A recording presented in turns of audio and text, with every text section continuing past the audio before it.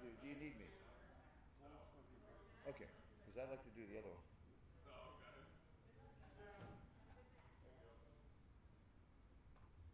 Good luck. I hope you both lose. I think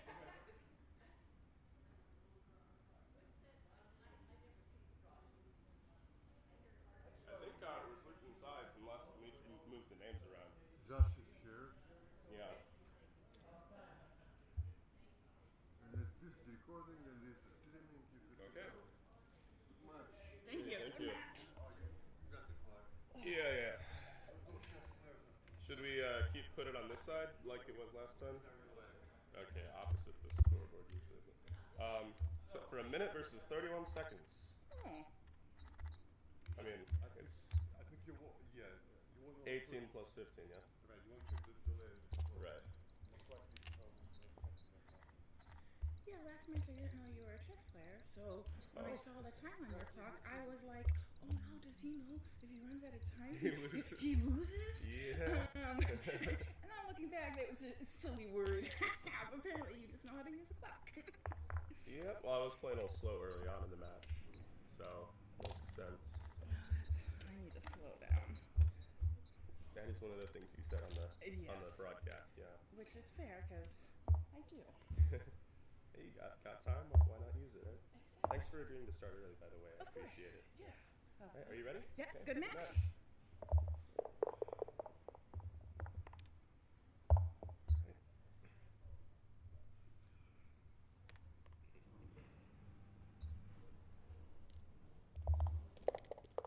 It's weird, it's so quiet. quiet I in was here. gonna Yeah. be like, There's no ambient noise going on. I have a hard time focusing. Yeah.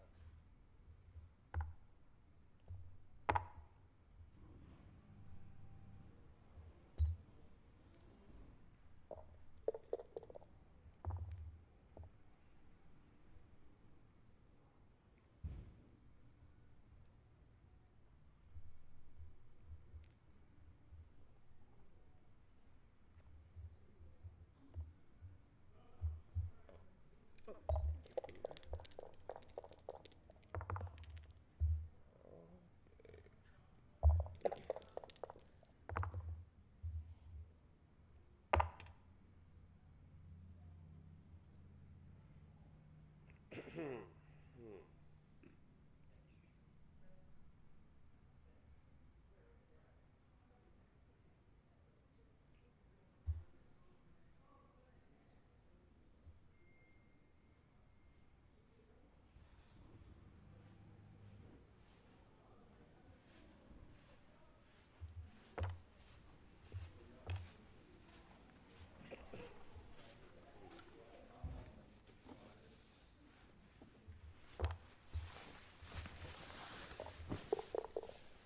Hey, is there anybody out there?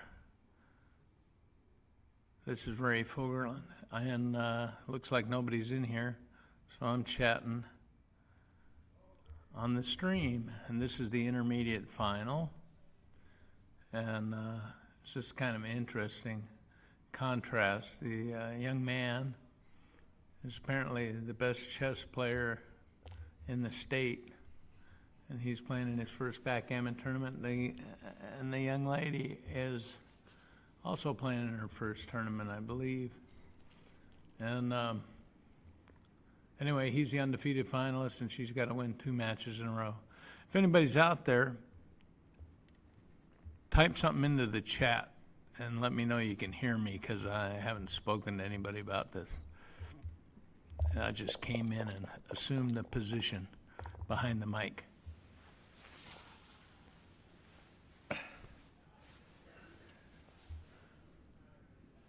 Apparently there's 12 of you watching. Somebody type something in there.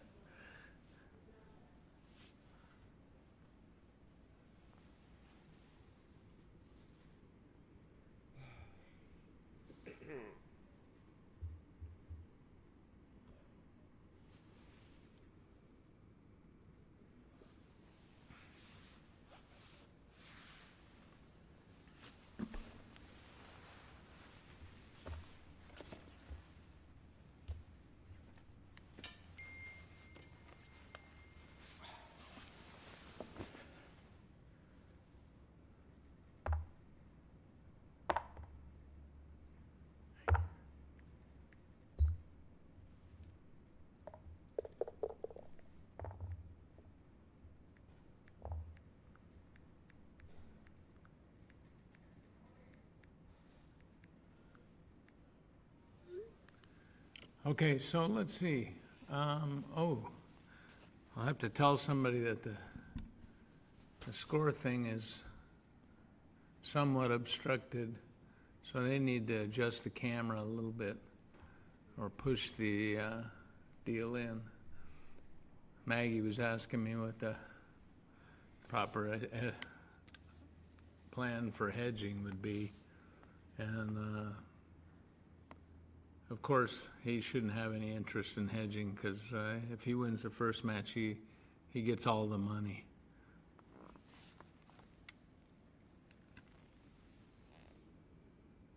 All right, Simon, thank you.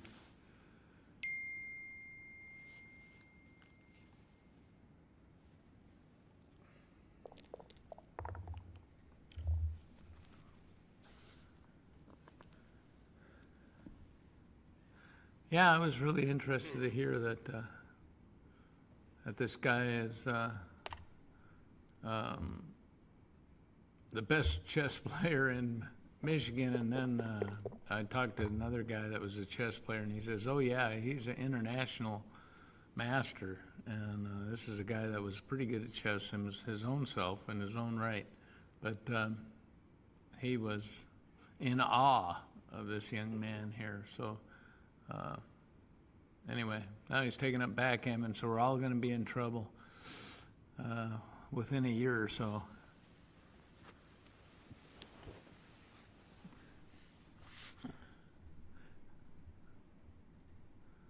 I'm sort of an early bird, and it's only 9 o'clock in the morning, but I'm one of the first people up, so that's why you guys are getting me for the commentary. Maggie should stay back for maximum contact. There's not much danger in staying there, and she should just go ahead and start her 4-point like she did initially. But she's being a little bit careful. There you go. That's a good move, Maggie. All right. Hadn't been any cube action. Oh, they slid the score chart up so we can see what they're playing to in the score. That's good. They could adjust the camera a little bit closer to the clock, and we'd be able to see everything. All right. Now, Maggie should just be building her board and waiting for a shot, so she can come down with the 6 and in with the 2, and then she's got the 4-point and bar point slotted. It's not unreasonable to make that point, but the shot's not going to come right now, so she should try and build her 4-point instead. Hey, brother, this is working. Look, the camera needs to move this way a little bit in there. You can barely see the score chart, and you got, this much off the back side of the... Yeah, I don't want to do it. Yeah, I know. You don't. Not right. Maybe between games or something. They slid this up, but anyhow, I just took liberty and got behind the mic here. You can barely see the score chart. You got, this much off the back side.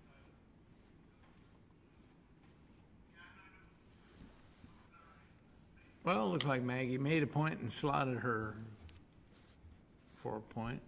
He's trying to think of what to do with 6-3 because he's forced to leave a shot here. Well, he doesn't have to leave a shot, but he doesn't necessarily want to stack them. And with the blot on the 4-point, I think it's just right for him to go ahead and start the 4-point here and take his chances, because she's just going to build her board, and it'll be more dangerous later. And ultimately, if he clears the 9-point and stacks checkers, that's going to get him into more trouble than leaving a direct shot now. The direct shot, if it gets missed, is actually a builder to point on the 2-point and threaten her back man. I'm sure he'll come up with that, and he did. All right, here we go. See if she can get a 2. She did, but the 6. Now, she could have probably had that 4-point if she hadn't made the 2-point, or she would at least made the bar. So that's the problem with the play of making the deep points. Now she's got to have to survive this shake, and I think the young man's name is Josh. Josh, yeah. So see if he gets a 4. Generally, you don't get in the finals by missing shots. All right. Now he can go 8-3 or 6-1. I think I go 6-1. Leave it a little more flexible position, less stripped. All right.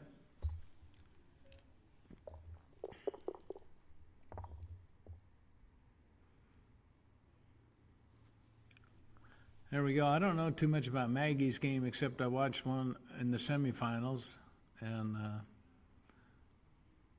she got to a 4-roll position and didn't double, and a 3-roll position and didn't double, and a 2-roll position and she didn't double. So she's new, and gave her opponent a couple of chances to roll a set, but he wasn't able to do it. So she went and won that match pretty easily.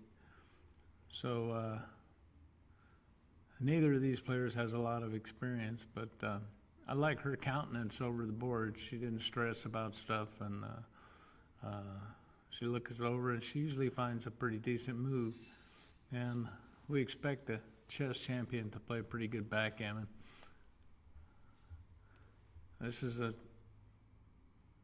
seems like the only play, really. But she's taking her time. If you're in your first tournament and you're in the finals, you're going to tend to be a little nervous. Now, double 2s. That's a pretty good shake, except for the...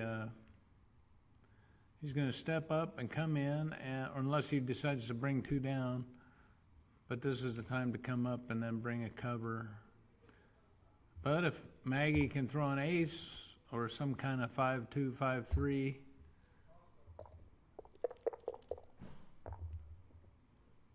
There's a 2 and a 3. It's forced, and she's got a hit. All right. She's got that down.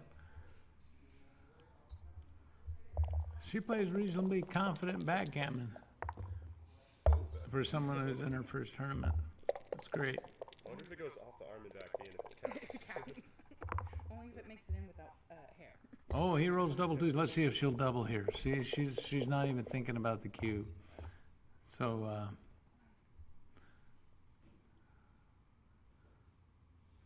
maybe I should have told her about the 2-roll, 3-roll position thing. I guess maybe she'll be thinking about the cube next time.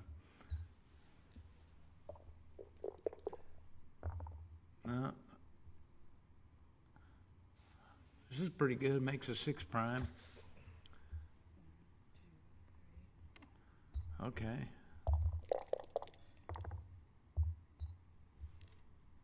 It wouldn't have been fair to Josh to explain cube strategy to Maggie, probably. But as a casual observer, I could have mentioned something before. Now, I can't do it. And wouldn't do it, but anyway. Now, here she could have had she was probably too good here, but she could have easily doubled them out. But it doesn't seem like she's even given any consideration to the cube. Unless she just knows she's too good and she's rolling on. Oh, this is a good number for him. He gets to cover that ace point blot, which is the biggest problem. Now she can have some trouble. See if she knows to go ahead and hit loose at the edge. She didn't get a roll that did it, and she can't move the 6. But she got no 6, so she's just going to play a 2. I suppose that's the right 2. All right.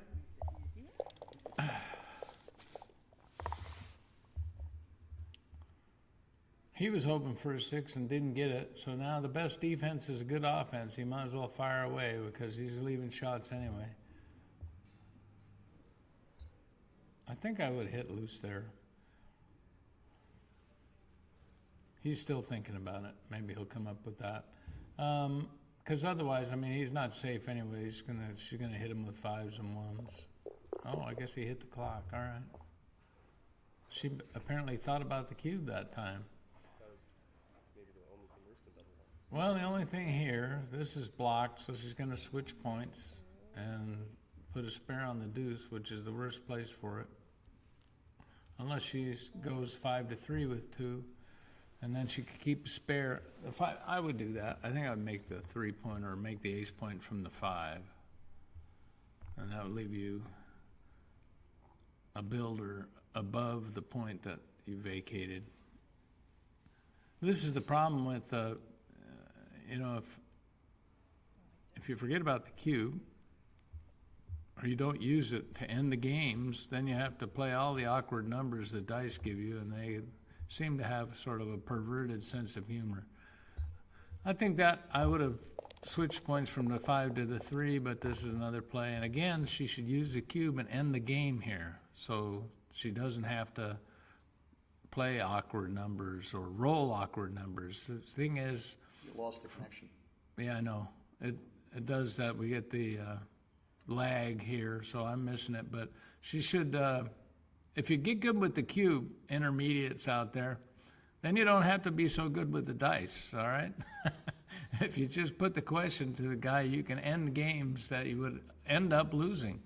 Hey, KG, This is a rematch. get in here. Yeah, it is. I talked about the first time they met.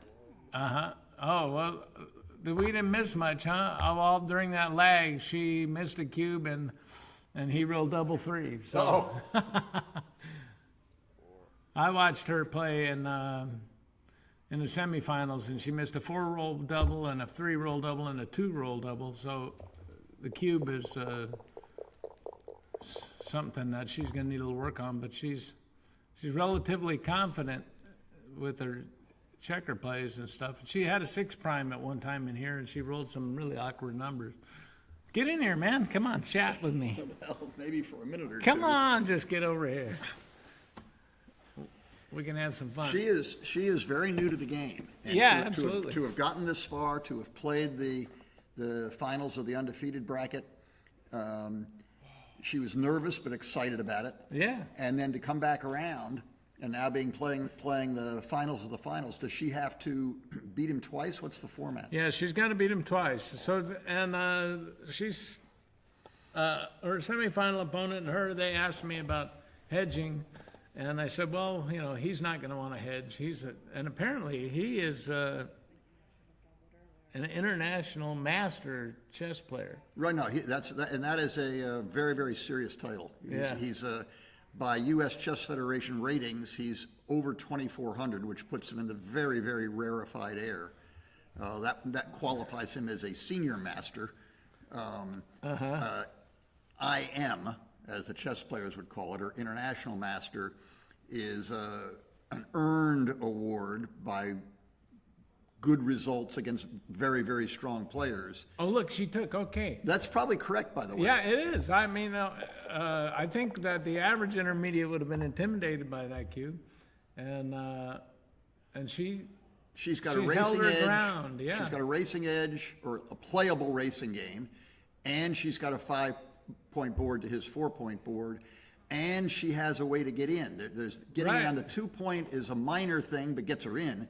Getting on the 5-point, popping in with 5-6 or whatever, and all of a sudden she's right in the thick of the race. So that's great. She's got she's willing to fight over the board, and that's a good trait to have.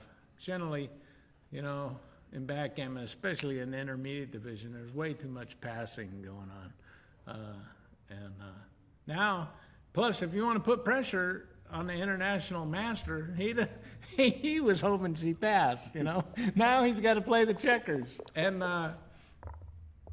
2-6 from the bar. Oh, I was almost a hitter. But now if she could get out, she should get out.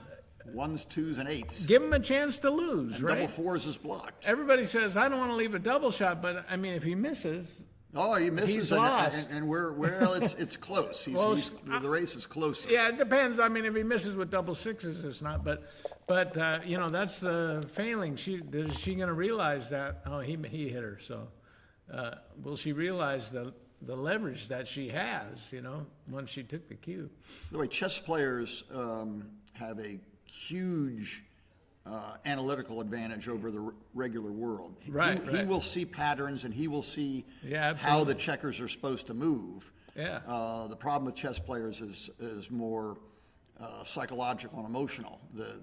A player of his ability, traditionally, a chess player of his ability, does not have the mental makeup to tolerate luck swings. The luck swings. Okay. They jump off bridges. They go crazy. They say, I'm never playing this game again. Yeah. The best chess players turned backgammon players. Watch Kip 2-6 from the bar hits. Would that be 2-6, great? 5-3, 2-4, 5-4. 5-4. There's a whole lot of. Oh, man. That was almost a direct shot right there. Yeah, it Plus sure double was. fives to win the race. I mean, that was like having a direct shot. You know, I don't expect them to do it here, but that would be kind of a situation where she could have put some pressure on him. You know, he would be wondering what's going on here. Just any 5 is a great shake. Oh, there we go. She would have preferred to got out. 5-4 would have been nice because it would have been indirect shots. This is going to be. Well, she's got to break up her board. Yeah, she does. So should she go 5-3 or 6-4? No, 5-3. Get ready for the race. Okay, Let's yeah, just right. Assume So- we're going to get into a race. Okay, you and know, then I don't want to have any gaps. And I don't want to have any gaps. Yeah. All right, I like it. Some people would go 6-4 to minimize blots, but this is kind of role dependent. She wants to, yeah, if she can roll a 5 on her next turn, if he hits, he'll pick and pass, if he possibly can. So likely there's not going to be a blot there. I like your idea of filling up the gap. For the more advanced players out there, when I'm playing, reviewing matches of mine or playing against XG, I'm really surprised at how often the computer, where there still appears to be significant contact, will mess up the home board in order to get ready for the bear-up and the race. Yeah, I've noticed that too. It's at a high level of play, which I sometimes play at. It really surprises me how often you make a play like she was just looking at, rather than what's it going to look like if I hit him. Right, You know?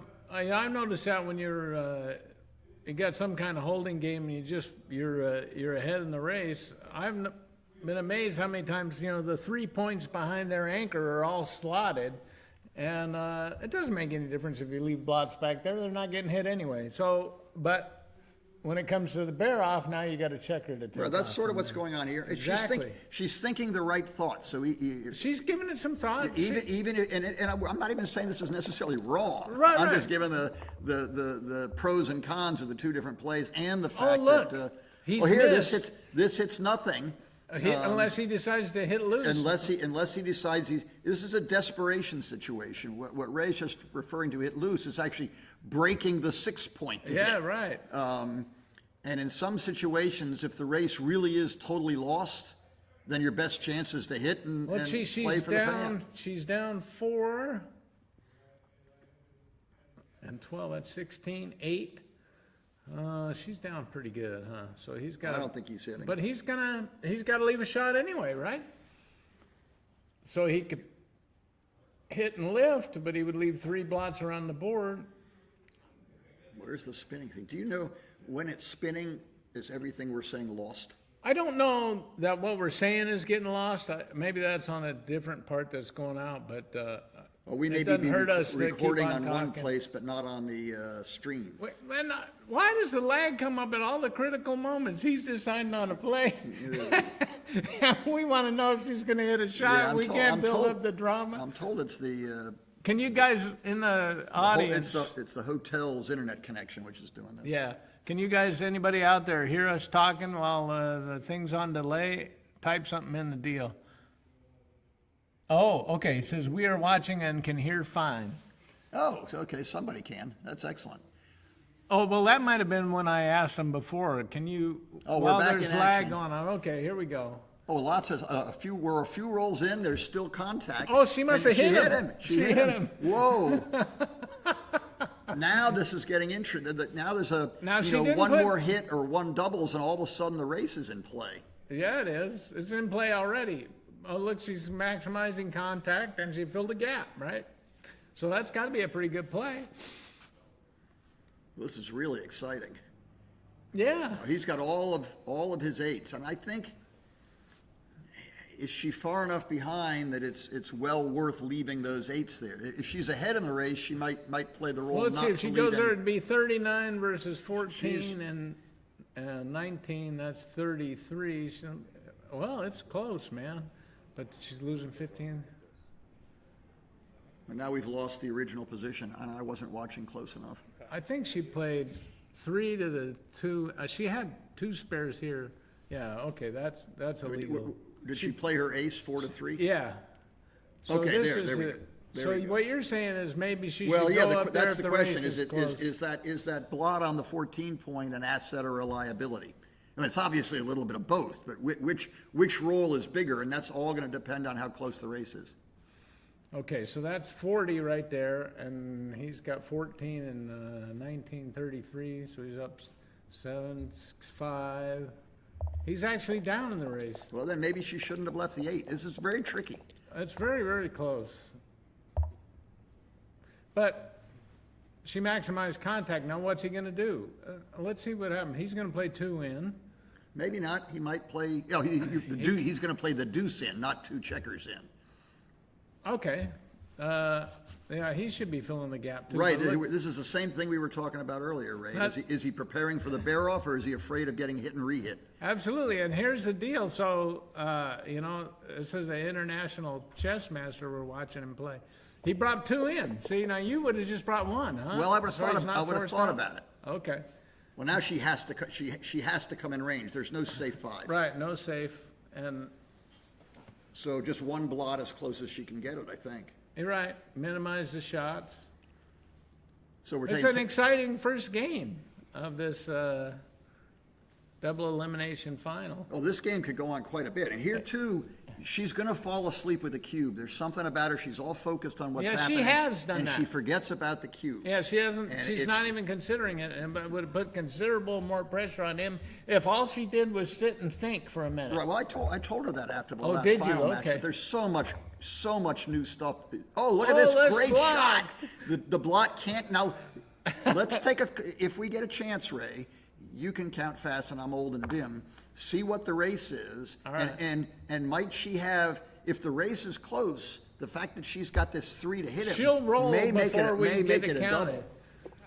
Yeah, she's 26 to yeah. See, She should she's- be. Whoa! There you go. Oh my God, that's it. That's gin. Oh, she just put him in the wrong square. Oh, now she's got it right. Josh helped her. Gonna fill up the 3-point. Now, Oh, this man. is a great shot. Now, unless he rolls something extremely strong, she will have a double, and the only question is, can he take? Right. She lost her market, I think. By the way, he should. I think that was the wrong ace. Oh, now she sends it. Okay, Oh, well, look, she good picked it for up. her. We must be yelling Yeah. loud enough that she can hear. Well, she's way across the other room from where we're at. So By the way, he came around with his 5-1. Maybe playing 6 to 5 with the 1 would be a better ace. Yep, again, filling up the thing. So she's up 1, 2, 3, 7, 10, minus 3, 7 pips. That's a lot of pips in this. If you look at this, Especially if he's got a gap. if you look at this in terms of rather than pips, how many rolls? Right. It's the same number of rolls, sort of, except for all of her numbers are working, and he's got a mess. Yeah. So this is a very strong double, and my guess is it's a pass. I don't think this is a game that he necessarily wants to be playing against somebody. I mean, you and I, when we sit down, we gather some information about our unknown quantity opponents. If somebody misses a couple of doubles, we're going to factor that into our future cube considerations. And, he's in double elimination finals. He's probably not anxious to play 4-point games against somebody that's new, And he's an IM chess player. He'll see all the details. Yeah, he'll know that stuff. But he's uncomfortable. Look at him. He's yawning, got his arms up, and she's kind of rock steady. So I noticed that while she was playing before. In order to earn IM title, you both have. This is not an attendance award. You have Right. to be. You have to be genius level game playing IQ. I mean, literally genius level game playing IQ. Yeah. And he has dedicated a lot of time Yeah. to play. I don't even know the guy, but I know if he's an IM, he's dedicated a lot of time to playing chess. Therefore, he will be very, very comfortable over the board. And she's in sort of the opposite camp. Right. And, I know for a fact that you know some some pretty good chess players. I think Mr. Roberti, wasn't he the U.S. Postal chess champion? And Sankiewicz? Roberti was not quite the level of, none of them were IMs. Roberti won plenty of chess tournaments. He was a strong master. Sankiewicz was at least as strong a master and was Armed Forces chess champion. Oh, is that right? Yeah, in 1968 or something ridiculous. He was in the Army. Uh-huh. Oh, look. Well, now, see, this is interesting. Now, I coach people when they're ahead.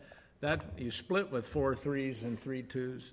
And when you're behind, you bring down 2 builders. But Yeah, she's playing aggressive, and it's okay. When I learned the game, everybody brought 2 checkers down with 4-3. Yeah. And the bots taught us that, splitting with opening aces was better than slotting the 5 point, But that sort of thing. He answered with basically his best number. Yeah. Double 4s hit. Well, look, she's looking at stop, and before you play, look. She saw she could play safe. She didn't see she could hit. It just takes. I told Right. her at the end of the last match. If there's Even one I thing, didn't see that. one thing you do, stop before you touch a checker. Stop and look at what's happening. Look Right. at the whole board before you touch a checker. It's a very, very human error. You see something, Absolutely. you understand what you want to do, and you do it. But stop, look, and listen. Right. One of the probably the greatest thing about that story is that someone like you would take the time with somebody that's new and offer that sort of advice. That's what makes the game great. We got some very accessible champions. So This is, by the way, this is That was very nice good, play. very good positional play. That's a. slot both 5 points. Yeah, You're she gonna made have one of them. she made a chess player play. Yeah. Develop your pieces. Yeah. Take your stacks of checkers and develop them. I actually told her that, and she wrote it down. Oh, okay. After the last match she played against Josh. All right. Oh, this is kind of a brick. Yeah, it's a big brick. She almost doesn't want to play the 6. I know. Would Probably you come out? Probably right is to come out. Yeah. Interesting question is if she just picked up her dice and didn't play. Beautiful. This Man, is she probably a did better that. play. See how- This is a good play. Nice, confident. I mean, she didn't jack around. Did she already hit the clock? He's looking at the cube. I don't know. He should be looking at the cube. By the way, look at both of their positions without the opposing checkers on the board. They've both developed their checkers well. Yeah. There's a much more pretty, coherent pattern to both sides' checkers than the ugly thing you get in the opening position. Now look at that. Oh, he's down 2-0. So I think this is a little frisky, but But it's scary for a beginner. They see all the things that can go wrong, and they don't. Great take. See, Great take. Yes, absolutely. I watched you take one earlier this week, where you had 3 guys on the bar. You brought one in, the guy W, and you didn't even have. You grabbed the cube out of the guy's hand. It was probably a mistake. I said you took that one anyway, but that's What do we got here? 6-3. she's going to allow all the bad things that can happen. Well, She's allowing herself to get Why lucky. wouldn't he just hit and cover? Well, I Well, guess he could attack on the 3 Because he's a point. little bit nervous. But Yeah, this this is clearly the right play. But look, all that counterplay that she's got now, a million shots hit. Well, she's got to get in. Yeah, she does. That's Okay, so good. Now she's stopping to think. Now what? And good play. That was a red herring out there on the Okay. midpoint. That could have been a hidden blunder. You mean? No, I think she should. I don't think she should hit that blot. She's got to get her reception committee ready. Get her home. If she hits a blot, she wants to be able to contain it. He did a nice job, But he can't play now. He's got to roll a good number. He's going to leave a shot.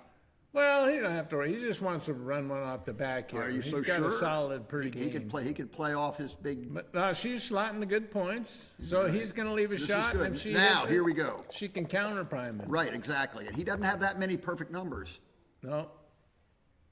Look at that. Even if he breaks from the back, he ends up just stacking He's it got on, a stack. stacking it on the heap. The dice know. He can also, there's a cute play here. He can play that 6 and stop, and then dump one onto his 2-point.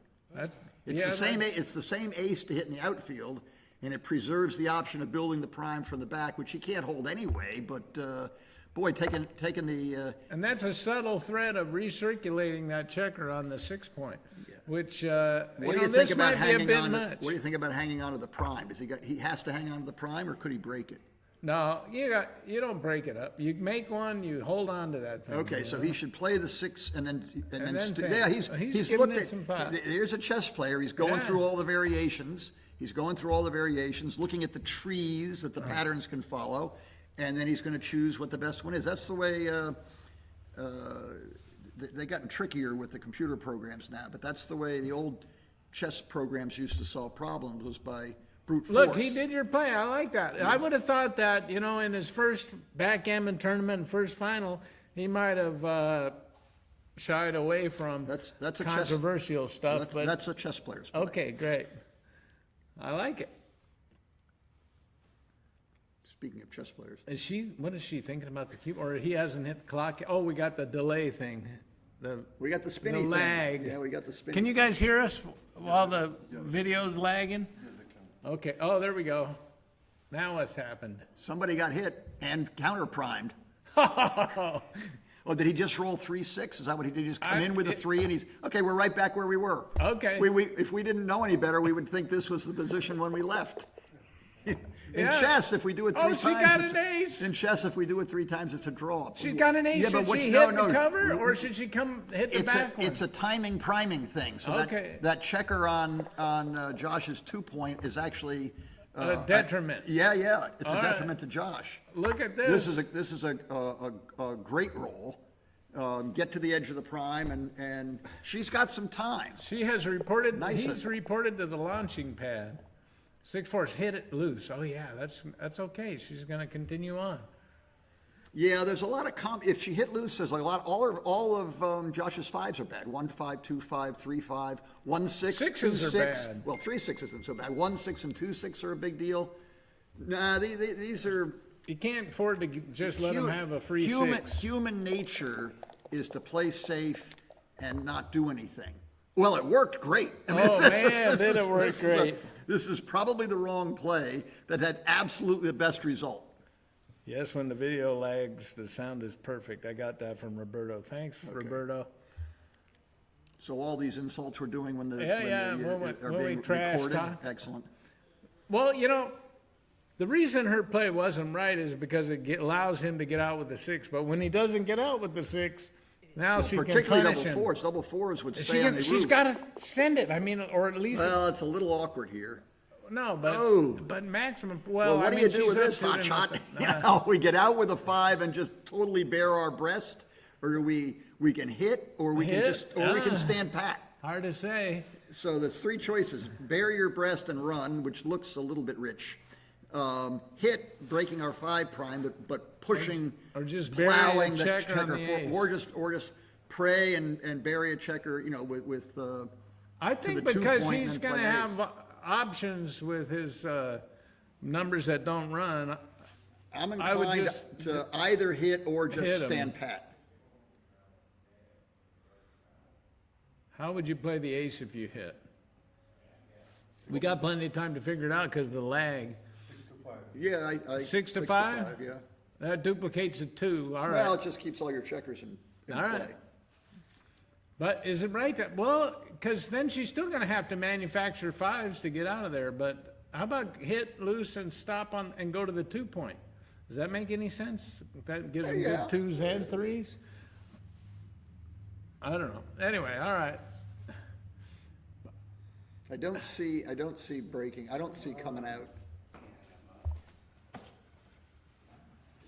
Oh, he just rolled a 6 when he had to roll a 6. Yeah, It looks like first she he stood, pointed she- on her, and then she stood fanned. pat. He rolled double 4s.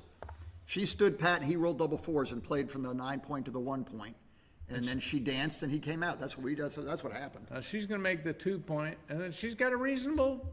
She can catch 3-point game. She can catch that checker coming around. She's gonna and get a- she can potentially get. Well, the checker just got home.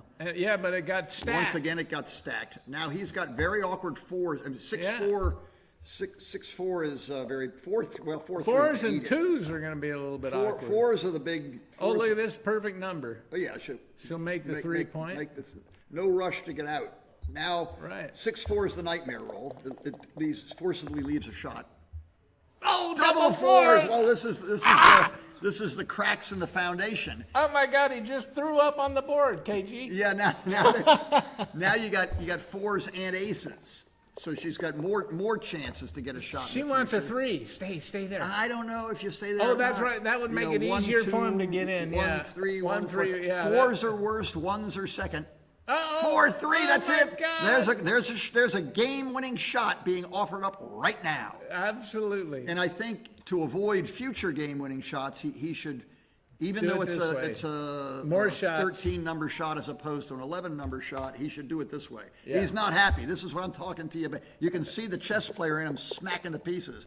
God damn it, you bishop! I told you you Yes, couldn't. look at Yes, it's a hit. Now, Maggie, stop, breathe, and Oh. think. There's two advanced things going on here. One is she can double and cash whenever she wants. The other is she shouldn't too do it. good. Yeah, she should she's play too for a good. gammon. Absolutely. This is highly counterintuitive, certainly emotionally. She was dead, and now she's won. Well, look, Now, she's rolling. Hopefully she's rolling because she sees the gammon and not because she doesn't understand she can cash the game. And I think it's a little bit much for us to expect her to slot the ace point, but that's the correct Well, she can't. way to proceed. She Well, couldn't she's slot gotta keep her it there. prime. No, she's got to keep her prime. Hold the prime and slot the ace point so that he can come in and off and. Explain how that works. If she slots the ace point, then What can he roll? he'll come in with an ace, and then he'll might be forced to participate in his own demise by leaving blots on the other side of the board. There it is. Now watch this. He'll go 4-2, but the next shake is going to be leaving blots. Next time it's a mess. And look, she's just rolling on. It's beautiful. Now don't hit. Just come out and run around, and then, well, he's going to have to expose that. It's too big to hit loose on the ace. So she runs around. He'll have to play a 2 or 3 or 4. Then she hits And then loose she and tries hits to loose. catch it Right, later. right. That's really sophisticated if she sees that and does it. Hey, look, you can see the chess Yeah. player. He is He pissed doesn't off at want- these pieces. Goddamn pieces are telling me what to do, and that's not the way this game works. Yeah. Oh, this isn't the best shake she ever. Oh, she can hit. No, she couldn't hit loose. I mean, how did Look at Dimitri that. become such a good backgammon player? He should have jumped off a bridge by now. He's such a good chess player. It's a crazy game. All right, now she should leave the bar point. She's got to leave a shot, so she should want to get hit if he gets out, because she can't really. Oh, well, maybe she's going to switch points. All right, I would have. What's the original position? She Well, can't. here's the original. She was on the 12 point. I thought she just played 5 of them. This was one, wasn't it? Oh my goodness, yes. 1, 2, 3. So the original position is she's got the 5 point, and one spare is over here on the 12 point. So she's played 1 at this point. Okay. I think I would keep the 5 prime, and if he rolls No, a is he 6 in? Yeah, he's on the ace point. When she Right, did right, right. that, This is- she yeah, put yeah. him on the bar. All right, so it's a little bit. Dimitri, you might want to have to go tell him in case they. I cannot, I don't think I can. Oh, No, he's not. No authority there.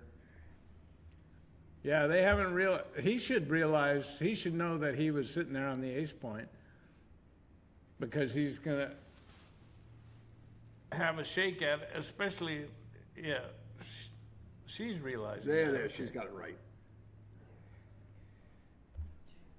She feels comfortable with him up there, and that's good. Then she gets, Yeah, he there's a stays little- out. There's a little bit of psychology here, thinking he's more contained by hitting him. It's the containment's the same both ways. If she leaves him a 6 to get out, or she leaves him a 5 to get out. If she pushes him back a pip, oh!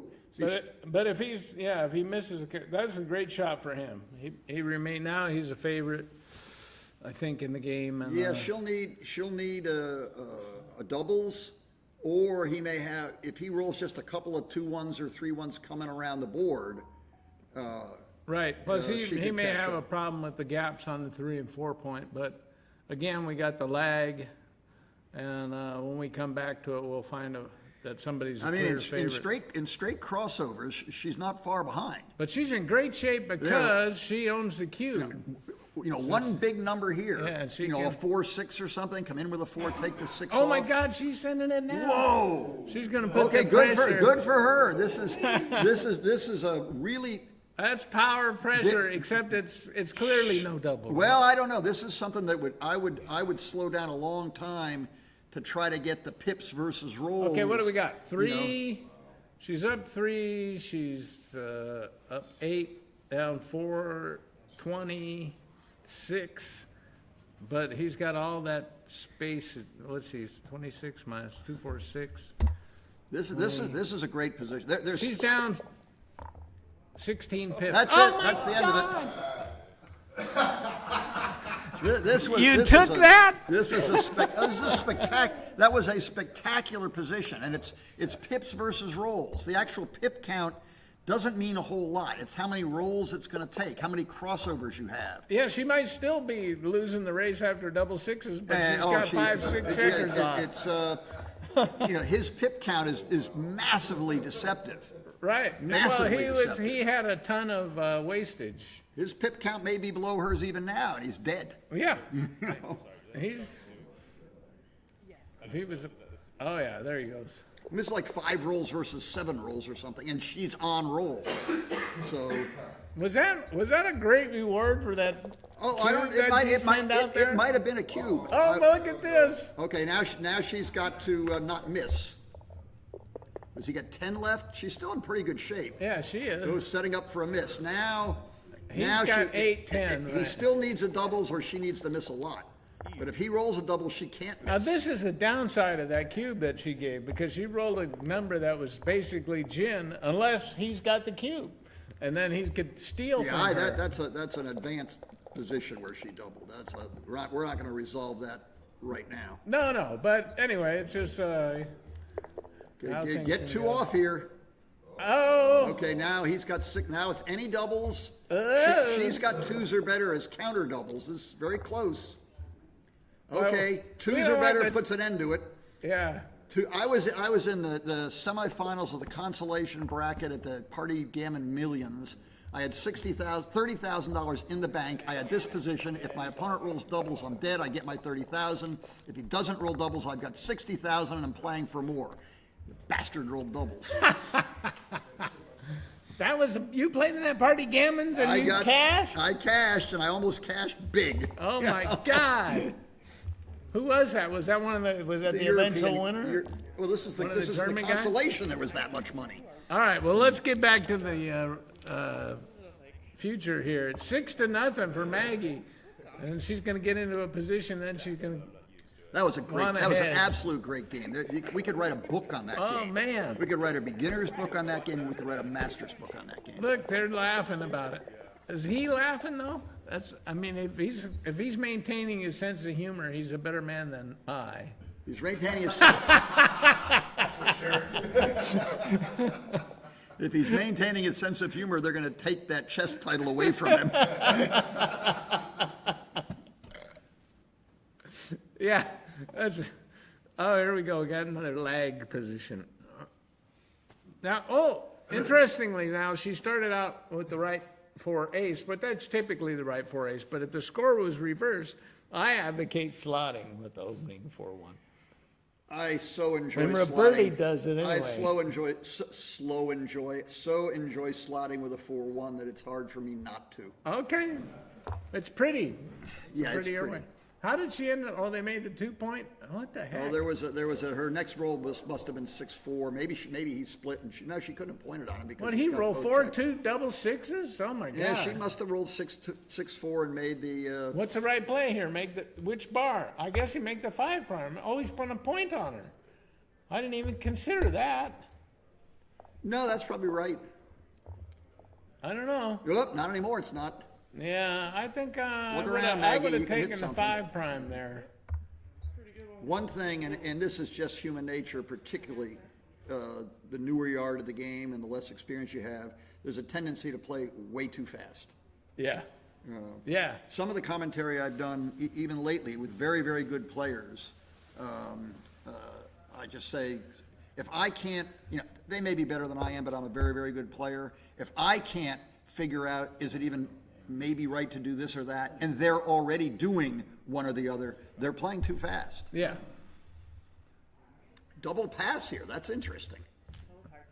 There's a very perceptive double, and did she have a pass? And my guess is she did not have a pass. But big match leads, it's fun to protect. If you see a serious threat of a gammon coming, passing doubles that would otherwise be takes is a good idea. You know, the trick is to have the experience to recognize those, and that's probably my biggest flaw right now at the level I'm at, is seeing that this is a money take or a take at an earlier score. There's another double sixes, and taking it when the gammon threat's too big based on the match score. And he took advantage, you know, the natural human tendency is to protect the lead, you know, so he put the question to her, And again, and she passed. and this is a powerful very, double. very powerful double under any circumstance. Right. Can you take this, Ray? Yeah, I think my recent studies, I mean, you have the ace point, and he's going to eventually have to get off the bar point. He may have a little bit of trouble with that. You can build up your position, and there's no extra blots to shoot at, so you're going to get gammoned if you get hit or hit loose, or you're not getting blitzed. You have that anchor, hang in there and hold on to it. Yeah, I got a new word for these. One of these came up in an online forum, and what do you do here? And I said, well, this is a trash take. Yeah. This is, you've kind of got nothing. You got trash, but there's nothing wrong with your position, and something might go right. So you agree? That's an example. Yeah, I think maybe the match score would push her toward passing, but that's what I would call a trash take. Right. One of the things I found is that all the good players are fighting for the points. You know, you can't. Ed O'Loughlin would have ripped that cube out of his hand, you know, and he's been number 1 or number 2 in the ABT 2 years running, something like that. So takers are hard to beat. That's the deal.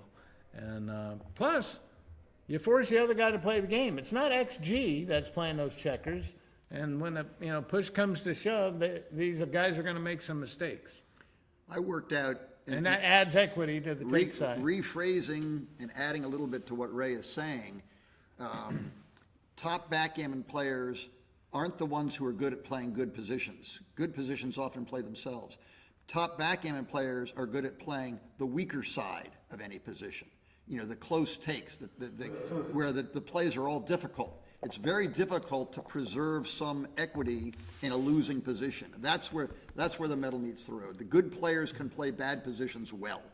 Yeah, okay. I like and weaker that. players only play good positions well. Well, double twos looks like a good roll. Oh, did she point on the 4 point and then step up? That's a great play, by the way. Now he has little choice other than to hit back. Yeah, good play. Hit back by moving. But back from he's the in midpoint. trouble. He's in trouble. She 5 or fires a combo five. 4. Oh! Now he hasn't covered this yet. There's still some awkward rolls, but this is a But great roll. he's seen her pass two This would cubes be, in a row. This would not be a bad bluff, Right. and it's I believe that's a bluff, but it would not be a bad bluff. It was a huge pass, Roberto said, so he must have been talking about the last, Oh, this the point trash, 1-8. the trash take. take. Okay. So that's Was why the we're trash take- commentating and not playing in the Well, final. was the trash take a money take? Yeah, I don't know. Yeah. He said it was 0.18 at the.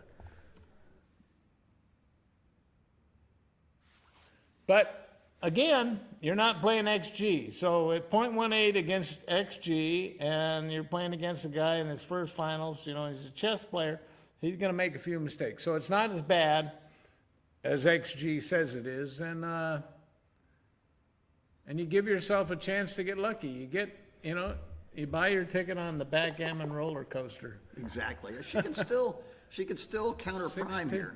And she does. Oh, look at that. She would have liked to use that to come out. Oh, you could play that number 4 or 5 times in Yeah. a row. Ace 3, this is a bad shake for him. That shortens So, up his timing, increases her Do you chances of leave climbing. the second blot in the outfield and just live with it? Yeah, I Well, I would. promised my lady friend I'd Okay, call go her ahead. back. Talk to you later. Ooh, she hits. And she can step up to the edge. And she saw it instantly. That's great. All right. Oh, he's rolling pretty good numbers. He's going to come with the 5. That just makes the anchor and holds the prime. That's a beautiful shake. It's like that's She had a chance to put it to him. She needs a 2 or a 6, and got neither. So she played the 5 to the bar point and step up, and that sort of freezes the builder on the 8 point, although he'll gladly use it to point on her somewhere. All right. She's getting it. Oh, she's down to 4 minutes and 50 seconds. That could make a difference in this match when they're not used to playing with that. I believe the other ace was better, but we'll see what happens. This is blocked. He should hit loose at the edge. That's sort of thematic. But he's not doing it. He's going to come in there. That would allow her to throw a 6 or a 2 and fix her position a little bit. So you generally want to fight for the point at the edge of your prime. And he's got a nice solid anchor, so it doesn't make any difference if she hits him back. He's still got his 5 prime and whatnot. But now if he rolls another low number next turn, he's going to have to crack. And she got out with a 6, so he's paying a price for that. What should she do with the 5, though? Should she hit loose or come around? That gives him something to do. He's going to have to break his anchor to hit. I don't know. Part of me really likes hitting loose off the ace point, but I don't know what the right play is here. I'm sure I miss these sometimes. All right, he's hoping for a 6. If he doesn't get it, though, he's going to have some trouble with this position. He can step up, but he's going to have to expose a blot. And if he rolls low in the future, he's going to lose an anchor. If she can step up to the edge or hit, his timing's pretty short for holding all that stuff. 2, she got the 5 and the 2. She's up to the edge and brings in that guy, and then he's going to have to deal with it. And this is the consequences for not hitting her loose off the 3 point before. Well, she can't really do anything but pick it up. There she goes. All right.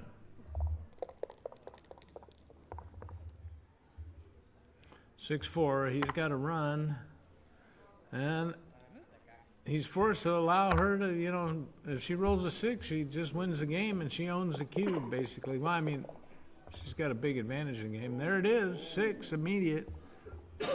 Bang. So, did he hit her? Oh, look at that, 5-3. Wow, what a shake. 5-3.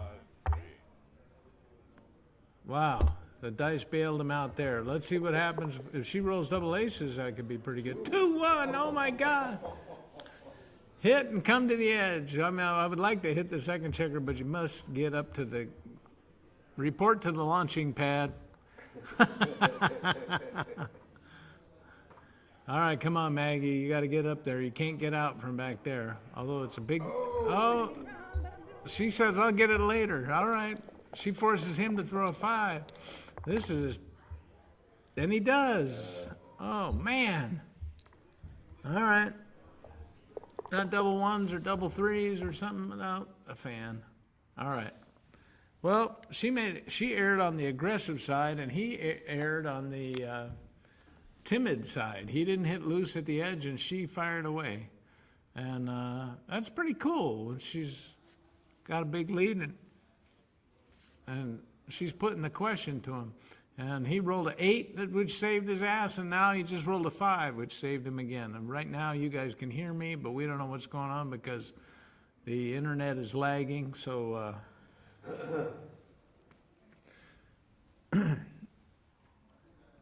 anyway, she seems to be playing with a little less fear than him, although things haven't broken well for him in this match. So understandably... Uh-oh. Now, he's not in perfect position. He's got 1 checker stuck back there, but she's got 2 on the roof. So he's got some pretty solid compensation. Oh, and a double sixes, so he overruns the position. Now she can win this game by just sitting on the bar in some cases. He wants a 3 pretty bad. Boy, he has rolled everything he needed in this. Ooh, he must do that. All right, now 3-2, which is blocked, makes the point. She got a 3. All right. She's fighting. He routinely runs out. If she can get a 3, we can get back kind of like that other game where she had a 3 anchor and won when she got a shot. He's got to be very careful about hitting loose, of course, so she's basically got a phantom 3-point game here. Look at this. Oh, my God, the only number that leaves 2 blots. He wants to do that. She probably didn't let him. All right. Oh, I have to play these 2 sixes. Oh, that's horrible. That gave him a lot better gammon chances if he got missed. My doubts. That's probably your double sixes. Actually, double sixes again. Unbelievable double 6. Hey, Marty, how you doing? Oh, hi there. Sit down. Okay. Any 3, 2, or 1 would have been safe, but he rolled a 5-4. All right, He relieves the block. here we go. Come on, Maggie. Oh, she wants it to be more dramatic. All right. He needs a deuce or he's going to be hating life. All the way to the end, I think. If she gets a 6 or a 5, she's going to 4-1 like it. is great. 4-1 was perfect. Okay. We may have a tie score after this game. Whenever it's doing that, they can hear us talk, but the game is, the internet's lagging. Okay. So, anyway, he had a option earlier to hit loose at the edge of his prime. He didn't do it, and she got out. And then he was in a lot of trouble, but he rolled an 8 and hit. He rolled Okay, 4 so perfect numbers in this we game. skipped a few moves, but Yeah. Josh got by, and now It's going to be a gammon. It's going to be tied 6-6. But Josh's luck factor in this game was huge. so that 3, 20-17 may not have been right. 8-5 might have been slightly better, but I really don't know. It hardly matters. Right, and this is the intermediate final, so we can't expect them to make perfect. Yeah, exactly. plays. Well, yeah, okay, so she knows about crossovers and gammon saving positions. It's almost impossible for her to save it now. And Yeah, she's going to need double 6s and some help. Now we're lagging again on the Right. on our screen. I had Kit over here. He's a lot of fun to chat with. I mean, not Kit, but Kent. Okay, so that was There's- a gammon. She rolled a boxcar to win a gammon. Yep, we got the Josh got score one. at 6-6, and we still got lag, and they're resetting up the checkers, and they're setting them up wrong, and they're both nervous. Josh is an international chess master. Yeah, we were talking about that, and And then, he's just taking up backgammon, so we're all in trouble all right. in a couple of years or so, huh? Yeah, and he seems to have the demeanor that he's not fazed by the uncertainty factor of backgammon versus Illegal play. There we go. versus. Oh, he's not? I don't know. Well, I don't know, but He was decidedly uncomfortable earlier. okay. And this is 3 games in a row. He's rolled double 6s on the first or second shake. That's the way to win tournaments. Yeah. Check under the table. I mean, he was down 6-0 when he started doing that. Now it's 6-6. He's not on the bar when he rolls them. Is this someone who has a part of you?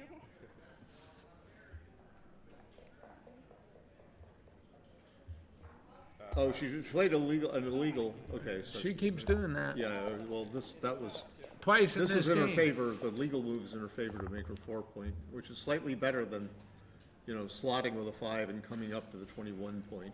All right. Hey, how can you guys hear Marty? He's sitting a little far away from the microphone, but Roberto, give us a text and let us know what's going on. Because we can move Marty closer. As long as they don't have to see my face. Yeah. I Now don't it's- have that option. Now we're lagging again. Yeah, we are. 5-4. no. Who's playing that? That's Maggie, right? Okay. Okay, so she ran and she ran with the 5-4 and she got hit with a A 3-2. 3-2. All right. Okay, that's so what she happened. wants a 5-3 to Or a 5-5. counteract the avalanche Okay, of so builders. this is the wrong idea, I believe, is to sit on the 23 point. It just allows him to do it. I think she should actually have come up with both checkers in on the 5 and up with Right. the 4. Then if she gets pointed on in one place, she can She can make the anchor remake the other, or maybe hit something outside. Now, he went ahead and rolled, but it would have been, in a 3-point match, how would it have been to double that position? It would have been reasonable because there's scare value. In Yeah. other words, somebody might pass it. Oh, if he makes the 5 point, then I'm totally dead. Right. Which isn't exactly true. You but it's activate close. the other person's imagination.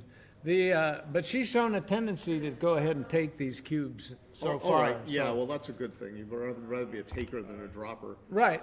So And Josh is going to just slot he the may have 5 point, factored that in. He doesn't want to bury any checkers. I suppose he didn't want to break his. That's a nice 18 point. play. He doesn't want to get hit, but he doesn't mind so much, right? He was hoping for something better. I would have thought that last position was, I used to double stuff like that, but come to find out, it's usually no double and take. This is a good play. He gets a spare, and he makes a point and gets a spare. Now, he's got a pretty strong doubling position, depending on what she shakes out here. Yeah, no, that's excellent. 3-1. She makes the 5 point, and that gives him a little fear. If I break the bar point, the 18 point anchor, the back checkers. He could get attacked and counter prime, so he Right. probably correctly waits, you think? Yeah, it Well, was now he's got to decide between burying a checker on the ace point and going to the 3 point for a slot. It's better. The slot is better on the 3 point because Yeah. it duplicates a 1. Or this is the alternative. This is the play I would make. I think don't know I if would it's make right. this 2 Okay, and 6-2. Okay, so there's a 6. Now it's a perfect opportunity for Maggie. She can hit with a 6 and she could just come right up with a 2. it's interesting. Look at, she's doing this stuff and it's so confident the way she's moving the checker. Now, she may move it back and not do that, but you feel okay, like, so she said that's to my mind that's 100% right. and he's got a million hitting double hitters. Let's see if he does, well, he might just make the 3-4 point, huh? He might make the 4 point, but he might actually hit twice because Then he he's might get afraid- counter-primed. He's afraid of getting counter-primed, perhaps. But What? he knows he's going to hit. So he just says, all right, I'll make the hitting play and then I'll look at the last 2. I sort of like coming up and hitting that second checker. I'm inclined to agree, but I'm not really sure. He It's says, way well, more gammonish, and you can get in immediate trouble. She rolls a 1-6, 1-1, 1-5. You're counter primed. You can, but the thing in favor of making the 4 point is that it's 5 in a row. Yeah. And 5 in a row is more than you think. And there are relatively few joker numbers, like 3-6 or something like that would be nasty. But then Josh would still be a favorite. He might even have a double, no matter how she played it.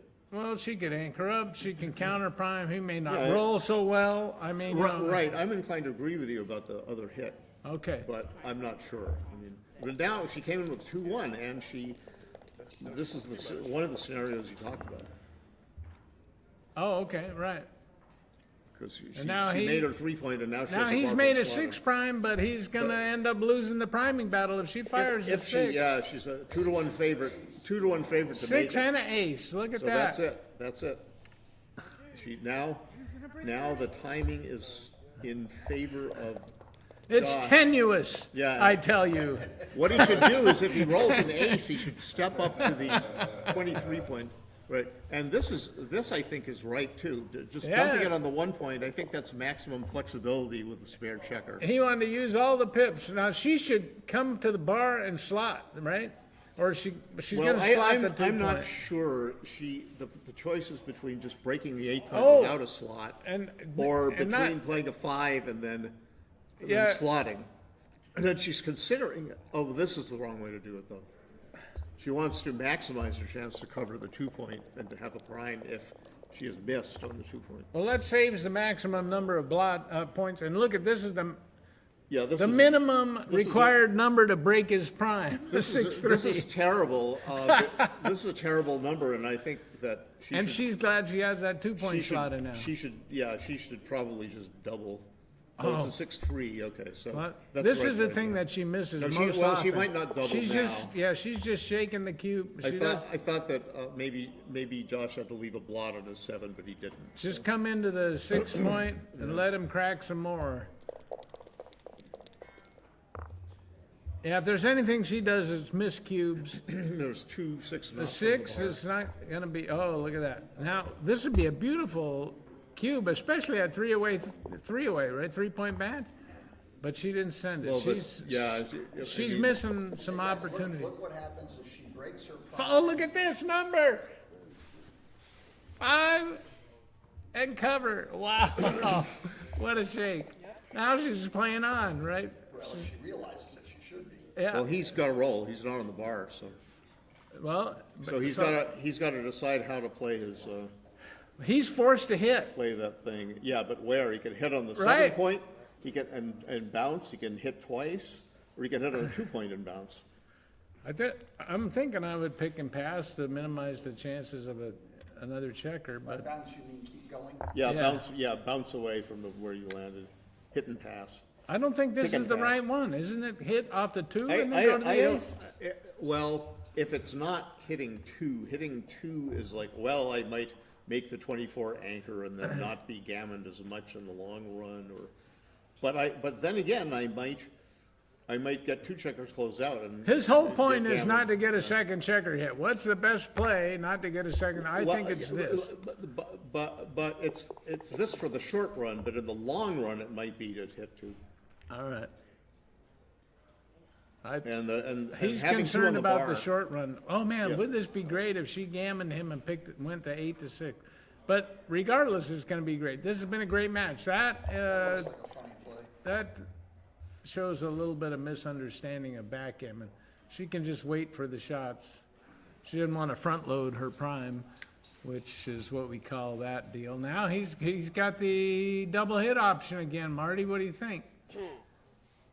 Or she just well, play no blocks? Now he's got another checker buried, so the double hit is Just a do little, this. a little flaky. Okay. She's hoping for like a double 4 now from Josh or from Maggie. He's hoping from Maggie. Now She should have hit loose.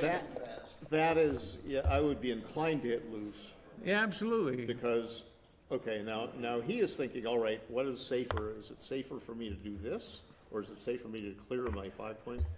This is probably safer. Yeah, overall. of course. Yeah, it's fewer. The other one has fewer She block missed a numbers, but great this opportunity there, This but- is better for the long run again.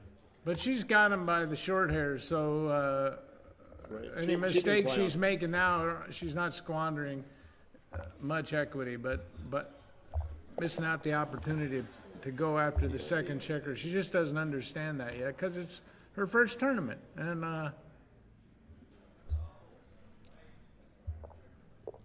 it's funny. I guess it's both our first tournaments. In a position like this, when you're white, you have to be leery of big doubles, particularly double 4s and double 5s, and you have to try to look ahead to see how they both play. Yeah, And they play badly after the move she just made. look at this. He's crunching like a big dog, but she should really want to use that ace to make that. She need not double yet because, well, she has a bad double 5s and a semi-bad double 4s. So she should just hit now. Off the Yeah, move. she should hit, and then that eliminates the bad. Putting the checkers in the wrong places, Yeah, You know, that one on the 3-point should run on the 1-point right now. or even the 6-point, Well, not on the 3-point. yeah, well, hitting, in other words, if she hits and he hits back, then she gains timing to do something like play 2-1 and make that spare useful. anyway, it's she's deeply missed placed. that concept, and we're on lag right now, so for us, it's easy to see that she should have been hitting loose and she shouldn't be front loading. But that's the idea for you guys out there. Okay, All now right. now after the lag, she's Yeah, she's closed her board, and now Josh hopes for double sixes followed by winning the race. But he didn't get the double sixes. He hopes for 6-5, leaving a blot, which she just rolled. and see, I saw her miss a 4 roll, a 3 roll, and a 2 roll position. she could have doubled before the consecutively. roll, right? Yeah, she could have. Could have and should have. I believe she should have. I believe 6-5 was enough of a Hello. risk. Yeah, yeah. Yeah, okay. I'm in her commentary, and so is this April or what? Yeah, it's April. Yep. Okay, I'll talk to you in a minute. I'll be in there. You know, she Okay, I lo- gotta go play a DMP match. Oh. KG, get in here. Tell Marty what he's doing wrong.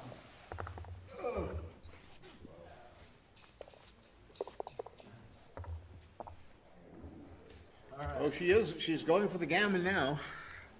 She's free to double if anytime she gets hit soon. Well, even if she gets hit here, she might still play for the gammon. She might still, yeah, I would play for the gammon. in You fact. almost can't lose this game. Yeah, she's free to double, anytime she wants. She's pretty much got, well, how close is the gammon now, Marty? It's very close. She's a favorite, actually, to win the gammon. Because look at most of his 2 crossover numbers. They've got a lot of, well, there's a 4 crossover number that saves the gammon. Yeah, if she just came to the 10 point or something, she'd be an underdog. Or Josh, I mean, would be probably an underdog to save. I'm supposedly able to count these things quickly. Yeah, at the match score, I don't know. That's so weird. I didn't count it quickly. I don't know. But Josh has saved the gammon. That was interesting cube action, interesting checker plays, interesting blend of checker plays and cube action at the end there. So this is an easy match equity table to put together, 1-0 to 3. This is not a lot of complicated third decimal places. What's your chances at 1-0 to 3? 60%, or 59.9. Yeah, that's what I'm saying. It's 60, nice 60-40. Good if you're starting to learn match equity tables. 1-0 to 3 is a nice plain 60-40. There's no other decimal places that you really need to worry about. Yeah, all of this precision versus accuracy stuff, like the match equity table, people pride themselves on knowing it to the third decimal place, but it really doesn't matter. That part doesn't matter. You just have to have a ballpark estimate. Right, and the 60-40 isn't ballpark. It's actually both. It's yeah, ballpark and exact at the same time. Right. It's right. And they're nice round numbers. And if it's 61 or 59, it doesn't really matter much. It hardly ever matters. The reason it hardly ever matters is because the equity tables are estimates. What do you think of this two? You know, I think she lost the thread here. I think she should have split her back checkers. But she probably was afraid to split her back checkers for fear of getting attacked. Well, it's just going to get worse. Is the But it's problem. going to get worse. Yeah, exactly. Now she has a harder time splitting because it's more dangerous to split than it was last turn, because now Josh has his bar point, more checkers in the attack zone. This is a very awkward roll too.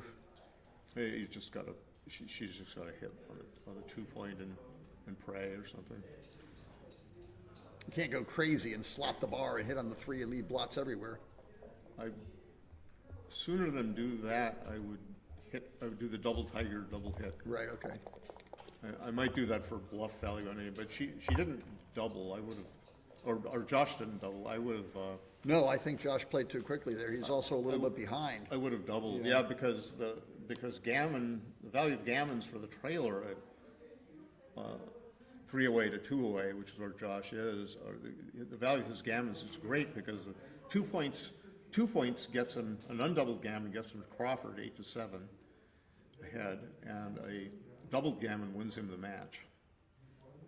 So whenever, and if there are no gammons in the mix, Maggie should take with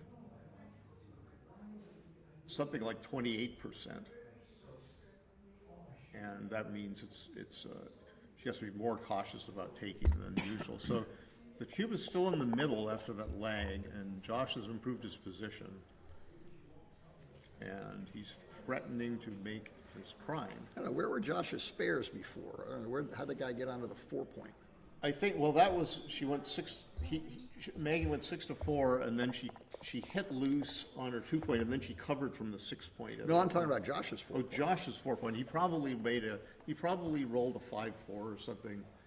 I don't know. He probably stacked on his 6-point, and then he rolled he ran away, perhaps. It got a little more awkward than I would have expected. I mean, And her then he- position's, Yeah. well, look at that. Take a look at that. There's the Joker. The Joker double fours. And now suddenly Maggie's the favorite in this game. well, probably by a fair amount. Yeah. It's a little bit spread out thin. Even if Now it's not spread out thin. What about doubling here? I would double. It's not, I don't think it's too good, right? Because there's some volatility, some serious, if Josh just brings 2 checkers in after a hit like this, you're seriously thinking about taking it, especially if he rolls double 5s. So he's got to think about whether he comes out to the 15-point or whether he maintains more contact and makes his 3-point. And the decision rests largely on the race. So if he's way ahead, this might be reasonable to come out. Doesn't look like he's way ahead to me. But it doesn't look like he's way ahead. He's got 122 pips. Now, is it so clear, even if he's behind, that he shouldn't basically put all his eggs on fighting the 16-point? Yeah, so he's behind. No, I think it is clear. I think it is. Is it clear? This is I sort of an don't exception know. to the rule. I don't know. Yeah, I don't know. The extra contact against the 16-point might be worth it, because he might be forced to That's not a. move forward too fast and then release his midpoint or something, and thus have less contact in the long run. So what he's doing is he's opposing that 16-point that Maggie's got. He's got 2 checkers 6 away, and that's serious holding equity.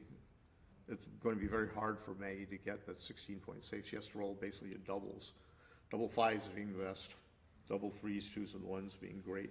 And depending on how the race goes, he may himself get a little bit squeezed Yeah, trying to get past it. he's looking to clear his midpoint.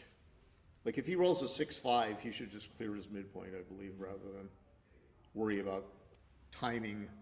Worry about maintaining 2 points, because he's going to be squeezed. Well, somebody It rolled looks like she doubles. rolled a double 5. It looks like she rolled a.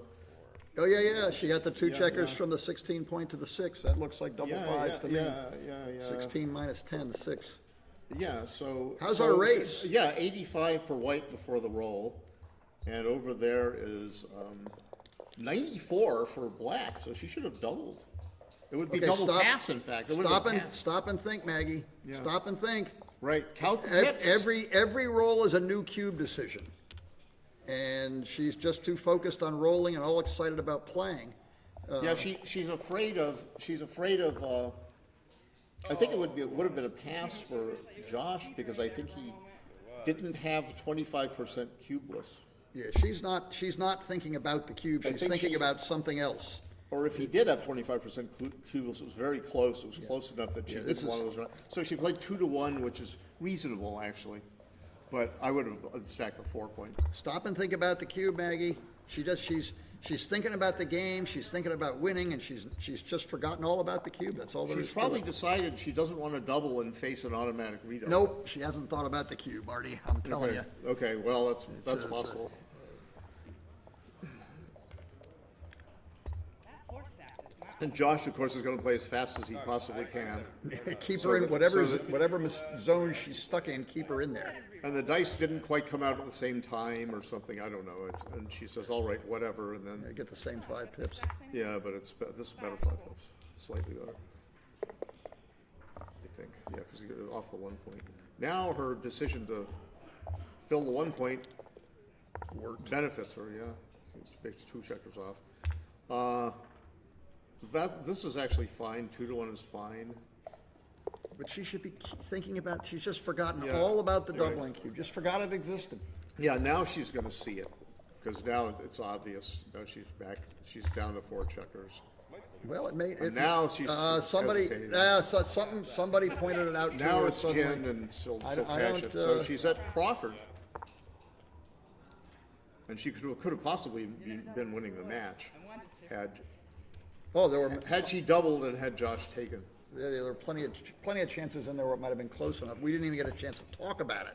Right, it was The- 85, it was 85 pips for Maggie, 94 if my count is right. That's right in the for- double take zone, right? It's in the double take zone for money, but at the score, where Maggie was 2 away and Josh was 3 away, Maybe it's a little Maybe it's- stronger than that. it's stronger because the side needing 3 away just automatically redoubles, and so there's no more cube equity. It becomes a dead cube. Means he and so needs the full 25%. Yeah, that's right, and I don't think he had it at 85 to 94, but he might have. I mean, there's distributional factors, just besides the raw pip count, there's other. Watch, this comes up a lot. What do you do with a 5-4? You just run in some way?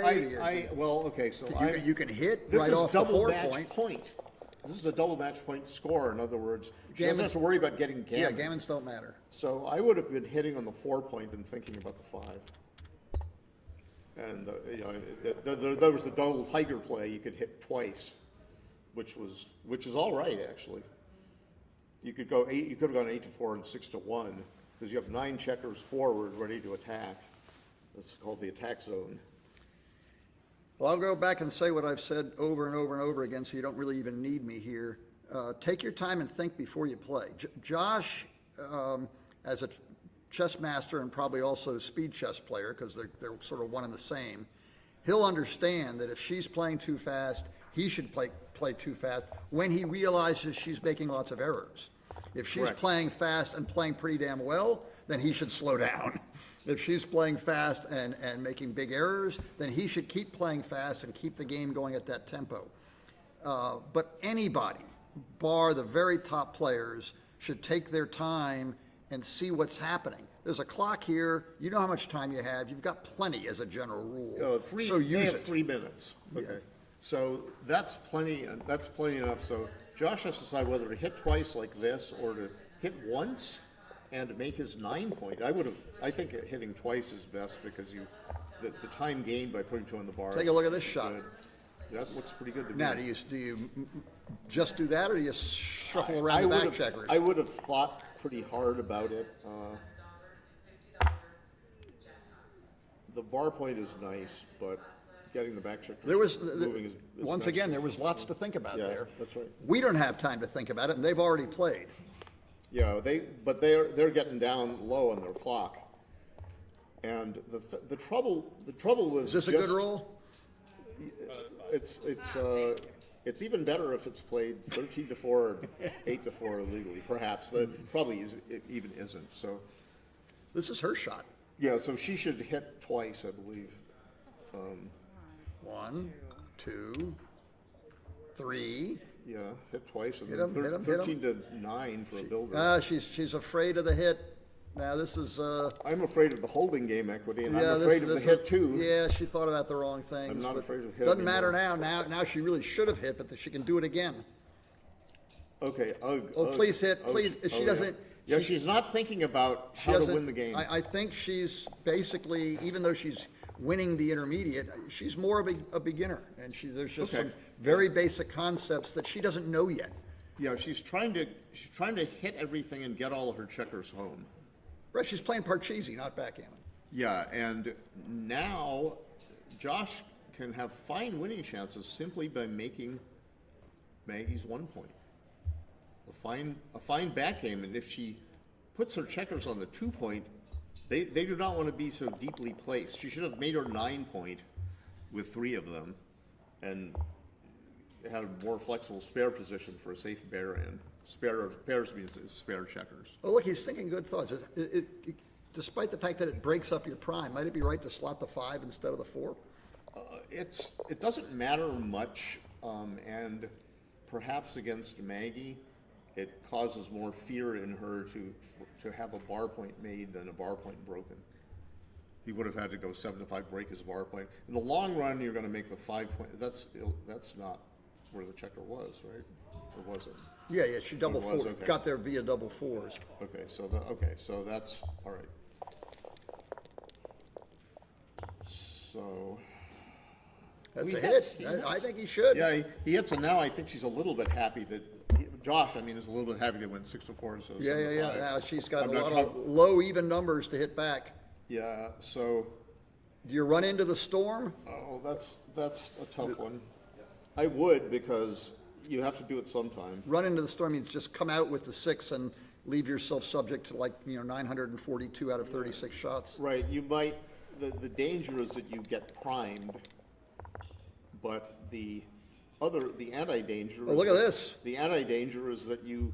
Look at this. This is you a hit mess. back after, so he must hit. He must hit. Well, he's got no 6. He's got a mess. Well, he could make the 10-point, right? But that's just the wrong idea. Then he gets into a holding game where he's an underdog, right? So he must hit. Well, it doesn't matter if he gets gammoned. He has Yeah, to find a way. He has to find a way to win the game, no matter how Yeah, improbable. so he's making this chess player like pretty structure play. He's thinking about it, and he makes it. Okay, now all Maggie has to do It's roll a 3. is get her checkers home. Now she can make the 10-point, which is a landing spot for her checkers on the midpoint. Is it clear that she even wants it? It's not clear. I think I would do it anyway, because now you suddenly have a 3-2, a 5-3, a 6-3 as good numbers. You might get into trouble if you roll 6 without a 6-4 or a 6-1 is going to be not very good for you. And how big is the race lead? If she's only 20 pips ahead or something, then there's some blocking value to holding the 10-point. Yeah, If so- she's 40 pips ahead, holding the 10-point may be more of a liability. She's way ahead. It looks like 108 pips for her. Now it looks like You can count now this, it looks Marty. like 99. Now it looks like 99 pips for her. Yeah, she rolled a 9, and he's got 149, and she's got 95 or whatever it is. Yeah, she's got 95. So she should break her 9 He's got point. 144. Yeah, she should just Break clear her 9 points. point if she can. Just Clear clear points. from the back. Oh, no, don't block. She's blocking, but she's risking that she won't be able to clear her 9 points. She'll roll 5 something, This is all a function of the race. The closer the race, the more you want to keep the blockade. You're The bigger leading. your lead, the less the Where you blockade going? is actually a Home to liability England. because you're Okay. blocking Well, yourself it's as nice well to as your see you. opponent. Nice to see you And, too. yeah, so, yeah, that's fine. Okay, Maggie Lefty says bye to me. Okay, now this is a case of 0.65. Now she must clear her 8-point, which is the Right. second hardest point to clear. The closer to the anchor within a range of 6 pips away that you are, if you're trying to clear points, the easier it is for you to clear those points. And Maggie should have just cleared her 9-point. Her problem is just to get her checkers home safely. And now she rolls, 5-3 or something, 5-2. It's getting ugly. Now she can clear her 9-point. Just clear it. Okay. She does. Okay. Now she's a massive favorite to win the game and match.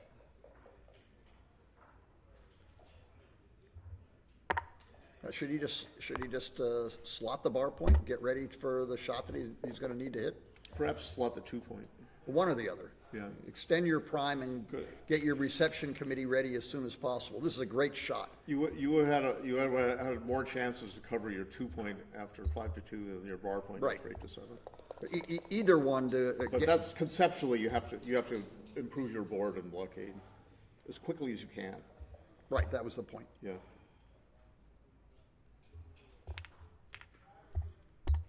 Now there Josh might have made his bar point, but it doesn't really matter.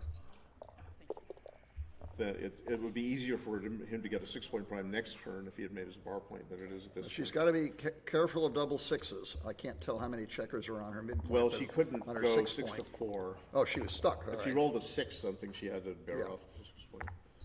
And now he slots the bar point. He knows. Now, he does understands double that. 6s leave a shot here? Yep. Well, maybe take a checker off and play the 4. Yeah, this is reasonable. This is probably safer in the long run. But burying a checker off is good because The more after checkers you get have off, hit- the safer you are in the long run, too. Yeah, that's right. It's only a little bit safer probably, and the checker off might be something. But safety should be paramount because Maggie is so far ahead in the race. If Josh rolls double 6s, he's still way behind. And, so Maggie just doesn't want to leave blots. And this is probably slightly safer, actually, to prepare to clear the 6-point, but not You got probably not any feel for, incredibly safer. you're anchored on the 4-point and your opponent's bearing off, what chance do you have of hitting them?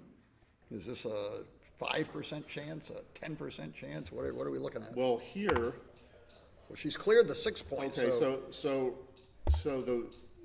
normally, it's going to get down to 2 on the 5-point, in which case she has 6 blot numbers, a 6, 1, 5, 1, and 4, 1, and then, so that's 1/6 of the total, and then roughly one third of that total,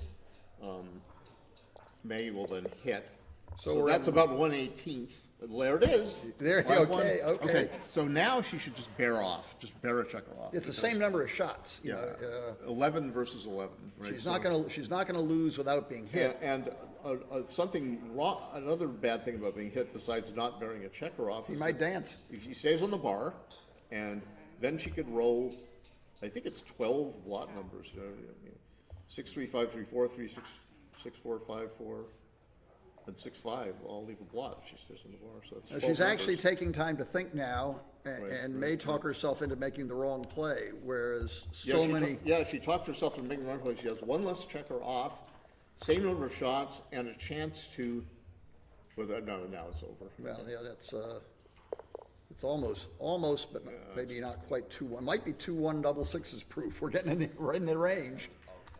Yeah. How many? Okay, But- there you go. but- Congratulations.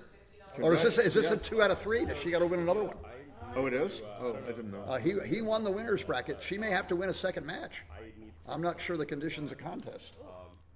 Okay. All right. I think we may get round 3. Well, that would be fun. More backgammon rather than less backgammon. Well, there's certainly almost going to be a break. I'm going to go see what's going on with everybody else and maybe come back. And have fun. I hope there's a round 3, the rubber match. Yeah, there's going to be other matches. Yeah, they may not put stream. round 3 on there. They put something else on. There's other matches to stream. Yeah, I think we deserve round 3. I'm gonna take a break too. Heck with those experts. I'm not sure what I can talk about that would be of general interest, but I probably could say something. But I'm going to take a break too and like see who they're going to stream and report back. So hit the like button, smash the like button, Okay. Yeah. and we will Figure out what the prize money and. we will Does that mean I get to decide? revisit. Are you in the side pool? No. Yeah. Well, he has someone who bought. Oh, that's right. I am in So the we side would just split the side. think- pool. Oh, you have to.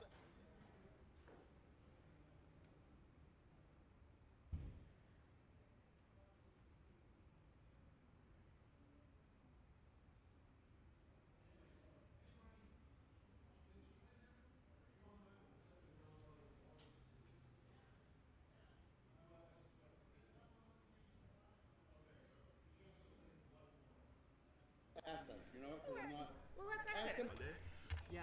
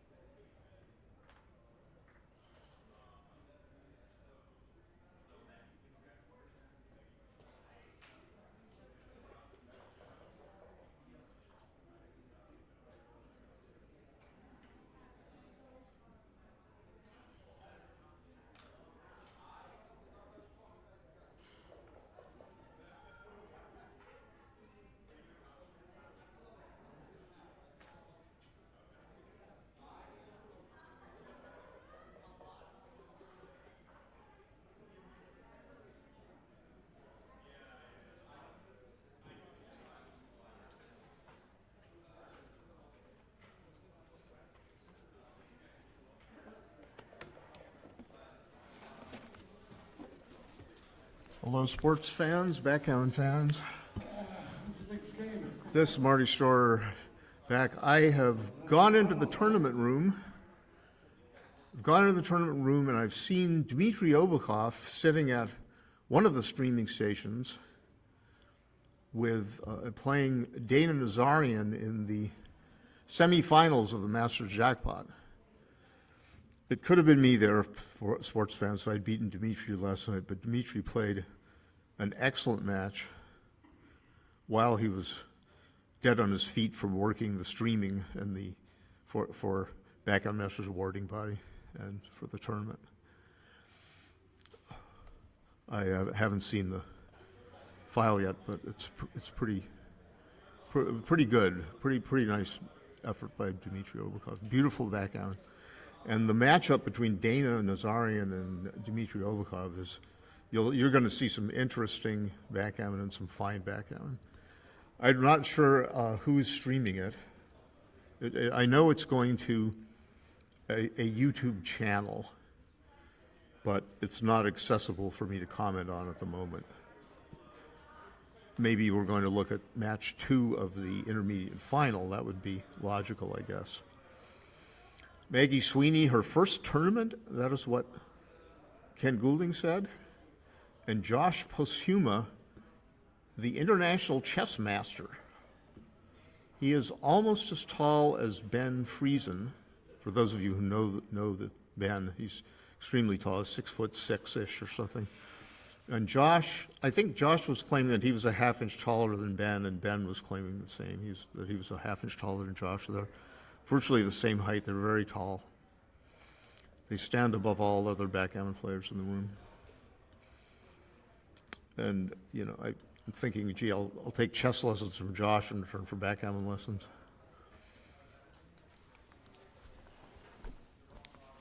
Anyway, it's interesting to comment on an intermediate tournament or an advanced, whatever it's called, final, from the perspective of an very experienced player such as Kent and Ray and myself. And Kent is excellent at understanding the perspective of an intermediate player. And I've got to think about it because it was so long ago that I was an intermediate player myself. And Ray, Ray doesn't have any problem either understanding the thought processes. So I look to those guys to tell me what the intermediate perspective might be.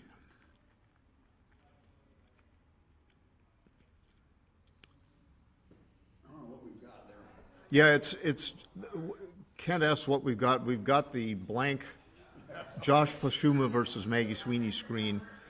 I thought they might be streaming something else, but I think they're just people are busy playing they're, matches. they're just taking Dimitri's playing in the semis of the Masters against Dana Nazarian. Now, that would be great to stream, but I expect maybe they're going to continue with the second of the two. In other words, this is a double elimination. Josh has not lost, but Maggie has lost once. So Maggie must. Agreed to play a one-pointer. What? They're splitting the money and they're going to play Oh, a one-point match. Oh, so it's going to be a. the finals. So Ray Fogerland reports that Josh and Maggie are agreeing to split the money. The difference between, the combined first and second prizes, they each get half of that. And for the trophy, or for the glory, the official report, the winner will be whoever wins a one-point match between them, which is going to be coming up. And now we see the cursor on the screen I think that signaling lag. Josh had something to do for his schedule. He had to get out of town or something. But anyway, so they've agreed to do that, which is Yep. He can't a breathe. big deal for her. He can't breathe, step on his air hose. That's one. That's what Phil Simborg says. Somebody else used to say or something. Say, no, I insist on playing a 9-point match. I don't care if you miss your plane. And then Josh gets mad and plays worse or something, or gets mad and plays better is the other variation. I once was a nice fellow and let somebody played a shorter match with somebody or something and lost, or I don't know. And then I said, I'll never do that again unless I'm friends with him like Ray or something, and Ray had definitely not let get away with anything. Yeah, so that should start pretty soon. Yeah, they're just taking a break. It might be 10 minutes or who knows what. But He was just gonna go use the restroom, and apparently he's pressed for time, or one of them is, and, he said something about his schedule, so they'll be probably starting pretty quick. okay, stick around for the 1-point match between Josh Postuma and Maggie Sweeney to decide the winner, the official winner of the intermediate tournament in Novi, Michigan Summer Backgammon Championships 2023. As usual, this tournament has been well run by Carol Joy Cole, the Hall of Fame director, Get over there, KZ. and Doyenne, Doyenne of backgammon for backgammon organization and even playing for many, many a year. Carol's won her share of tournaments. And here they come. Here's Jonathan sitting down. We can do, well, with He's One taller point than he match. looks. 1-point match for pride. Gammons don't count in a 1-point match. They don't count double, and backgammons don't count triple. It's all about winning the game. So how do you play an opening 4-1 in a 1-point match? Well, I myself slot my 5-point with an opening 4-1. Tell people the question. The question, oh yes, Ray has asked me, how do you play an opening 4-1 in a 1-point match? And I don't think it matters much in terms of what the computer says, whether you slot your 5-point or you split your back checkers with a 1 and come down with a 2.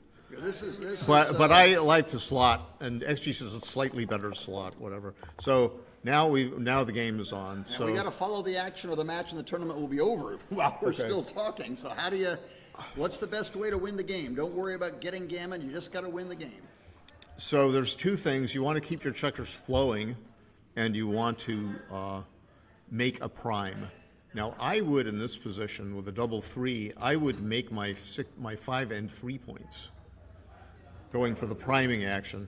And this is a hybrid play where you say, okay, I don't want Maggie to block me, and she's got to start of a blockade.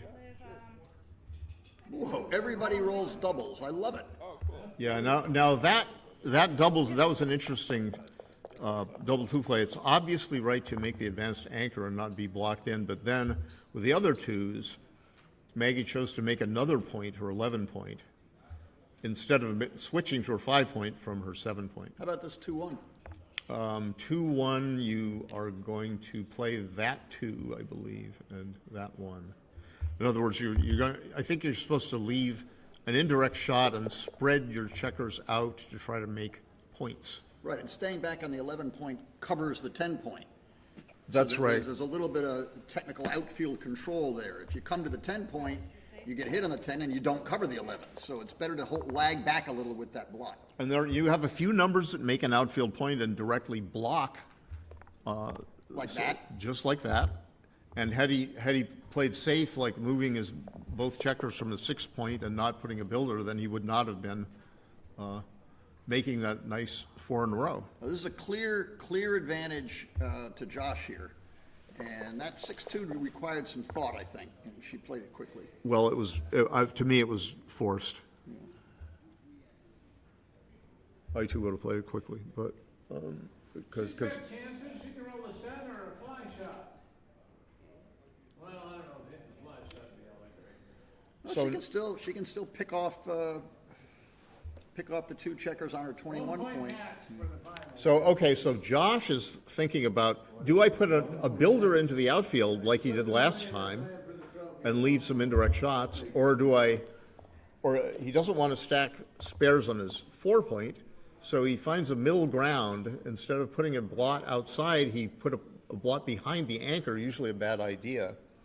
And he could have afforded to be hit because Maggie had a blot in her board, so even if he did get hit, which was unlikely, he could have come right back with a 2 and made Maggie's life really difficult. So he definitely should have played either a checker to his 12 or his 11 or his 10, and then play the 1 inside his board with a spare checker.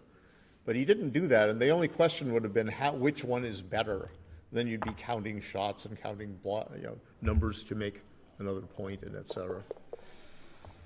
But he's decided to keep a tight outfield structure with no blots, and he still has a fairly flexible position up front. But he's going to have to break his midpoint soon. How's Maggie gonna win? She's going to wait for a shot. It's a combination. What she's going to do is a combination strategy of restraining Josh's back checkers and, running her own back checkers. And now Josh, again, is not leaving any outfield blots, but that's at the expense of... How's the race here, and what's consideration to running? The consideration of running is the race, okay? So, She can run with duplicating aces here, can she not? yes, she certainly can. She probably should. I better count the race after the move, so we've got... Okay, I'll count it now. She didn't run, but if she was ahead in the race, she should have run. If she was behind, she's not. But she's not. I don't see the pit count there. You don't need a pit count to see that. There were mirror positions. Oh, pick and pass and cover. Oh, beautiful time to do it. Well, online, I've seen it happen. Well, he's got 2 blots. Yeah. What Ray is saying, if you can't hear, is hit here and then continue to the 3-point while there's still all those blots in your opponent's board, and you got a meaningful chance to either blitz or prime here. Yeah, the race was close, yet it still might have been right to break the anchor for Maggie before when she had that 5-4. Look at this 5-ace. He can hit with the ace, but then what the heck's he do? He's going to cover his 2-point. Hit and cover. Yeah, I guess. I would not like to come in on the on Maggie's 5-point and then get attacked. I would rather hit and cover. Better to be the attacker. Yeah, better to kill and be assassinated, says Kit Woolsey. Ace! Yes, there it is. There's the attackee becomes the retaliator. Better get in. Okay. Oh my goodness! Oh my goodness! So Maggie might be ready to take the title if she hits or she makes a point, and there she goes hitting. And should she do that? Yes, she should. In fact, she should. She is making his double 4 a little bit worse. Okay. And she's getting another checker Whatever she aiming at the rolls, 4 point. pause and breathe. Whatever you roll, pause and breathe. Now this is probably Yeah. the right play anyway. It looks right to me. I mean, you want to, and Still Josh says, flunking. please roll double Build fives. a point. I know Kyle, I stayed on the board 1 match for 16. All right. Roll double 2s and shit on. I don't think I've ever So the threat of the ace point. This is what it's like to give up on life. Well, that's the 5-point. Not the 4-point. Oh, it's a 4-2. I thought it was a 5. No, it's a 5-2, and she thought got she a was choice playing it of- like a 4-2, but Choice of points. now she's okay. She doesn't want to break her bar Oh, this point. is total She says, misconception. but she avoided double 5 being hit in one place, but she gave him double 5 to hit him in another place. Right. But so- she could have built a point and didn't see. Yeah, it. she wants to. Her goal is to stop Josh from coming in and creating trouble for her. And the longer he stays on the bar, the less opportunity he has to create trouble. The goal was to make the ace point, but she has to do it cleanly. Well, Yeah, she could have made the 5-point or the 4-point. I told her yesterday after the way back when match to try to decide what it is you're trying to do, and then see how you can use the roll you get to accomplish that. And what she was Okay. doing is looking at a roll and finding a legal way to play it without really looking at the broad picture of what she's trying to do. Right now, he's got real chances because he's, as Kit said, the main goal, the immediate goal was to make the 1 point and prevent Alex from anchoring as he did. He's got obstacles for Maggie to overcome as she comes home.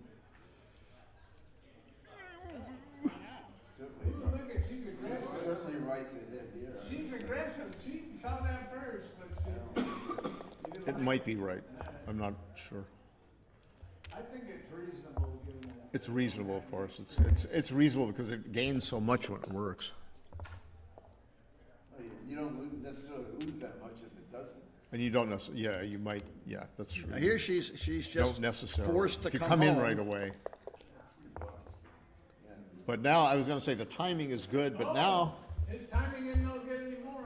well, he's got to think. fives. He's got, oh, no, please, no. Oh, he, No, now, that's he that's wants a- to keep a 5-point board for as That's long a- as possible. That's his a idea. Major misconception Right, there. if you have to leave the 21 point, you do it. Yeah, the question is whether you leave the 21 point or not whether you switch to the 1 point. Because you're, Would have been right to leave the 21 point. Well, the possibly. trick now is possibly. if he I'd have to hits an look- early I'd have to- shot, he's far from one. Right, exactly. She's going to have 4 or 5 rolls to come in with a 6. There's a Here- blotch. here's There's the fatal blotch. suddenly a shot rang out. Here we get 20 hits. It was a stark and dormy night. What does she got here? Oh, you gotta think about it for a while.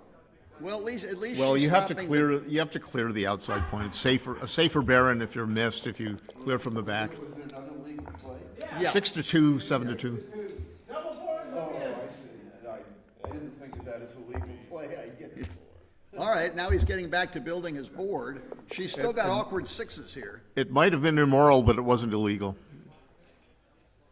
So 5-3. should she bear off or should she play maximally safely? I suppose I would play safely. No, nobody off, but there's a real premium on not getting hit, and gammons don't matter either way. It's sort of nice to have that second defender Even on out the of her hair. end. Now, This is a great shot. yeah, she clears her And she's 6 point. basically forced to. She forced clears to her do 6 point, and now she's got 4 on her 5 point instead of 5, which is safer. Got 0 in the 6 point, that's. 0 on the 6 point is 0 on the 6 point is good. Uh-oh, no, ooh, ooh, ooh. She wants to take 2 off, but it's illegal. Yes. And now Josh is probably going to have to split his anchor if he can. I think he should, and get and he would have now this would have been leaving a blot had Josh moved from his 24 point. Now, shouldn't she have actually made the safe play instead of taking the checker off? And again, I don't. No, she had a 4-3. Oh, yeah, she could. Yeah, she should have played 5-2. That's safe. And now, oh, this is. Yeah, oh, she's not looking. It's the impulsive reaction to play the simple play and not look at the whole, not look at all Now your. Josh is forced. Oh my He's- God, this he's is forced. any now, ace, any 4 except 6-4 for. and 5-4 being the worst. 3-2 being Oh, great shot, 3-2 great 3-2 being wonderful. Yeah. Oh my goodness, that was a huge danger. Then he rolled double ones to break his board. No, 2-1 does not break his board. So he should. Yeah, he knows he must keep his closed board and No hope double for shots now. hope for a 1 or a 4 to leave a shot. There's a 1. How many does she have off? Is that 5 off? 4, 7, 8, 9. Yeah, she's got five checkers off. So Alan, Oh, yeah. he'll be a favorite if he hits that, but he doesn't. Now he should go to the 14 point. No. Misplaced saving of time. Okay, here we are again. Josh voluntarily put a spare on his 1 point. Ace point might make a difference. Well, Deuce! it's unlikely. It's a hit! It's Oh, my unlikely goodness, to. it's a hit! It's vanishingly unlikely to make a difference, and it makes a difference because the spare checkers are in a bad place. Right? What do we got? Do we have 7 off? No, is it 7? 4, 7, 8. Yeah, 7 off. So that means properly played. Josh is a slight favorite, I guess, with a spare position. Yeah, the distribution is bad, but it's bad. It's bad distribution, No but ace he's point still for Maggie probably is a pretty big deal. Probably a slight favorite. So 60-40. Or I don't Josh know has what. had a problem. He needs little numbers here. You know, Now, that's- should he that's bear too big. 2 off or should he bear 1 off and be safe? He decides to be safe. Yep, don't put it there. I would have thought hard about bearing an extra checker off. In this variation, he's happy. The risk is that he bears 1 checker off and misses. You know? She's got to get moving, and she's got to get moving now. Yeah, I now think the pendulum has swung big time. in Josh's direction. Josh is a big favorite now. Now we definitely need doubles here. Double boxcars would be nice. It- So Maggie has to pay another royalty. Comes down to a Another royalty to, Now, how many actual rolls Ray. are left? How many doubles does she need? That's a lot of pips, but it's only, yeah, she's got 11 checkers, not 11, she's got 8 checkers left. And so does, there's a doubles. now, what does she have? 5 checkers left, right? 2, Yeah. 3, 4. Is it? That's is 5, she- yeah, she's yeah. taking the lead? Yeah, she's taking the lead. She's taking the lead. Now he needs a doubles.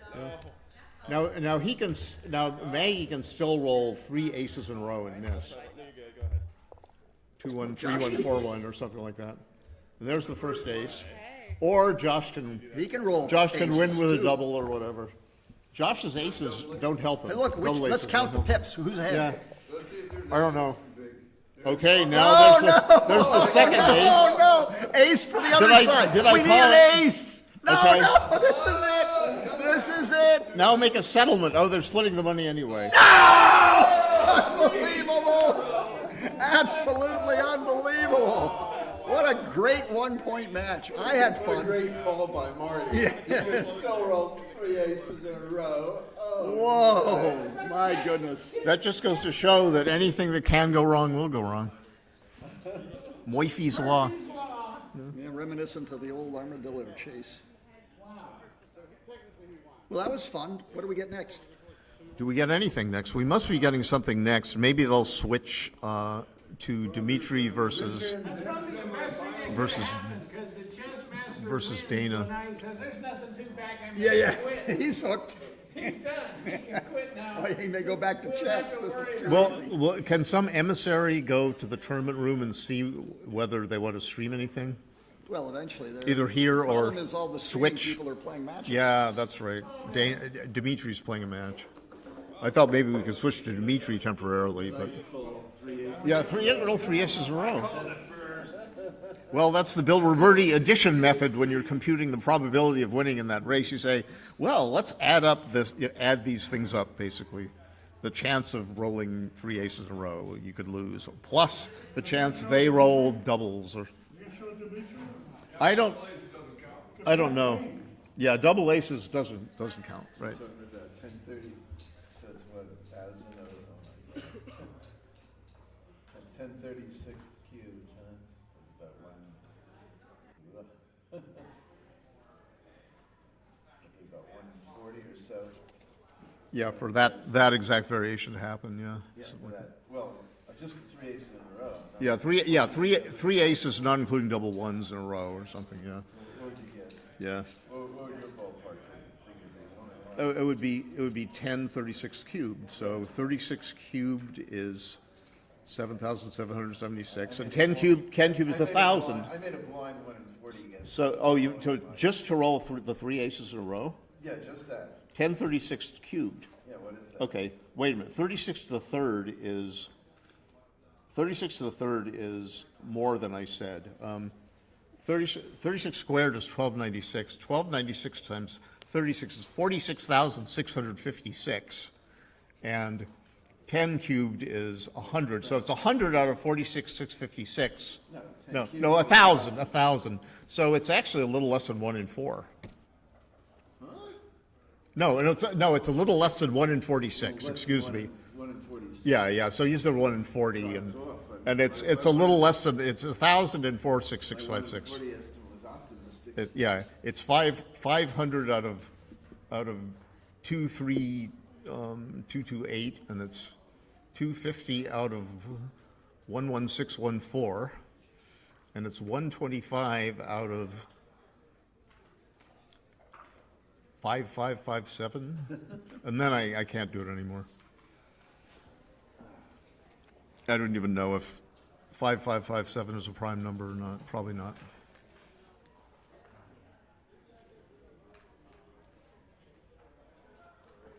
Anyway,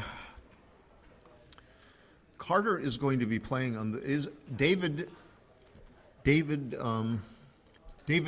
on the chat. I don't know who David D is. Asks, is Carter going to be playing on this stream?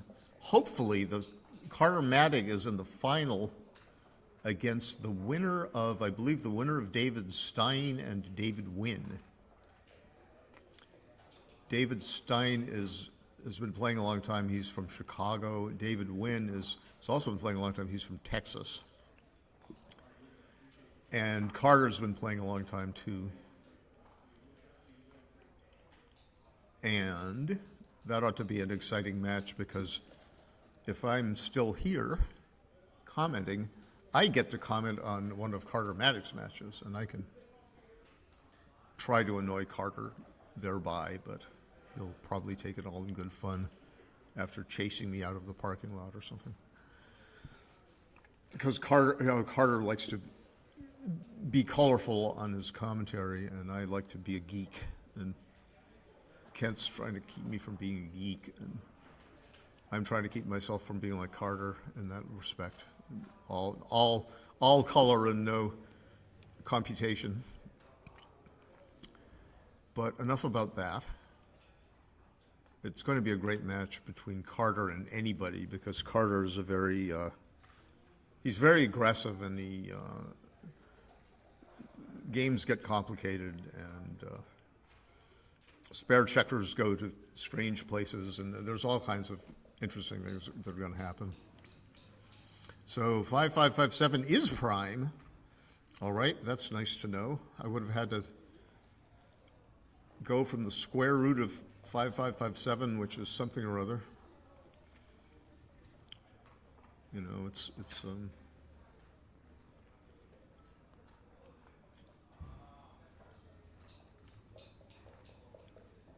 don't even know what it is.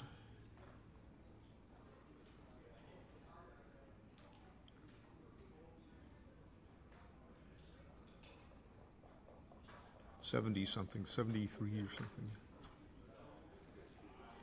And then 73 point something. Then I'd have to consider what was divisible by what, and you know, only Art Benjamin could figure out whether 5557 was prime quickly.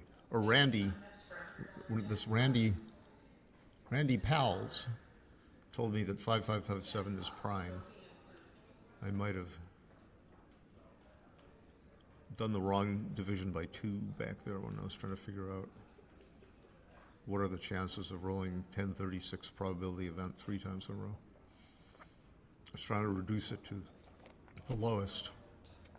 And that would be the lowest, but I don't think that's right. I think I made an error. Anyway, the geek speak is occurring. Yes, I really want to see Carter versus either David Wynn or David Stein. I suppose I've played all of those people. The more exciting match might be, I don't know. Who will generate more excitement against Carter? Which David, Wynn or Stein? I just don't know. But I expect it will be very interesting regardless. So there are 2 streaming stations. The one we're seeing now is, to my aesthetic, the more beautiful of the boards. I think the other one is also a gammon stuff board. And Dmitry Obakov is on that other board playing against Dana Nazarian in the semifinals of the Masters. They're both super strong players. And you can view that match on Dmitry Obakov's YouTube channel live.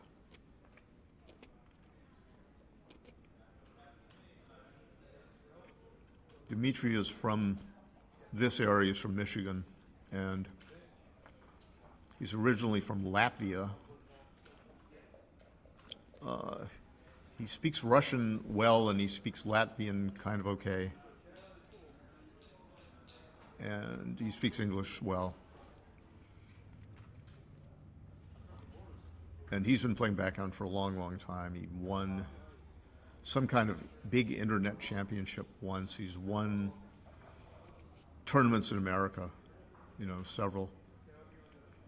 And he often does well in Masters. He's a great player.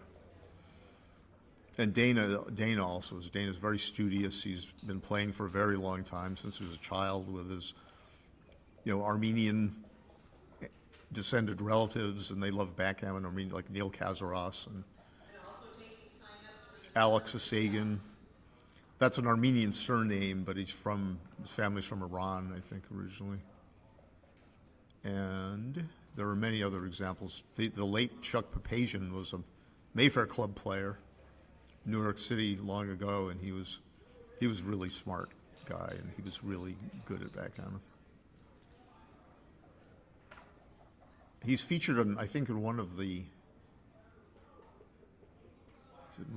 Kent Goulding's Backgammon of the Champions series. I'm not quite sure, but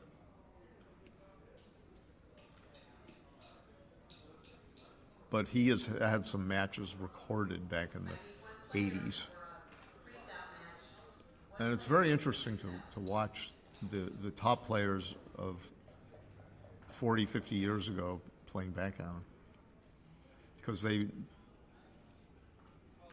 knew less than we might think, but they also knew a lot more than we might think from our vantage point of the 21st century. And Dana has benefited by, playing backgammon since a child and playing a lot of games without the cube. So, when you do that, your checker play tends to get really strong, and then you have to learn about the cube later. But Dana has learned about the cube, and he's an excellent player. I don't think he has a grandmaster title yet, but he will soon. He just hasn't been submitting results until kind of recently. He'll be a Grandmaster 3 easy and probably a Grandmaster 2, which is a higher category. And, there's nothing saying he has to stop there either.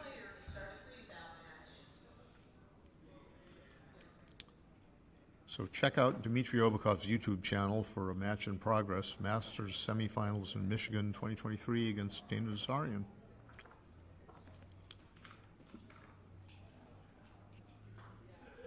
Yeah, number 31. John Stryker says Dmitry is giant number 31, and I think last year he might have been giant number something else, I don't know, but full disclosure, I voted for Dmitry in the Giants list somewhere. I forget exactly where. Okay, John Stryker says that Dmitry is leading 7-5 in the 11-point match, 4 away, 6 away against Dana. And I would spell Dmitry not as John Stryker spells it, D-M-I-T-R-Y-I, but I-Y is the rendering of,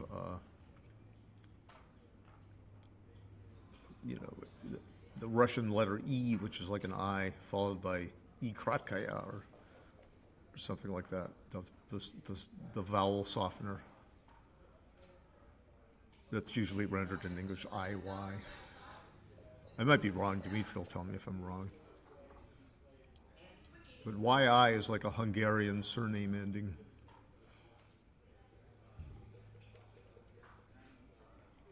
So point of spelling on the chat.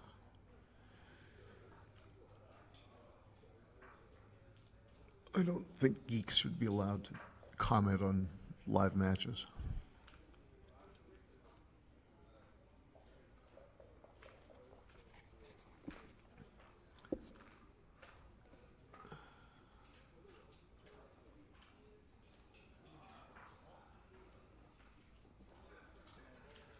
John Stryker can spell, but he can't type. So he says. And ace-point backgammon is either Bill Riles or Tar Mendocino, I assume. Ace-point backgammon is on the chat saying that Dana Nazarian won the Masters in Texas this year with 48 players. He lost to Ryan Ribello in the UBC Ultimate Backgammon Challenge USA tournament, also in Texas. That's true. I remember those things. Yeah, Dana's always winning some prize or another.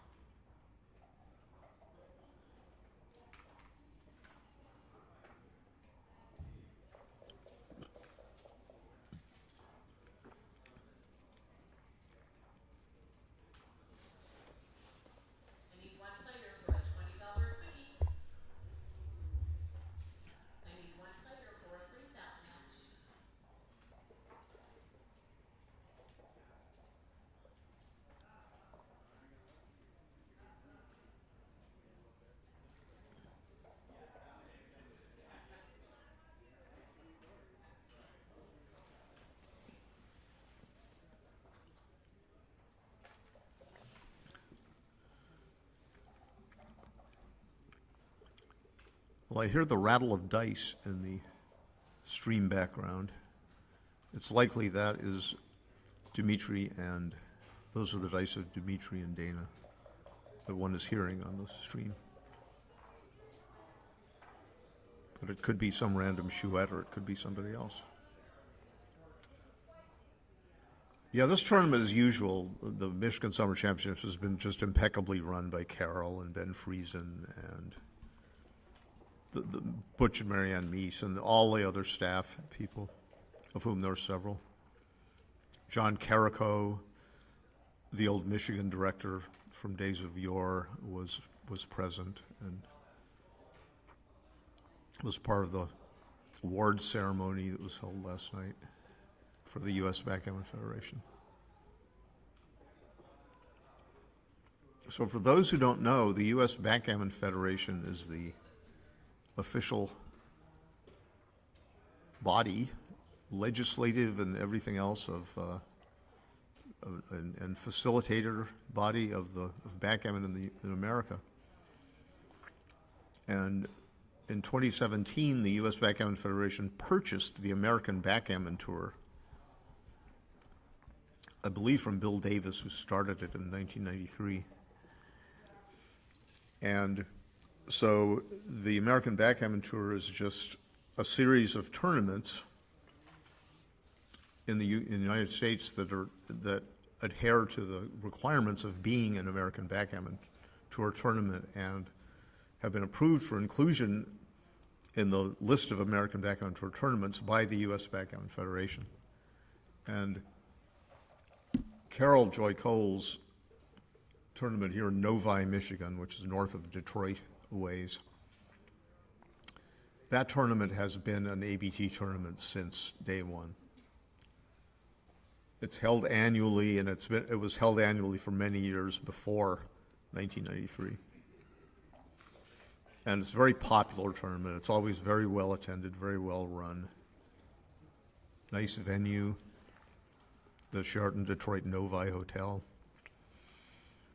And I would recommend anybody. There are many side events. There are many big events, like the main event. There's the ABT Open, and then there was an intermediate tournament, which gives ABT points to people who play in those tournaments.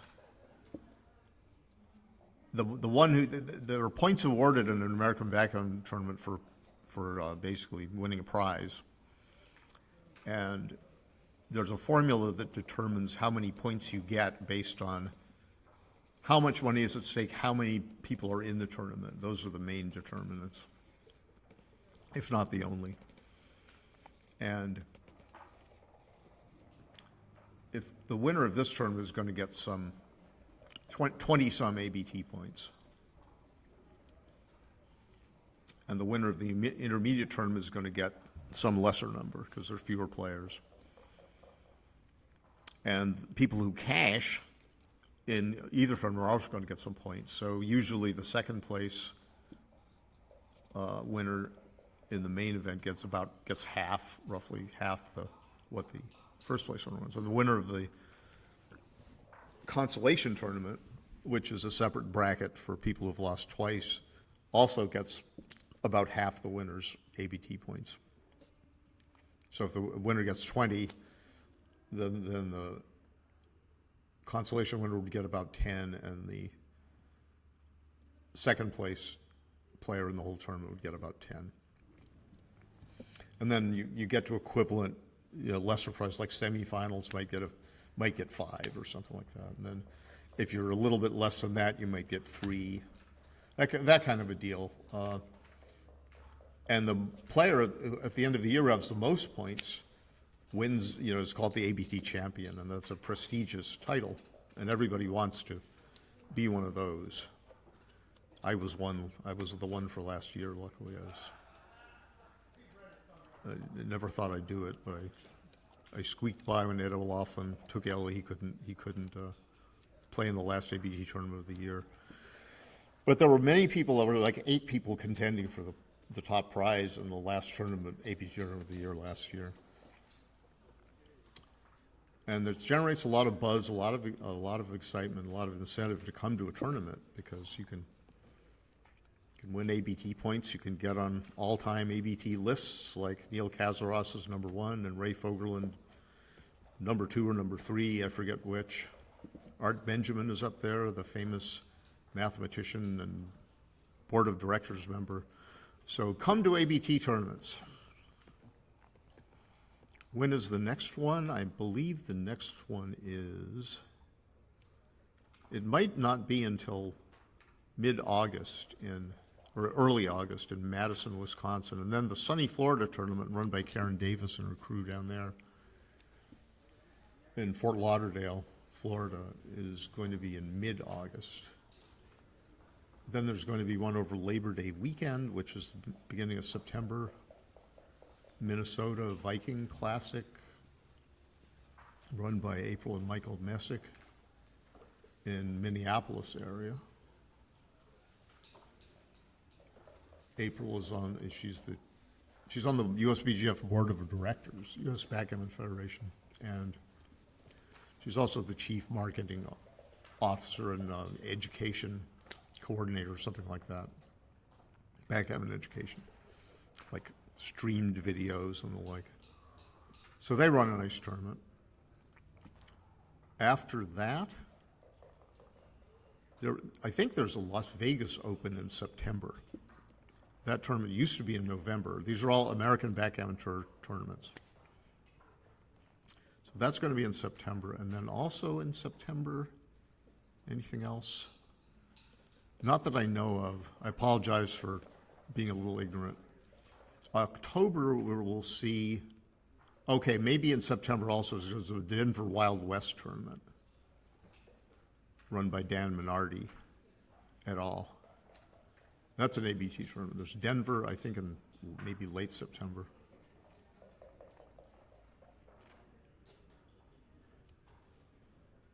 And then in October, there are more tournaments, at least one. There's one in St. Louis, I think October 19th it starts.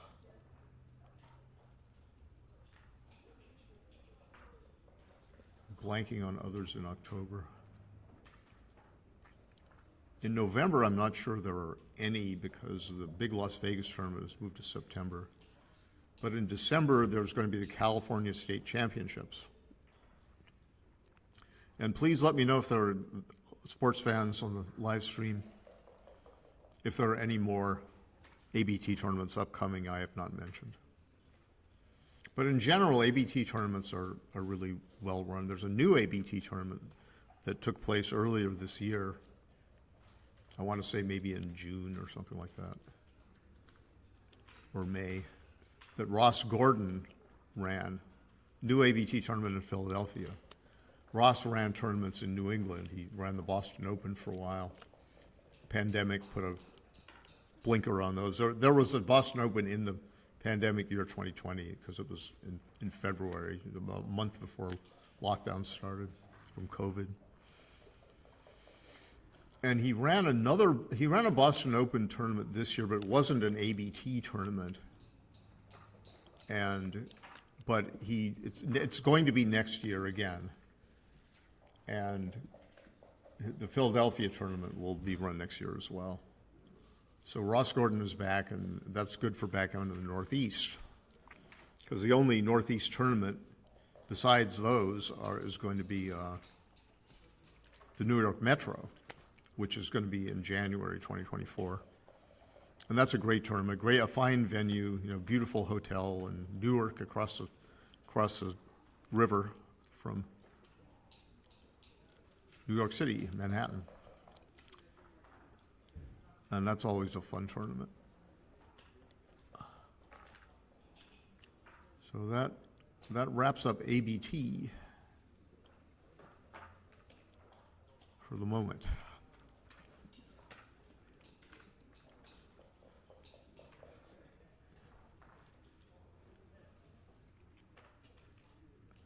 Well, we're waiting to see what the streaming situation is going to be on the main streaming station. you're seeing the names Josh Posthuman, Maggie Sweeney. They're done. They split that was the final, intermediate final, and they split the money. They played one match. Maggie had to win 2 against Josh, who hadn't lost a match yet, and she had lost once. She won the first match, and instead of playing a full 9-point match for the second, they agreed to just split the first and second prize money combined and play a 1-point match for the glory. And Josh won that after Maggie rolled. It was a close bear-off, and Maggie was the favorite, and she managed to roll 3 non-double ones, 3 ones, except that didn't include double ones in a row. And we earlier talked about, Kit said, what's the probability? I think it's about 1 in 40 that she rolls just those 3 in a row without reference to the opponent's position. It's not the probability of winning, but it's the probability of that event, the three aces without double aces in succession. And it's just the product of the individual probabilities, 1036 to the 3rd power, because there's 3 separate independent events. And I was trying to compute what that was. It's 1,046,656, and then I was trying to figure out what that was in decimal, and I was failing. In 40 years ago, I wouldn't have failed, but I fail now. Art Benjamin's not here, so I can't ask him and get in. He'd give me the answer before I'd finish the question, I think. That's of interest only to geeky types. So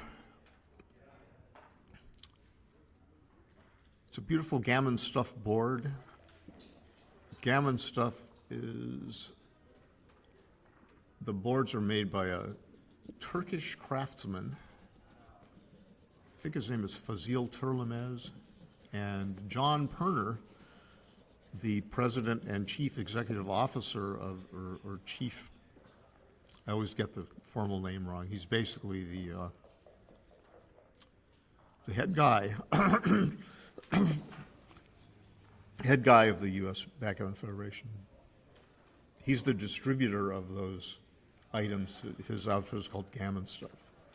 And they're beautiful boards, beautiful, well-made boards. I've got one myself. I've got one of the big ones with 2-inch checkers. I'm not sure this is that big. I think that these checkers look smaller to me than what's being shown on the screen. But this particular board, it's not going to fall apart. It's going to last for a good long time. It's got a wool surface that is very durable. It's got a nice Gammon Stuff logo. The colors are pleasing to the eye, the beige and blue and green, and the black and white checkers. So if you want a new, beautiful backgammon board, Gammon Stuff is not a bad choice at all. I was happy to purchase one.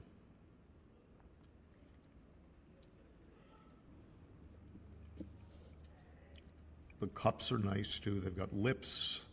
They're not too small. They're not too big. Dice come out pretty readily.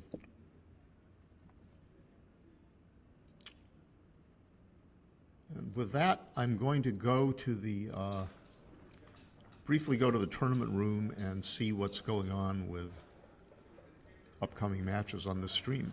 So smash the like button. Book your next ABT tournament. And give kudos to all the people who make the ABT possible.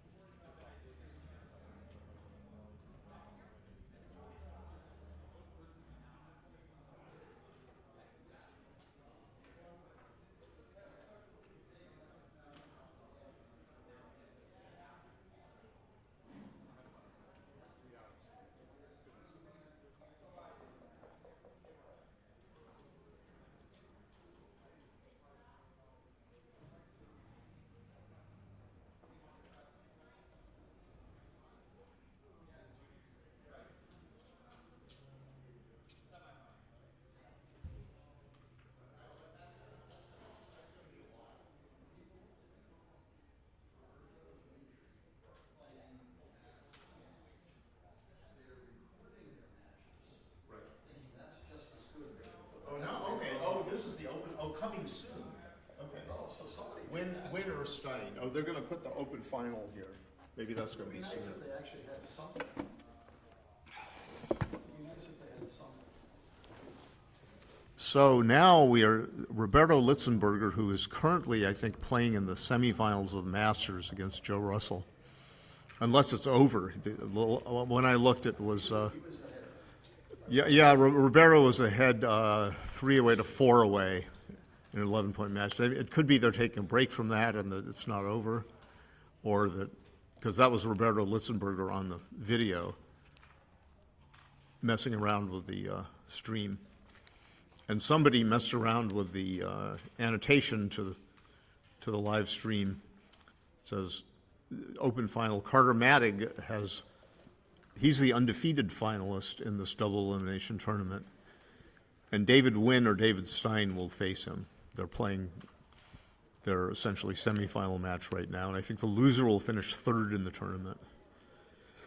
And the winner will have to beat Carter Mattig twice in order to win the tournament. And Carter need only win one match in 2. So, Carter would be the favorite there, naturally. So, normally a 3-1 favorite if the players are equal. Half times a half is the probability he loses. So that's the answer as to what this stream is going to show. I thought it might be going to show the Masters finals, which is going to take place pretty soon. Dmitry Obakov and Dana Nazarian were tied at 4 away when I last looked, and Roberto Litzenberger was winning at 3 away to 4 away versus Joe Russell. So it's either Nazarian, Obakov, Roberto Litzenberger, or Joe Russell. 2 of those people are going to be in the finals of the Masters. And the intrepid Carter Mattig from Chicago is going to be playing David Wynn from Texas or David Stein, also from Chicago, I believe. So it's going to be a heck of a match, as I've said previously.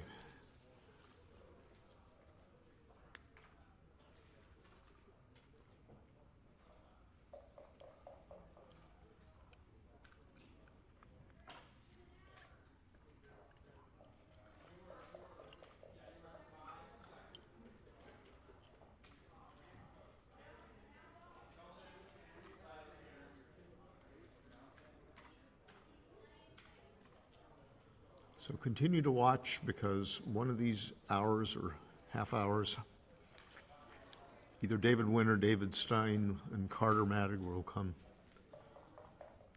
sauntering up to this streaming station, which is in the main tournament room in Novi, Michigan.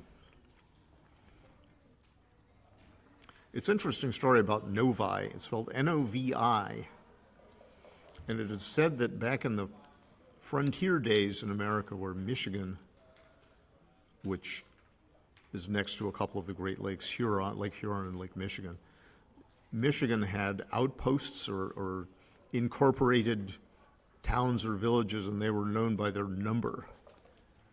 And there was number 1 through number whatever. And one of them was number 6, which is abbreviated NO for number, and VI, the Roman numeral 6. And that became, that was pronounced by those people in those days, Novi, instead of Novi or something like that. So that's trivia about the tournament venue.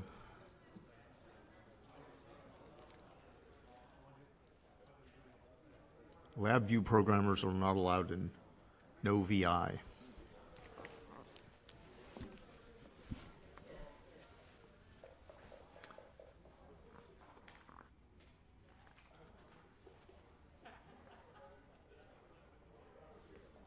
Okay, so at this tournament, there was an award ceremony in which 2 players were inducted into the American Backgammon Hall of Fame. That's quite an honor to be an inductee. And the people were Mochi, the famous Masayuki Mochizuki from Japan, who is acclaimed as the world's #1 player. I certainly think he is. I've seen a lot of his matches, and it's just my opinion, but my opinion is worth a lot to myself and maybe other people too sometimes. And he made a very nice speech, and he's attractive in every way, personality-wise, and the way he plays and the way he promotes backgammon worldwide. He's got a new book that he co-wrote with Mark Brockman Olsen from Denmark. And he's got a section on back games, which is very nice. And Mark concentrates on more basic aspects of backgammon, like game plan and different types of game plans, and how do you evaluate a position based on strengths and weaknesses in those game plan areas. Contact. He talks of contact value, race value, prime value, blitz value, and some other kind of value. Flexibility, I don't know what, but I forget. But that's a useful perspective to, especially to intermediate players and beginners even. And so he goes into that a lot. It's from a seminar that they both gave, a master class. They called it a master class, and they gave it live in Europe somewhere. Some big tournament somewhere, maybe Cyprus or somewhere like that. I'm not sure exactly, but I've got the book, and I look forward to really poring over it. So that's a new contribution by Mochi, yet another book by Mark. Mark has written Backgammon from Basics to Badass, Backgammon Pure Strategy, Cube Like a Boss. And now this, which is called Backgammon Masterclass. So you can, if you're at this tournament, you can get a hardcover copy of that book from Roberto Litzenberger, he runs a bookstore. That's his day job in Virginia, Charlottesville, Virginia, where the University of Virginia is. And you can get a paperback copy from Carol Joy Cole, her boutique. There's a table with those books for sale. There's even one of my old books, Backgammon Praxis, which is published in 2005, and now it's re-released, available on Amazon. And you can also go to the Flint Backgammon Club's Backgammon Boutique and get it from Carol Joy Cole. I'm not sure there are other sellers. I don't have any copies myself. Well, I've got a copy, but a personal copy.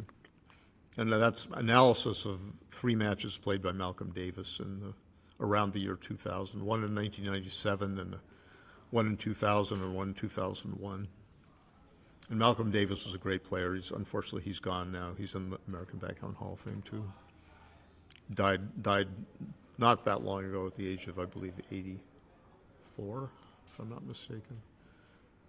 He was a great gentleman of backgammon and everything else, and his career straddled the pre-bot era and the bot era, where the backgammon neural network programs taught us a lot about the game. What other books are there? There's a book by Dirk Schiemann of Germany called The Theory of Backgammon, and it's hardcover. It's nicely produced, and it gives a mathematical foundation for a lot of backgammon concepts and the way extreme gammon works, and what extreme gammon metrics mean. What does it mean to have a performance rating expressed in equivalent to money game points per game? He goes into all that mathematically and gives precise answers. I was just, it's a rescaling of match winning chances, but I didn't know all the details of the rescaling. So, but Dirk does know, and he lays it out. So in case you really want to know that stuff. And he identifies some weaknesses in extreme gammon's processing of positions, So it's really good book for very serious background players. And I've got well worth the money, which is $100+ and I bought it, and you know, you can get Mochi's in hardcover for only about $90 US, $89 maybe exactly. David Wynn. Yeah, David Wynn is the winner. Absolute nail biter. Oh, David Oh, Wynn winned. It was that final game was a double match point final game would be worth whatever the next hour has to bring. It was back and forth and back and forth and shot and counter shot and leave a shot and die, and came down to, you know, like 6 checkers against 6 checkers bearing off, and no doubles were rolled, and David Wynn won. So he'll be Wow. next up. Okay, so the final, Kent Goulding has just informed me that coming soon winner Stein should be changed to coming soon win. David Wynn is the winner of the what's called the fighters bracket, the Lost Once group. Then the winner of that bracket plays the undefeated player in the final, and at this tournament, the Lost Once player, the Lost Once finalist, must beat the undefeated finalist, hitherto undefeated finalist, twice in a row in order to win the tournament. Which is a little hard to do, of course, but it's been done. Ken Goulding did it in 1983 in Cleveland against, I forget who it was, but he won twice in a row. It's been done many a time. I did it myself at this tournament in 2015. I don't remember who all else did what in that regard, but it's happened many a time over the years. And I think this has been a true double elimination tournament with that Lost Once player has to win twice. I mean, there were Michigan tournaments in 1983. I played in one in 1983, and I was a Lost Once finalist, and I lost the first match to a guy named Darryl Marcus from Chicago. That's my first memory, and that was essentially, was that a Carol Joy Cole tournament? If it wasn't, then it was pretty close, and she was there. So another alternative to that format is you have a fighters bracket with a Lost Once player winning that bracket, playing in the final match, yet they only play one match, but the undefeated player in the final gets a money bonus, and then but the Lost Once player just has to win one match to get first prize, but all the equities and everything of how much the money should be and et cetera, they've all been figured out by the likes of Art Benjamin, who's a world-famous discrete mathematician, DISCRETE versus discrete in the sense of being, you don't reveal too much information. But if Art Benjamin says it's a fair deal, then it's a fair deal. So but this is the old-fashioned Lost Once finalist must win twice. And so that's going to be David Wynn's challenge against Carter Mattig. And Carter Mattig is going to be aggressive as heck. And David, I don't remember him as an aggressive player. I've played him twice. And he was a more conservative style than Carter. So Kent said that David Wynn and David Stein had an incredible double match point game in their essentially semifinal match. So David Stein finishes third in the tournament, and David Wynn is trying to win the tournament. Wynn is an old New England name, W-I-N-N. He may descend from those people long ago. Early New England settlers. There's a Wynn Street in, some suburb of Boston somewhere. Woburn or where.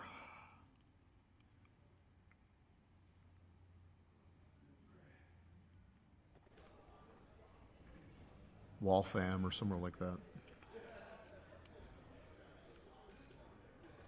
Stein, of course, means stone in German and Yiddish and maybe other languages.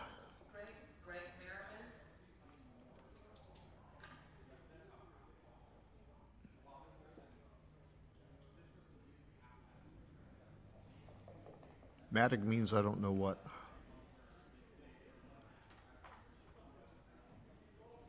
It's a German sounding name. But Carter's from Chicago. I think born and bred in Chicago, Illinois. He's a member of the big Wild and Crazy Chouette that they play in Chicago. Phil Simborg used to be in it when he lived in Chicago. Now he lives in Florida. Phil, of course, is a backgammon personality, gives lessons and runs a cruise tournament. They take a cruise to Jamaica, I guess, and they play in Jamaica or something, or they play on the boat. I don't know what. One of these years I'll get to it. But there will be one in October. That's what I forgot. It's not American Backgammon Tour, I don't think, but it will be worth the experience, I'm sure. There's a lot of interesting side events at Phil Simborg, tournaments like that. You know, he's a good guy. He's great for the game. He's a good promoter. So I'm a fan. Now, one of these minutes, okay, my guess is that David Wynn has taken a little break from his grueling match that he just played against David Stein. After which, we will have the open final, and probably Kent Goulding and the whole slew of other people will come in, and maybe there'll be 2 or 3 of us at a time talking. And I think if Kent comes back, I'm going to let him drive. I'm going to let him be the lead commentator because he's very good at that, better than I am. Or Ray Fogerland is also a good candidate for that role.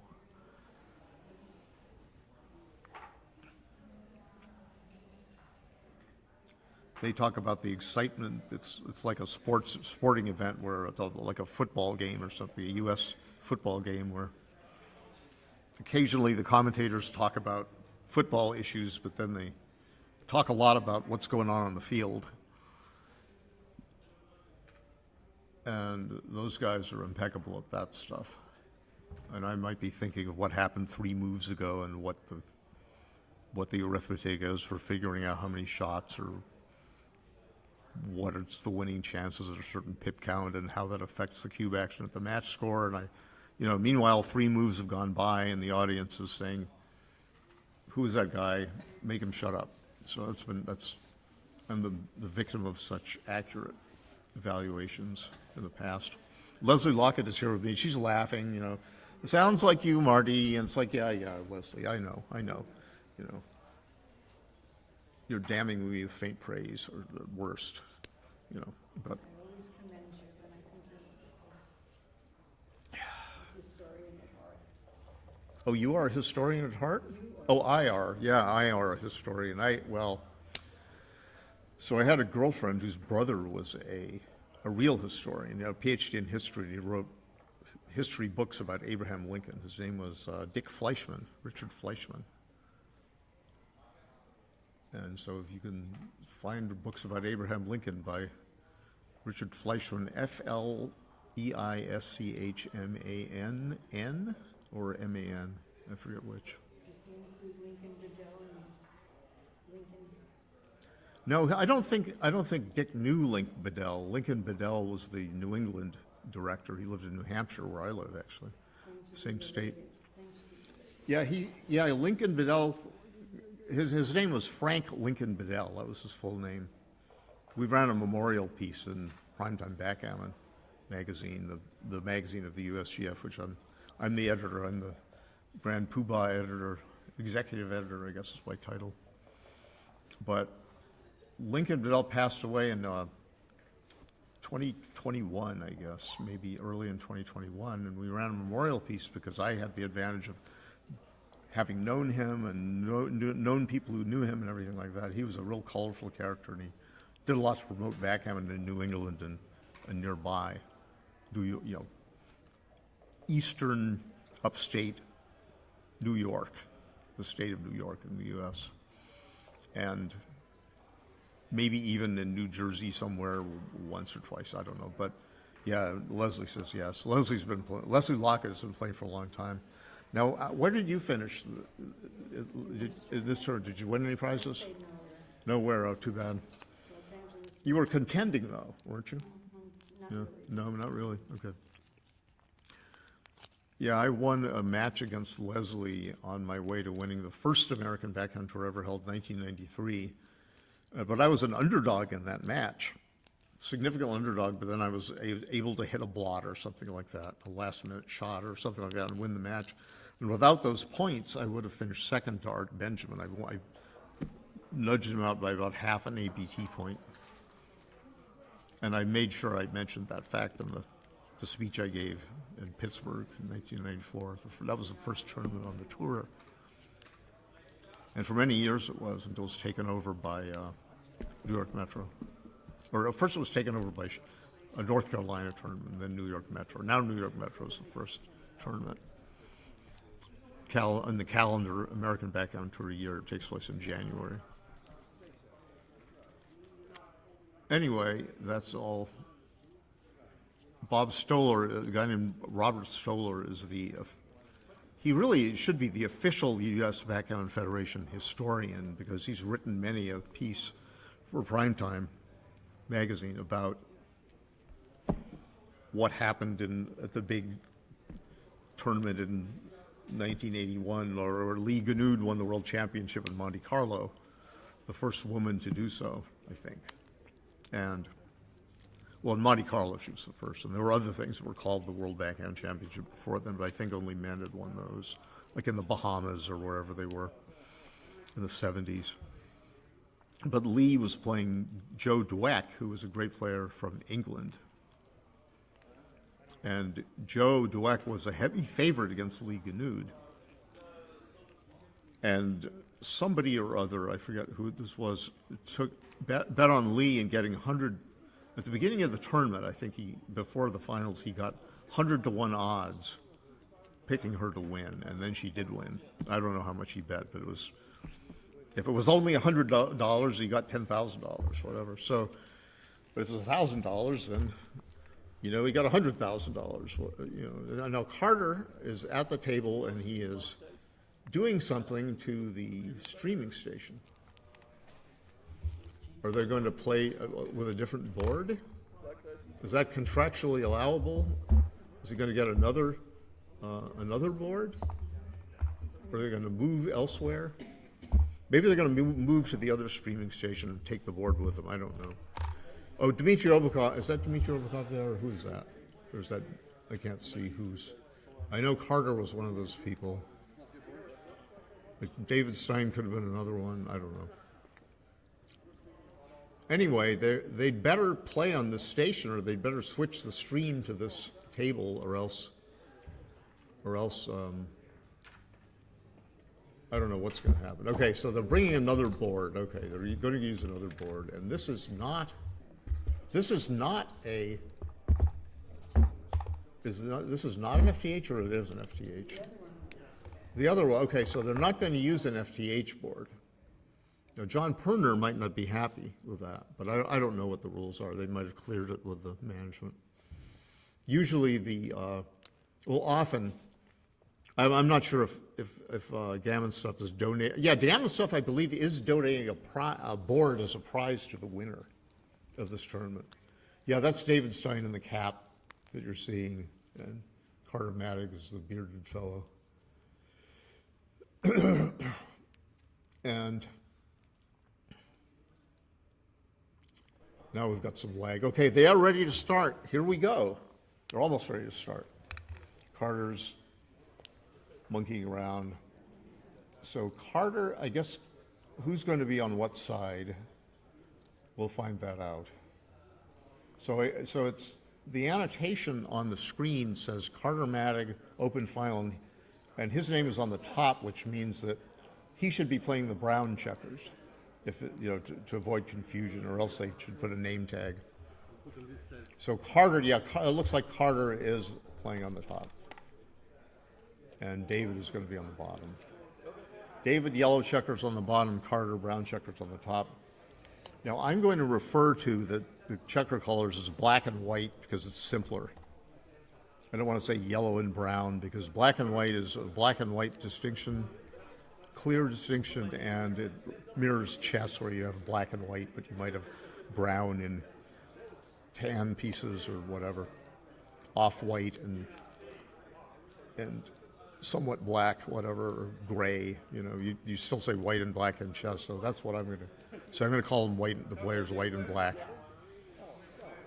Black being Carter, the player of the brown pieces, and white being David Stein, the player of the yellow pieces. Black and white. Double plus ungood. Okay. David Wynn wishes to win. How many times can I say that? It's not David Stein. Yeah, David Wynn beat David Stein in an exciting double match point game, according to Kent. I didn't see it, but I will go on a stream and see it later. If I'm not here, start this white camera. So Dmitry Obakov is managing all these cameras and streaming. He's apparently just getting back in.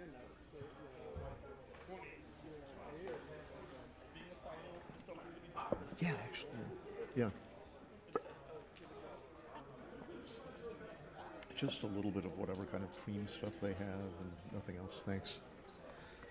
Leslie Lockett is being a nice, gracious person. She's going to get me more coffee so I can stay awake whilst talking. So Daphne Dews tells us on the commentary to the stream that this is Carter Mattig's board, and he prefers to play on this instead of the Gammon stuff or FTH board. Matt Reclitus is in the room.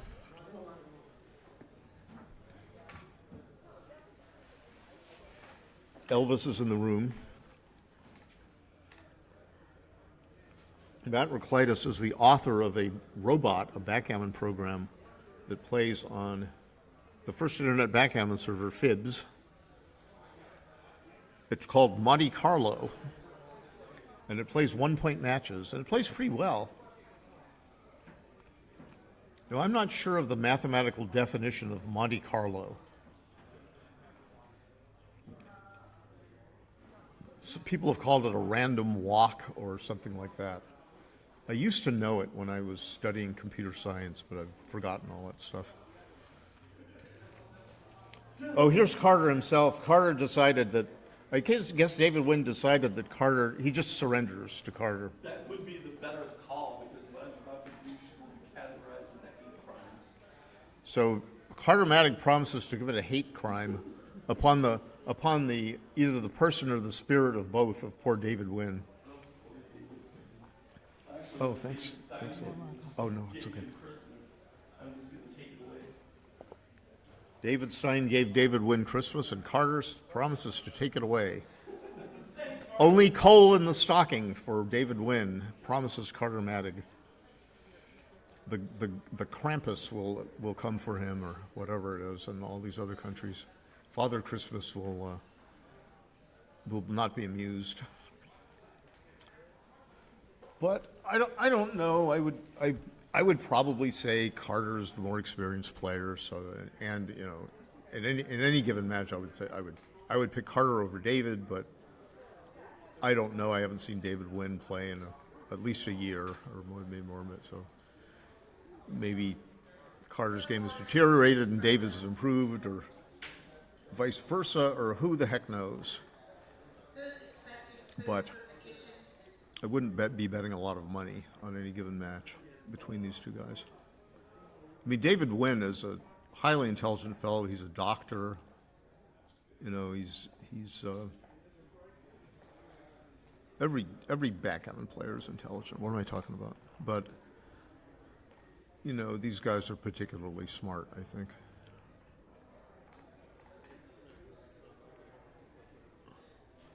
Carter is colorful. David is somewhat colorful as well. He can be. And we will. But this is yeah. Oh, this is David Wynn. I was thinking it was David Stein, but David Stein was lurking around the board. But now here's David Wynn going to play. Yeah, it says David Wynn. I mean, I was talking about David Stein. It's like I can't distinguish between Davids. But now I will say this is David Wynn.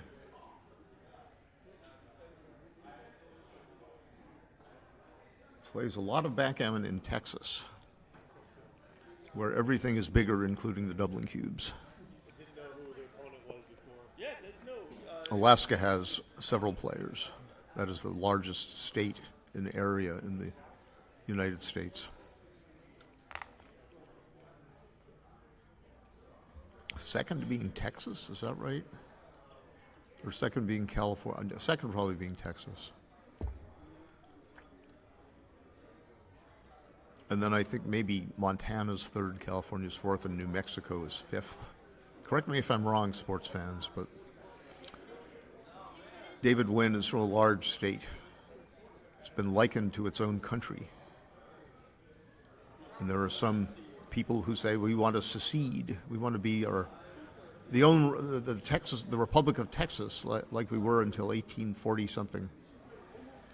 And even in my home state, New Hampshire, there are people in the legislature, maybe there are over 10 of them who wish to secede from the Union and have Civil War II be fought in New England versus Texas or Florida in the year 2000 over the election controversy, counting the votes. Be that as it may, it's all about backgammon today and not politics or history. The history of backgammon is important, but the identity of the players is important. David Wynn and not David Stein.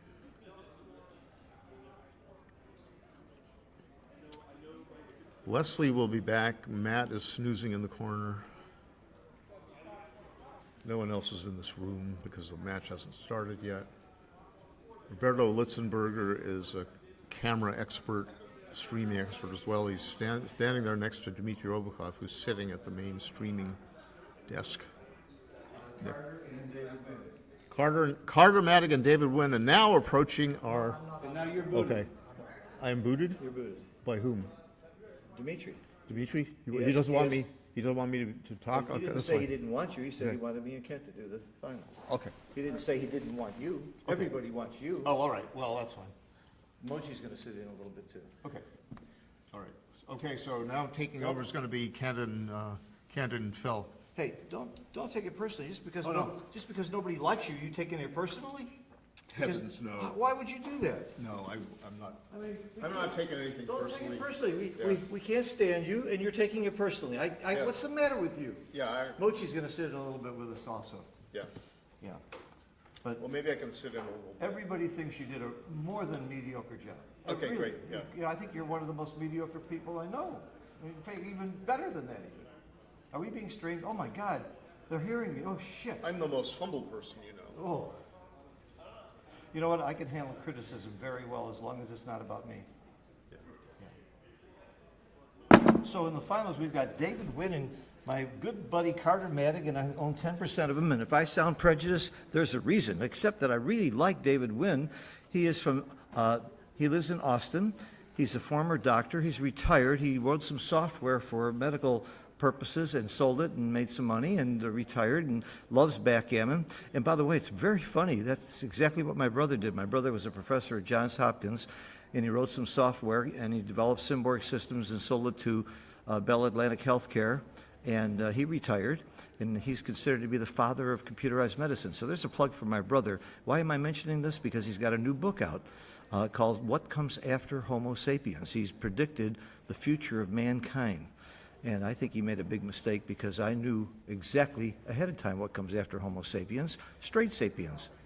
Anyway, you should buy the book, Don Simborg, and you should follow David Wynn, who I think was very courageous to beat one of my students and my very close friend David Stein in the fighters bracket to make it into the finals. A lot of tournaments, when you make it through the fighters bracket, because you have won so many matches to get there, you only have to play one match to win the finals. That's the way they do it in California, and I lost to Otis Chenault doing it that way. But in this tournament, the winner has to win twice. The one from the fighters bracket has to win twice. So David Wynn is going to have to win 2 matches against Carter to win the championship. So Carter is obviously a 75% favorite, assuming equal players. And by the way, in my opinion, they are about equal. I don't think either one of them would be insulted if I say that, because I think they're both very fine players. I don't know about David Wynn's tournament history. I don't know what he's won, but I've seen his name many times, so I'm sure he's a very fine player. Carter, as many of you know, won Cyprus. That was his biggest win. He also won Charlotte 1 year against me. He won New York. So he's got some real stuff on his resume. But I know Carter's attended a lot more tournaments than David Wynn. But we know it's going to be an exciting final. But again, I'm not thrilled that this match may not be the final match. It's not quite as exciting that way, because if David wins, they play another match. I really like that the fighters should have to only win one match. And the way I would do it is I would have a 60-40 split on the money, so that the player who went undefeated, if he lost in the finals, would get a little bit more of the prize pool, but you still get the trophy by winning or losing one match. I think that's a more exciting way to do it, but there's a history here. This tournament has been one of the biggest, and often the biggest tournament in the United States for many years. I won the finals against Mike Sankiewicz a few years ago. In fact, I beat him twice, but not in the finals. I went undefeated. And I was playing in a chouette with Mike Sankiewicz 2 weeks ago in New York, and we talked about it, and he remembered the role that I had in the second to last game to beat him. I mean, this is an amazing mind and a great player. It was my biggest win. So this tournament is very special for me. But Carter is clearly one of my very closest friends and has been for years. We have a love-hate relationship. We bet $100 against each other on who goes farther, and then we take 10% of each other. If that's not the definition of love-hate, I don't know what is. Now, in the commentary, I'm going to be joined by 2 people. One very, very great player, well, that's me, and then the other one is going to be Kent Goulding, who will join me in the commentary. And from time to time, Mochi promised to spend some time with us. I don't know if you've ever heard of Mochi. I've been coaching him lately. He's getting pretty good, and he's going to see what he thinks about the match as well. On your screen, you see Carter getting a big hug and getting ready to play. Carter is very happy even when he's losing. He's just a great character. He's one of the most fun people in backgammon. I think we all know that. Kent, anything to add before we start? Before I finish my cheeseburger, you're going to be on your own for a few minutes while I gobble.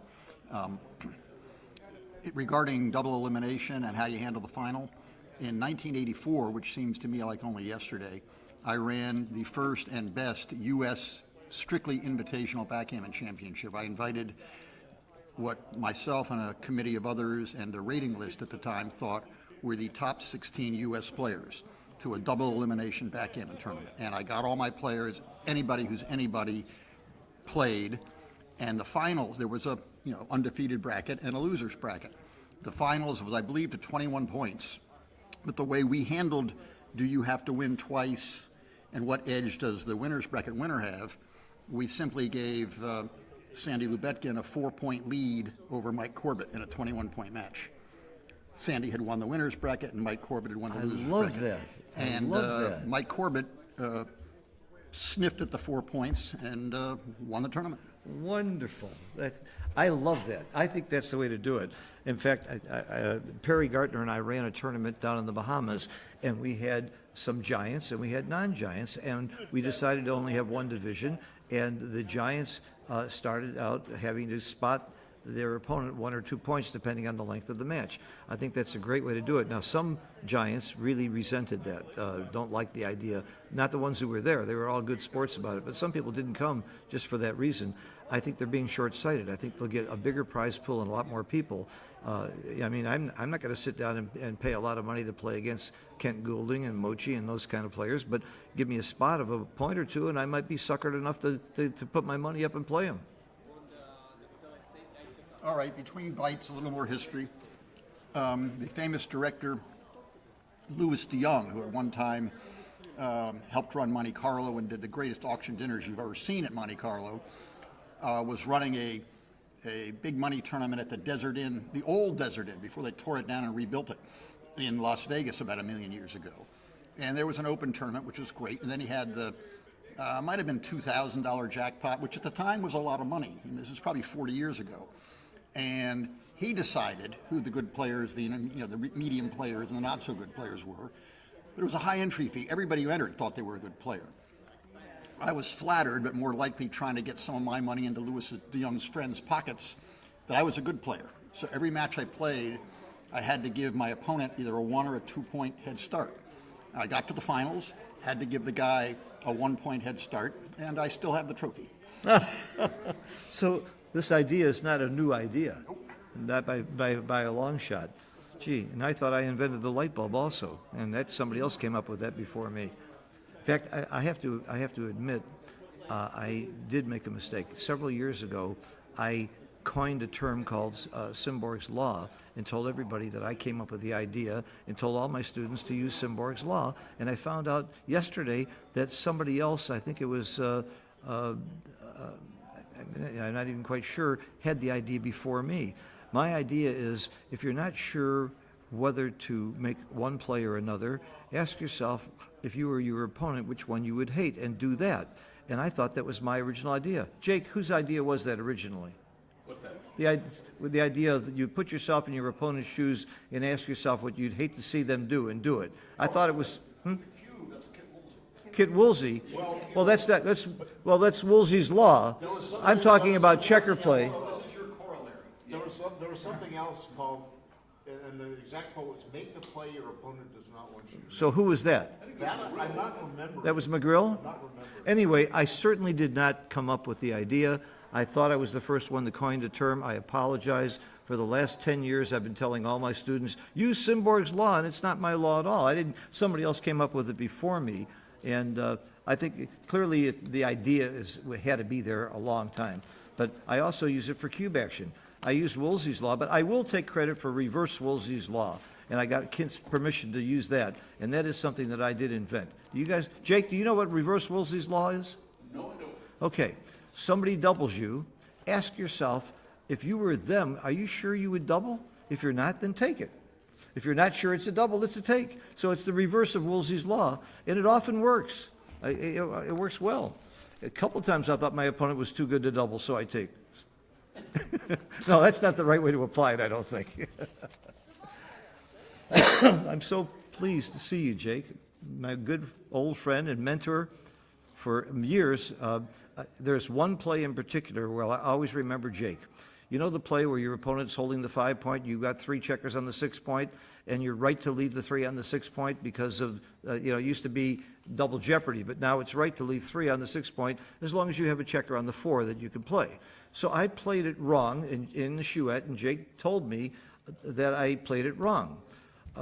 4 months later, I played it wrong again. He hit me in the back of the head. He said, don't you remember when that good-looking waitress with the beers was coming over and I told you not to make that play? He knew the day, the waitress, the beers. To this day, I think he made it all up. But I'll never forget the hit in the back of the head. And I'll never miss that play again. The first student I ever hit in the back of the head, my very first student, was a guy named Barton Sarkeesian. Wait a minute, come here. Come here. Oh, I remember him. Wait a minute. I want you to hear what Jake has to say here. Okay, in 1982, I was an impoverished. Was it in the fall or in the spring? I got there in the spring. Actually, I got there in the late winter. It was a cold day. So I had Dark night. I had this student named Barton Sarkeesian. He was an older guy, big teddy bear, and I, was giving him lessons, $10 an hour back then. And he, he'd make a mistake, and I point out what was wrong, how he should play the number, and then the next week we'd have our next lesson. He'd do exactly the same thing. And I said, "No, Vartan, don't you remember from last week? We talked about this extensively." "Oh, yeah, I'm sorry." And anyway, the third week, I think I hit him in the back of the head and said, "Hey, Vartan, shape up." "Oh, I'm sorry." Anyway, I'm having a conversation with the late Michael Maxiculi, who was the head of the Backgammon Club in Las Vegas and published the much-missed Las Vegas Backgammon magazine. And Max was ranting about players who didn't tip waitresses and things at the club, various things, and abused some of the weaker players who are the mainstay of any good backgammon club. And he said, "Now, you don't think that the waiters at the Jockey Club give so much respect to Vartan because he tips $5 on a cup of coffee," which cost $1.50, which was overpriced. But, and I said, "Vartan tips $5 on a cup of coffee," and Max just waved me off. I mean, that was irrelevant. And he said, "No," he said, "it's because before he stopped drinking, he was known as Tom the Bomb." And I said, "Say what?" And he said, "Well, you knew that he was a capo in the Magadine organization when he lived back in Buffalo." I'm like, "No, I didn't know that." And you only charged him $10 an hour for lessons. Max recommended it. Max was the one who would, You charged me 15, you jerk. I can't believe that. No, you never charged me a penny, and I learned a lot from you. But I'll tell you what happened, though.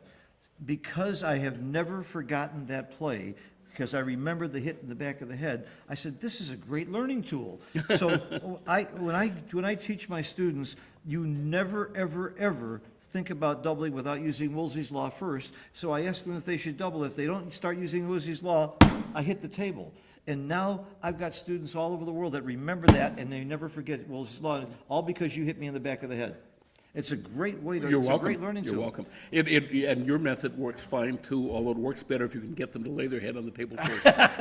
Yeah, but my lessons aren't live, they're online, so that's all I can do. But you taught me a lot. I want to thank you personally Oh, you're for all you've taught me. most welcome. You spent all those hours in the shoe out, and you never hesitated to tell me what a stupid idiot I was. Really, it was so nice of you all the time. You were so sweet about telling me how dumb I was. I love that. I love that.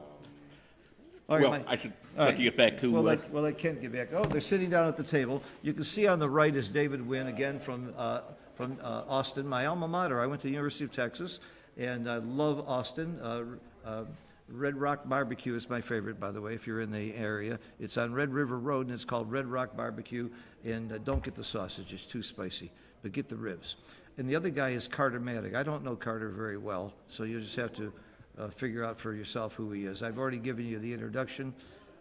Carter calls himself the international champion because he won the Cyprus International Championships, and he got very angry at me when I told him there are 17 other tournaments that are called the International Championships.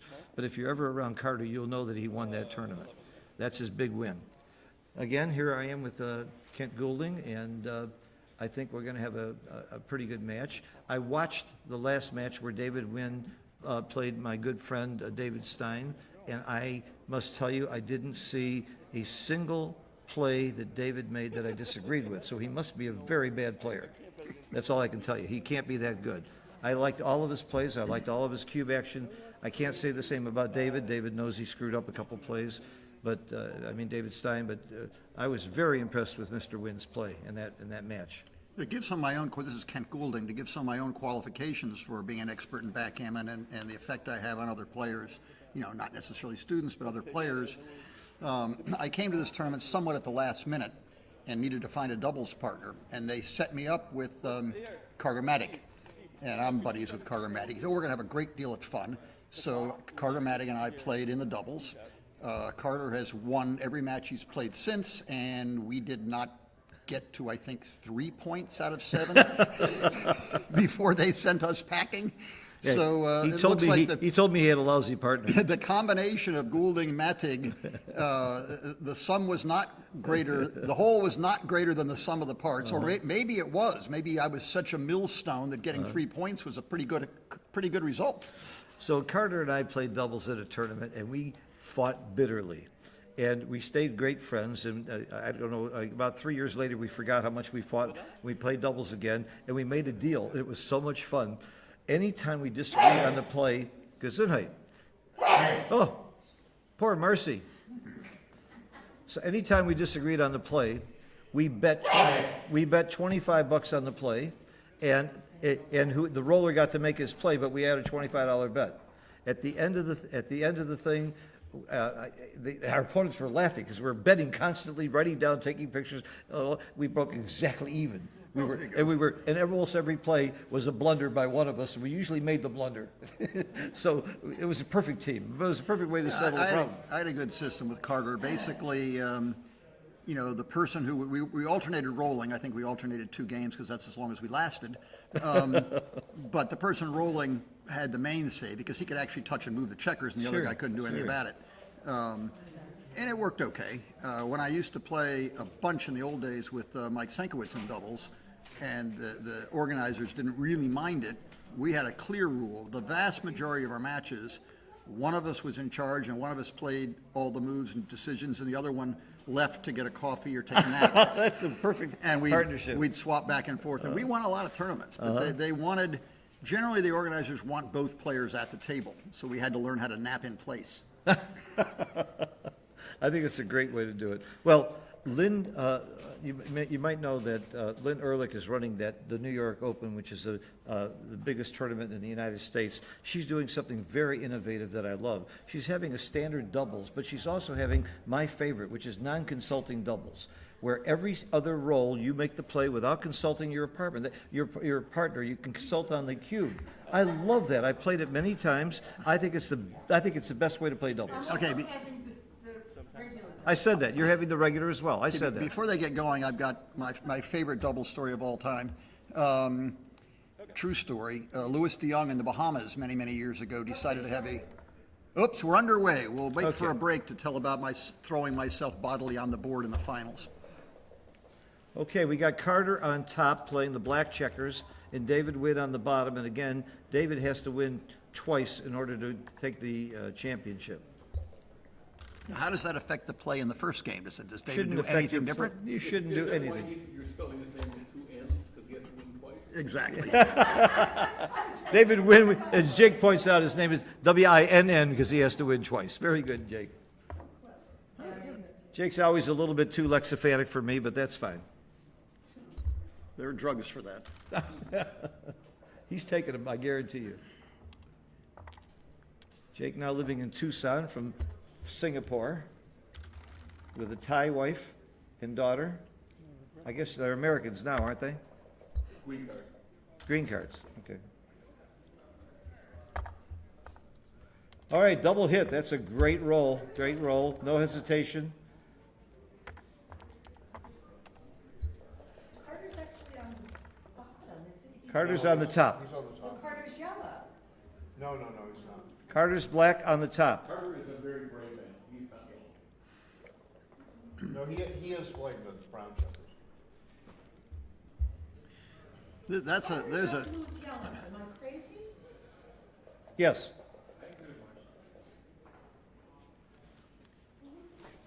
keep talking. So, wait a minute. David is Oh my God. playing, I'm telling you guys. Yeah, they got the You're names. right. Oh my God. All right, Marcy, you're still crazy, but you're right. Yeah, I'm gonna go tell him. Yeah, they got the names reversed. They got it reversed. They got it reversed. I'm sorry. Yeah, you're right. Yes, David Wynn is on the top. Marcy, that was a very fast cube and take. You know, you got the 5-point anchor. I can see taking this cube pretty quickly, too. Yeah, you see doubling it. I'm not sure about the double. You're right. This is a reverse Woolsey's law. If you're not sure about the double, you take. Okay, this is reversed. We've got Carter playing the yellow checkers, and Carter's on the bottom and not David. So I'm sorry about that. Maybe they're sitting in the right places, but they're just playing the wrong Well, set. I think they should just turn the board.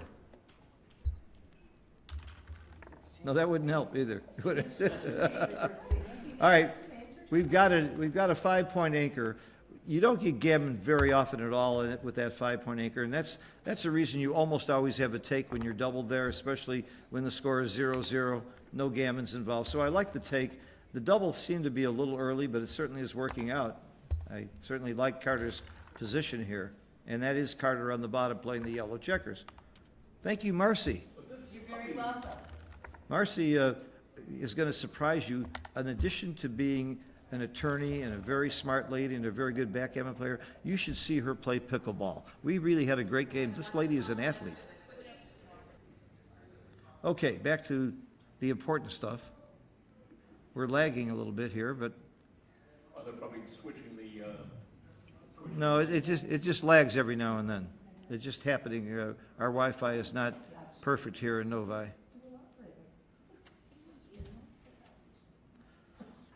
By the way, if you've never come to this tournament, I've been coming for like 25 years, and I missed a couple, and I'm sorry I did. It's one of the best. The hotel is lovely.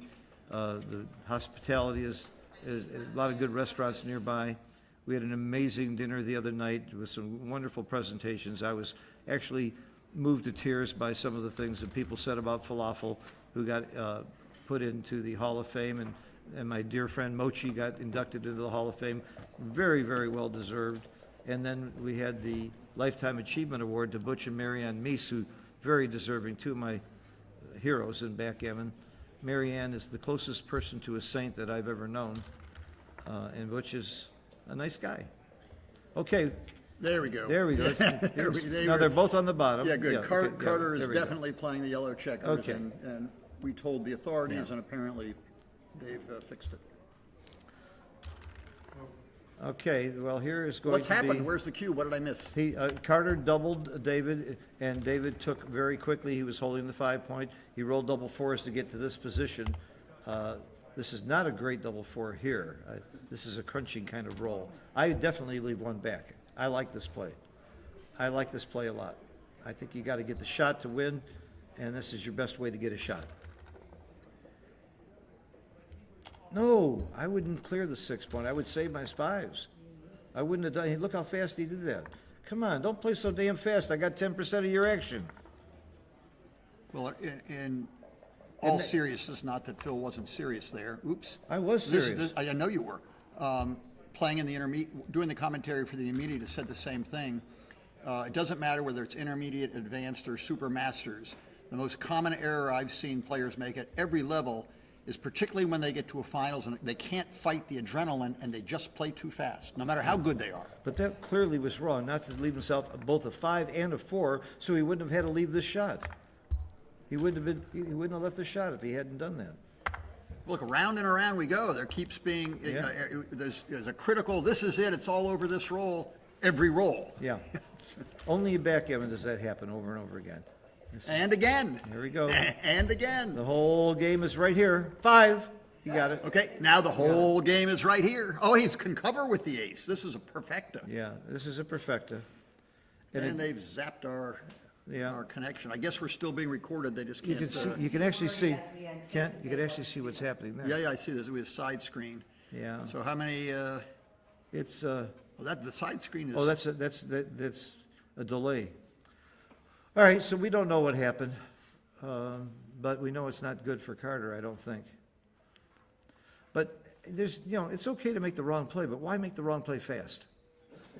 Well, I think it's just biology. I mean, No, adrenaline kicks in, and you cannot fight it. It's very, very hard. I've always told Carter he should play half-assed, Yeah, there you go. Very good.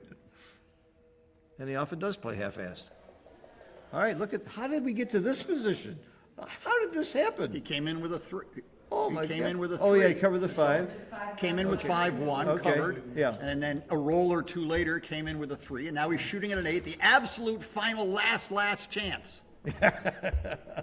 Except for this could be a race. No 2, make it an interesting race. 6 leaves a direct shot. Ooh, You're right, excellent, nice spot.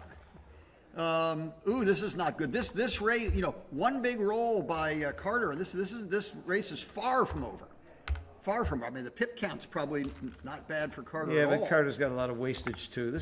David's a huge favorite here. Well, Come he's on. not doubling. If he's a huge favorite, he ought to be thinking about the cube. I would have given the cube the last 3 rolls. Speaking of thinking, now he should, and there's a miss. This is a huge miss. Okay, he played it illegally. Oh, right, he Played it incorrectly. oh yeah, it does come to even, not odd. He played 4 and said 3.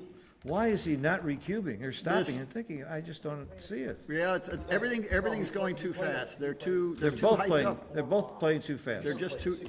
They're too hyped up. So we could get doubles, get off of double threes. One of them at least stop and give us a chance to think. Yeah. I don't have to think. Last 5 rolls, I'm recubing. Making another double. He's probably counting the pips or something. Yeah, that's a mistake. Yes. Count This- the this is- checkers. This is rolls versus Yeah, pips, I big don't count time. pips here, I count checkers. Right, which is and I the count same as counting misses. rolls. I- So I count count rolls. Checkers and rolls are sort of Yeah. synonymous. You should have seen the dinner the other night. Everybody was complaining about there wasn't enough rolls, and all it was is a whole bunch of backgammon players complaining about their rolls. There's a dice in there somewhere to complete the joke. Not enough rolls, the backgammon players Yeah. were complaining about their dice. No, they didn't dice the salad enough. Oh, my God, what a time for a lag, but I don't understand why both of them are playing this fast. There were several, at least possible recubes, if not clear. Finally, and he's got 1, 2, 3 rolls, maybe 4. 1, 2, 3, 4 rolls for sure versus maybe 4. It's a very, very good double, and I would probably pass. This might be a take. It might be a thing. I would probably pass. Where's Mochi when you need him? Marty, Well, what do you think? This is So. EPC. I don't know, yeah, so EPC on white would be about 7 times 4, I would say plus 2.5, so the effective pip count for, white would be about 30-ish, and effective pip count for black, if I remember the position right, 6, 6, 5, 4, 2. 21 pips. Yeah, he had 21 raw pips, and he's gonna waste about maybe a 6 or 7. Yeah, but I would add 0.4 from the 2-sack. And then, Sounded good, didn't it? yeah, I read the article, but I don't remember the piece in front of it. But I think that,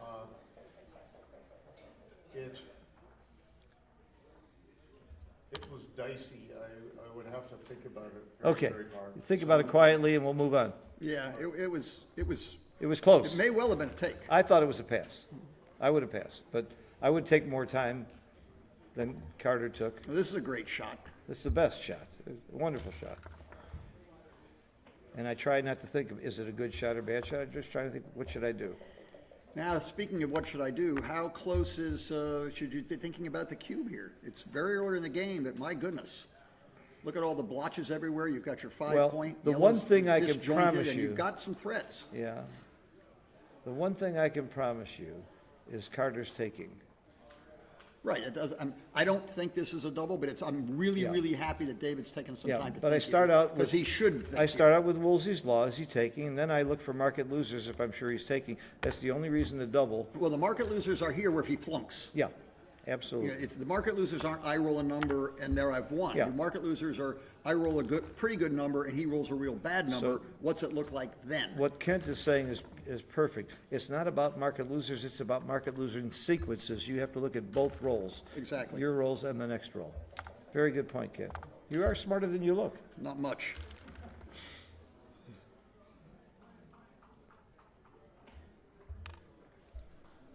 Well, you want to resist making that stacking play, but Yeah. maybe, and here, I think good instincts whether he made the right play or not. Very good, now, where's the cube now?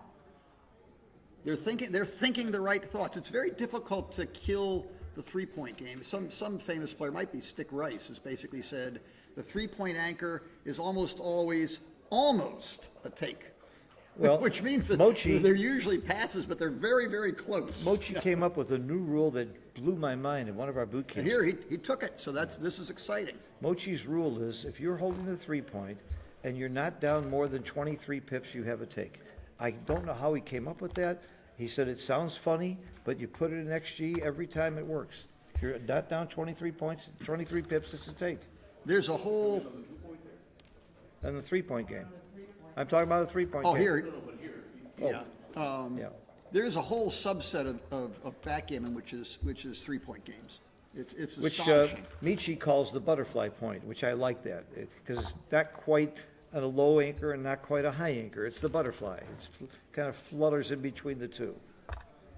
I love, that's the thing I Now like we've most. shifted out to a Yeah. opposing bars game. Right. And these are, I call it spy versus spy. yeah, this is spy versus spy.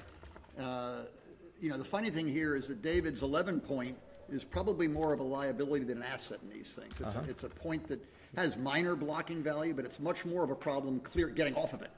Right. The butterfly anchor thing has to do with the life cycle of a butterfly in Michi's books and talking.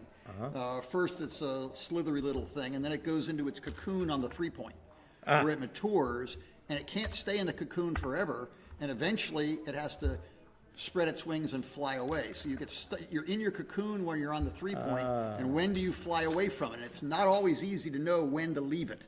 So it's where in the life cycle of the butterfly are you when you're stuck on the 3-point? Is it time to fly or isn't it? And that's a very tough decision. Very beautiful, very beautifully stated. Thank you. I remember that now because I read all of his books. It's beautifully stated. He has other things that I like getting off the mountain and double Well, here, tiger. we got action here. Oh, Is my gosh. Marty, what's the pip count? What? What's the pip count? Oh, well. It's gone now. Positions isn't there anymore. It's a messy pip count. Down a couple of pips. Yellow was down, yeah, and I'm not sure that, Was there a checker on the bar? What did I miss? yeah. He volunteered to try to broke the. I'm gonna go talk to the players. I think they're being very rude, not letting the commentators have enough time to discuss this. I'm gonna tell them to slow down, because Kent and I don't have a chance to tear them apart enough. Lola. Yeah, that's what. Hi, baby.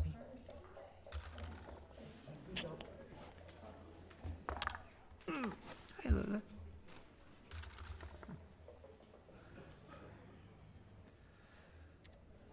All right. Now, a lot of people get this wrong. The golden point is your opponent's 5-point. And David is holding the golden point. Why is it golden? Because you hardly ever get gammon from there. Your opponent can almost never prime you from there. It's worth gold, and you can always roll doubles and run from there. You got a good outfield coverage, so it's a great place to be. Yeah, the golden point was, the derivation was simple enough. It was the most valuable point on the board was your opponent's 5-point, not your own. And that got modified a little bit, but that was when Paul first came up, McGreal first came up with it.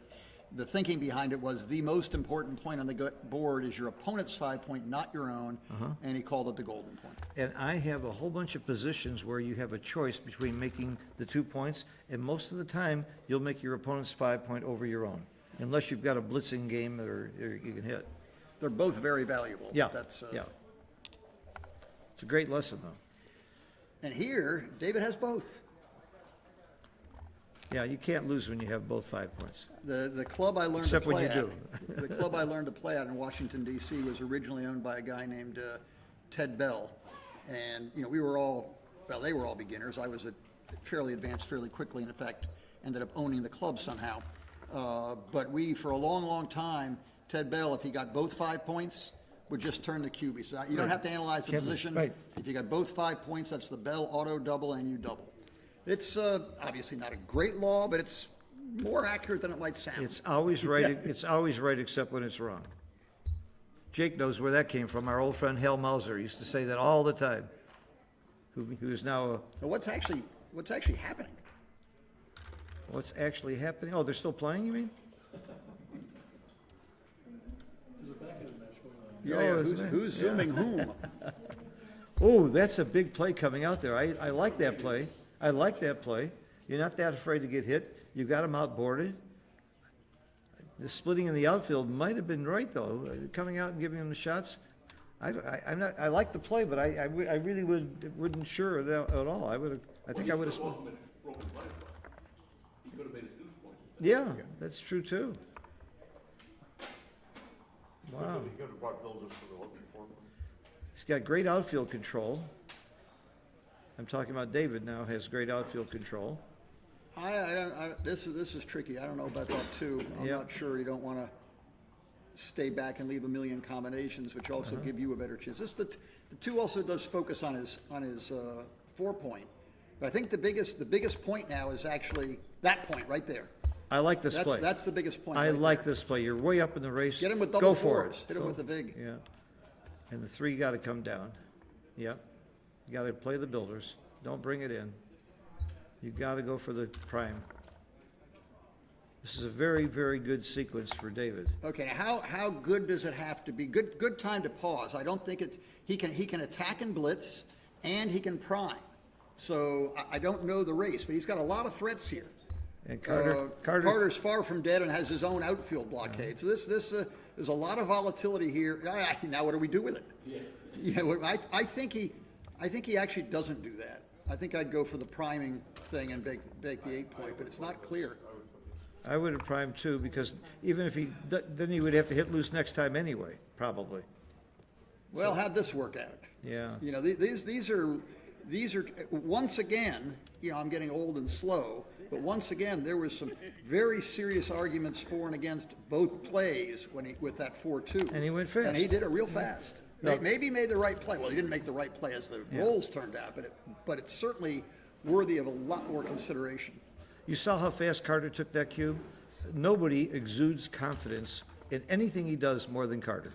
And I love that about him. He's one of my dearest friends, but he never lacked confidence. And he's got a lot of bravado when he does stuff like that. How's our race here? It's close. It's close. Close. And by the way, I learned this from McGrill too. I took lessons from McGrill. Anytime your opponent is on your 4-point or higher, it's all about the race. Your race becomes a very, very critical factor. So double sixes was a good roll? Well, I don't know. It's good and bad, like everything else, like marriage. I didn't say it out loud, did I? Oh my God.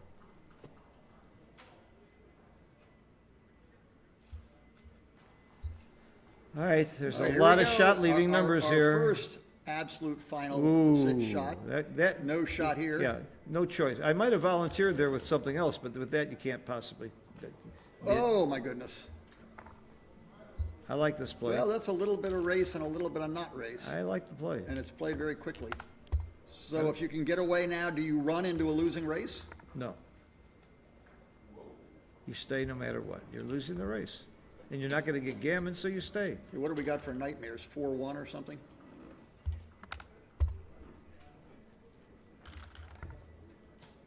Stay. Very simple. That's all there is. Here's the shot. And There's that who said that? Oh my God. All right. Oh my God. I'm cubing. Notice, by the way, that double fours and double sixes put you in the game as well, along with the, whatever it is, 21 immediate shots. Ooh, big miss. Double threes in between. 13 misses. Yeah. Big miss. Big miss. Yeah, it was really volatile there. Why didn't Carter's got Carter the- think about the cube there? Why not? Again, he might not have been a cube, but why not stop Well, and how think? about right now? Yeah, I mean, Yeah, Carter. Carter's got the cube. He should have thought Carter last has the time. cube. Okay, get here again. This is not all pips. This is a It might this have- is a pips versus rolls situation. I think it developing was here. a recube the last roll, and he didn't even And here stop it to think goes. about Here it. we go. I think so.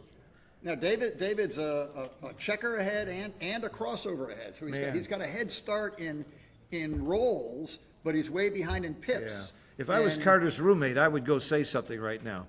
Come on, Matt Reclitus, you're right there. Go tell him you need to talk or something.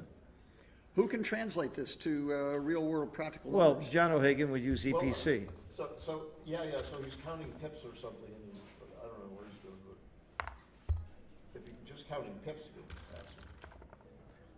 Well, there's a lot of wastage for Carter that Carter had that he doesn't have. I think it was a take. I think it was a double and a take. A redouble and a take, by the way. It can get. I listened to an extraordinary lecture. Whoa, that makes it pretty easy. They're playing too fast for me to calculate this. Of course they are. That's why they're doing it. Oh my goodness, he's trying to gammon him now. Is that getting within range? Does he have 8 checkers? Yes. Okay, get 4 more off, or at least 3. Okay. Here we are. Don't give him a chance. Do not give him a chance. Boom! Oh! Boom! All So right. while they're resetting, speaking about rolls versus pips, at the UK Open out in the fields of England somewhere last summer, stalking Art Benjamin, who was on a beginning of a 1-year sabbatical. And he told me he was going to be there. I was going to be in London the next week. I said, we're just missing by a little bit. So I rescheduled my trip. And I got there, and one of the things, Art gave a couple of seminars, one of which was basically on rolls versus pips, but it was a graduate level math and statistics lecture with charts and graphs and curves. And I had 7 graduate students working on this for 2 years, going through data. It was a spectacular lecture with gorgeous charts. Nobody in the crowd understood a single word of it. Oh, was it What I recorded? learned Was is- it recorded? I have no idea. Oh, jeez. What I learned is, if you want an answer to that position we just passed, call Art and wait a week. Yeah, wait a week. You'll get the answer. Yeah. I think that was a great play by David. All right, let's see what's going on here. You gotta like David's position here. What's that? There's I didn't look 5 at the whole thing, but Yeah. He could have made 5 and slotted, or he could have made a 4. yeah, well, maybe this was right. But again, I'd stare a little bit, and I used to be totally, Now, he should have doubled, I think, at the score, right? David should have. Yeah, you should be doubling pretty aggressively when you're losing. this is hardly, Nine this away, isn't 5 even away. aggressive, this is just a double. Yeah, just a double. And I'm not sure he could take this. David! At the time, he had 224. Why is he playing There- so there- damn where's- fast? Is he already turned the cube? What's going on? No, it's in the middle. Well, that's a mistake. All right, well, this is, maybe we can, I mean, it's still a double. If either one of these guys, This is a juicy double. Look I mean, Yeah. this was still A a double. juicy double.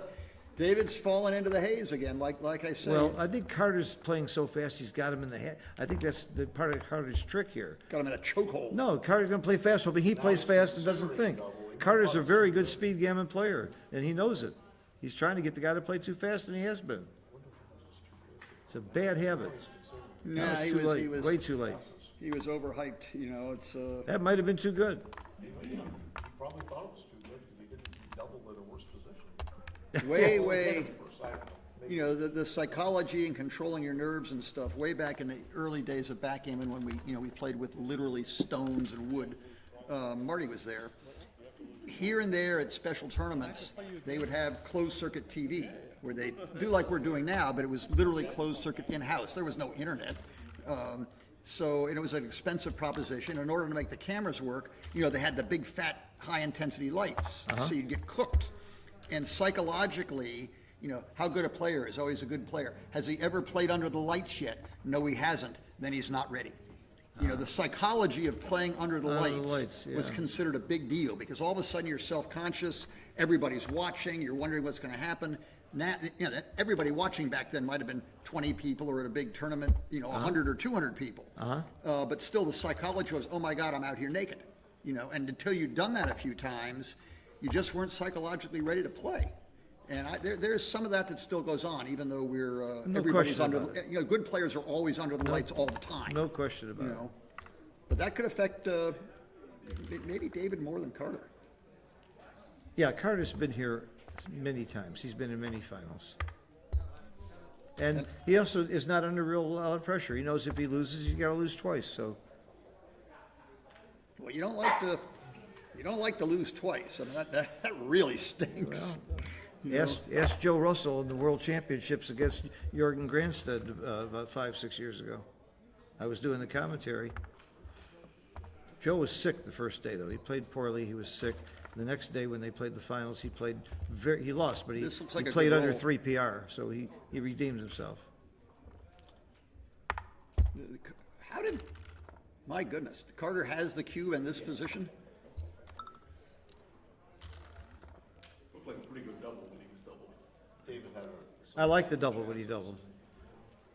I think they're distracting our conversation way too much. Oh, here, look, we've got a slightly transposed or rotated axis opposing bars game again. Yeah.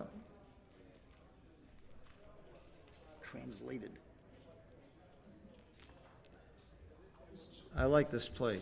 There's a pretty good, that's something I used to do too long is hold my midpoint, which you don't need to do if you also have the 18 or 17 point, because if you hold the midpoint, you're going to dump checkers down where they don't belong, and you get much more flexible.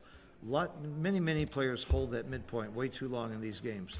So I like what David did there. Oh, we've still got a brown checker trap back on the 24 point. This Yep. is fun. Yep. We're doing two things, we're walking and chewing gum at the same time. Yeah, I like this coming up with the 2 because that gives him a 6 out because the race is not dead here. Weaker point but better flexibility, or stronger point and weaker flexibility? I like this play.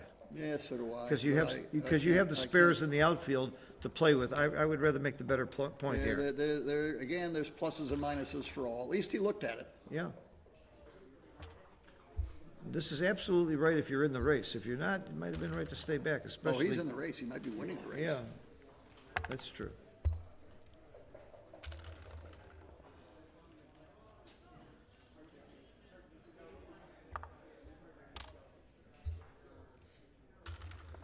So the annoying baffle box means I can't just look and see where the dice are to know whose That's the turn it most is. wonderful baffle box you'll ever Yeah, see. you That's a gotta- you gotta- P40 baffle box. And I make it, and it's my box, and don't you dare say a word No, about no, that. it's the technique that you have to, that the dice are always on the same side of the board. I am so Well- used to knowing whose roll it is by looking at where the dice are. I used to So sell- it's always Carter's roll in my I used to mind. sell Malcolm Davis 2 baffle boxes, and he had one on each side. Oh, they- He insisted good- on good playing with a for baffle. him. He always had one on each side. Good I for love him. watching when Malcolm played. That's the way it was. I miss Malcolm. He was- Ambidextrous.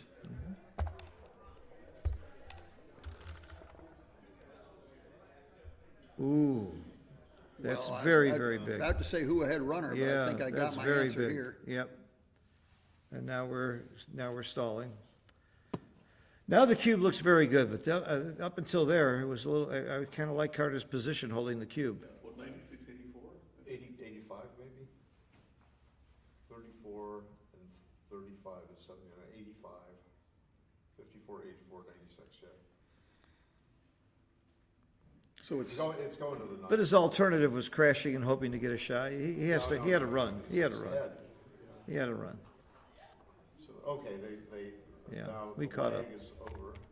Carter's still over. Oh, well, now we can see, we can. we yeah, can- Carter's right in this race. It's getting close Nope, to- he's right out of this race.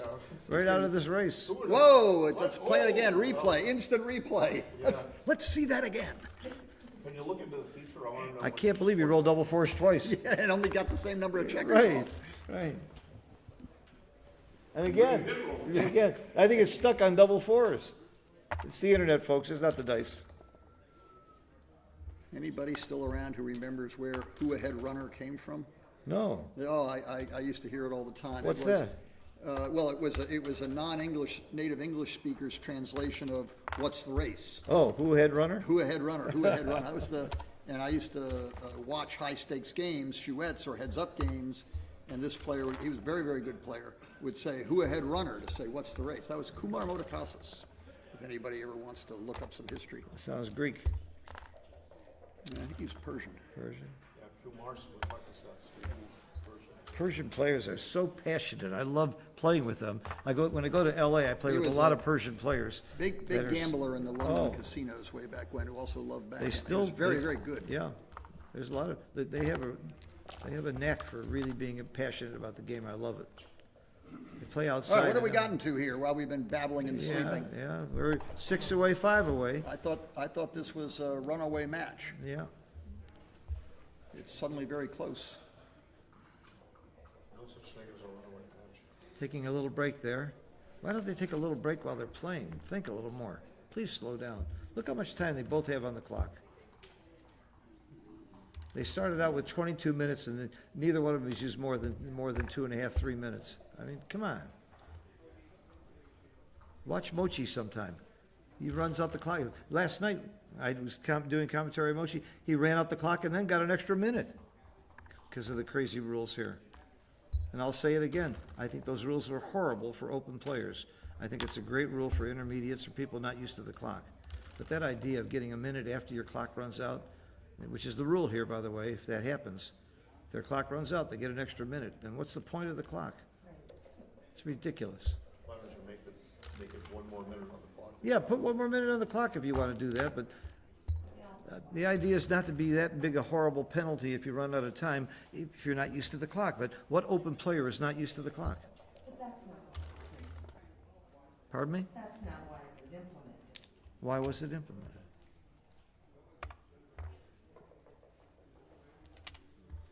Well, this is an interesting conundrum. He's rolled double twos. He can build the rack and put one man on the bar, or he can do a more blitzy Yeah. advanced play and put two men on the bar. Never ask Carter if you should blitz or not. There's only one answer. Carter loves the blitz. This seems like there's, he's behind, but it seems like there's enough wiggle room here, and the Carter's checkers maybe aren't quite enough right on top of It's a him. clear take. I wasn't sure of the double. Yeah, well, it's a easy take now. Yeah, I wasn't sure of the double. It was a clear, huh? If you had not blitzed, you would have had a great double. Yeah, that was a big deal. I don't know the answer, but I know the question. It was an overcommittal play. Yeah, overcommittal play, according to Marty Storer. I think that's right. I think with an extra builder or two in place, maybe the blitz was the right idea, but with the builders so far back, take your clear advantage in a priming game and go with it. Yeah, like I said, though, Carter loves to blitz. That's just his nature.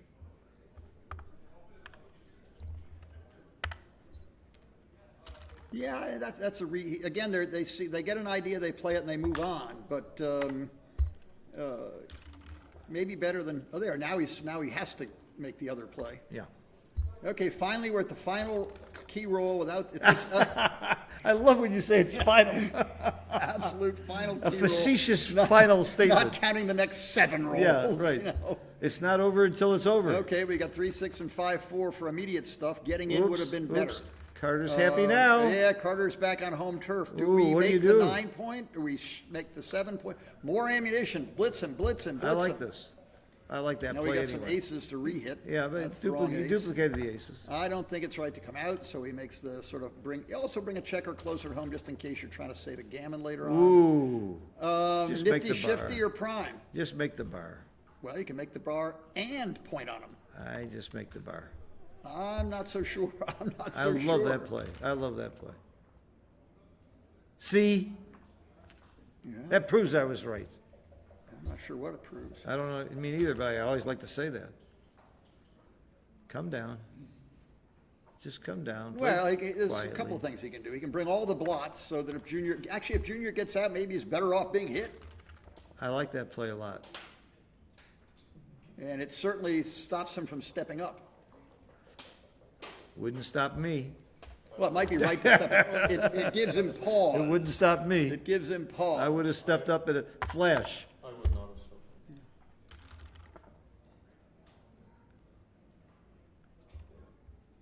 Well, that seems reasonable, and you keep as much blockage as you can. There are double fours problems and things here. A nice 2 would be good. Good for who? Yuck. So it's a matter of opinion. Okay, is Did there he a clear the right point four? there? Did he clear the right point there? This is easy. He probably did. Okay, 2, I would- 5, I 2, would- 6, He did 2 it awfully something. quick. I might have cleared the other point. Fewer shots. You don't want to get gammoned. All right, ace or pick and pass. Oh, ace and deuce. Ooh, ace and deuce. Serve and volley. This finally the final wow. shot. The final shot of the game is finally here. Legal lozenge, now we go redouble. Absolutely redouble, because I don't, Now 4 in a row, maybe more than you may think. but you got to redouble just. Look at this. This is a great. Are you this is a taking? Great, this Are is you a taking? Great, Oh, come on. Oh, what was that? Come He on. didn't even stop and he didn't Oh, hesitate. man. Oh, well, that was a Carter might have a take, so he that was Oh, my a God. spectacular position. I was looking forward to spending half an hour talking about it. Oh my goodness. Yeah, by the time you redouble, it was too good. I'll tell you see unusual things in backgammon. Roberto is in the room right now, and he had the match won unless he rolled a double 1. And the game was over. Joe Russell shook his hand, and Steve Sachs, wait, you could roll double 1s. And you know what happened? I can tell you the rest of the story. He rolled double 1s. And he left the only way you can leave a shot, and Joe Russell hit him, and they continued the game. Did he hit him or hit Steve Sachs? I would have hit Steve Sachs, you're right, for making the comment. We're It getting turned down out to- Roberto won anyway, but Joe shook his hand. The match should have been over, I think, when Joe shook his hand, and then Steve said, "Oh, what about double 1s?" Is there a rule about that? If Yes. you concede? Yes, but the problem was that Roberto didn't say, "Oh, he conceded." Roberto kept playing. No, but Yeah. Jackie said that. You shake hands, Would it's it have over. been done? It's over. Okay. Absolutely. And is there like actually a written rule, or that's just understood? It's sport? my rule. What difference does it make? Well, to some of us. It's a written rule. If somebody concedes, the match is over. It is a written. Yes, Okay, it's in writing. We were talking about that. But it has to be accepted, and Roberto kept playing, so that's what happened. Both sides have 3 checkers in the bar, a very rare position. No, I see 1 and 2.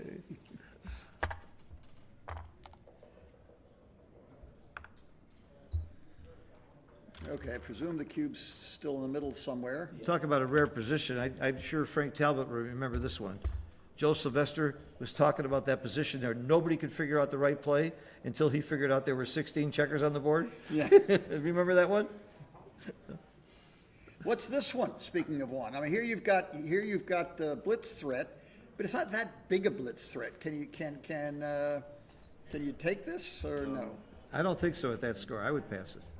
That's very scary. Four-way already. Very scary. Okay, it is 4 away, 4 away. Here's what's interesting about this score, and I always think about it before you start. If somebody turns the cube, a gammon wins the match. So the gammon value is 1.0 if the cube is turned. So you're going to double faster if it's a gammonish position, and you're going to drop faster if it's a gammonish position. The recube take point at this score is also very, very interesting. It's 33%. So you've got pretty huge cube vig if you take the cube on a recube. So all these things you should think about before the opening roll. That's why these guys took so long to make the opening roll. They took about 1 second. If either one of them was my student, I'd slap them for not stopping and thinking about these things. And again, I learned to slap from Jake. We've got action and choices. Yep. Every single roll. Every roll. And this is kind of a Finally, gammonish the thing. last critical choice. He's gonna hit. He's gonna hit. Well, which I guess hit off the Yeah, bar. you almost for always sure. hit on that side.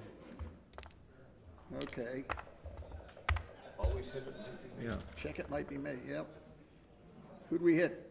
Who'd we hit? We could hit off the ace, and I'm surprised. Oh, he hits there. Yeah, sure. We hit it There's there. no question. There's no question. Oh, look, we've got a hit.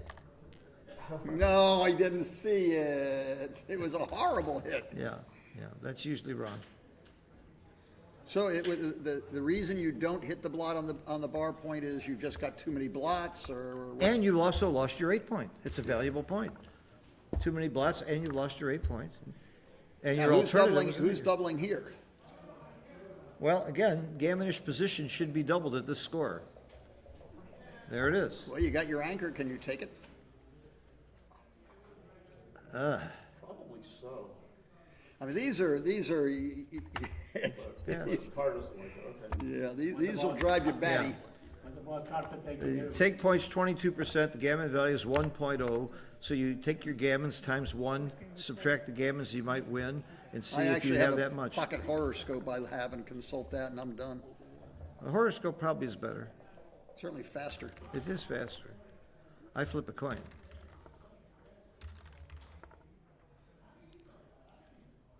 Although you're not allowed to use aids like that, they say, but I had a really tough decision against Mochi in the semifinals of a match, and I couldn't decide whether to take or pass. So I said, I'm going to flip a coin. I flipped the coin. He grabbed it out of the air and he said, I'd rather you decide. That's something of an insult, I believe. It was intended to be an insult. He figured he had a better chance of my getting it wrong by deciding. By the way, David made a bad 2-1 reply to an opening 5-1 split. He came down and should have split with a 1. Who'd we hit with a double 5? Yeah, you slot with the 1 there. Yeah, you're right. Swap with a 1. or You're you right. Marty's go right. 24-21. Yeah, second roll. The score, I'd probably go 24-21. Second roll, you're often slotting with a 1 if your opponent hasn't split. No, he had split. Oh, he had split, and you still Yes, slot with a he had 1? split, I still- This nice, pretty position and Not nothing at to the do. score, not at the score, I wouldn't, but if the score reversed, I would. Oh, you're saying if the position was different and the score was different, you would make a different play? No, not the position was different, not the position was different, the same position I would make, at different scores, I'd make 2 different plays, This the is a- same roll. All right, Okay, let's he move on. chose to give up his 11 point and keep his midpoint, as opposed to giving up his midpoint and keeping his 11 Okay. point. This is what Mark Olson called gammon go light, 2 away, 3 away, and I like that description. Well, It's almost like gammon go as far as your How cube clear action. was that double, except for after double threes, it was great. Yeah, I wouldn't have doubled there. I think I would have missed that cube, but I certainly would have made that play. I'm a runner. Well, I'm a runner. there's no midpoint, you're running into, you know, I- 20 numbers. It I might don't- actually, it I- might still be I right. still think it's right. Might I still well think it's still- right. Might well be right, it's, Yeah, I would have run anyway. And I would have been hit twice. I would be hit twice. I don't mind getting hit off. I don't know that's right, hitting there. I really don't. It's gotta be so it doesn't make the point. yeah, there's way too big a threat for him to fill in the prime, and look at this nice number. Ooh, do you slot? Yes. Yeah, of course. Yes. These, again, it takes a while to explain and dissect all these things. 3-6 is a good roll, I can dissect that. I don't think you hit twice.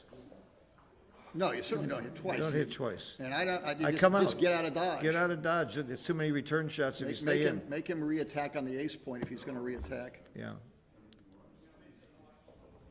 Good play, David. That's it.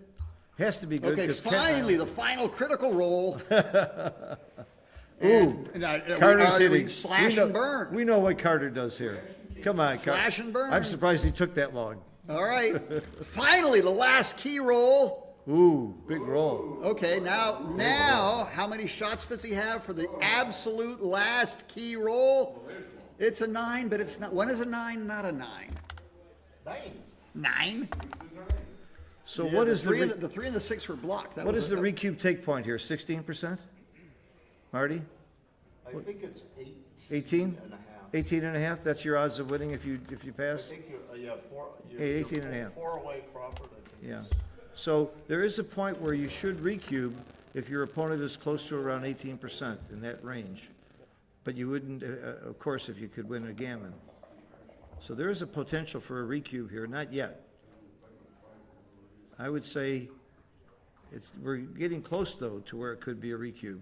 But how many people holding a cube here even think about the recube? They just are afraid to do it at this score when you're winning you're winning 3 away. You never think about the recube here, but you really should. Not yet, but very soon.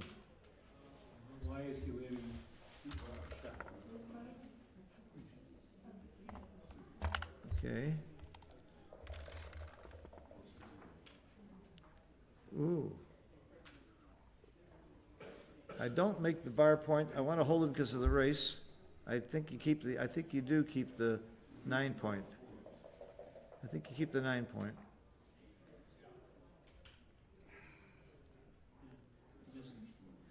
Who's winning? And by how much? Well, it's close, but I don't want him to be able to get out and race. I want him to crash, too. That's the other reason I'm keeping the 9 point. I like this play. I like this play a lot. I think the shift would be wrong. What? We'll go to the.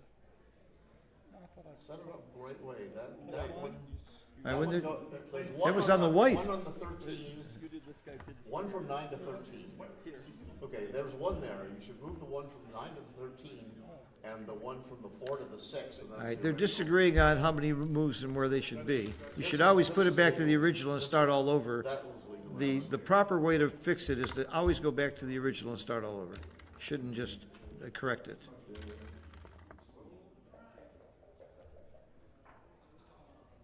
Which side rolled this? It's a good roll for one side. Oh, my God. This is really, You gotta go 12 to 3. oh, my God, this is really quite a roll. Oh, no, I'm sorry, he is that. Yeah, he can wiggle his way out. That's much better. How can you move that quickly? I might have thought about saving that, I don't know. Save a 5. What are we, we're looking to get up to 82% or something? Is that the idea? Yeah. At around 80, anything close to 80%, you should be recubing. How is this? He's played a 1 here so far? He's, He hasn't played anything, yeah, you're right, you're right.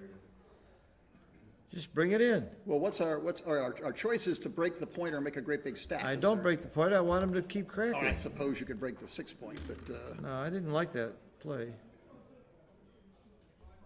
I don't like that rule. There you go. Yeah, this is better for when you roll your boxes and get into a race, or Five is not, oh, five, six, roll your five. 6-4. How do we do here? Yeah. All right, final last shot. All right. Missed. And now we gotta clean up the mess, and then we have to win the race. Now you have to clean up the mess and you recube. Don't forget the cube. That's the only You're play. not desperate, not so desperate you wanna hit here.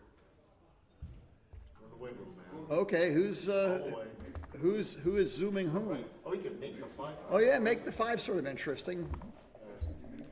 Well, you gotta stop and try to assess what your chances are if you don't. Some shots, you know? Yeah. But this is at least a reasonable race, but now I should go 14, probably go 14 to 5.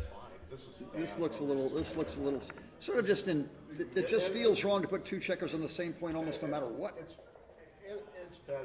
Put checkers on 5 point is great, but 2 checkers on 9 point is bad. And this is why I like the Keith count. I could actually tell you within a % or two how often you win using the Keith count. And I would stop and do that. And if it's anywhere close to 18%, I'm doubling. Stop and think about it. And with the weight, Yeah, this is.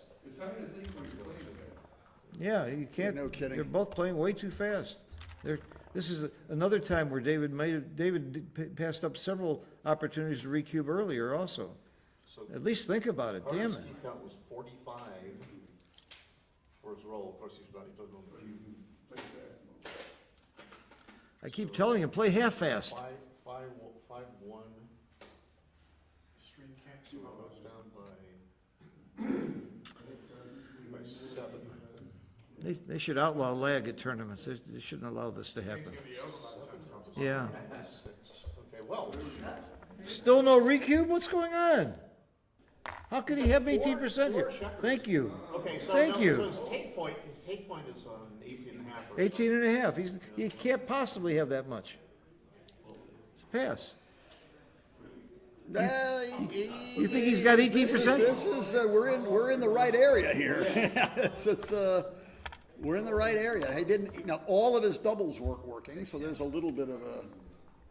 He had 19.2, Jake, if he had anything. It's calculable. It's estimated. I'll bet it was It'll take a close. while. I'll bet it was close. Really?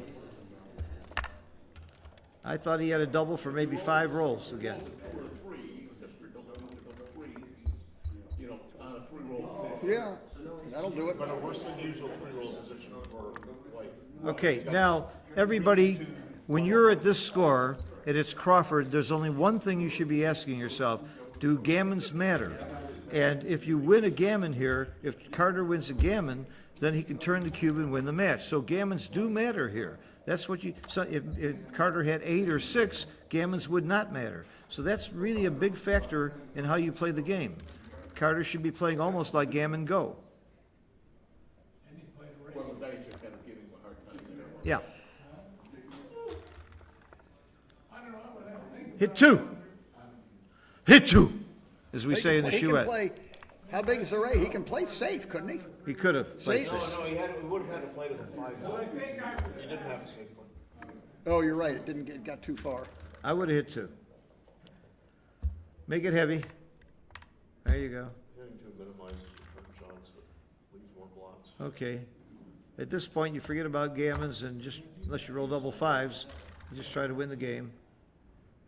Now, you don't hit 2, you're up in the race, just win the race. How many shots was it worth leaving there? There were 4. 4 was too many? I think so. Yeah, you're just winning the race, just bring it home. This is easy. 7 to 6 tends to be right.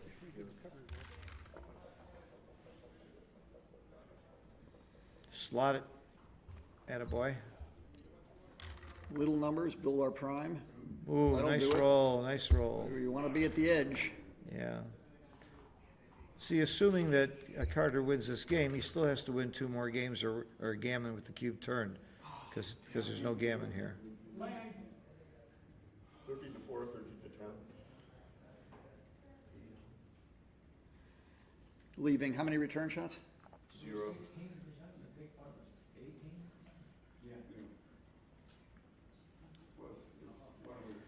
Yeah, this is just a simple, pure priming problem right now. So, you know, the play when he comes back, he's going to play from the midpoint and spread them out. Here, here, we got 5 misses. He didn't spread them out. And he turned it out with some I focus. just play in from the 7 to 4. Don't get cute. Trust your prime to do his 7 to 4, baby. I don't see another play. tricks, 5 to 3 hit to 2. I don't, 7 to 4. What else is there? 5 to 3 hit to 2. What's the race? 70 to 95. 92. It's a close race, so just come in, just play 7 to 4. I think hitting's insane here. Yeah, you could win the race even if he gets out. Yeah. Plus he, It's very close. Very close. 95 to 92 before the roll or something. This is the play that's worthy of, right or wrong, this play is worthy of consideration. Yeah, it's worthy. It's definitely worthy of consideration. I would not have found that play. You make it very difficult for him to get away. I and see. The thinking is if he get hit on the 2, the guy's basically stuck behind. He needs a 1 and a 6 to get out. And if he hits on a 2, he's got to move some other pips on the other side, and your prime may well hold up. So you may get the best of both worlds. And it's not ridiculous. It might have been right. I'm just saying I never would have found it. I don't think it's right. You know, Marty Storr didn't like it. Can't be right. Prime. Make the prime. Make the prime. Nothing can go wrong now. No, you could just get a nice prime versus prime battle. Sort of annoying for Carter that you can't just roll your prime forward like you Slot. like to by slotting the front because I you slot could get the in, ace here. Yeah, it's probably right, but you can get into quick Oh! trouble Now we if got things go something. wrong. Now you want to dance. Now, absolute last final key shot. He never should have slotted that ace. Absolute.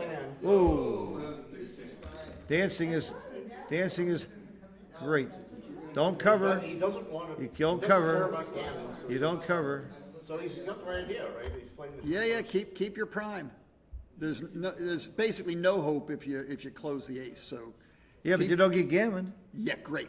Keep the prime and however improbable, find the way to win. Yeah, it's a winnable game. It's not the worst roll. Dance. on the board. Oh, it's getting 6.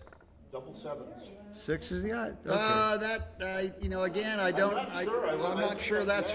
Yeah. You're not playing to save a gammon. You're playing to try to find. But some way gammons to do win. matter. Gammons matter. Your odds of winning aren't that good. I'm not sure you're right about that, Ken. Well, you may be You right. should be thinking about saving the That's gammon true. too. It's the wrong side. Yeah. If the gammons matter, then Gammons then do it's matter. then it's a whole Gammons different. matter. Then I'm wrong. I think he played it right. Yeah, I think you're right. He's basically conceded here. Yeah, I would consider. Hang on to what little teeny winning chances he has, and I agree. he'd have to have some significant winning chances in order to put himself under gammon risk. I don't And think he doesn't had have. one. He does No. not have significant. He'd winning have to chances. come in with an ace and crack. Not I mean, not at that late stage. So again, at the very beginning of the game, think about, do gammons matter or not? It has a huge effect on your checker play. What are our chances of winning for David here? Is he 3%? Where is he? After he's closed out with a perfect board, 3%. Yeah, this is a gammon safe score. This is Crawford, right? Yeah. Yeah, and it is. They have a Crawford. It's a gammon save score. It's a gammon save score. Yeah. Yeah, so he doesn't want to. Where you been? I've been saying that from the beginning. Marty, you gotta listen to me once in a while. Yeah, I got it's a habit I have to break. It's a habit you gotta, not listening to Phil? I'm in my own world. Sometimes I'm my own world. All right, And next, are we next. boxes away, or are we just too far gone here? It's too Now far we're gone. Too far gone. Too far gone. Undeserved gammon. So what do we got? A free pass or no free pass? We have a, Oh, gammon. We got we a have, gammon. we have no free, it's no free drop, which means that Carter can play some games with the cube and not double right away. That just confuses the commentators. Yeah. We're confused to start with, so it doesn't hurt. Okay, Wait, he concedes. That's what. so What's the free drop mean? a free drop, if he had 9, if Carter had 9 and he doubled, David could drop without any penalty at all, so he would drop without any penalty. But at this score, if he passes, it would be a huge mistake. His take point is 2.4% here. He's got to take if he only had 3% chance to win if there were no gammons. This So is he- all because of the number of games left to win the match. That's exactly right. If you drop the cube here, all Carter does is double on the first roll and you're playing for the match. So he has to take virtually anything. I would have waited a little longer just to have fun. Mochi waits a long time. If he does, it's got to be right.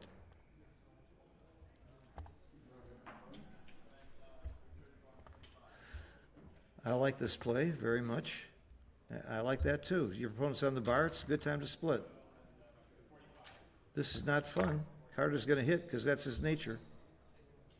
Oh, it's much more fun, too. Yeah, This hitting this is fun. Yeah, this, and it's, Do we remember Dean Munch, Jake? Hitting is fun. Oh, look at this shot. Oh, great shot. Hitting back. All right, we got checkers crawling all over the place. Hit and cover. Yeah, yeah. Hit and cover. And they wouldn't have done this if he This is an exciting game. First one to get 5 checkers back wins. Well, he doesn't want to get hit back on the 5 point. They have a new rule. Everybody needs to know this new rule. It's been adopted by the entire World Federation. If you pick up the dice before your opponent hits the clock, then what happens is you have to pick up the dice and you have to let your 12 seconds run out and then you get to play. That's the 12-second penalty for picking up the dice too soon. And that's what David just did. I'm not sure I follow all that, but what's happening over the board? Who cares?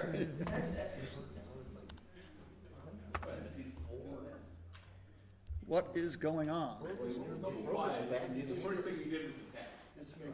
It's a very nice roll. I think you have to make the 8 point. Don't you have to make the 8 point here?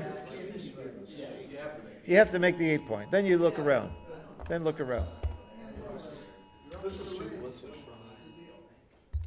You gotta get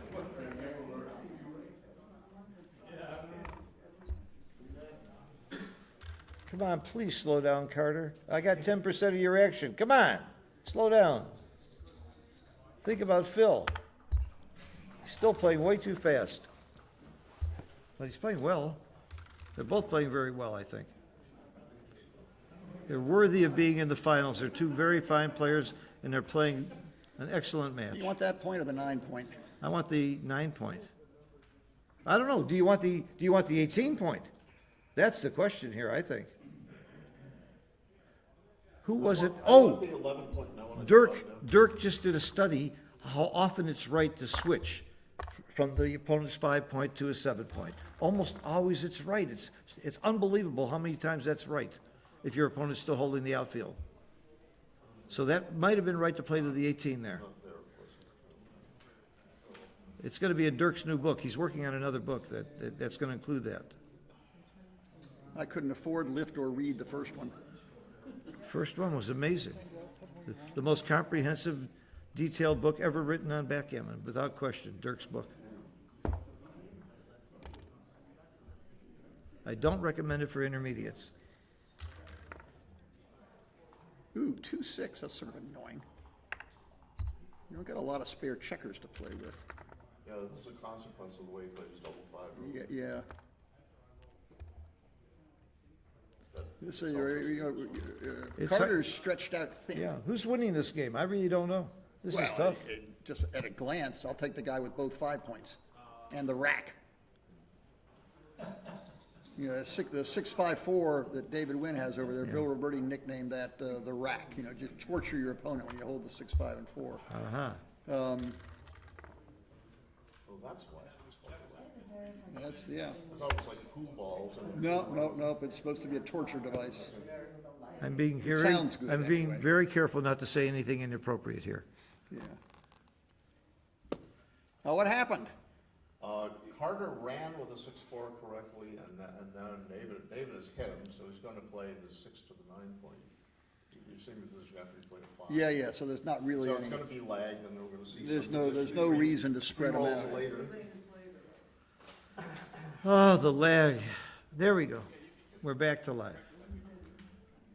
Oh, do we pick up another We pick up another checker. Oh, boy. He chose another block with a 4. Oh, absolute last critical hit. Absolute last one. Do you hit there? Wait a minute, wait a minute, was that the one to hit? May have hit the wrong checker. I think he did. I wouldn't have hit that May have checker. hit the wrong checker. I would have hit off the 5 point. Okay, this is it. Oh, Final key that was a roll. lot of return shots. Oh! Now he fanned. Oh, my God. And he did it quickly, too. Come on, Carter. I think we should hit this one. Oh, I thought he should have hit off the 5 point. Oh, how much can Carter salvage here? Well, a double 1s, 2s, or 3s, or even 3-2 is a good start. Oh, this is bad. He's got a mess. But think of the upside. We There's get- the better part of a prime. Yeah. And now you kind of want to just pray to either roll a 3-2 or double 1s or stay out for 9 rolls in a row. I think if I was Carter, I think it's very important to think about the next match. No, don't do it. There's the 3-point to be had. Ah, he sees it. He sees it now. Now that's a clue that he's telling us. He's thinking he's clever. Shut up, you morons.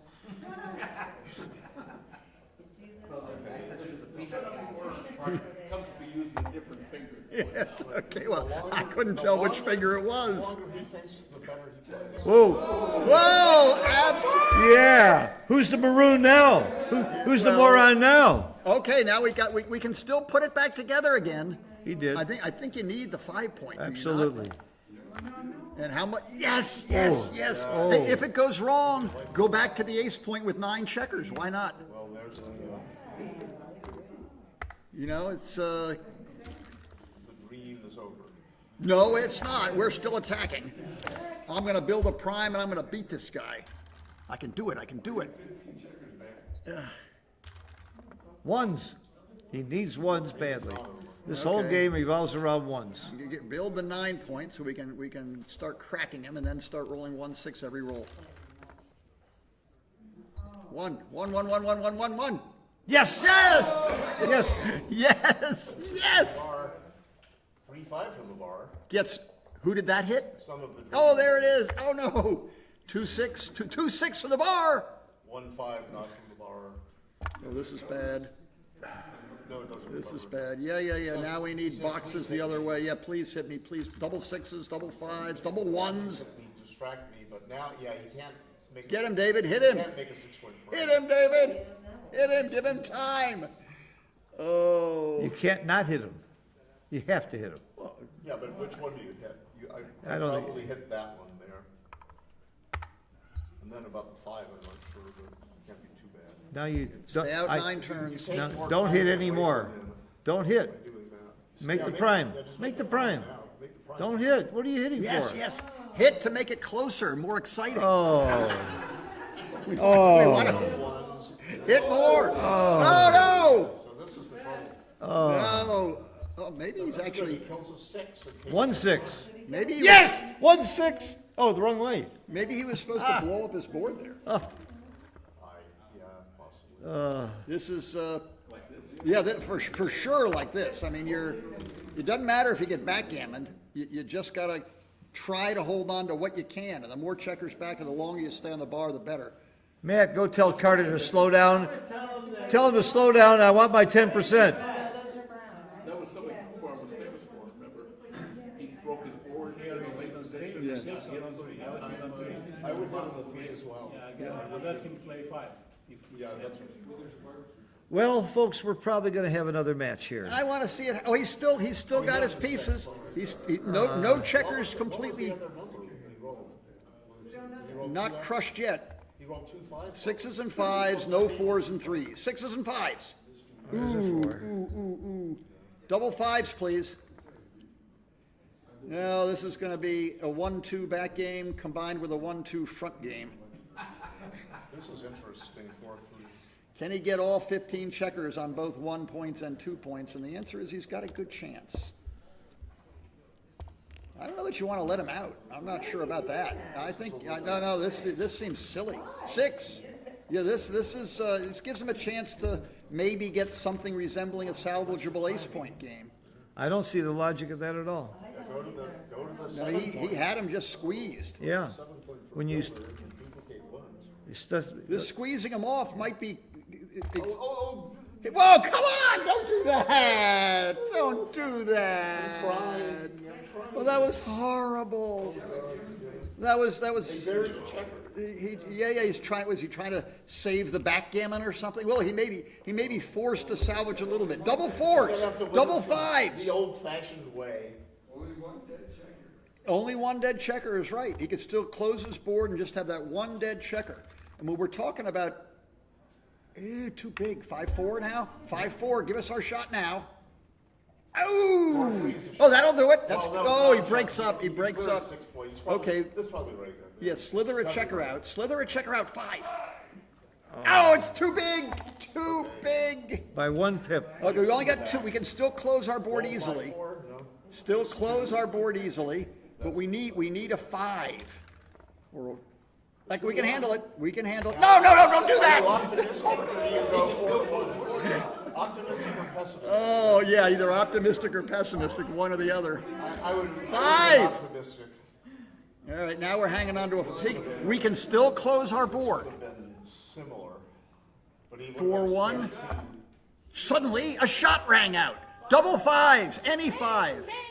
Yes! Yes! All right, this is the beginning. Dance. Oh, Okay, now he's duplicating a 6 out. Yeah, there's also, you don't have to win this right. Oh, no, way too big. Way too big. He's not gonna toss it back. Way too big. Yeah. All right, big 6s and 5s. Oh. No, not that. He's saving. Yeah, save what you can. Get some more checkers out. Get out. Boxcars now. No! The neighborhood. Oh. Now get out. yes! Yes. With 1? All of them? I go with 2. Well, he got out some, no 4. Oh, this is getting tricky. We may be driven back to the ace point came from whence all life originated, but this is not good. You got all excited for nothing? Come on. The trick is we want a few more checkers in play. So if we catch a later shot, we got no hope at all. You know, we got to get our shot quickly and then get lucky. Here it is. 7. Happy to hit that. 5-2, 6-1. 7-11. Yes! 5-2, that's Yes! it. Absolute last critical shot. Stay out. Yes! Get out. Mobilize. Yes, mobilize. Out. Go for it now. Get Out, the Scout. outfield. Atta Get boy. the outfield. Nice play. The other one. Get all the outs. Stay out. Oh, hit him. He discommunicated the outside. Oh, he did. Big, I think. Yes! Oh, hit may well have been right. You know, it's. I thought their hit was right. Here we go. Well, it could be The right. hit was right. You got a 4-point board. The guy dances and you're just home. Yeah. The hit And was, you've hardly lost the game. The hit having was hit back. All right, here we go. 1 dance. Well, maybe 3 or 4. Okay. Now can we build our board? No, come out. No, build your board. Really? Yeah, you want to hit him? I Hit don't him wanna back get- inside, I don't wanna back get, here. I don't want to get hit and pointed inside. He's not going to point inside. He's going to have to hit and hit loose or not hit at all. Hobby says, I want to win the race. 6-5, good. Make the 14 point. We got a real game. This is lots of fun. How did he get to a real game here? He was dead. I was looking. Well, he hit loose. He got hit back, but he Jeez. was very much in it before the controversial second. His check. biggest mistake, David's biggest mistake, was letting him out earlier. That was the big mistake. You're right. That was the big error. Why There's a hit. you ever let him out before? Yeah. Okay. We're still in scramble mode. Build our board. 4-3, okay. Build our board. Thank you very much. Look at this. What do we got here? A great big mess. Yeah, it goes 17-8. Yeah, just bring the one blot as close as you can. This is No. what? No. Was he- What in the world is that? No. Does he think he must? Does he think he's picking and passing? No. Oh, he's trying to make it easier to count. That was. Probably more shots if he goes to the, what is it, 4-3, it's 24 shots. This is automatic. Get The him! other way, Yes, he missed. Oh, my goodness! 22. Oh, my goodness! Carter has come from the grave in this game. He's come from the grave. No, No, don't lag on me This now. was the absolute last critical shot, and the internet goes out. Now the stream decides to quit, the gremlins, the gremlins don't Oh, like us. come on. This was fun. Karma about, Carter's got dirt all over him. He came from the grave in this game, and he's got dirt all over him. He's Come on, bring it back surviving. before it's over. Come on, what's I happening? want to see it. It's going to be over. Oh, where are we? Where are we? Double threes. He missed. He's got a. Carter's favored in the race now. is that all, that's all, yeah, so Carter might win. Oh, yes! Oh, my God! Okay, so it's gonna be What? even score. You know what? Carter had to be less than 1% in this game at one Oh, point. well, with the proper play, he was probably down around 1%. Yeah, around 1%. Yeah, but we maneuvered those last few checkers as Oh, best we my could. God, this is a miracle game. A love it. miracle. Tell me another game besides backgammon that can do this. This is spectacular. Unbelievable. Russian roulette. Yeah, Russian roulette. The We just- absolute last final We just watched 5 bullets. of the cylinder We just watched 5 empty chambers. by Marcel. We just watched 5 empty chambers in Russian roulette, and the one remaining bullet got him. Oh, my goodness. What a game. All right, when Unbelievable. do we have fun? Oh, I was sure, I was getting ready for the next match. Absolute last game. Again, he let him out when he had him crushed. He didn't step on his arrows. Well, there was some cool stuff there for Oh, sure. my God. And I'm telling you, that hit loose in the ace point was not crazy. If Carter doesn't win now, it would be very sad. For me, I got 10%. Yeah. Oh, man. Oh, wow. I need a defibrillator. All right, what's going on? Let's Prime versus Blitz. Classic Prime versus Blitz. Damn Wi-Fi. Oh, sorry it's frozen, guys. Wi-Fi is actually won by a dog named Leafy. Actually, the Wi-Fi has added to the suspense greatly of the tournament. It's really added to the tournament. In fact, I'm going to have a pause button on all my future tournaments. Are you going to be in Monte Carlo? no. Oh, Ken, I need you. I'm going to be doing commentary, and that's all I'm doing in Monte Carlo. I would love to have you there. Well, tell him to send me a ticket. You know what? I'll tell him. You're the best. All right, well, give us something to talk about. Thank you. Oh, my God, I'd love to have you there. I'm going to be doing commentary. I'm not going to get All to right, play. here we are. All right. Is this the same game? Is Oh, this a my replay? God. What's going on? No, this is another game. This can't be that same game. It's another game. Okay. Clearly, Everybody's priming everybody. yeah, but David, I like David's position here. David's got a solid 4 prime, and Carter's got what we call Swiss cheese board with the holes in it. Really bad, so this looks great. How do you play a 6? You hit. Like this. You hit. Just like that. That's how you play a 6, baby. Odd or even. Ooh, 5, and not much you can do. Carter is going to attack, Yeah, whether he can or not. Carter is going to attack. Mark my words. Well, if you don't attack, what the hell do you do? I mean, you don't really have any other choice at this point. Okay, absolute last shot. Oh, No! big 5. Do you hit twice? I do. Would be inclined to. I'm hitting Yeah, so twice. would I. I would hit twice. Why? Because gammons are fun. No, Well, you wanna. Just stop- power- You wanna stop him from. stop doing him from developing and just then dance home. Big roll. Come up Dance all out of the there. way. Yeah, That's yeah, it. yeah. That's it. Like I said, we're going to have a second game match here. Maybe. something. Well, this game is far from over. I mean, that wasn't the absolute last shot? No. We're getting back to the same game we just had. Yeah. Give us a few more And he's going rolls. to break the back of the prime again, and Carter will win. That's right. Maybe I'm being too hard on David. I just thought that was a horrible, disgusting, terrible play. But maybe I'm being too hard on him.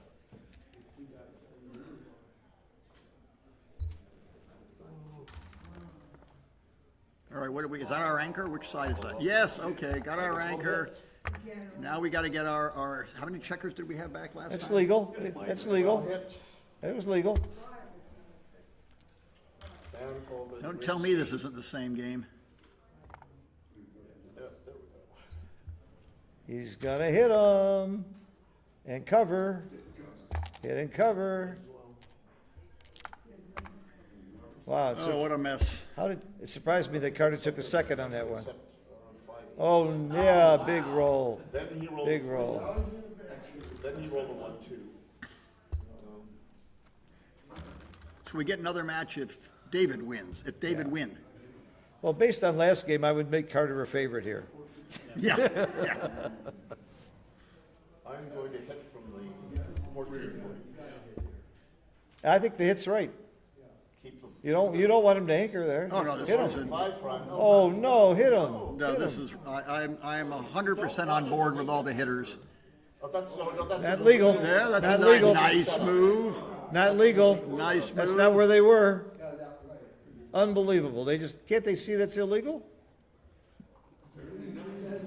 illegal as a sick bird. Oh, my God. See, I believe that every finals match should have a referee to make sure that the checkers are legal. This should not happen. Look at that. There was a should not nifty happen. shifty. Well, away we go. How do you put that in XG? You enter illegal move. Oh, boy, it's an illegal. He just got to enter new position. I don't know. Oh, my God. It's not even an illegal move. He played. Not even an illegal He move. played his legal. He played a 6-5-1-1. No, yeah.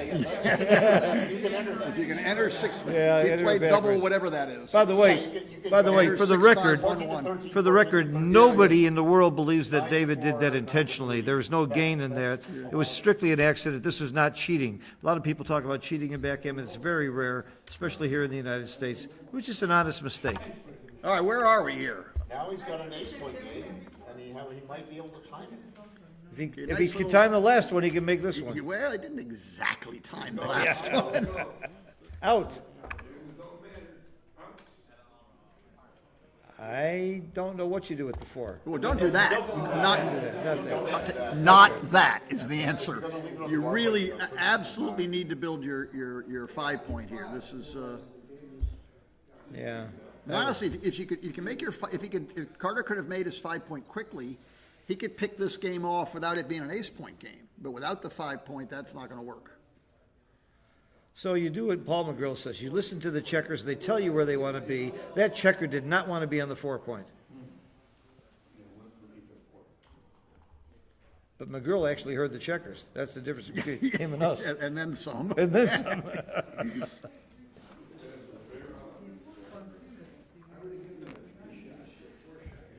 Yeah, the question here is, David's looking at dumping these checkers deep, but should he maybe just volunteer a shot and bring a checker off the 13 point? The answer might be yes.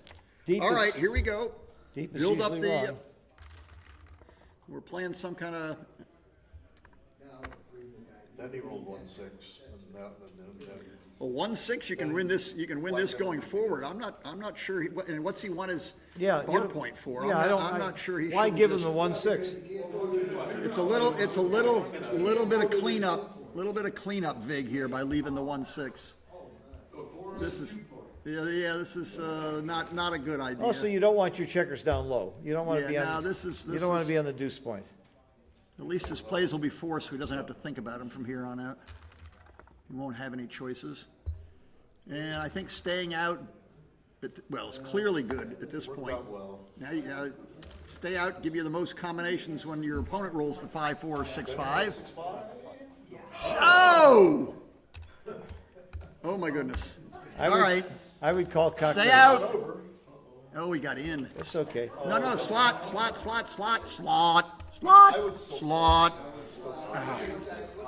he rolls double threes. All right, here we are. Oh, Here we okay. are. Big three. That's 5 points. Oh, and the crowd goes mild. Yeah, the crowd goes mild, exactly. All right, we're not done yet. Yeah, there's going to be another match. Okay. 13 shots this Three. time. 13 shots. No. So we'll get at least. Split them. Split them. Split. Split. Yeah. Play for double threes. Yeah. Oh no, we need an ace. It would be better if he. Let's hit it the first time and not hope for a second. No, it's not over. It's not over. You can get double ones. It's not over. I have played. Roberto, he could have gotten double ones just like you. Run back and make them take it back. Oh my God. The commotion is that He can resign, but why would he? the commotion is that David could roll double ones and not be able to move the block, and then you got another shot at it. And that's You might win. I've been around long enough that I've had that happen. More than once. David Wells lost a game where the guy had 15 checkers on both ace brackets, like 7 on David's ace point and 8 on Howard, and David rolled a double ace and lost. Oh, so we get a rematch? Yeah, it's match number 2. And surprisingly, it turned out the odds weren't as long as he was thinking. It was only something like 500 to 1 to lose that.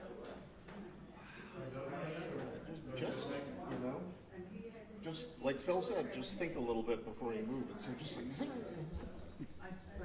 Let's move. Yeah, just for schedule, we're gonna play our Masters final after they play the final. Oh, okay. So they'll be. They got another match? Yeah, they do. And Yeah.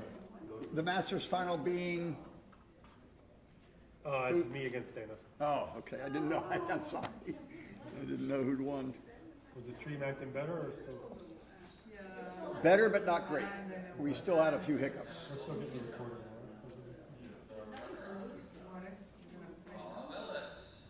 No, I'm gonna play that. I'm gonna see. Tournament. I got all flustered, tried to win. I don't remember the match score, might have mattered, but Against Dana. I hit his last checker.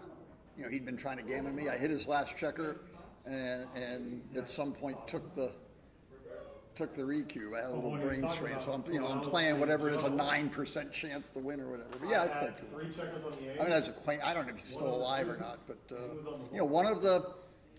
isn't one of the backgammon of the champions matches Kumar? The other guy, there were people that say, oh, where's the best player in the world? And the other foreign Irish ways about then he hit me. was And then I was dancing. Oh, yeah. And The trick with the whole clan, there were a bunch of Tucsonas out there. no, he went from like. Not all of whom were one in a completely thousand clean to in about terms of one in ethics and.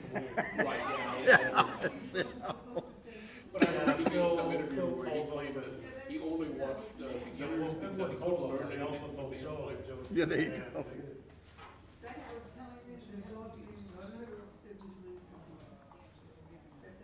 There was a whole Tucsona clan. I don't remember which was there a Joe Tucsona, and there might have been a second generation of Tucsonas. There was a bunch of them. I know that there were at least 2, but Ezra was the one that, Yeah, he had the biggest name.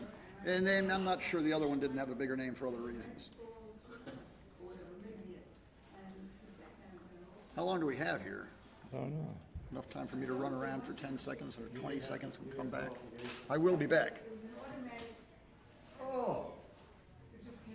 You're getting too old for this.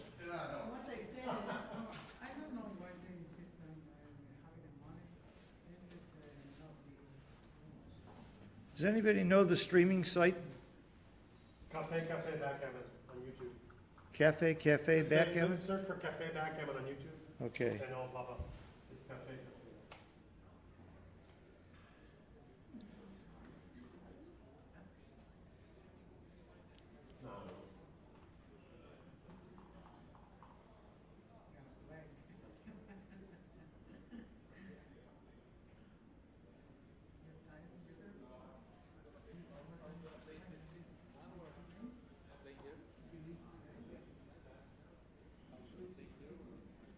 What bullshit?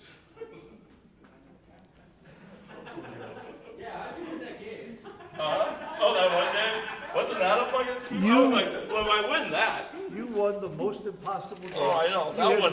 You that had was one like, half of 1%. That was like, Chris is, I couldn't believe, yeah. I couldn't believe you wouldn't win the last game. After winning that game, Right, I you was win like, anything. that's Jen, right? That's Jen. Oh, my God. There's no way am I He supposed never to should have win let all you the time. out. He broke his prime. It was terrible. To give you a chance in that game. The funny thing was, is it was 10-7, and I We're go, being streamed, you know. that's fine. I go, it was 10-7, and I said, this is the same score David was at when he dropped Blew the it. ball. Yeah. You know, You so it didn't was drop like, the ball, though. You didn't drop the ball. no. You played great. Play slower, will you, please? I got 10% of you. Really? Why, do you think I was making bad You plays? no.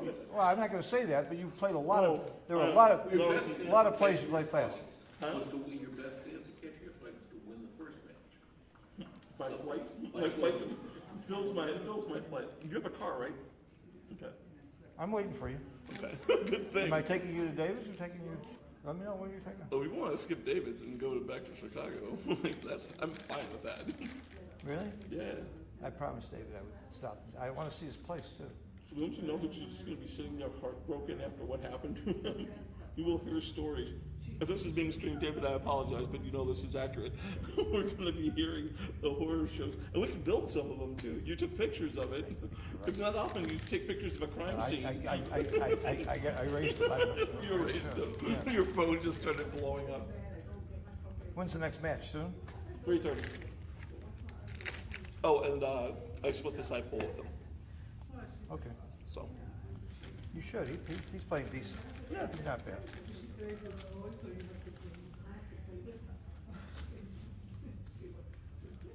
You already agreed to give me the elephant, but I just feel like Christy's just like, I want the elephant. I want to post the site on YouTube so people know where to go to watch it. Right, I know, like nobody knows. It's Cafe. Oh, so such an easy place to find it.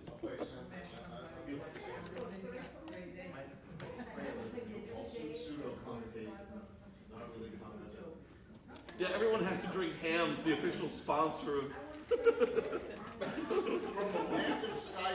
But the official sponsor of this stream.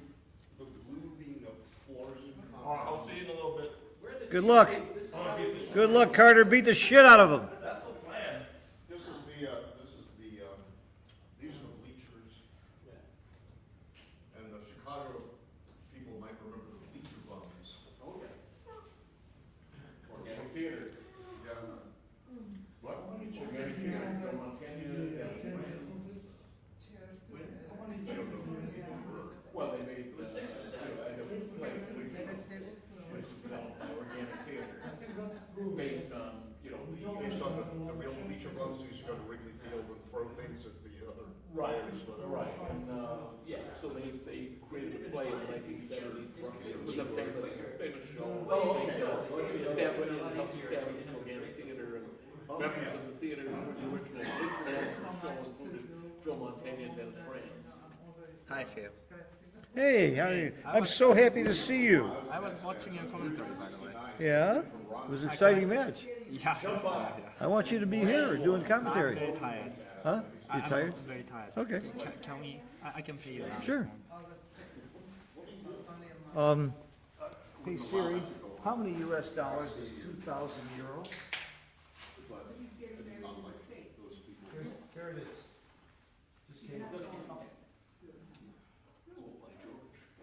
Still around.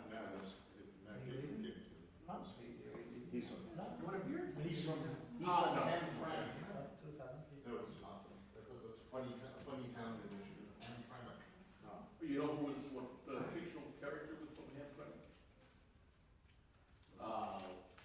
Was it one of the like pool player fictional characters? No. No, it was, the, West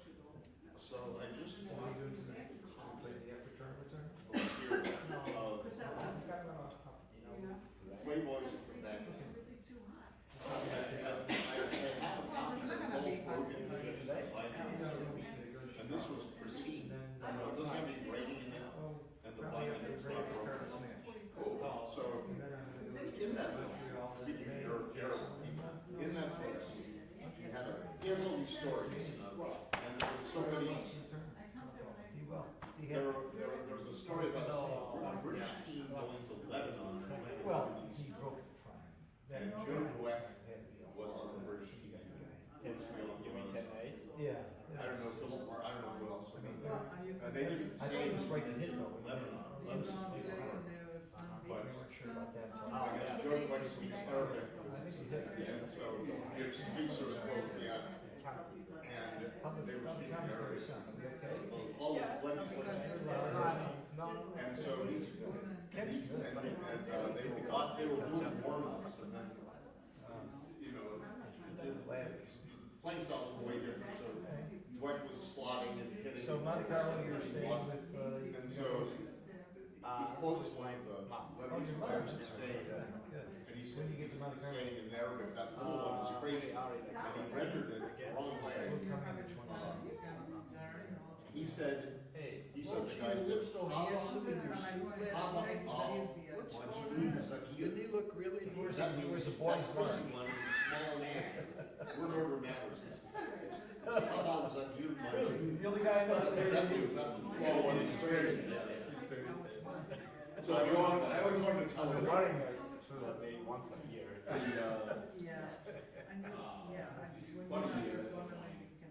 Got a house in. So yeah, where are you going after this? And. Home in the Monte Carlo. One night, Beverly Hills, Bel Air, Holby Hills. I'm sorry you don't come to Monte Carlo. You didn't enjoy The it. in-laws had I was there once, like 100 times. 1978. The first site. Were you born? No. So anyway, he had a neighbor who was I was also born. a Middle guy. And, You, I know you were. You even know my birthday. Yes. and So is everybody knows my birthday. says, I also, No, today. well, but I also know the year. the other guy said, well, you know, You're a year and a half older than me, so I was born in 46, so you have to be born in, I think, 44. So how many people, how many American people? Oh, It was a bet that we had. Yeah. We called 6 people and 5 knew.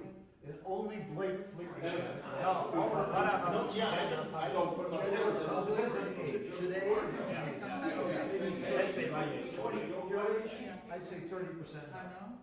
At the no, most. in his age, yeah, maybe. don't play Maybe. with now. He's Even well, Republicans. 90 years old now. Because he don't even But lie. over 50, I would say 80%. No, Over 50 years old, 80%. 80%? I would say. I don't think that But high. you know, Japanese, maybe the rest of the Yeah, he looks good. Everybody remembers 15th of Jet August, black hair. which we surrendered. Slender enough. Oh, Probably really? I didn't know that. I didn't know. So that makes But do you know the date that Hiroshima and Nagasaki happened? Yes, but I forgot. Wait a second. It was June, I know that. It was June. It was not June?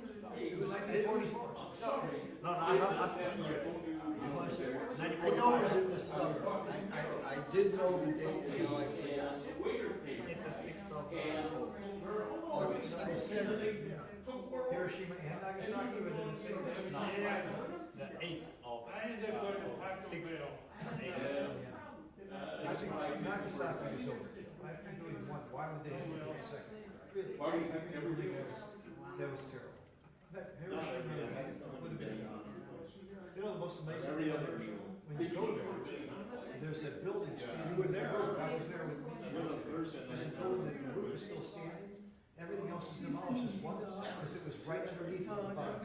Yeah, Thursday night and Saturday. The bomb exploded, this Marion voted. was underneath it, it was safe, and everything around it was gone. And this one building is famous. She bought dinner for me. I was ready to structure her, but then she was paid for herself. The one thing underneath it was fine, and everything on all sides, all the was completely demolished. Go back today. The roof was a memorial. Oh, yeah. They tested 2 years. Well, you've been.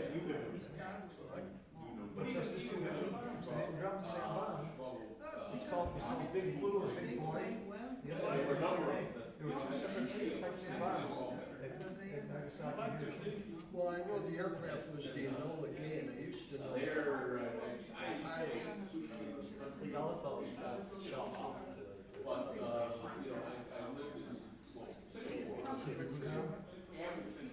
Right now, we're good. You you want us to do the same commentators, or you want to switch it? Make sure, who do you want for video, you guys?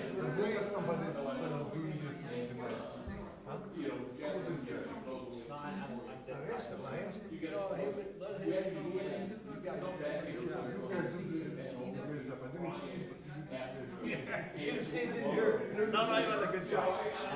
Yeah, man, Jim, that's a place, I love it. Why is the flag upside down?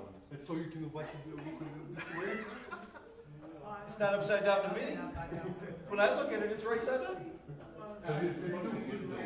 No, it's exactly, oh, it's still flipped, you're right. No, you know, that's why the shirt only costs $4. They made a mistake on the flag. They made a mistake on the flag. You mean sushi roll? You know how there are rules like that. I'm tired of you guys. Where they have the conveyor. But the second, And, two of my favorite ladies. really cheap sushi. Ladies, not But, you know, you go to good sushi when I females. And, So much fun watching you meet your husband. I said, they asked me, they said, how is this match gonna end? I said, that in divorce. and so they'll start you off with. And then we thought, I rated you one of the top couples in the world. I started naming other films like that. And another thing they do is, As good as you know, you might think that they're wrong there. And I also said, it's obvious that the way the girl was playing, he had a two teachers that really taught him the game. It's not, you know, spending the money for, you know, how you eat sushi. Unless. Yeah, other good couples. But the best couple in the world, I would bet money on, is Akiko and Hero. Hero is better than Akiko. He's her coach. Yeah, we're husband. When she won, I think. Kenji's picking up the tab, but Michael Myers' wife, don't eat fish. So he's next. That'd be a great thing to have. I'm not afraid. That's it. So. That's it. If Hero doesn't travel, they met lawsuit. They're both attorneys. And, you know, so we have like another round, and anything else like Fortuna, you know, horses. And so when we say, Very good looking guy, very nice, and he's also almost as good at math as our you know, and I think they had that thing on. They'll be polite, but after that, they figure maybe the court will like not they have. But that would be worse. Well, there's Paul and Mary Franks, they're pretty good. But, and then I had class, she was with us. Doesn't Katya still have a boyfriend? She lives with Katya. Katya, didn't she have a boyfriend? She's a very fine. I think I saw that name. She's sweet, she's a top. There's also Leila Michael, there's Fritz and Marina. Then, in Great Britain, you have another And he pulls out this great big barrel, that's what he has to ride, barrel, and he tips it and shows it to us, we paid him on our price. And so, you know, he was done, he didn't have to show him right. And, you know, 20 years later, I was saying something about that lady, and he said, oh yeah, you know, he was saying that, you know, the counter, because of the tuna, you know, so fancy, he said the counter was just completely free. But I think we're, All I need is a partner. Also, there should be a new expression, like in a casino, you break the bank, you guys broke the bank. And then Kenji shows up. You have to have Saves sex the together. bill, and he said, what do you want to put on the next is please. And I swear live to together? God, Okay, there you go. some bar, and then they ordered like, you know, a little bit of pizza, some noodles, you know, something else. Yeah, when she's been loud, she said it, she said it. Right, no, but I mean, but this is how it had it.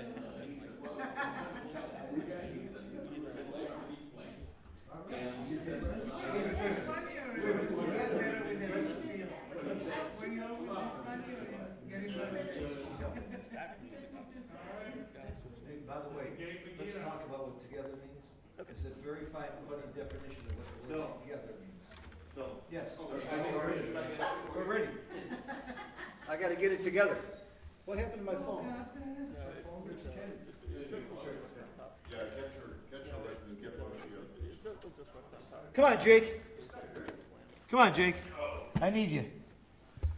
I'm very happy to be back, Phil Simborg, and Kent is missing in action, and I'm joined by one of my great mentors and oldest, best friends, Jake Jacobs, back in the States from Singapore. And now we have the second and truly final match. Whoever wins this match wins the tournament. Carter and David win, and David is on the top, Carter is on the bottom. Okay, we're moving now. And David, Carter comes in. That's David coming in, I'm sorry. Carter made the 2-point. If you were at Mochi's lecture, he's playing pretty much a blitz game, not a priming game. Which means he should be making interboard points, Right. which means this is the wrong idea. He was playing safe, but I think I would make the 5. Whoa, illegal. Oh, no, he's played 3. It's legal so far. Yeah, Make the, why, you need to make, okay. when you're blitzing, after you've made your 2-point, you should be making interboard points. You should play a blitzing game. That was Mochi's, it's in Mochi's book, too. But look at that. If you'd made my play, he would have been hitting Yeah, now. yeah. Oh, no, you got a priming game. Make the bar. I don't like this play. I do not like this play at all. Yeah, I mean, otherwise Carter's got some action on him. So Herb and Jake disagree with me. I like this play. I make this play. I don't care. I was just thinking make the ace. Well, yeah. It's nice to see Herb available on Sunday. He's always available to talk on Sundays. He's great on Saturday, but Sunday? Today is Monday, isn't Oh, it? today's Monday! Kent, you're back. Kent, do you want to switch? Kent, come on, take my spot. I'll rest. You guys are great. Come on. Come on. I'll try to wake up. I'll relax. I'll do enough. Okay, now these guys are certainly taking their time this match. I think they both realized that playing fast was not the right idea. Maybe they got some coaching on that. Yeah, I know at least one of them got some coaching on that. Because I provided the coaching. All right, we've lost, we're back again. Oh, all right, so somebody's got a nice attack going.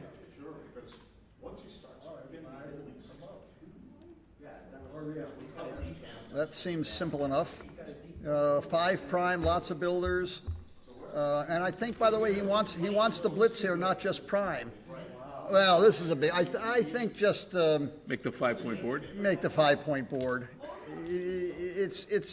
There's something to the idea of bouncing them off the ace, but I think this is, let's win the game first and gammon them later. Now we hit with everything, and you're, wherever the cube is, it shouldn't be turned now. Smack.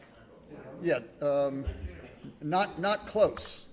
I mean, Carter's position's a wreck. It's going to take, and don't double him yet here either. You just keep, even when he's anchored, if that ever happens, it depends on, and bring a builder.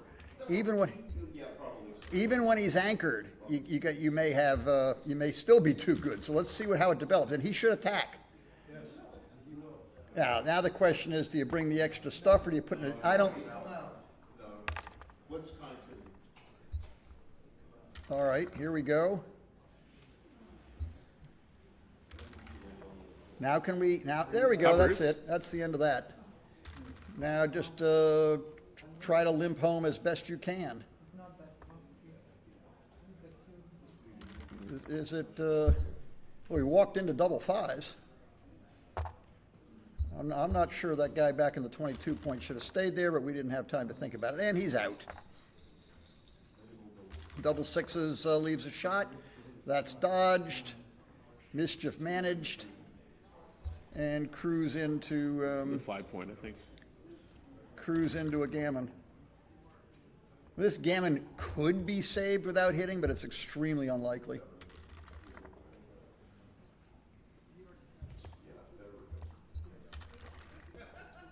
Okay, well, and get our 6-5 shot.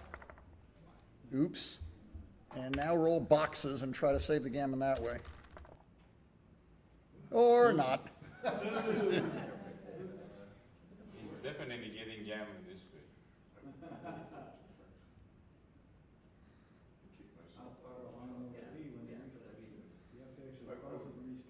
People are inclined to rip these days. This is pretty pathetic. This connection's pretty pathetic. All right, waiting patiently for the connection to come back.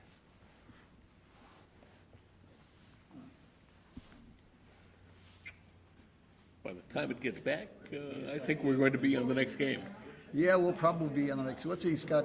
1, 2, 3, 4, 5, 6, 7, 8, 9, 10, 11, 12, 13, 14, 15, 16, 17 crossovers for Carter to get a checker off.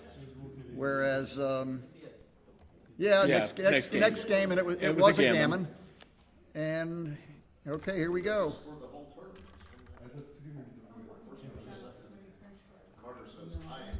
Okay, we're gonna build a prime. My prime's better than your prime.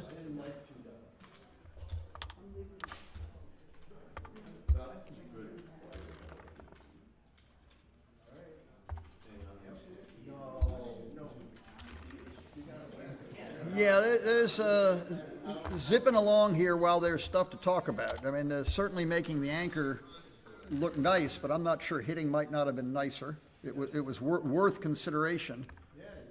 All right, everybody's. It's big advantage to Carter.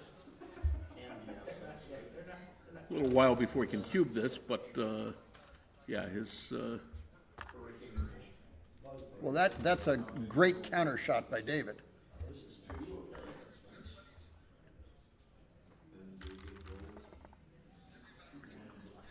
All right, when do we have enough to double this guy?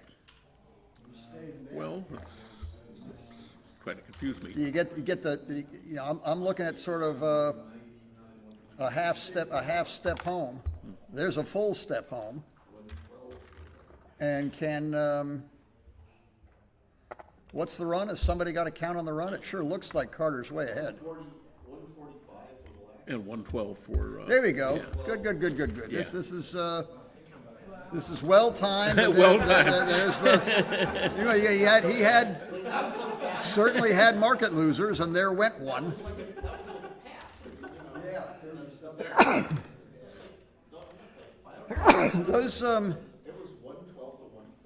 Those primed blockaded 4-point games, which have hopeless racing chances, aren't very good.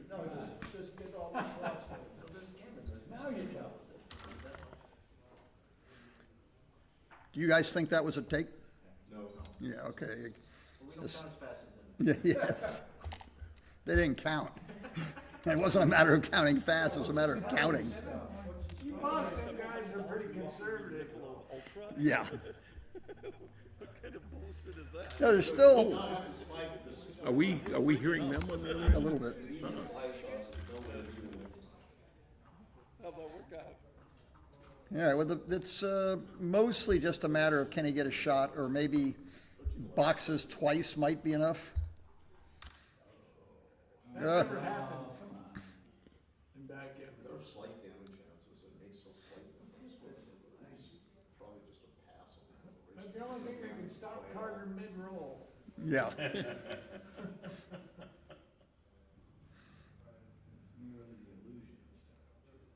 Now, it'll turn out he rolled double threes. There was tremendous excitement. There was Art Benjamin pointed out an interesting way to get a crude estimation of some of these, medium anchor points is here, in this case, for instance, at some point, simplify that Carter will have 2 checkers on the 6-point, and he'll have 6-2, so 2 numbers to leave a shot. And if he gets past that, he'll come down to 2 checkers on the 5-point, and he'll have 6-1, 5-1, or 4-1, 6 more numbers to leave a shot. So that's 8 total numbers that leave a shot, and about a third of them will be hit. So he's got some 8%, 9%, 10% chance of winning by hitting a shot. He used to. We're going for the. 2 chances now of winning by hitting a shot. Yeah, slim and none.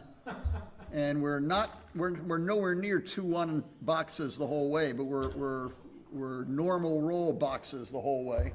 And no sense to sit here and resign. Just keep playing until it's 100%. You can't win. Start with the big doubles. You know, we want to have a good story to tell. You know, I rolled 3. There we go. 2-1 is waiting. Now 1 boxes gets us close. No. Boxcar and a caboose. Yeah, a boxcar and a caboose and maybe a sidecar on top of it. Drinking type.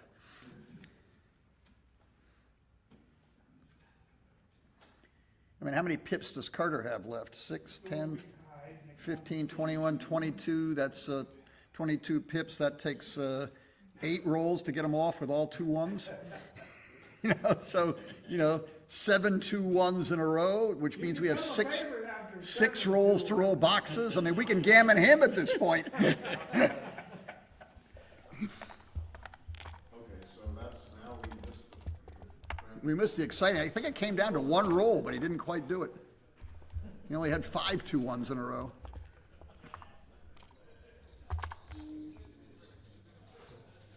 All right, 9-point match.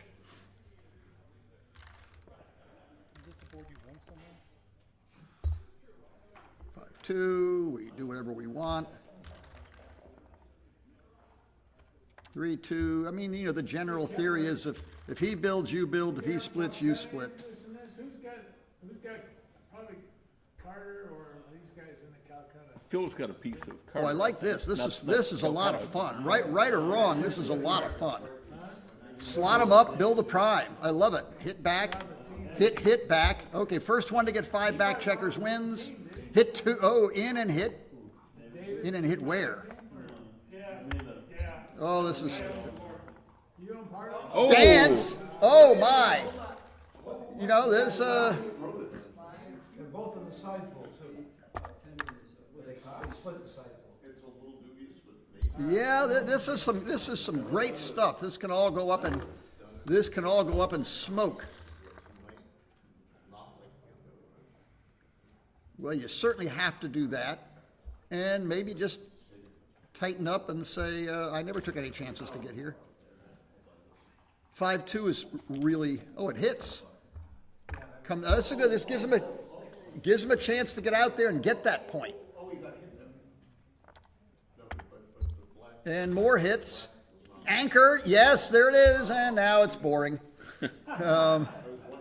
All the flurry of activity, and now there's a whole focus becomes on I mean, there's lots of stuff going on, but underneath all the layers of stuff is the bar versus bar thing.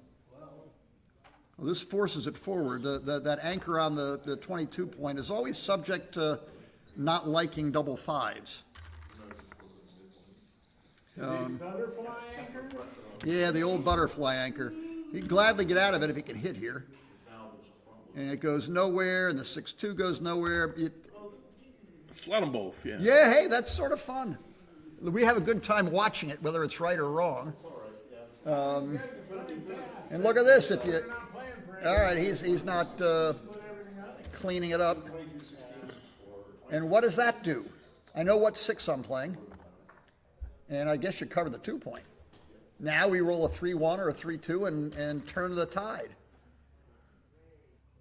Eh. Spin and win. You know, you were joking about getting gammoned in a non-contact bear-off.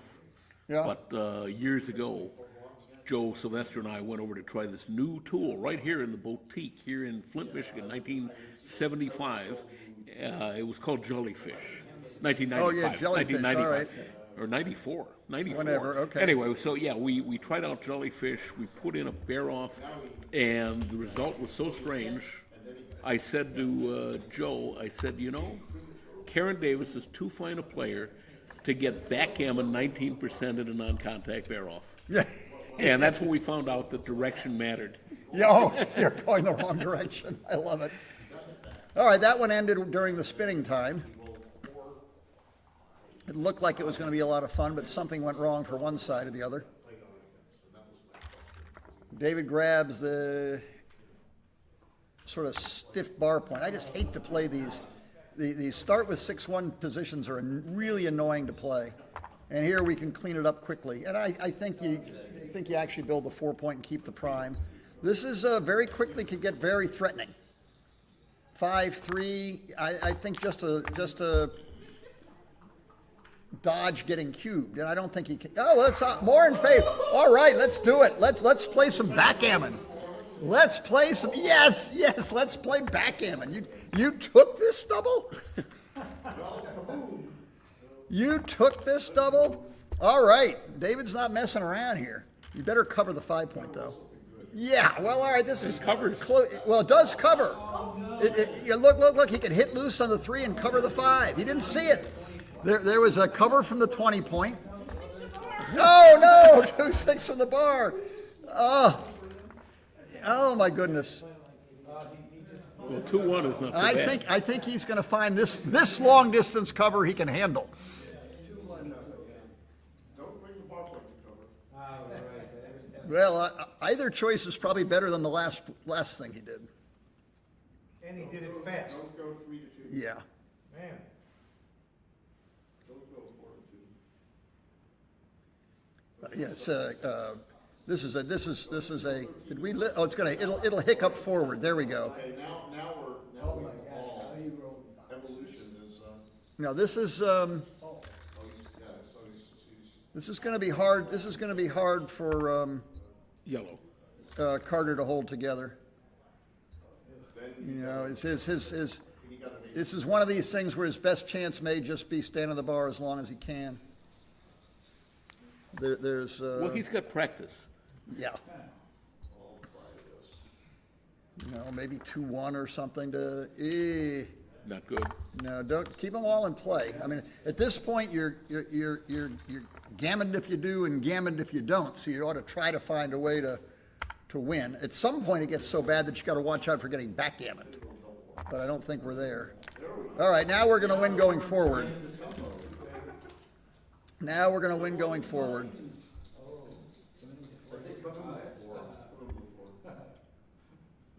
well, come to the 5 because you gave the 1.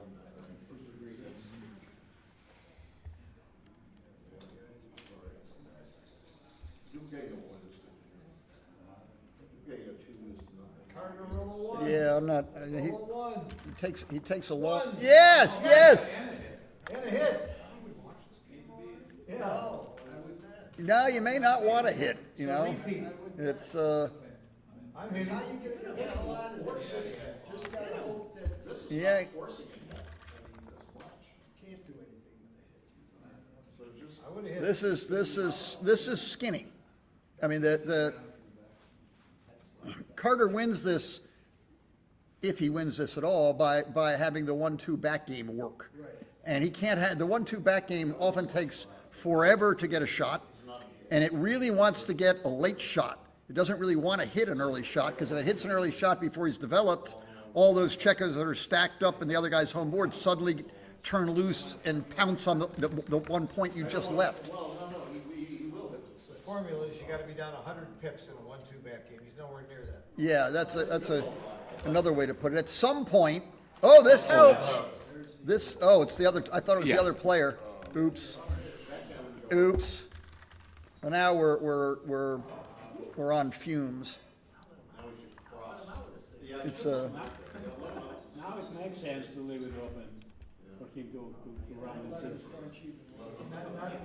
Nothing you want. When he had Yeah, I- four, now he's got the spare.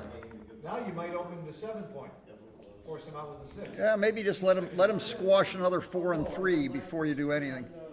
Just squash him dead.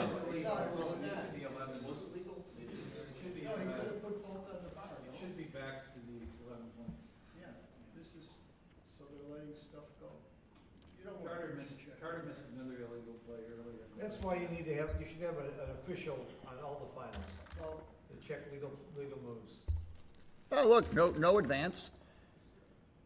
now it's different. I would have cleared the bar point and forced him out with the 6. Yeah, this is there are different tricks to how to best squash them or separate.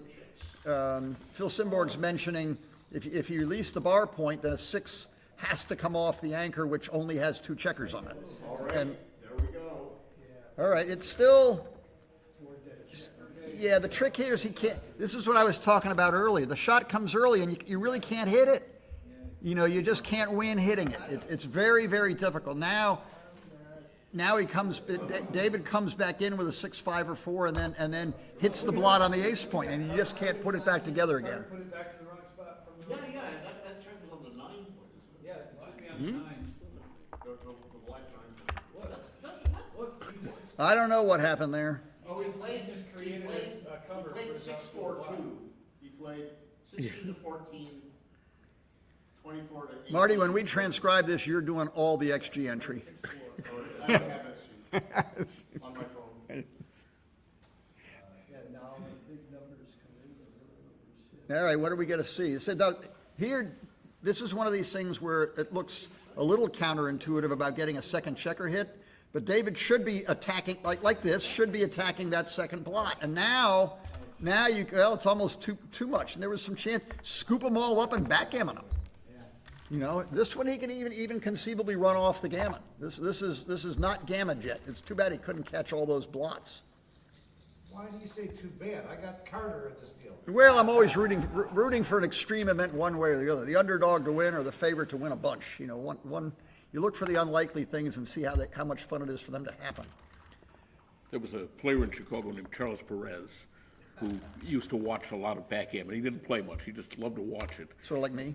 Yeah, and he said, I don't care who wins or loses. I just want maximum pain for both sides. Yeah, that's kind of that's more fun to watch. We want to watch the cars actually crash. No, we don't. Here we go. Building the board. Now, even if it's hard to win, he can certainly save a gammon by hitting something. Ooh. Okay, now what have we got? 6-2 and 5-2 and 6-5. 6-2. Yes. Okay. And who didn't like his last play? All right, this is and a 3. All right, now be a little bit. He can win. There's a second blot. He can accidentally win by picking up that second blot. There's no more a second blot. Who did we hit? All right, now it's just 2 prime. hope to save the gammon. Oh, the prime or almost that held. your 2 prime almost held. How far back do you step? That's just about right. Now you can take a brief pause. Say, I believe I've saved the gammon. Now, how do I win? Yeah, they should just shake hands and concede a gammon. You don't win by rolling box. Well, you win by double boxes fan. Double fives. Yeah, box Greg, is family. Greg, only a sadist would even talk about boxes here. I can't believe you. I had no idea you were that mean. You're desperate for his cover. That mean. I wouldn't have even thought about boxes here for white. Oh my God, what a mean guy. All right, we're going to skip forward at some point here. Almost. David got in. And Carter got hit along the way. All right, now, there's 2 bad numbers here. So where's the bad? Well, 5-4 double fives and double fours. That's 4 bad. The other way, you only had 5 and 4 and 1. All right, here we go.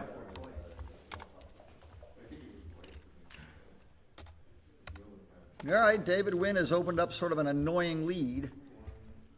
I don't like being behind by 3 points in relatively short matches. What's the equity? I have no idea, Maybe like 70% or something. 65%? Marty, what's 6 away, 9 away? What's the equity?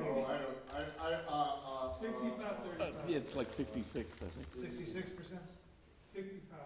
65 Every- is what I said. Everybody knows it's 65? Marty, did you do your numbers or recall? It's approximately that much, yeah. What are we looking at, 6 away, 9 away? Yeah. How old is Neil's numbers, and they're still good? Neil's numbers at least 40 Yeah, years it's old. 66%. That's what I said. 2 to 1. You're at 2 to 1.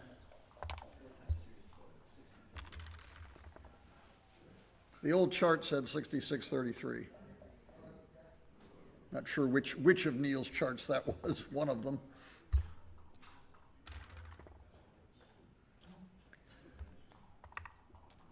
Well, this is nice.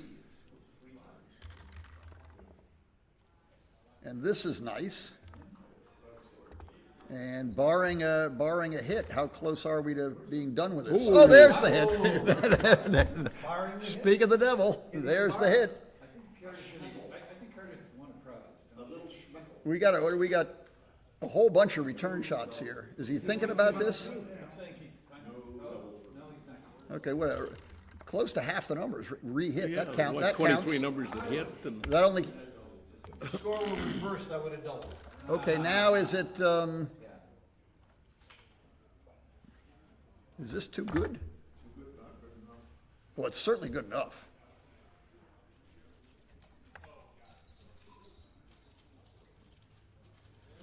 I'd actually take a roll. yeah. Yeah, you can point him, you can hit two. One or the other. One or the other.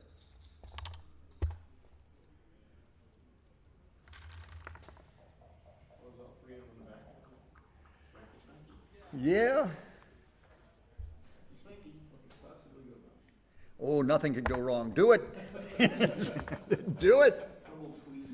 You know, it's like Carter's front structure is just a little bit annoying. It's a little bit annoying. All right, let's. What do we got here? Now we can.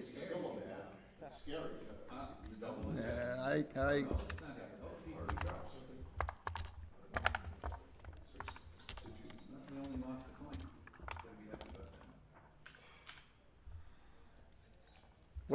How did that advance our 66%? Are we up to 75? Gotta be about right. 73, I think. 73. KG checks his pocket cheat sheet. What am I saying? 9 to go. 5 to go, 9 to go, 5 to go, 9 to go. 27.4. So 72.6. 72.6. I rounded up. Based on whichever chart that is, but they're all about the same. What do we got here? It's about a 3-1 favorite to win the tournament.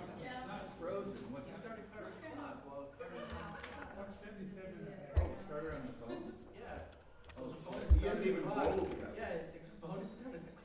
He's selling some stock. I would be sort of. So that's a good play by Carter. Well, yeah, particularly when you're down a fair amount, just build the priming setup and got to roll 6-5 to stave off the cube. Yeah, that's in the ballpark. Yeah, for sure. Okay. Well, he wants to hit, he just can't. Hit it quickly and see what happens. I don't know, realistically, is there a second choice there to just playing into the 5-point? I don't see any other play. I don't know. I suppose you could clear the 11 and bring two builders closer. That's play B. Good spot. You can go 9, you can go 11 to 5, 11 to 9. I bet he's gonna go 13-5. It's just the way is. Oh, he did the other. And oh, this is fun. No rehits here. About 1 million rehits. That's 2 of them. Good time to get in. Oh, let's leave some blots. I think I'm in favor. Yeah, I'm in favor. More blots. Whichever play leaves the most blots must be right. Yes. Blots everywhere. All right, now we're talking.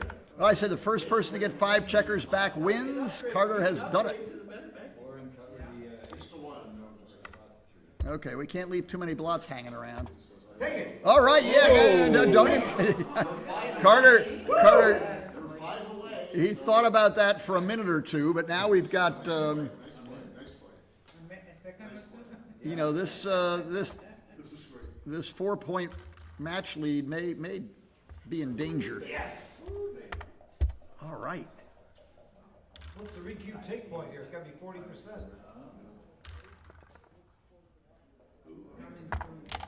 Isn't this nice? This is the 1-2 front game.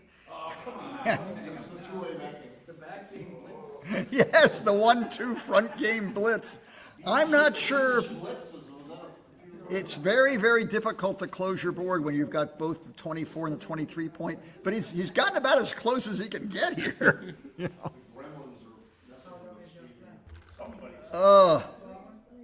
Oh, how did he, oh, all right, so have we managed to, I think he had a 6-4. Oh, he came off the bar. He came off the 23. That's my guess. All right, make 23. Yeah, make the 23. 23, yes! Attaboy.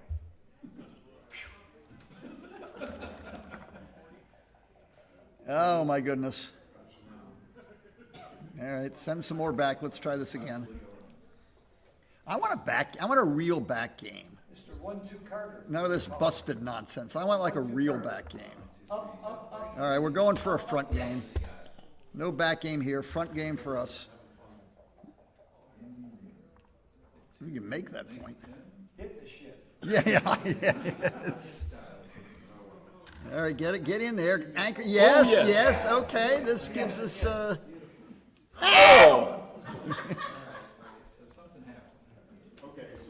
Oh, it's rerun. oh, rerun, we've backed up. This is deja vu all over again. Hermione and the Time Turner. Yeah, Hermione and the Time Turner, exactly. You know what Blue Jet is? The feeling that this never happened before. Yeah, good. All right, what do we, Come on. We need a this is, three. A three.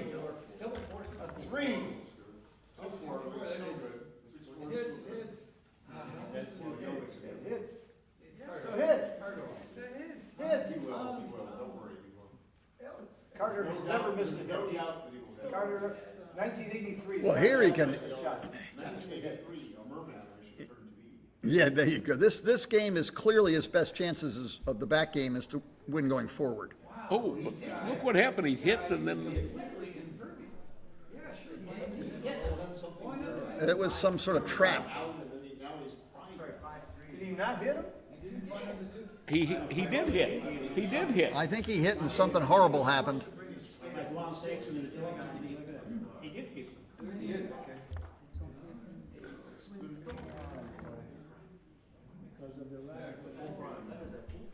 Why? Why does he come up there? Trying to save the game? Go for the win. I'm not sure. Come up there? I would stay back. All right, let's hang on to what little 9% vig we've got from our 4-point game. Yeah, build the board. Start rolling fives very soon. Or sixes. Or fives and sixes. Right. All right. Clear. Have you switched your allegiance, Phil? They usually don't listen to me. Yeah, you're probably not getting gammon and you might win.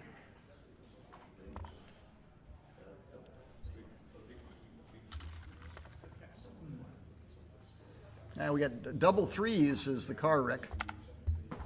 Double threes undermines everything and leaves a blot.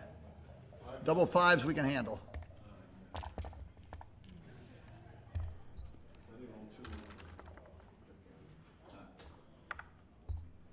All right, boxes and gammon. Nice play. Nice play. Yeah, winning chances keep dwindling.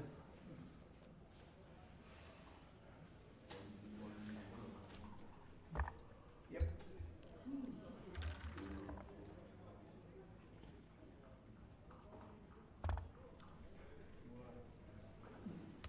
Why not just, I think this is overthinking the play a little bit. Should have just taken it off. Now what have we got? Six, 6-5. a bunch of 5-4. numbers. That's not one of them. This is gammonable. You better run. That's pretty good.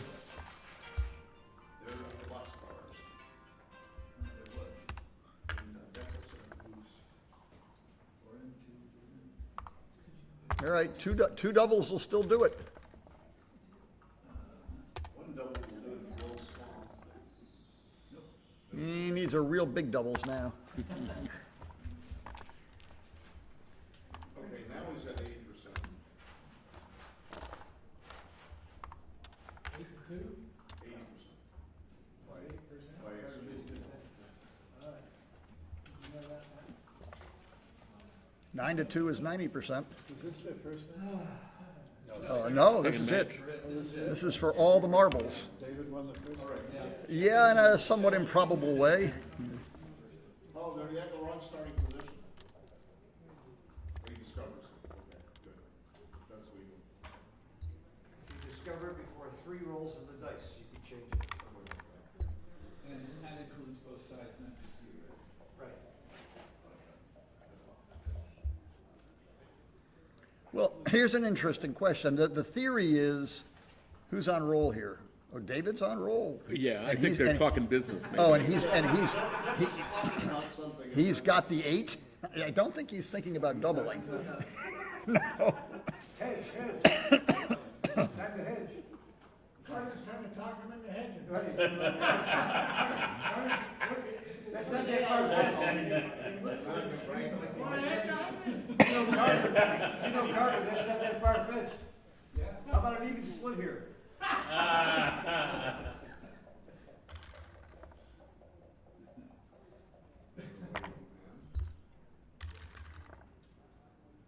Ooh, that's not a bad point to have.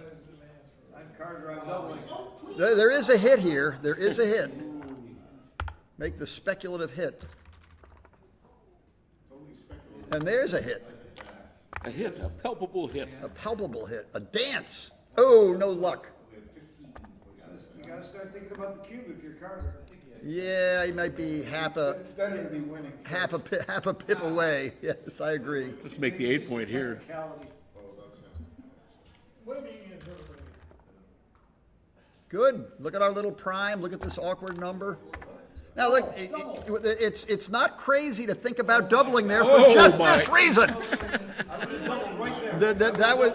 I mean, he played. Right there. He played without thinking. Absolutely, I would have doubled. Now it's that's a double. Yeah, that's oh my goodness. Phil Simborg is off banging his head against the back wall. I'm there! I love it. Oh my goodness. All right, what do we got here? Hit something, gammon something. Oh. All right, we get to try again here, Phil. We may get to try again. About my 10%. Well, there's not even a hesitation. How much do you really need? You need a market. Maybe the other way around. Maybe the other way around Some here. good market losers. Yeah. Maybe the other way. This is just. Oh, that's inviting the cube. Invitation accepted. Oh, Yes, new favorite.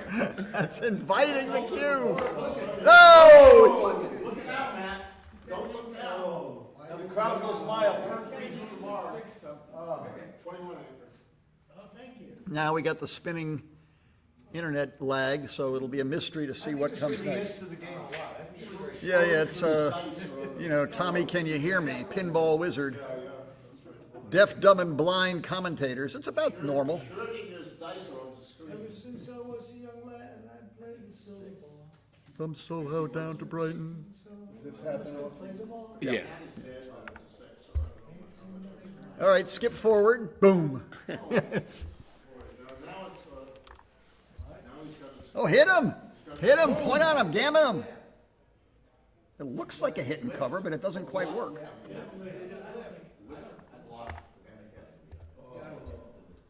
Yeah, good player would have given up his 6 point. Dance. 2, 10. 7 is exactly what? Bring everybody down? I'm down. Enjoy the show. Yeah, that's Ace, safe. We need the 5-point or maybe the bar point. Or figure out how to play boxes. 5. All right, no blots.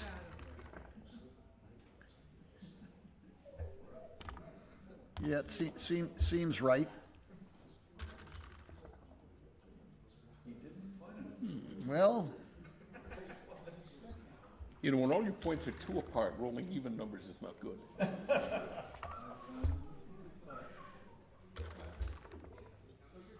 whoa! Game changer. Yeah, that's a good even number indeed. Wow. Marty, what's the race?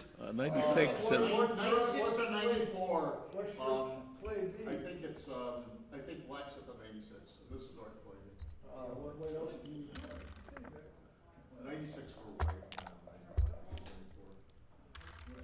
We didn't get out. Yeah, there's not really, you don't really want to break up your blockade here. But there's a lot of shots. Is this 8, 8, and he blocked the doubles? Oh, yes, yes. Good roll. Yeah, that actually was.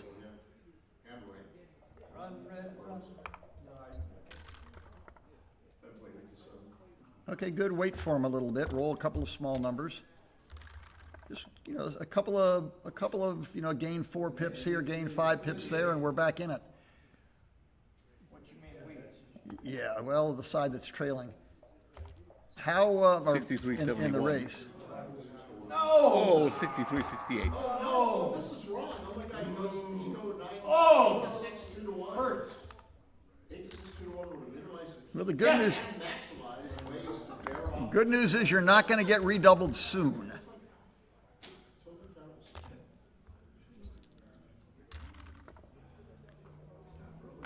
And what's Carter's take point for the redouble? 8%. 8%? Yeah. He's getting closer to it. I suppose David's not going to hold yet. He's probably on the deal for You gotta, it's, the tricky thing about players who've played lots of backgammon is how do you ever assess when the position is 8% versus 9% versus 11%? It is not easy. Put it next to you, Whoa! We might be getting down below 8% here. I'm gonna go start the car. Okay, well, this is worth looking at. That one, we're in the zone where that was worth looking at.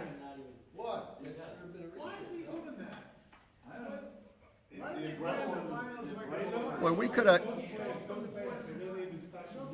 had a lot of fun trying to figure out just how bad that race was.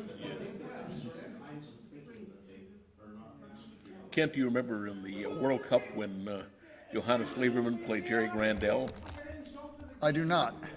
Well, Johannes Lieberman, the last World Cup, played Jerry Grandel. It was a match everybody wanted to see.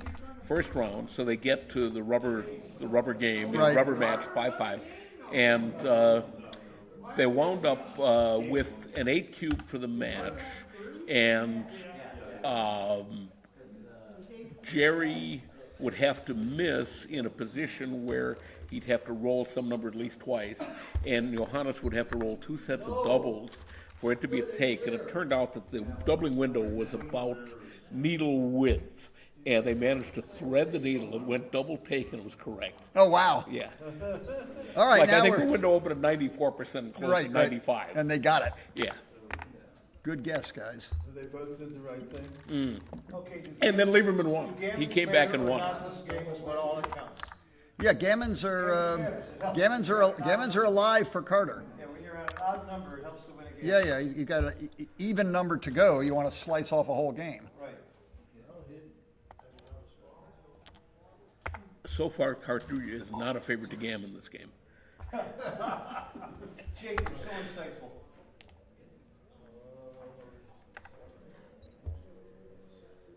Well, he got all of his checkers into play one way or another, right or wrong. And And David's got the 10. It seems like this is a good 3. I'd say before he rolled that 3, you're more likely to get gammon than in the opening position. Yeah? Opening position is what, 14%? 14 and a half? This 3 changes things, of course.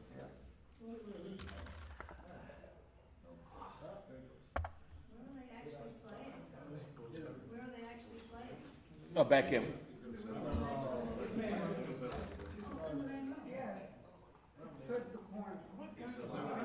Maybe, was hitting so silly there? Now Yeah, can I we? would've hit. Yeah, I'm not sure why he pulled off the 24 point. Maybe hitting was better, maybe not, I don't know. Because he knew he was gonna make, Yeah, all right, well, this is working out okay, just, Anchor. well, he did gammon save, so it might be the right. well, it might be. Do you really play game and save at this score, though? I mean, do you really go that extreme? Yes. You go to some lengths. That's something. I didn't think you would Close. go quite that far.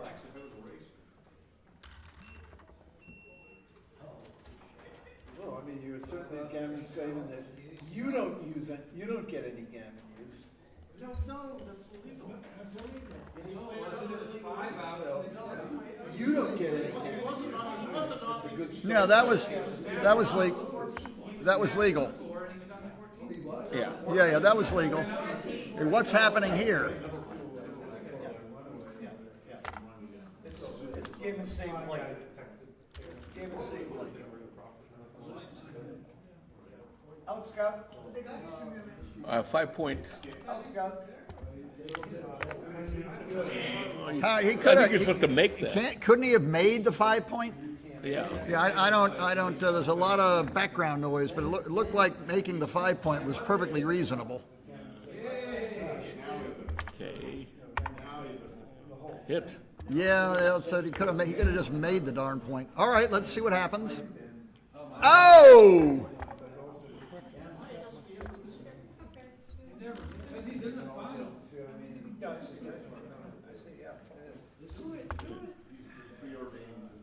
Well, come on, Carter. Oh! Carter! Boo! Hiss, boo! Oh my God, they're throwing their lunches at the computer TV screen. No political statements. And some of those lunches they're throwing were in their stomach. Yeah, yes. Oh, all right, well, it's not over yet. Back to the front game. He did that in honor of Ray Fogerland. All right. Do it! 3-1, Hit him! I suppose he's sloppy, something. Oh, he's got 100 builders here. 4 builders from 5. He's got 100 builders here. This is good. Oh, and away we go, huh? The 6. Oh, got in safe. Make the 5. Make the 5. Ooh. Oh, no. No, it seems like, Well, it's all right. He has to duplicate 6, so it's all right. yeah, if you can duplicate something, it must be right, even if you could have made your 5 point. Now can we build something? No. Make. Uh, 6-2.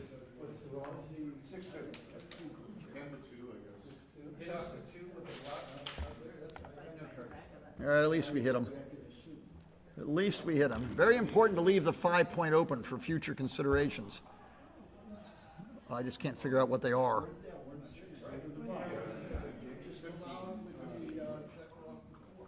Yeah, I like the idea of coming out off the 21 point rather than this. I like this. I like the other one. Here we go. Now can I make Yes. the 5 point? And hit. And hit. But Carter's going, make the deuce. All right, here we go. Absolute last shot. Look at this.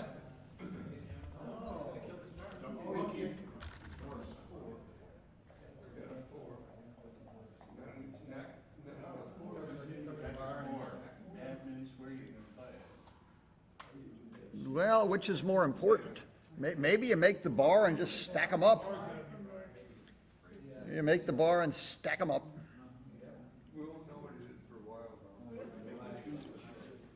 We might not even know then if they're far enough past. Well, there, it was make the bar and stack them up. Hit 4. I would have come in on the 4 and gone 3-1. 2-6 from the bar. 2-6 from the bar. Double boxcars. Oh, 1. Oh, no. Make the 2-point slot. Yes. Hey, Carter. Frank, you're not sitting on my book, are you? You're not sitting on my book, are you? Congratulations, Carter. You're coming to your black. Yeah. He's hatching it. Thank you. Pick a funny time to read a book.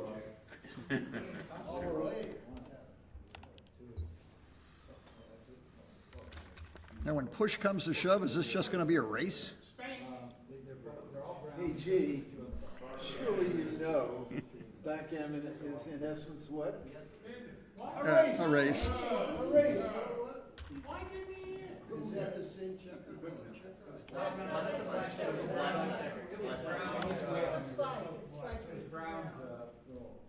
Yeah, there's a half-breed checker out there. We can't tell whether it's yellow or brown. Why do this? No, stay back. Why can't you make 5 minutes? Oh, you would. I'm just rooting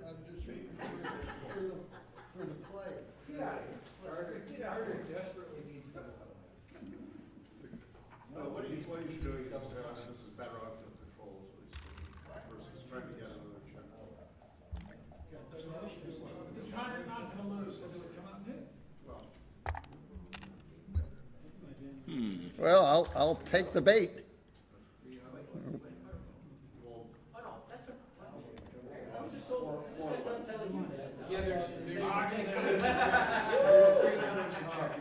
Yeah, he's pinned the checker on the 14 point.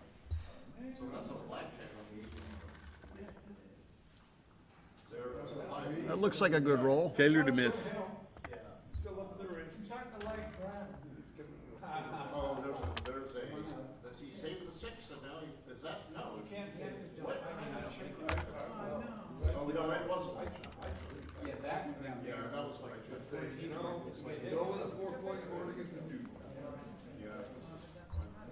You like, Boxcars.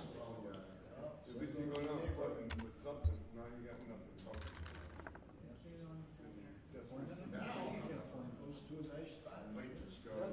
yeah, just bring a builder close and pounce when he rolls a 6. You know, just bring that guy to the 7 point and then pounce when he rolls a 6. So just come to the box. Don't not hit that checker. Let him roll a 6. Yeah, just this looks simple enough. Just bring it to the bar. There you go. There you go. That's what I like. And that's not even a winner. Yeah, there's that. Okay, now. He assumed the position. It comes in, that's all. No, it's not the 3-2. 6-5? I don't know about that. The idea of leaving the back checker way back to pick up an escapee is not a bad one, and might even be right to do it. Leave it there again. You know, try to. Hold your board. Nine loses on double 6s. You want to give him double 6s. Just shot the 2 point. Yes, it's maybe technically slightly wrong. You know, do we? Oh, he played his ace. Yeah. 6-1. Okay.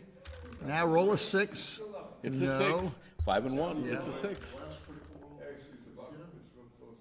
Oh, this is Ouch. a little bit awkward.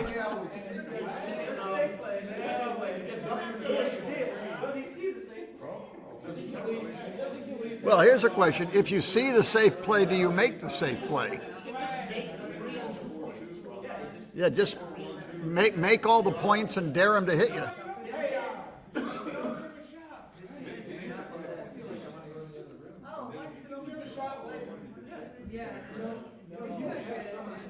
You volunteering, Kit? Yeah. Yeah, we ought to have a relay. Oh, no, he did. He did it, and he got He hit. did, he left the shot. Oh, no! Oh, no! He's a variation that is devoutly to be blessed. Now, he should have fought, he should have Oh. closer with the ace, Oh, man. that's a replay. He should have let him like six.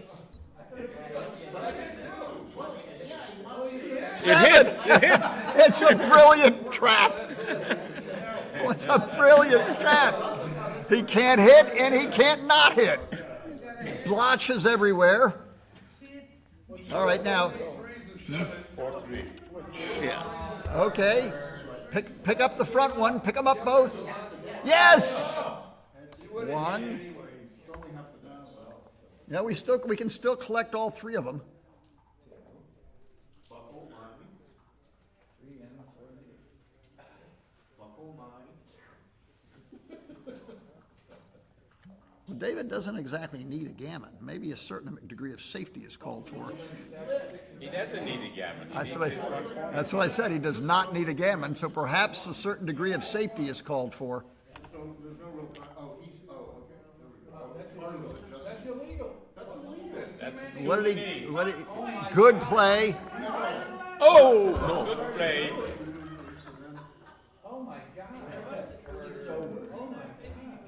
All right, this is interesting.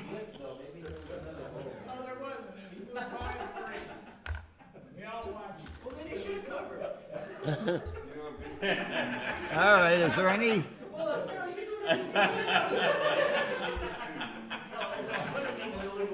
It seems like clearing from the rear here was correct, but it doesn't. Boxes, there's some small chance. Yeah, maybe two more. Boxes, yes! One, two, one. Yeah, one off is real good. Okay, any four checkers off. Oh! One more. One more set. Do we actually get there with? No, he's got stacked checkers. I can't tell how many checkers there are. How many in the? I think we should get a doubles here. Well, very exciting. Thank everybody for watching, and see you next time. There's still the finals of the Masters. Oh, Masters finals? Yeah. Well, that'll be fun.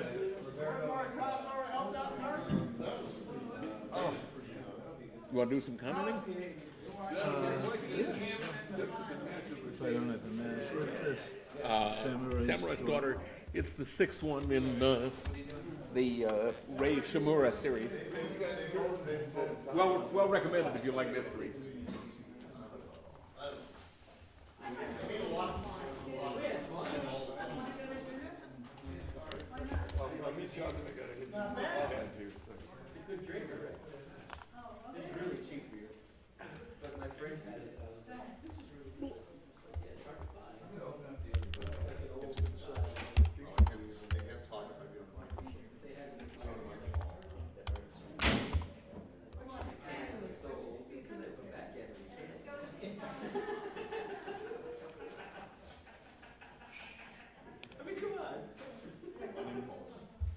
Let's go play a little bit. I got a couple hours. I got someone coming to get me. I might have to leave. They're picking me up because I'm going camping. But We I can can wait till start they it. They might not come here until 5:30. Yeah, I'm leaving at 6:30. Want to play, Jay?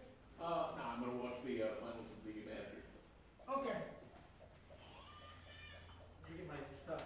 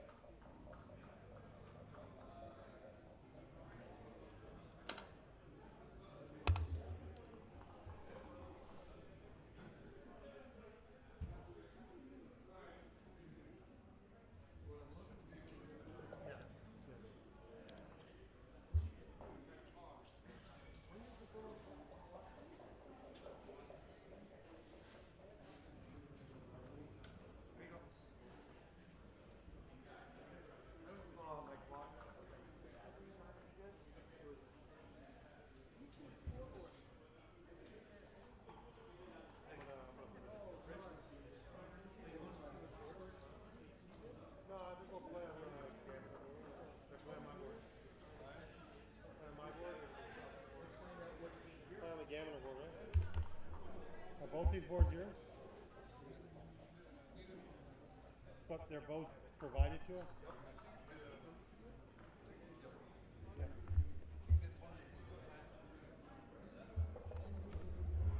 Which one?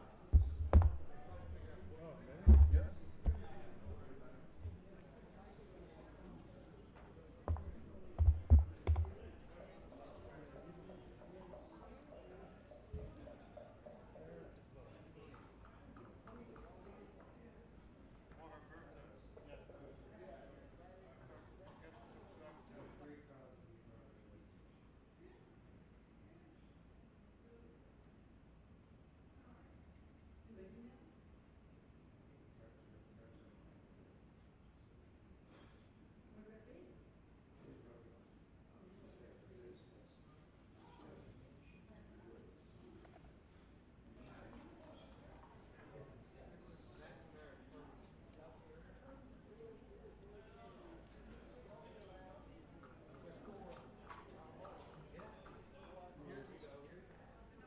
The right side. Yeah. Not today. Not unless I start drinking soon.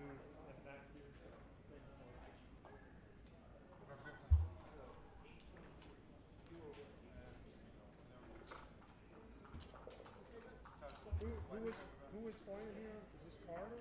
Or? I think that's Carter's side, yeah.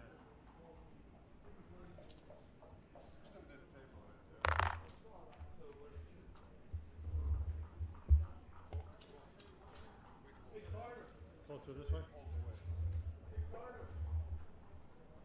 Here?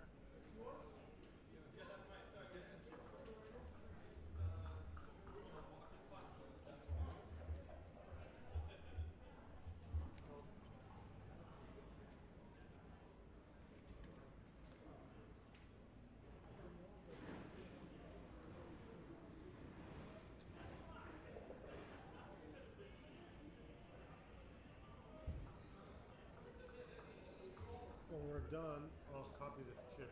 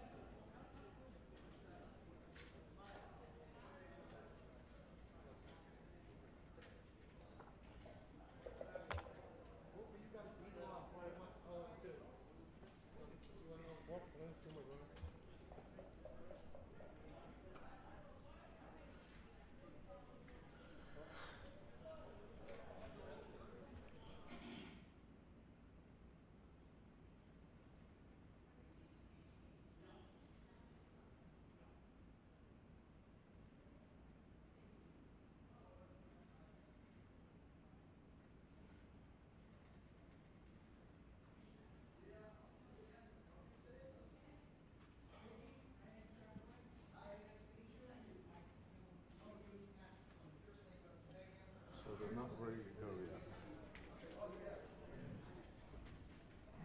No, but it's 11. Starting It's 11 points. Okay. And Yeah, that's there they are. There they are. Can we check just in case?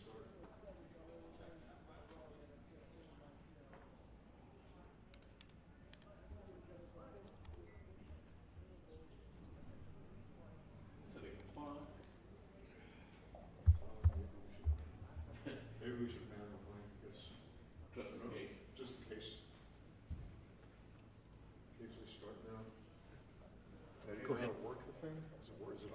think it's just on, I think. Okay. Yeah, go ahead.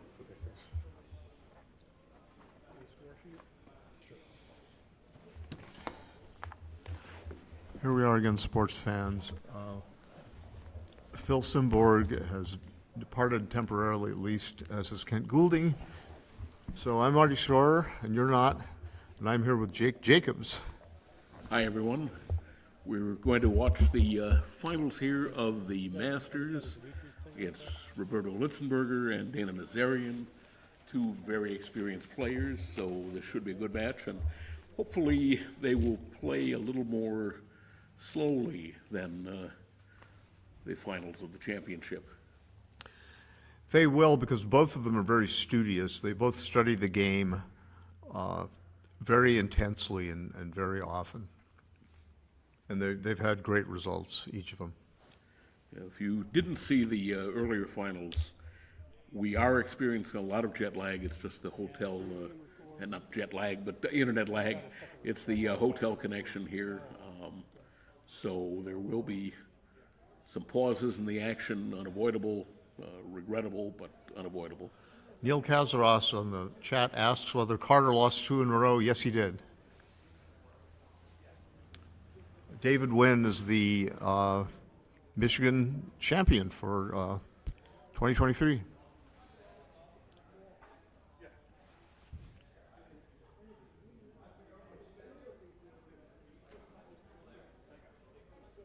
There were some illegal plays made, but I don't think that materially affected the result in the final game of the second match of the tournament finals, where everything was at stake between David Wynn and Carter Maddock. So now they've started. They're off. Dana Nazarian is off versus Roberto Listenberger.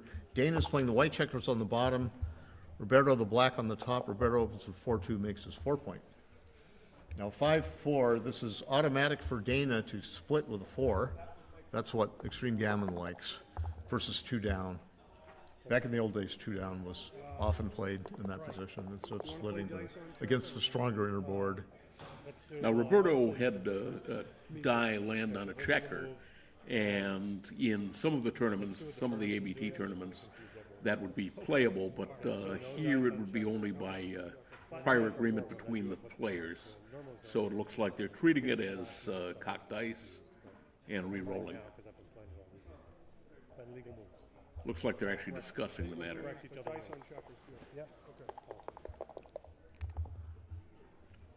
Okay, there's a 6-1. I predict Roberto's going to come down with he's hitting, and this is what I would have done versus letting him alone, you know. Even though he left a lot of return shots, it works very well when it works, such as making the bar now is good. Hitting is forced now. This is a theme of fighting for the important points in the opening. And Roberto was hitting and leaving blots to try to deny an advanced anchor on his own 5-point to Dana. And now Roberto's got an advanced anchor on Dana's 5-point, and he continues to slash away, and Dana continues to hit. And now he's made another point to 10-point in the outfield. And Roberto only has 7 checkers in the attacking zone, but Roberto is going to hit with that deuce anyway, because he's just got little else better, and he might have won the fight for that 5-point. That is if he can cover it, which he's got a good number of now. But Dana is looking at a very big play of slotting his own 4-point, Duplicating threes. to cover and to hit. Yeah, the other way gives 2s, 3s, 4s, and 5s, so I think this is better.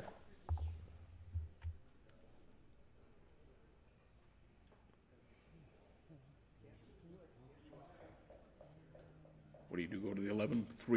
22 to 11? This is Roberto's, yeah, I guess so. I mean, you could go completely crazy and do a double Liger play, hitting twice and leaving 3 blots on your board, but he didn't like that. Now Dana's slot paid off. Now he can hit and cover. But Roberto has got a good defense. He's got a double anchor. And now what does he do with the 4? He probably just moves to the 7-point or something, minimizes blots. In with a 5 is forced, and now do you Come out, I think it's good. Coming out is good. I guess it's good because you want to move a back checker anyway, and you could be hit in the outfield, but only by rolls that break the Dana's midpoint or his 10-point, both of which are useful points. And Dana did hit and broke his 10-point, and with a 2, he made Roberto's 5-point. So he has won the battle. They've each won the battle for their opposing 5-point. Now, he could hit here, but I think he should just step up. Yes, hitting would be too risky to break that defensive anchor. When you're behind in the race, when your opponent has good defense, you don't want to abandon yours, and breaking the 20 anchor would be abandoning defense. He probably wouldn't even be ahead of the race after he hit and sent him back 16 pips. This way, he puts a checker up onto Dana's 5-point where it can easily escape, and he minimizes blots, and he keeps his double anchor. Now, what was that, a double 1 from Dana? Apparently he moved forward to make his bar point, which is a nice point, and now Roberto has just hit outside and made the 11-point, the blocking 11-point. So I'd say this is a fairly even game, maybe with some advantage to white because he's got Dana's got fewer checkers back. And this is the good, he has an ugly 4 to play, so instead of breaking a point, he slots from his heavy 6-point rather than his 7-point, where he would have to strip that point of extra builders to go 7-3. And so he has double coverage of his 2-point, and it's just more flexible and improves more nicely. Roberto rolled 6-4 and exited. He could have made his bar point there. Could have made his thinking. bar, which looked good to me at first glance, but maybe he was he wished to mobilize his back checkers and keep his outfield structure intact. But he would have made a better point. The bar is better than the 11 for the long run. So instead, he ran out to the 24-point. He got hit. He came in and hit, and he got hit back. And now Dana has got a 3-point in the board. And now he must think about hitting, but Roberto just instantly decided not to break his anchor and to hit, but he could have done so legitimately. I think sending that 5th man back, you're reducing your jeopardy there. I think I would have thought a little more about that hit. Yeah, I'm not sure whether it was right, but I would have. Apparently, Roberto didn't think about it. He didn't appear to have thought about it. And Dana is thinking about making the 18-point anchor. Looks good to me. Yeah, his other option would have been to break the anchor to make the 11, but I think he's right. I think the 18 is going to be. Yeah, or he could do something like lift the 11-point blot and pop out to the 18-point. I might as well just make it. There's a school of thought that says a double advanced anchor is is inefficient use of checkers, but he's free to break one of those points later. Now we've got lag going on, so we can't see what's going to happen. We might get another. Oh, I guess we can see. No, we can't see because they both lag. We have a little special screen here, but it doesn't help us because it lags with the regular screen. Yeah, it's the same display that the people on the YouTube channel are seeing, and we see on our screen.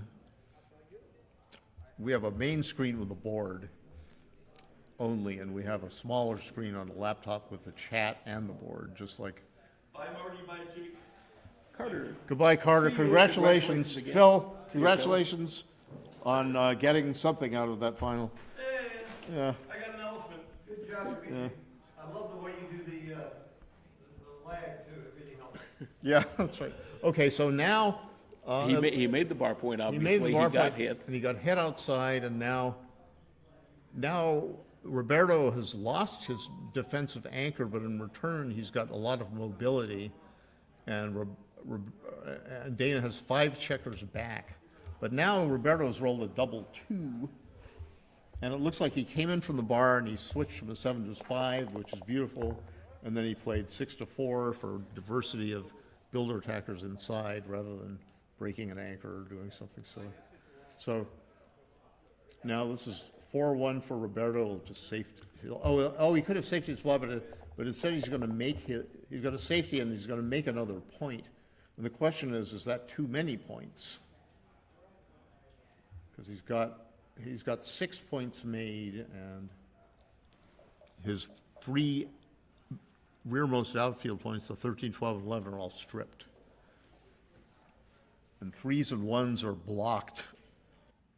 The 8 point, the checkers on Roberto's 8 point cannot move 3 or 1 unless they play another number first. So it might have been a little inflexible. He could have not made the 12 point. He could have just left 3 on the 11 and 3 on the 13. More flexible, but less 2-1, less does blocking. he step up here? Well, Seems like he a could- reflexive play. He could either break the 5. He could, what are his alternatives? He hit. He hit loose, yeah, that was one. At least it keeps a trailer back. But now Ribeiro, I guess, is happy he's made his 12 point. He's happy he got out of Dana's board. And now Dana, because that 12 point is there, Dana cannot hit on the 7 point from Dana's board point. But 6-5, he's got to play 6-5. This is a forced play. 20 to 9 is the only legal play. That's the only way he can ever play a 6. And now it's a 2-5, so he can hit or not hit. Hit or nit, as Ken says. Well, I mean, I think he should hit because it's just, it might give Dana extra timing, but it's sort of just a good idea to send more checkers back when in doubt. Right? So now Dana's going to try to decide on the deuce, and he's going to say, I'm going to keep both of those anchors and hope that now he gets to break the 12 point safely with a 6-1. Anything else would leave a direct shot. And 3-1 is interesting. He could play 4-1 for a 5 point board and move the back checker up like that, which is pretty good because he's got 6s, 4s, and 2s to move. Now this is fairly forced. He makes his 2 point with a 6-4. He can't move the checkers on the 11. He doesn't want to leave a blot against a 5 point board, and he probably doesn't want to go 8 to 4 and leave a blot within his board. I would be wanting to make a board, a tight board, a 3 point board with no blots, hoping that Roberto, who's got 7 points made and 1 free spare checker to move without breaking a point. You mean Dana? Dana, yeah, Dana's white. Dana. Roberto wants to have a tight 3 point board and force and hope that Dana rolls some funky number like double 1s or 3-1 or whatever that is just a horrible number. And if Dana has to leave blots, then Roberto wants an inner board rather than no inner board. So he rolled looks like he rolled a 5-3, and instead of, or is he thinking? No, Roberto's clock is going. Dana rolled a 5-3. Dana rolled a 5-3. He could have gone 18 to 15 and 18 to 13, leaving 2 blots in the outfield but fewer shots, or he could have just come around the corner and, which he has done, 18 to 10, left a blot on Roberto's bar point. I think I would have come both of them off the. It's fewer shots, right? And maybe fewer jokers, but I'm not sure about that. But now Roberto says, I double, and Dana says, I've got a 5 point board, I've got a holding game I'm taking, and Roberto says, I'm going to clear he probably just going to clear his midpoint. 111 pips, 120 for Roberto, 126 for Dana. Dana being on roll now, he's got 117, so Roberto's only up 6 pips. So that would have argued for a no double, but he had some contact going on. So now he just has to switch from his 6-point to his 3. Yeah, he's got a little problem with threes here. Yeah, so yeah, he's got to switch. Yeah, versus he could move his 8-point twice and go 4-1 twice, but that's just so ugly as to be horrid. And if you put somebody on the bar, they might stay on the bar for a roll, and that might help your race if you're Roberto. So I would getting points in a row is better than getting disjointed points. Like 4-1 would give disjointed points. It would still have a landing spot on the 6, but then Dana would be free to move his entire roll. And this way, he's going back 3 pips, and a quarter of his rolls leave him on the bar. Any combination of 4, 3, and 2 is 9 out of 36. The square of the number of points keeping you out is how many numbers you have out of 36 to fan with a single checker on your opponent's board. So he does it. He sees the nice pure play, and Dana does stay out. Bonus, and he rolls double twos, and now he's got a 6-point. Beautiful, beautiful. He probably should leave no shots and just go into the 6-point with 2 more.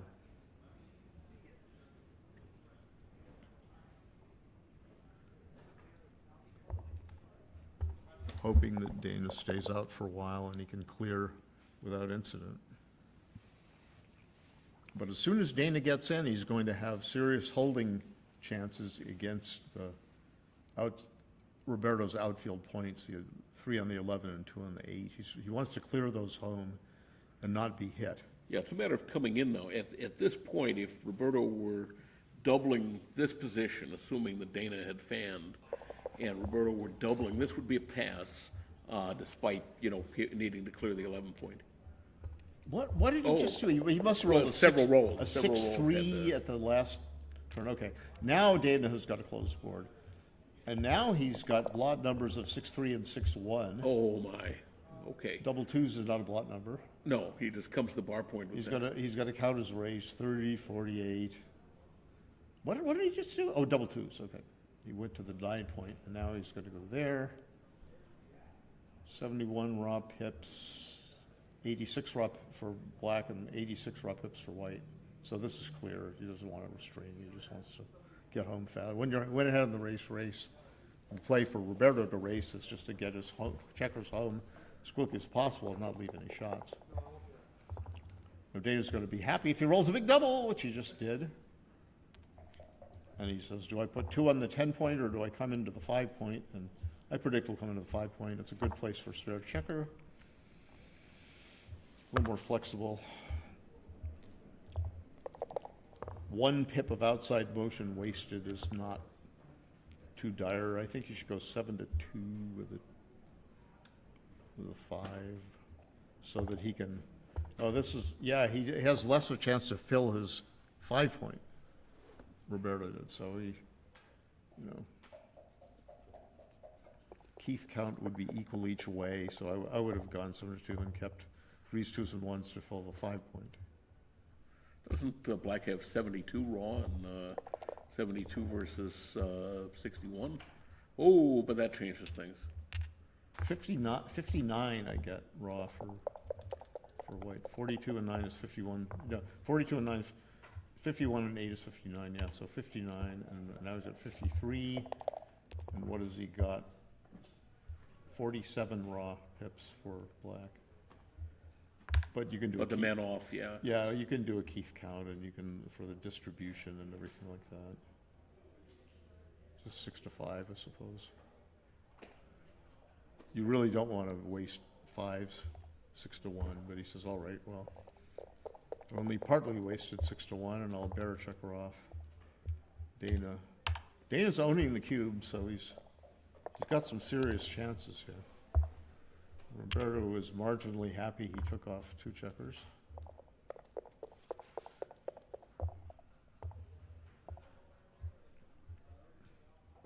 How many does he have on his 3-point? That one checker It looks like is he's really got. big. It looks like he's got 6 on his 3-point.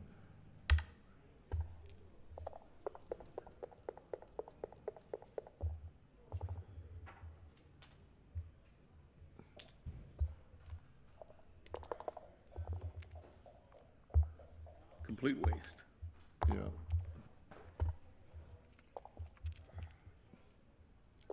Okay, 9 checkers versus So 8. so again, Dana's gonna hold on to the cube, because it's he's got too many pips to go still. Sure. And 2 off the 3 is a good roll. Now now Ribeiro has 7 checkers, as does Dana, but Ribeiro will be missing not very much. No, Dana has 6, I think, doesn't he? Does he have 6 or does he have 7? I don't know. He might have 2 on the, he might have 6, 6, 5, 5, 4, 2, for all I know. I don't know. I don't know what he just rolled. 6x. Well, the way this is lagging, the game's going to be over by the time we see, probably, unless there's a... Okay, now Jake's a big underdog. Double 6s would make him a favorite. Double 5s would make him a favorite. Crap was a little worse than yours. Nothing else would make him a favorite. 6-1, now he's got a chance at least. Miss followed by double 5s are better, but Roberto says, I'm going to end this right now with the double 6s to bear off his last checkers now. Roberto leads 2-0 to 11. What is that, about 60%?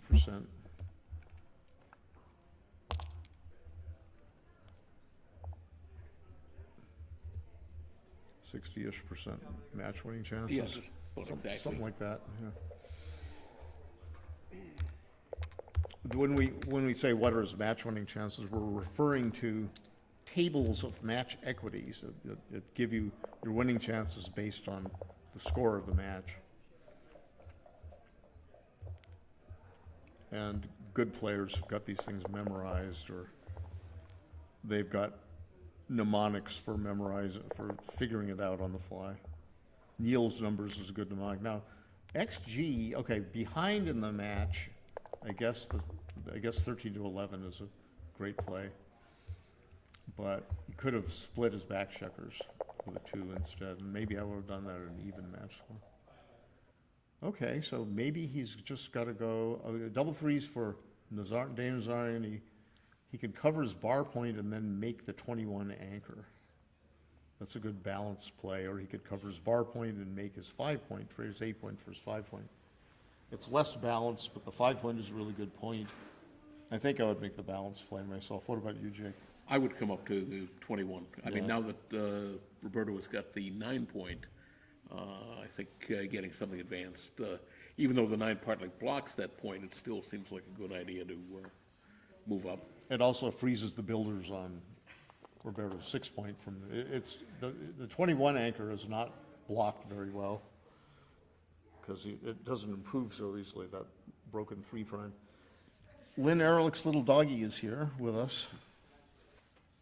And then, okay, it looks like a couple of rolls have gone by. It looks like that is what Dana did. He made the, and then I think he followed it with double 1s. He made the 21 and bar points, and then he followed it with double 1s, and he made the 5 point with 2 of them, and he made the other 5 point with the other 2. Okay, now he's doubling here, which is interesting because they both have 4 primes, and so I think it's So Roberto slightly just speculative. Yeah, slightly speculative because, but now Dana is thinking about this. Now he could just knock Roberto off the edge of the prime, hope not to be hit back, but it's a serious drawback to be hit back and have a 3rd checker behind Roberto's solid 4 prime. But yet on the other hand, you know, if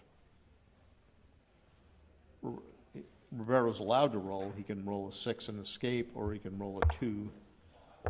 And Dana says, all right, I'm going to attack you and not let you do what you will with 6s and 2s, but Roberto says, aha, I've rolled a 3 and a 6, I'm out anyway, and now you're behind that thing. And Dana says, too bad, I'm going to hit you, and I'm going to decide it on a 5, bring a builder down. He could also have broken his anchor. That was a reasonable choice, but maybe not the right choice.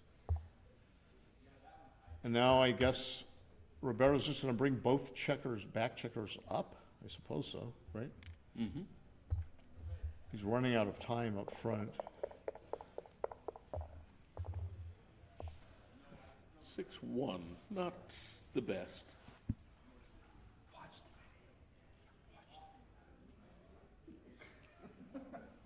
Maybe 8 to 2. 6 to 5. 24 to 23 maybe, because 24 to 23 I think is at least reasonable because a blot on the 2-point, well, that's true for 6 to 5 as well. You want to leave the blot on the 2-point and not go to the 1-point. But 6 to 5 is still reasonable. Now Dana says, well, is it warranted for me to just get my checkers moving and risk being attacked by from checkers on the 4-point, solid 4-point prime, but with stripped checkers 7, 8, and 9 points. It's actually a reasonable choice. But he gets pointed on, I believe, with this 3-1, which is, it's really good for Roberto to make the 5-point on Dana's head and use a 1 to do it. His preferred number would be double 4s or double 1s. Now we're lagging yet again. Yeah, now had he not run off the anchor, the 3-1 still would have been a great number because he would have anchored on the 21 and gone to the 13-point. Okay, so double 3s? I guess fanned. Dana fanned, and now Wow. Roberto has got a double 3, and he says, all right, I can keep a broken 4-point prime with the back slotted, the 8-point slotted, or he says I could make the 4-point and trade the bar point for the 4-point, which is an innerboard point, a better innerboard point than the 3-point, but that way sacrifice the blockade a bit. The bar point is a good blocking point. And he says, okay, I'll do a lot of, I'll keep my bar point and make the 3-point instead of not keeping my bar point and make the 4-point. So, Okay, he's happy to see something that comes in. yeah, and he thinks, do I hop out or do I now? And he's going to hop out rather than get pointed on or attacked and not hit back. Nice for Roberto. Nice for a non-hit or a non-maker of the 4-point. Yeah, I think he just anchors and plays 9 to 6 with this.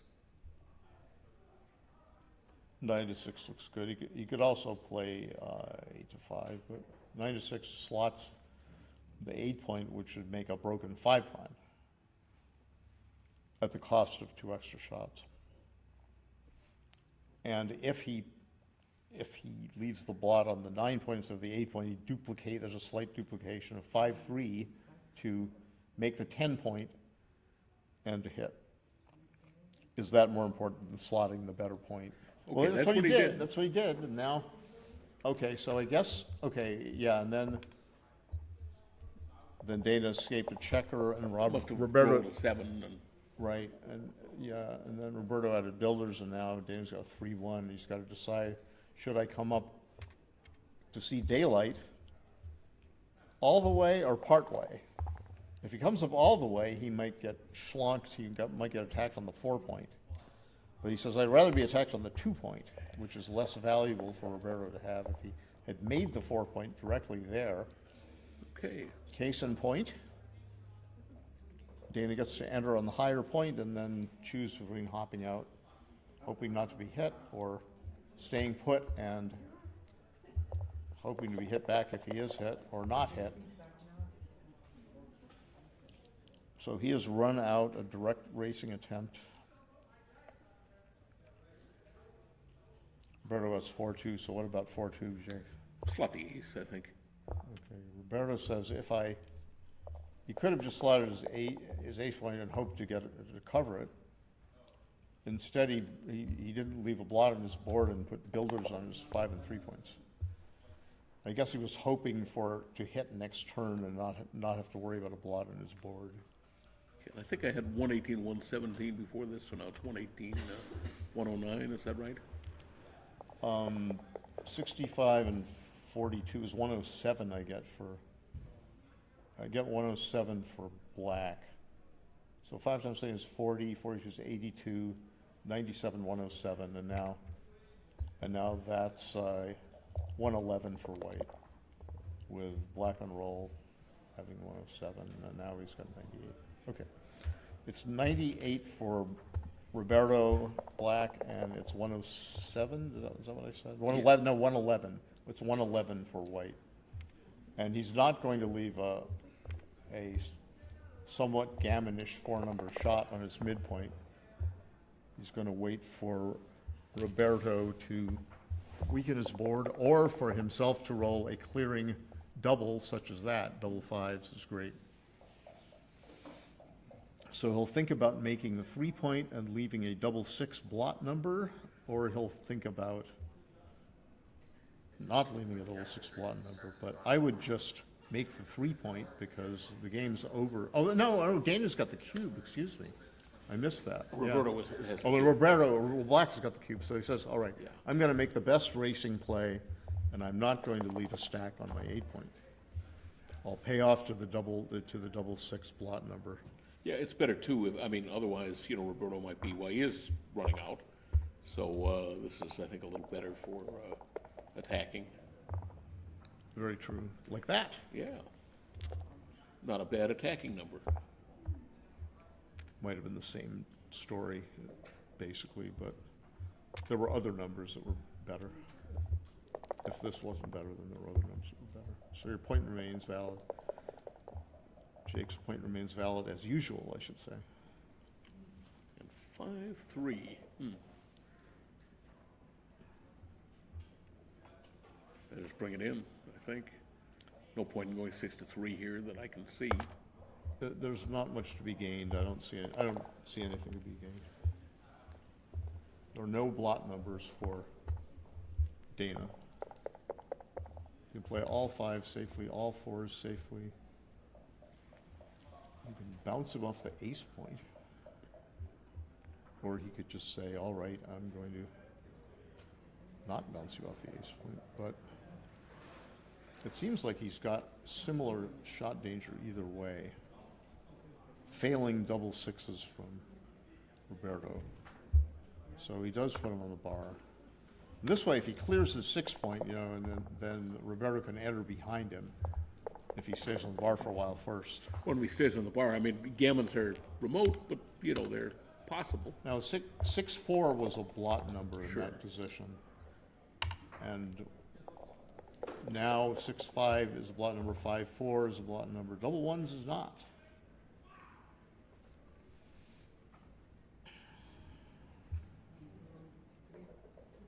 Okay, so I think he's going to play 6-5, 6-4, 3-2. I would expect so. There don't seem to be any blot numbers in that case. If he goes, Could play 4-3. If he goes 4-3, he's got a 4-3 blot number. And now he's got a 6-5 blot number. If he went to the 2-point instead of this, he would have had no blot numbers that I could see. But this is maybe better for the long run. This is a nice way to make the, he's giving himself a 6-5 blot number if Roberto doesn't come in. So now Dana has this nice smooth bear off, and Roberto's probably going to save the gammon without trouble. Boo, boo, and now he should play to the 14. He shouldn't cross. I think he should play to the 14 and 10. I think it's a better gammon saving shot. Better in one roll and probably a little more flexible. Yeah, I mean, usually you don't want to put stack one man on you don't want to make points. You want to diversify. And that's true, isn't it? Even if you sacrifice a crossover, sometimes it could be better to diversify.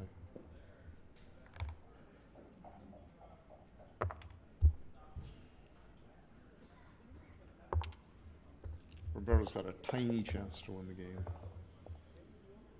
Starts all those variations. Most of them start with that from Dana, 2-1, and double 6. All right. Yes, this is the way you follow up on that 2-1. That's the opposite of 2-1. And there's 5-3 disappointment. Now he can still roll 3-2. He could still roll 2-1 twice, and then not possible anymore. But not possible anymore. He would have needed 8 checkers to have that variation. So it's a tie score. Sports fans 9 away to 9 away. Now this is no double I think the match equity elimination. there is 50%. I think so too. I thought about it. Well, then you have to say, what's the relative skill of Roberto versus Dana? And you say wouldn't want to speculate there's not there. much to choose, Yeah. So Now it's 2-2, they should update the score. They didn't update the score on the scorecard, but now they are. Yeah.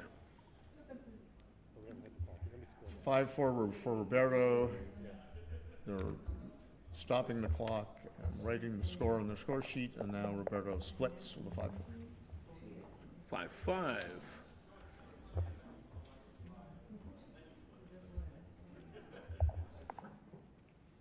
Makes 2 points, like good backhand players should.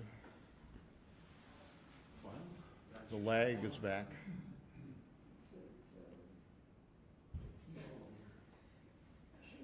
Okay. Now, if Roberto fans, it would be double take, easy take. If he comes in, it's not even a double. If he comes in with double fives, it's not clear who's even the favorite. Right, and Roberto correctly makes his 3-point, and then it looks like maybe he rolled a double another. Is it 5-1 now? Yeah. Oh, what but yeah, was- Dana. Yeah, Dana. I don't know what Dana had. Dana might have had a double 5. 5-3, I think. Oh no, double 5. You're right. Yeah, I think he had a double 5, and then Roberto had to leave a blot, and Dana hit it. And Roberto says, "I'm still going to try to restrain that back checker by slotting my most important inboard point." Dana says, "I'm going to hit Slot you." this? Yeah.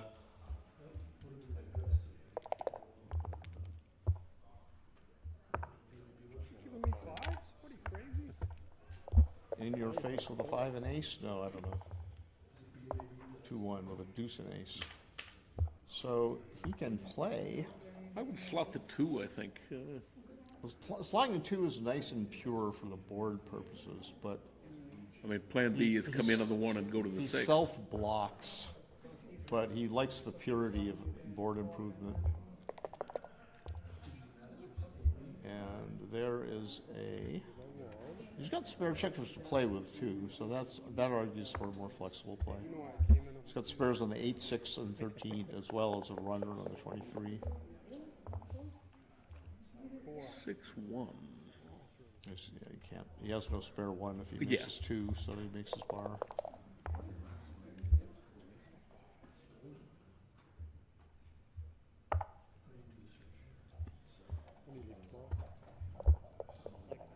Nice 5-3 by Roberto, making the 15-point. 2-1 by Dana. After this, you want to go have dinner? Sure. He advances his back checker well he can and switches from 3 to 2 instead of stacking on the 1 point with 3 checkers. Now Roberto says, "Shall I hit? And if so, how? How should he hit?" Well, he certainly, we know the first one. It's the last 3 that become problematic. Maybe he lifts and makes the bar point. He could lift and make the bar, or he could lift and make the 14. He could slither closer. And that has the advantage of blocking double 4s from the back and making a bad 6-2 from the bar versus a 6-1 from the bar if he makes a bar point. And which is better? Generally, the bar point is better than the 8-point, but sometimes the 8-point is better. So apparently maybe he hit loose and got hit back. Maybe he did. I don't know. Maybe he did. I don't know what he did. He moved to he ended up with a blot on his 2-point. Okay, I think he must leaves not have 5s had- and 3s and slots his 4. He's got a 6-4 to play. I think he has to slot his. Well, no, does he have to slot his 4? So He Dana- could come out to the 17 and come into the 2. Dana's got his full roll to play. I think so. Okay, so yeah, he could slot the 4 like this and leave more shots. That felt natural, but And it I is. think It is it some more probably shots. is better because he's not so afraid of being hit, and it works really well when if Bear rolls badly, which he's just done. Yeah. He's got more outfield coverage from the 15-point than the 17. Yeah, so he just brings 2 men down from the midpoint. I think so, because because it's better to break the 13 point than the 15 and put more pressure on. Of course, he could leave The fours and outfield. twos and do two. Oh, no, don't do that. Don't do that. You could leave fours and twos and duplicate twos versus ones and not duplicate twos. No, this is so Roberto's thinking about wrecking his board, hopefully temporarily, but it's going to take him probably 2 rolls to Well, make he his wrecked 4 his board. point. Now Dana is thinking about doubling. Oh, he did wreck his board. Yeah. Okay. He's okay. Thanks. He made the move, and now Dana says, "Shall I double?" I think I would double this. I mean, I know he's got work to do, but I think. Yeah, he's way ahead. I mean, look what's going to happen. Way ahead of the race. Assuming that he just clears up that blot, Roberto is going to have to get rid of one of those outfield points almost certainly. And then you kind of come down to a known position of 5-point holding game buried in the race with a bad board. Even if he doesn't quite clean up the spare there, if he gets hit, look at the board that he's coming in on. He's got his 6 point is open, for example. That's one bad feature. Yeah. I would be doubling, and I'd be very tempted to pass because it's so much work to do to put Humpty Dumpty board together again, like you were saying. Because of the broken 6, right, Marty? Yeah, because of the broken 6 and the dearth of builders in the outfield, right? There's only a direct 1 to cover, and there's nothing that says he can safely break a point and then cover next time. And even if he does, those 6 point will still be open. He'll be way behind in the race. Thus, a hit soon after that will be far from winning, right? So it's very passish to me. Like a 6-4, for example, from Dana. There's nothing saying he can't just make his 9 point. Sure. And he's got 3-1, 3-3, and 1-1 to hit and cover. So he did pass. Yeah, he did. Okay. I think that was right. I think he should have passed. Yeah. So that was the cube action we said was right. They took. But now, what if he hadn't cleared the 6 point earlier? I don't think it would have been the same. It would have action been, at all. well, maybe it would have still, but it all depends on. So you're saying you would leave a direct shot and keep the If board he had just intact. played 13, Yeah, breaking. Yeah, so we agreed on that, I think, but the cube would it still be double? I don't know the answer. It's flashing out of my head. So anyway, this has gone 5-4. I don't know how this went. Somebody had a 5-4. Maybe it was Roberto had a 5-4 in response to a 2 something. Anyway, Dana is on the attack. Dana's on the attack. He's got a better board, and at least Roberto has made the bar point, which he had slotted. So Roberto has a good structure up front, but Dana's got the edge because he has a stronger board, and he's just improved that to a 3-point board. Roberto would love to make the 5-point on Dana's head, and Dana says, well, at least now I'm going to come up and, if you do make the 5-point on my head, at least I will be able to make the It looks like he's going to make the direct shot. 3-point on his head instead. No, he's going to Oh, hit no, he's gonna outside. Yeah, he's sure. gonna, he did hit on the. So Roberto's happy to be running against the better blockade of Dana. That's a nice one. Oh, that's a nice one.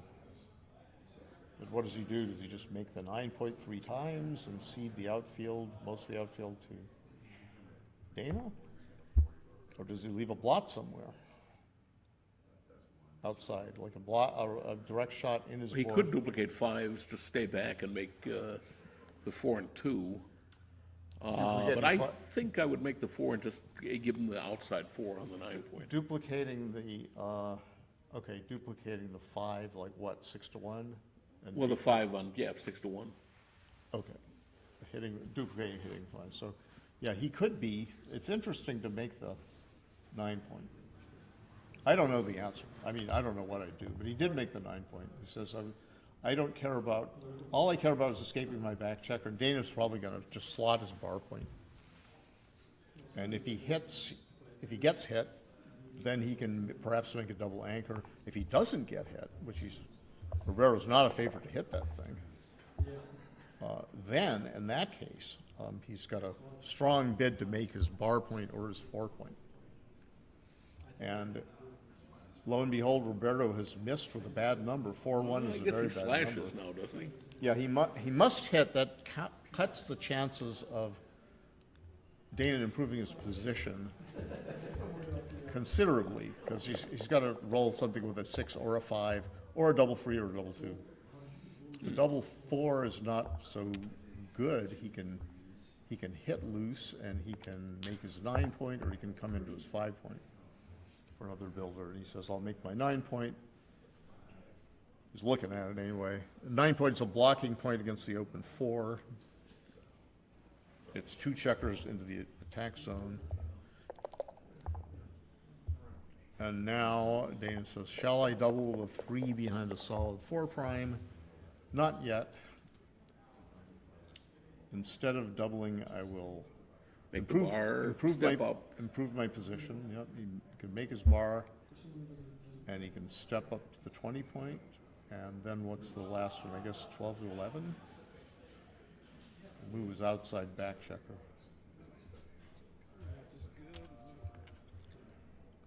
He says to himself, "Where is my 1?" He could diversify. Yeah, right now he's kind of duped his own 5s. Yeah, he's got 5s to attack his. Yeah, he could have diversified also with 6 to 5, which leaves fewer shots. But again, it slots a better point, and it leaves more point-making numbers, I believe. And he diversifies this way by not only the attacking numbers forward, but the 5s to get out of the board and the 5s to do something. Okay, attacking. so he makes the 2-point here. Yeah.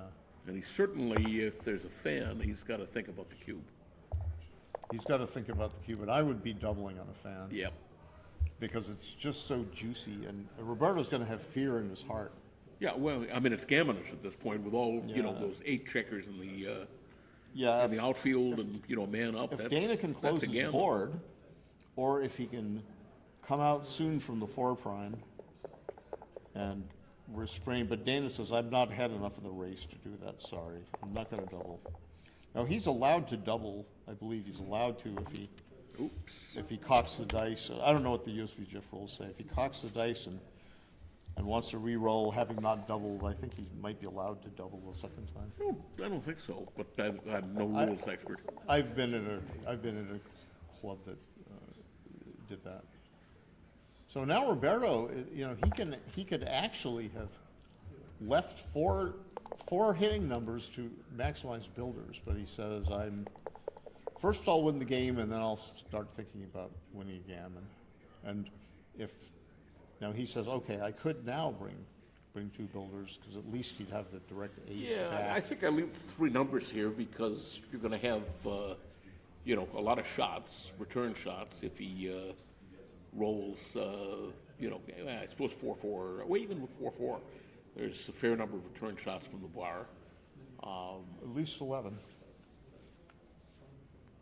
So he could play completely safely with his back check with gold 4s, just go to the 9-point. But maybe he wouldn't want to do that. Now that would still leave 11 shots 11 back. shots. Yeah. So now the advantage of making the big builder play here versus last roll is he had more builders attacking the 4-point. He just made the 4-point, and now he's where's that cube in the middle? It's in the middle. I see it. Okay. So he can just. I don't see a way to save double 6s as a blot number. So yeah, I like this. Yeah, this is good placement of the spares. He has to pay off the double 6s as a blot number. I suppose he just comes in. Yeah. He wants to use the spare checkers as bear off fodder, so he's going to just do that. Off the 5, and now he's got a double 6s and double 5s leave a blot. 6-3 does not. Now only 6-5 leaves a blot if Roberto does not now come in with a 6. And I would think that Dana's a favorite for gammon here with all those outside. I think so. Now he should just take off, and he does. Yeah, I think he's a decent favorite. Now he may not be much of a favorite anymore. He might still be a favorite, actually. How many rolls does he have? 1, 2, 3, 4, 5 rolls should get him in. So he needs 6 to get So off. he needs about 6 to get off, and 10 crossovers. 2, 3, 4, Consider and the one game yeah, and blowout. maybe 11 Dan- counting the bearing the man off. Yeah, maybe Dana won't miss.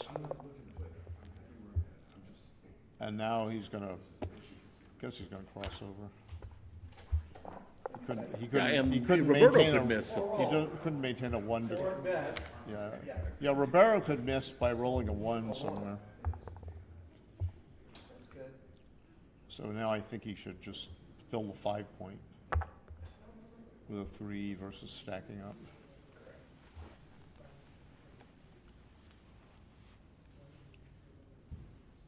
And there are so many checkers on the 8 point doing the same job anyway.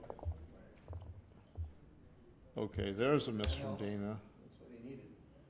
And now Roberto's fervently hoping to roll doubles or something, or big numbers. And we just don't know. we've got a lag here. What's your lag anyway? Roberto is trying to save a gammon, and Dana is trying to roll doubles. You guys 3-4 minutes behind there? No, I don't know. No, we're on time. The real-time lag, I think, is... Yeah, the audience is, a couple minutes behind. But in a situation like this, by the time it resumes, it'll be in the next game, and we'll know whether they've gambled or not. You're commenting in real time, but when they see your comment. Okay, now Right. he's, now Dana has to roll double 4s or better than gammon, and now there's no gammon. There's no gammon chance for Roberto. Assuming he doesn't make an error. Yeah, I would fight it the other way. yeah, At first I was like, I need to do this for double 2s, and I really like it ripped from the yeah, and he says, oh, I had a blow, yeah, yeah. Gammons in that position. Unless it was a player roll.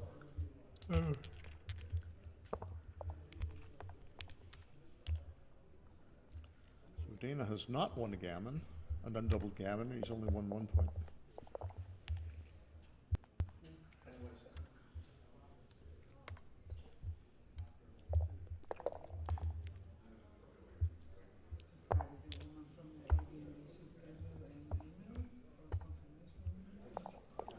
So that's the standard free reply to a 3-2 split, is to hit loose and then reinforce the outfield with 13 to 10 after you strip your 6 point to hit. And it becomes a hitting contest centered around Roberto's 4 point. And now a fan, a big double 6 fan, boxcar bonus fan from Dana, and Roberto now makes his 4 and 5 points. And now, Which we know Bill Roberti has dubbed this the rack, because it tortures the opponent when you've got the 6-5-4 made. and I guess, is it right that Everybody wants a good rack. yeah. I envisioned a pool table with racked up balls, but everyone says no, it's the torture aspect of it, the rack being a medieval instrument of torture. And there's something called the barrel, which is the best 4 point board from the 6 to the 3. And then there's something called the beast, which is the best 5 point board from the 6 to the 2. Yeah, now why is the 4 point board called the barrel? I hadn't heard that one. That I don't know. Maybe it's Barrel right of a gun. Maybe you're over the barrel or something, or the barrel of a gun is pointing at you, or maybe the 4 points in a row reminds you of a barrel and some. I don't know. Can we be sure it's best, or do we have to roll out the barrel? We'll have a barrel of fun if we do. Okay, I would That's make the prime. Only very old backgammon players or very geeky backgammon players. Yeah, the prime versus the attack. A 5 point prime, a 5.5 point prime looks good, but Dana says, well, I'm going to put 2 checkers on the bar, and let's see what happens after that. And if Roberto rolls a 3, then Dana would be even less happy than he would be. Now he says, shall I double, or am I afraid to double, or am I too good to double? It's very tempting for me to double this because Yeah, Woolsey's because law, otherwise you might face the rack. right? Yeah, in other words, Woolsey's law says if you don't know whether your opponent has to take, then double. And here I don't know, so I suspect not. But I've been wrong many times before. I think it's a pass, but I would be afraid to take this if I were black. I envision, he covers a 3-point with 17 numbers, or he points on the 1 point with 5-2. Or he just rolls a 6-5 and, Yeah, makes 6-5 makes the bar point. 6-6 makes the ace point. Yeah, that's right. Reverse of Wolsey's law. If you think they might take something you think is too good, you probably should double. Yeah. Or at least invite them into your If shoe. it's a close play-on decision, it has been said by many that if you have a close play-on decision, should I play for the gammon or should I cash the game, double my opponent out, then if you think it's a close decision, then doubling the opponent gives the opponent a chance to make a mega error by taking this thing that might be too good to double. And a very small chance that your opponent takes such a cube is often enough to justify a marginally incorrect doubling decision where you really should play on, but you're not a favorite to win a gammon or something like that. I think they're discussing the last one, or The only reason I doubled was Oh, they're talking about oh, Roberto's not at the table there. Maybe Dana's talking about the position with someone else or with Roberto, I can't tell. doesn't remember what the initial position is. There's no way he could take it. He's just- How do I set these checkers up again? Yeah, like this is the state. I didn't know what was going on. If it was, Are we playing Western backgammon, or are we playing an Armenian variant where the checkers started in other places or don't something? touch the rack. yeah, I think he's discussing why he did or didn't double. And Like, I had no double. Did you want a glass of wine, anybody? Maybe it was too good. Sure. People are feeding me alcohol. I Scotty guess Kellan I too has- could be convinced. Oh, it looks Scotty like Kellan you're has almost empty. some vino. This is a Provence you'll like. Would you like Okay. to taste it, Jake? Sure, thank you.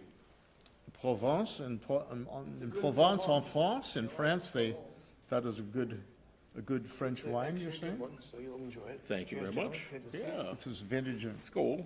Skol. Cheers to you guys. Prost. Yeah, Yeah, Kupsida. Prosit, Nazdorovia. Chokti. That's Thai, I suppose. Yeah. Yeah. Don't want to get any kimuch in my wine. That's a tough- Kimuk. Kimuch. It's, it's effluvia from your nose or from your eye or something like Are you that. talking about in Korean or? No, I'm talking about. Oh, in Thai. Thai or maybe Lao. I don't know, but people tell me stuff and I either remember the right or I don't. I speak not a word of Thai or a few words of Russian, but Yeah, I can't carry on in Korean, a conversation. booger is kotachi. And the crust that you get around your eye, what they call an eye booger, is nunko. Yeah, right, and in Thai, I think it's not eye booger, but an eye crap, perhaps. I don't know.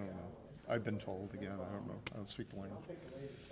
Jake speaks the language, having lived there or whatever, having a Thai, Yeah, I mean, a but that Thai one, wife. I don't know that Yeah, particular yeah, one, but yeah. So they're taking a break from this Masters final. Roberto Litzenberger, is he a citizen of Argentina and America? I think so. Okay.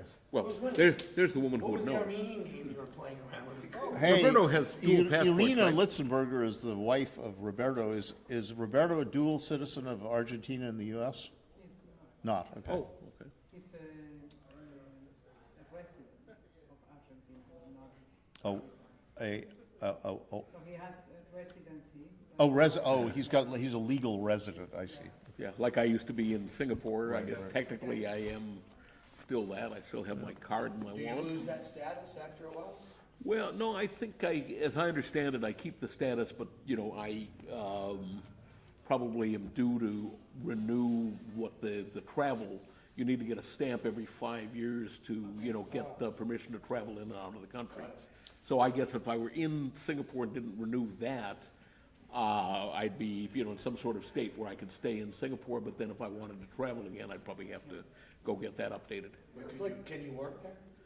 Yeah, I was a resident, a permanent resident of Singapore, so Yeah, and I paid into the Central Provident Fund. Got it. Yeah. It's kind of interesting.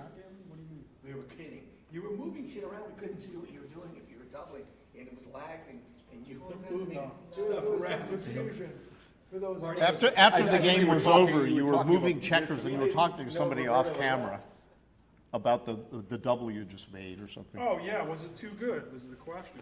Yeah, You thought it was too good? no. No, we were thinking it was We probably did not, not. but we were. We thought were it thinking was about double putting- pass, we don't know the answer, we don't have XG The here. reason I didn't, there were so many good shakes, like 20-something. Yeah, you had a lot of good numbers, But if he just throws a simple ace, which isn't great for him, he'd rather throw a 3. If he throws an ace, he gets off the gammon a lot anyway. well, not only that, he's got a lot of counterplay, right? Hell yeah, he had the rack after like 2 shakes. And that's when we were discussing the derivation of that term. What's The that? rack, we were talking about the Yeah, rack and I how said, that. nice rack, I was like, I mentioned that. oh, okay. And who doesn't like it? I said, 3 shakes into the game, I said, I'll be lucky to get out with 1 point loss here. So, What is it, a rack of Montrachet or something? rack of lamb. Yeah. Armenians like lamb. Of course they do. I mean, jelly though. I thought it was too good. You thought too good? I did not. I wouldn't be surprised. I wouldn't. I'd be surprised if it was too good, if doubling was a huge error, though. Yeah, the If thing it was about, an error, it was a small error. one variation is you make your 3-point and then Roberto anchors, and then you have a powerful cube perhaps, if he's got 1 on the bar. That's part of the equation, right? No, if I make the 3, I'm not doubling. Yeah, right, well, if you make the 3, you're not, but if you've already doubled, if you make the 3 and he enters or something like that, I would have. then you're free to cash. Doubled that. It was Instantly? Come on. No, I mean instantly after thinking about it. Well, at first I was wondering, is this good enough to double? And then when I counted how many good shakes I had, I lost track at like 22 or something. You guys, by the way, it was so much more pleasant to be commenting on this match than the final of the championship because they played so fast that nobody could say anything really intelligent. And besides, Well, it's like the pitch clock. Now it's hard for seriously, in baseball, the Yeah, but I commentator- hope they kill baseball because I hate baseball.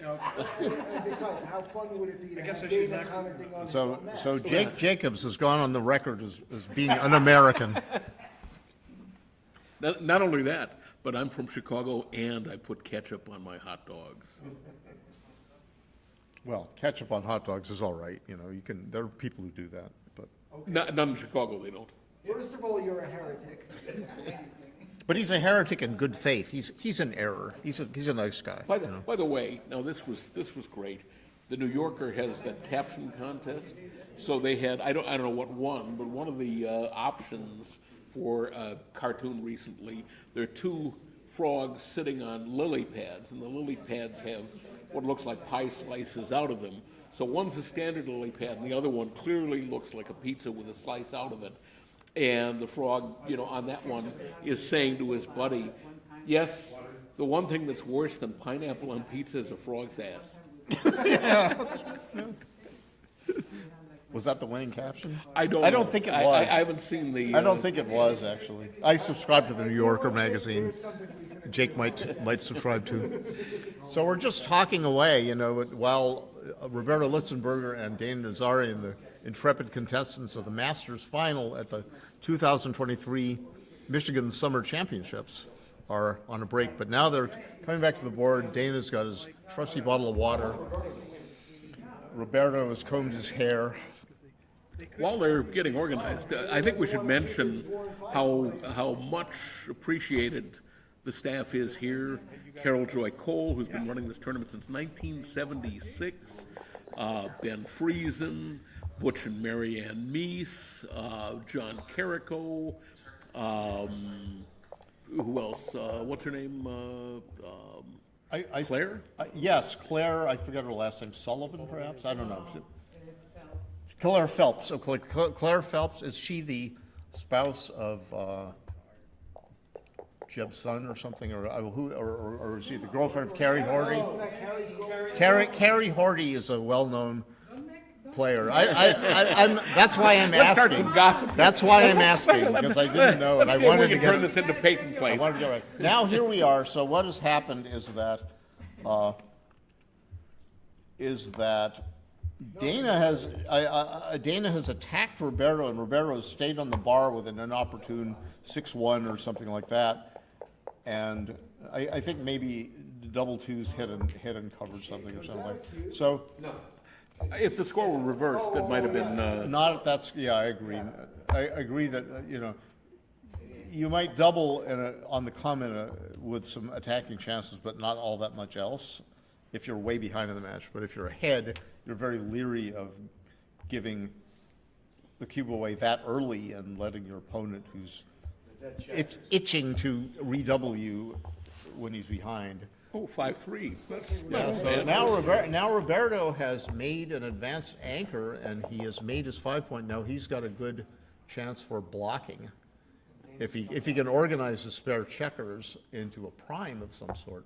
He's not, now this is, I hate this. No, I would come to I the hate this. 21 point. Coming to 21 point tends to be right in this kind of position.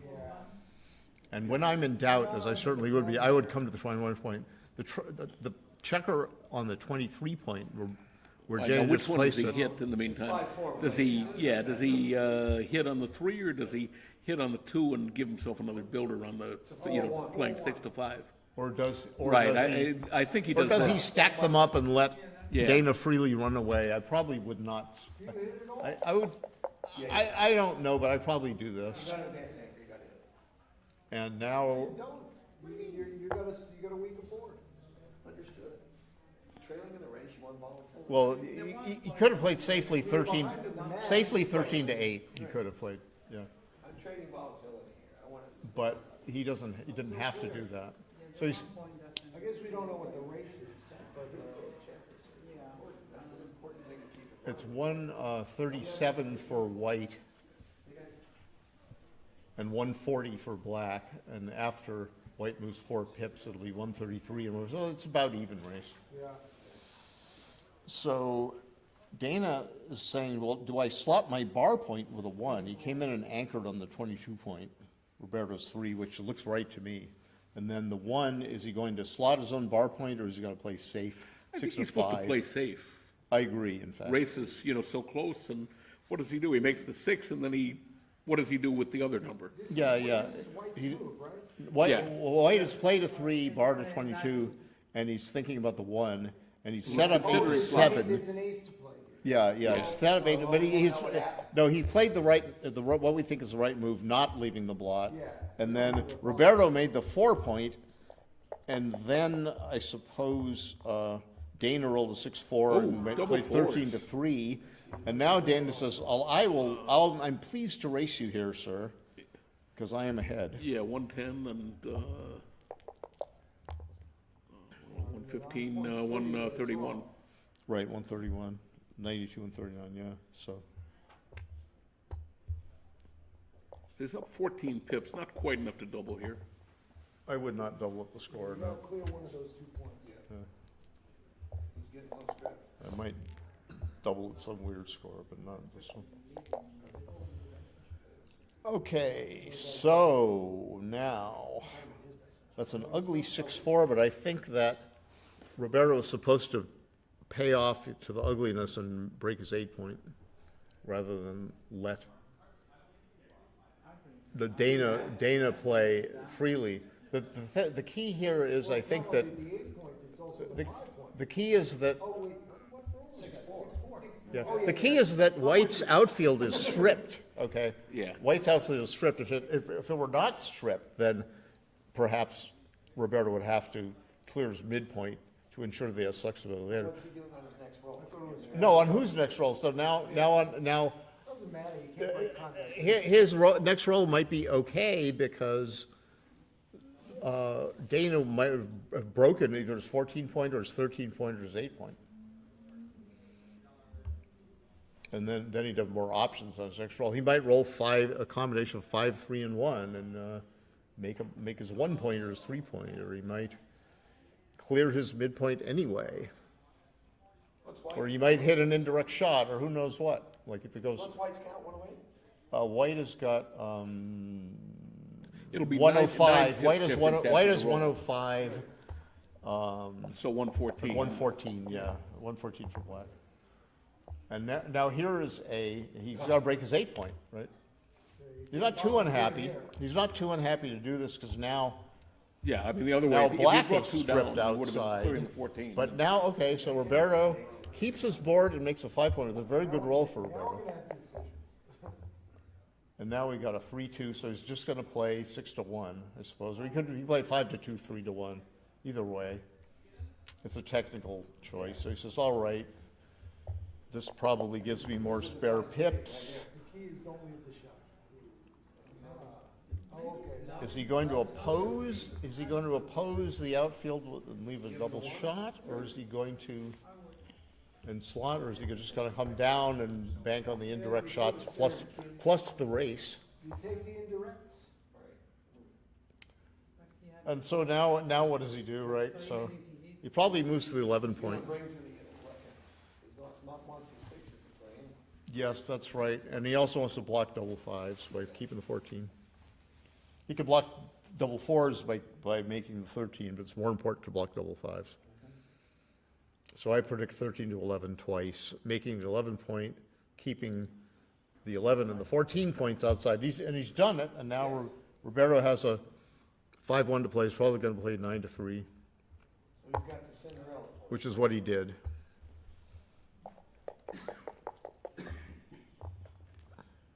Okay, well, that's a good play. Cinderella point, man.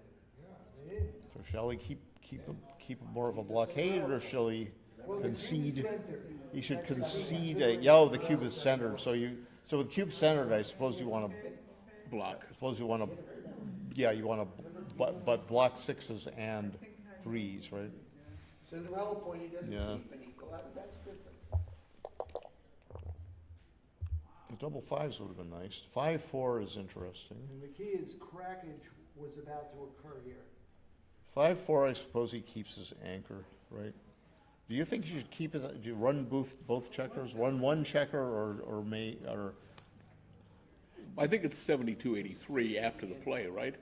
So he's probably going to get doubled, almost with certainty here. So which way would you rather be taking? I think you want to keep the anchor and just play 7 to 3 and 6 to 1. right? And the other thing is that about the race is that Two for black. But he's got Dana's got some wasted So it's checkers. 83. Okay. Yeah, so there's the cube, and, I think that here you're taking it, and the other way, I don't know. The other way, I'm not so sure. If he kept the I think the Cinderella ra- I point, think why the did he race is come more in and clear dangerous. sixes? He didn't have to do that. I'm sorry, what? Dana did. What did he- Kept the Cinderella point 7 away, and then. Oh, no, he didn't do it because he would almost certainly have to leave, well, most of the time he'd have to leave an indirect shot, sevens. And the way he played it it was good for the next roll. It was good to block Roberto for the next roll. And because he had cube in hand and he was going to double on a normal roll, which he did. Yeah, and you take And- away the and- double sixes, and the guy may drop. Exactly. Some sequences, and then you never have to play that. If you give the cube, your opponent might make the wrong decision. Is this lagging? I think he is. It was lagging, now it's not lagging, and you can see the clock moving, but what's he looking at here? You don't want to get cheated. The 2-1, double one. Oh, it's right, it's Roberto. Okay. So Roberto's Keith count is 71 after this, and Dana's Keith count is Well, he's got 60, 56 63 Keith count, and then with the Keith. 63, and then he's got to add 9, 72. So he's got to come out, I think. That I'm not sure of. I'm not sure about keeping it 5 and 2 away. I suppose he's right to keep 5 and 2 away. He's got more double crossing numbers. Like that. That would have been much worse if he had made 4-3 cross numbers. Yeah, now Roberto's got serious chances here. But this is a big roll. He wants to bear a checker off, and he's worn 3 checkers off. There it is. There we go. 3 checkers off. And Roberto's a luck box. he's a lunch wagoneer. He's going to recube this immediately, or close to immediately. Yeah, it's 12 checkers versus 11, but look at the, look at the distribution. Who will miss most? Dana will, and Dana will immediately drop if Roberto doubles, or maybe he'll make a show of not immediately dropping, and maybe Roberto's making a show of not immediately doubling, but that's close to immediately, and he drops. Okay. So Roberto outraced him in that position, and that's large part of the equity of taking is the racing chance. And he was able to race because his 21-point anchor on Dana's 4-point served as an obstacle for Dana. It made him play more inflexibly. That's what Danny Kleinman called holy game equity of the third kind. The wastage that the player playing against the holy game incurs by avoiding direct shots. Or had he Okay. not wasted, he might not have had to roll boxes. That's right. That's right. We can always paint the story after the fact. Well, no, but the point is that holding game equity of the third kind is a thing, and it came to pass here. Okay, so now it looked like 5-3 point for Dana and double 5's point for Roberto, and then 4-1 for Dana, and Dana did not wish to split against that whole bunch of checkers down near the board, and I believe all the plays have been correct so far. And this is going to be an easy, so they're playing a perfect game so far. All the rolls have been correct as well. Yeah, the rolls are correct for them to play correctly. A courtesy fan.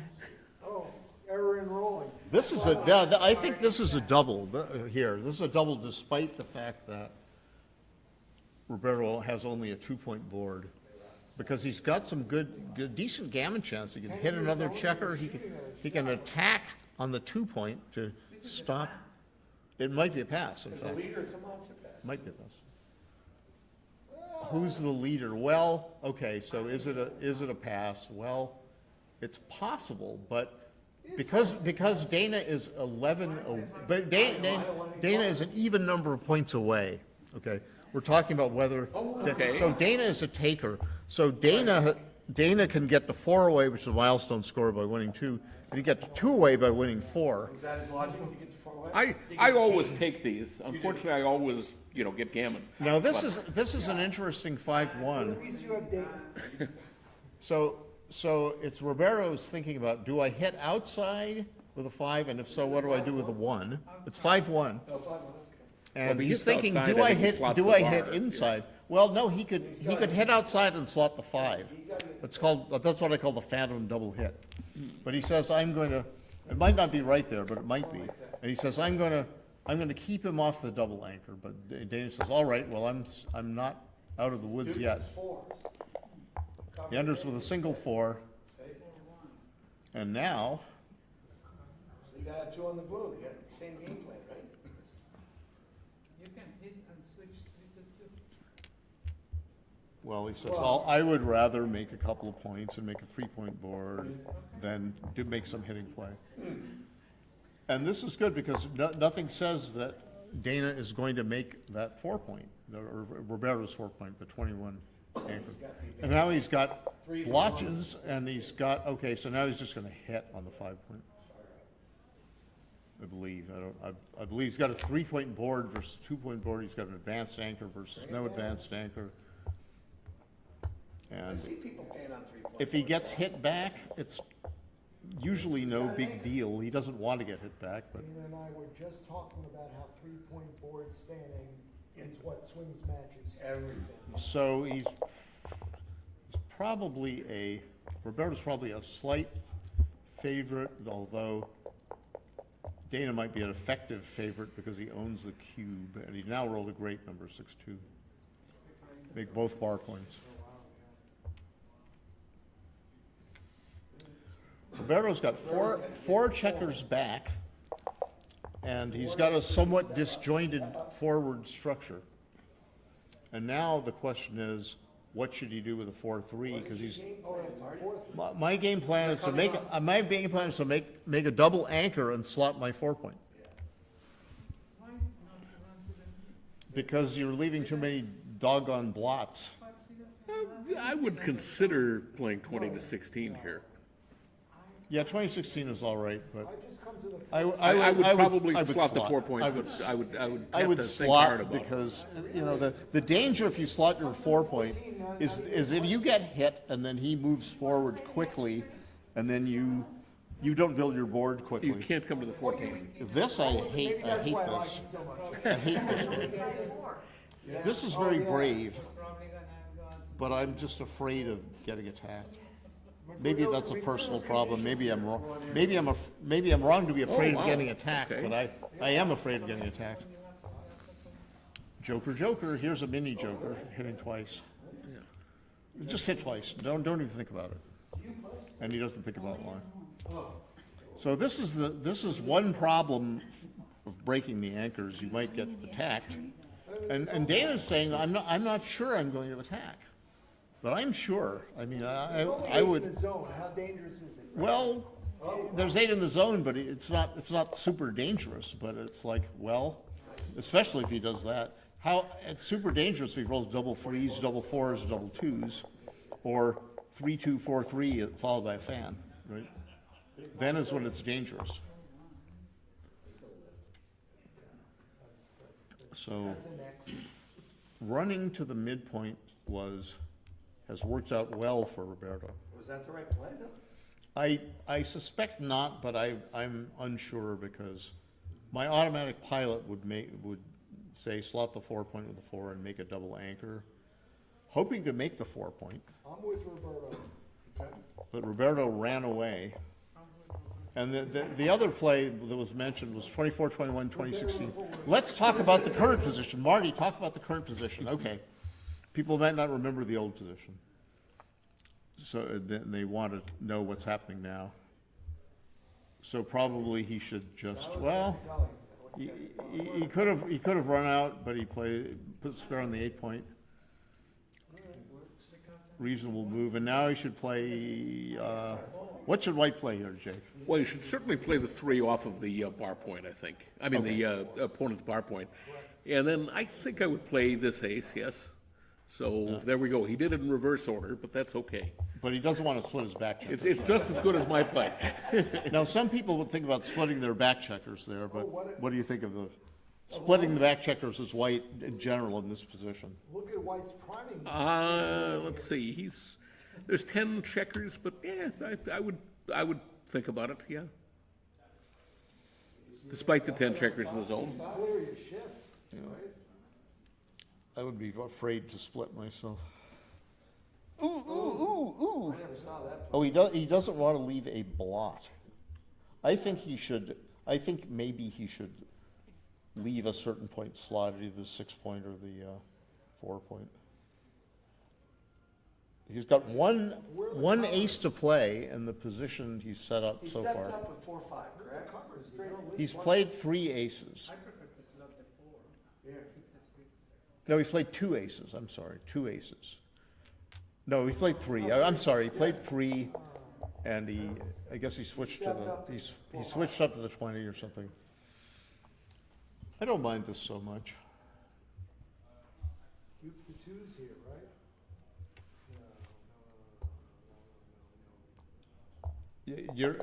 Rich Muniz has said White could have duplicated 2s 30 to 7, 15 to 14. And he got the 2. But at the same time, that would be adding a 2-5 to hit and cover. So he would have 3 numbers hit and cover versus 2 numbers hit and cover this way. So the duplication is, I guess it works out on other deuces or something. So what did he roll? 2-1. Oh, 2-1, all right. Making 4. I would switch to the 4-point myself, yeah. It's the lava blitz with no blitz. That's a Roberto Litzenberger concept, the lava blitz.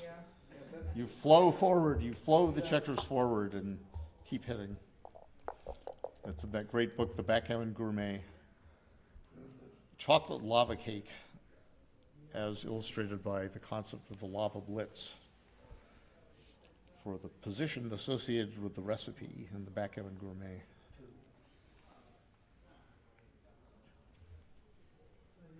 He could make the ace here, but I don't think I would do that.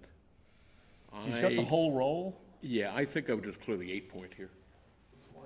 I might, 8 points doing nothing, right? I might wish to clear the midpoint and really hope hard not to be hit. Because the third checker on the 3-point is also doing nothing. And the question is, does he play 6 to 4? If he's going to play this 5, does he play 13 to 11? Does he play 6 to 4? I mean, 6 to 4 or 8 to 6. Did I not pay for that? Oh my God, thank you so much. So he's leaving fewest shots by going to the 11. Thank you so much for Okay. He's trying to improve the board, and I would have been inclined to play to the 11 Well, point. 6-2, he Yeah, 6-2 was does the it header. all. Yeah, so he would have had 14 numbers. This way he had 16 numbers. That's a pretty good roll. Coming in at all is pretty good. And Dana owns the cube.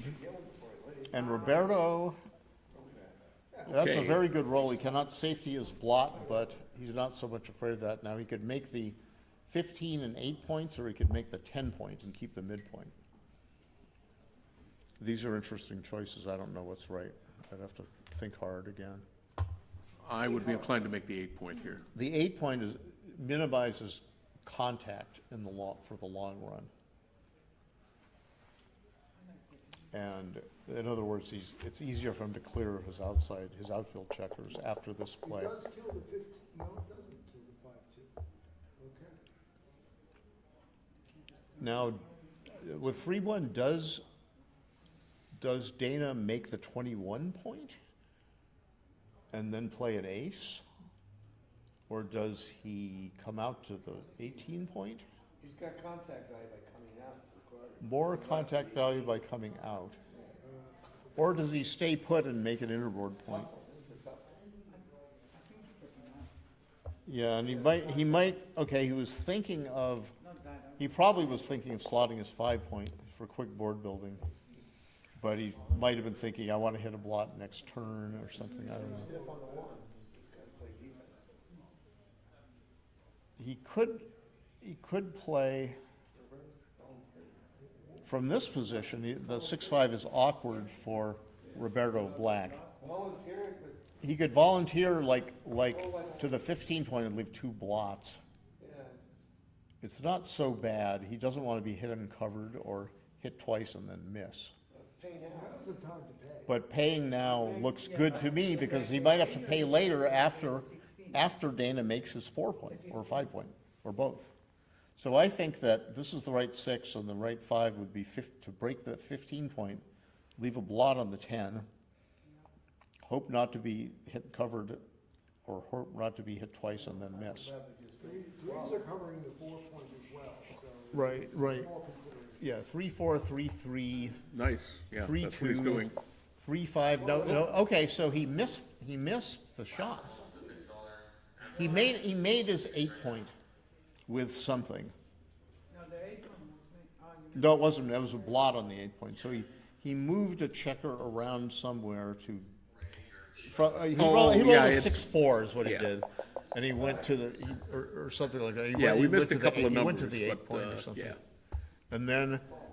And then Roberto moved forward with a 5-1, I guess, or a 6. I don't know. A 5-6. That's what he rolled. He rolled a 5-6. And now this is a holding / low anchor game. And unfortunately, Dana did not make his 5-point. And he couldn't make it this time, and now Roberto has cleared his 8-point safely.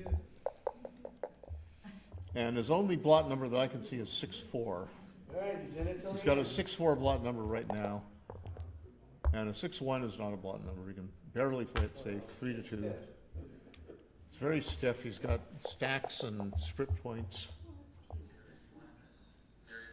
And that 5 point is never gonna get great covered. googly moogly. He says, I'm gonna move forward, I'm gonna keep my bar point, and that is no longer, that's not a blot number either. Getting stiffer and stiffer. And you get stiffy, no softy bendy. So Roberto is hoping, oh my gosh, and now poor Dana has broken his anchor. And he's staying pure, he's not making his 1 point, he's not wasting so many outside pips. There is a blotch number. So he clears his 6 and 5 points, leaving a 13 number shot. Even though double fives is a hit cover number. He's leaving 2 fewer shots. Yeah, he's stacking the 2 because he doesn't want to be hit. Right, I mean, he found it. Yeah. Double fives is a swing number. Small. Only a small. 5-1 is nice. Kind of Oh, swingy. Yeah, pretty big swing. Double deuce. Now Dana says, shall I make this 4? I would be inclined to make it 4 right now. Make it 4.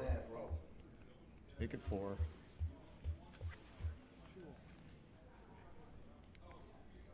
Unsuccessful attack followed by 6, followed by miss, or Fives, ones, fours.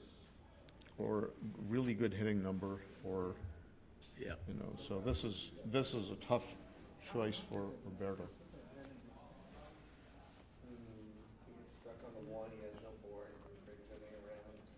What are his winning chances? I don't know, you're 3 checkers off. What are his winning 2 chances? checkers off, isn't it? Am I counting them? Oh, he's got 2 checkers off? Oh, 2 the checkers block, off. The block. Yeah. Oh, Yeah. Roberto has 2 checkers off, okay. All right. So perfect pairing. Yeah, So I don't think, even see think where Dana his had checkers are. 3 checkers off. It's probably be a 6, pass. 6, 8, If he had perfect pairing, and 5, yeah, he's got 2 checkers off. he's only 25%. Tough call. And he does take, doesn't want to give him 7-4. There's a hit cover. That was an interesting decision on Roberto's part. I think there's Just cover. It's a 2, right? Yeah, just cover, yeah, he has a 2, and he's thinking about whether to cover the 1 point, and I predict he will cover the 1 point. I was trying to figure out, now, how do I get a second checker? He's not. That's a lot of ones, Jake. Yeah, if you don't cover, you lose more games that way, right? I don't get that. Double ones is a big swing. If he comes in on the 8 point. He could have been closing his board now with everything just about. Okay, this is, all right. He wants him in on the 1. So he's got his prime. He would have had a closed board. He's got a prime, and he's like, okay, maybe he can roll double ones now. So Dana's a monstrous favorite in this game. If he just closes his board, then he'll be something like a 90% favorite or even more. Yeah, 90, let's say 90%-ish. If he after he closes his board. I keep forgetting numbers. I should remember. But again, we're lagging here. So now Dana has, okay, so the lag now. Okay, double boxcars for Roberto. Roberto's got 3 checkers Oh, off. they each have 2 checkers off. Oh, 2, they each Yeah. have 2, yeah. So now, yeah, so Roberto is sitting pretty. What just happened? It was a Oh, repeater. It's a Yeah. recap. Did he take his checker off? Goes back, so. He didn't take his checker off? What did he do? What's going on? What happened there? Maybe he had one stacked. Oh, he had them stacked, that's it, 5. And Oh. he's got 12 checkers. Oh. He's got 12 checkers. And Roberto has got 6, 8, Roberto has 13, and Dana has 12. Is it a tape? No. So a 7 Well, A seven yeah, roll, 8-5. a 7 roll position is about 50, maybe about 51 effective pips. Well, let's see. Well, Maybe black has about 50 or 51, I'll say, effective pips. 51 or 52 or something. 12. And shall he take, or shall he give him 8-5 and an 11? So I think 3 away to 6 away. he'd be at 29% if he passes, right? So he's risking 29 to Three gain. away, 3 away to 6 away is 29. So yeah, he needs like 29% to take here, and Dana's almost certain to waste here, I would think, 4 to and has fewer working doubles. Roberto's got 13 and Dana's got 12. 12. The ones are a problem. I'm going to say this is a pass, but I'm problem. Well, they are for Dana. maybe I'm gun shy. My opponent just rolled double sixes. Yeah. Play in the after tournament. There's one spot left. Well, take an A cube, you still wouldn't take A cubes now. I'm going to go play in the after tournament, so Jake will take over. I think it's a pass. 3 away, 6 away. What is 3 away, 6 away? Is it advantageous? Yeah, like 71%. So I think he needs 29%, and he has no recue if he takes. Zero recube. 10, 12. Okay. Yeah, this doesn't look like a thing. I don't know. If nobody rolls a double, white just wins sometimes. Right. Jake, what's your theory? You take this? I think it's a pass, but I could be wrong. No. I think all of us can be wrong. Well, all right. If you pass, it's 8 to 5, right? Right. Okay. Somebody in this room is probably What do right. you have at 8 to 5? It's like 29%. He needs 29%. I think it's a pass. Okay. I say pass. Dana thought it was a pass too. You're happier now, right? What the hell do I know? Because that's the deciding factor. Yeah. Put it in the toilet. Yeah, it's certainly,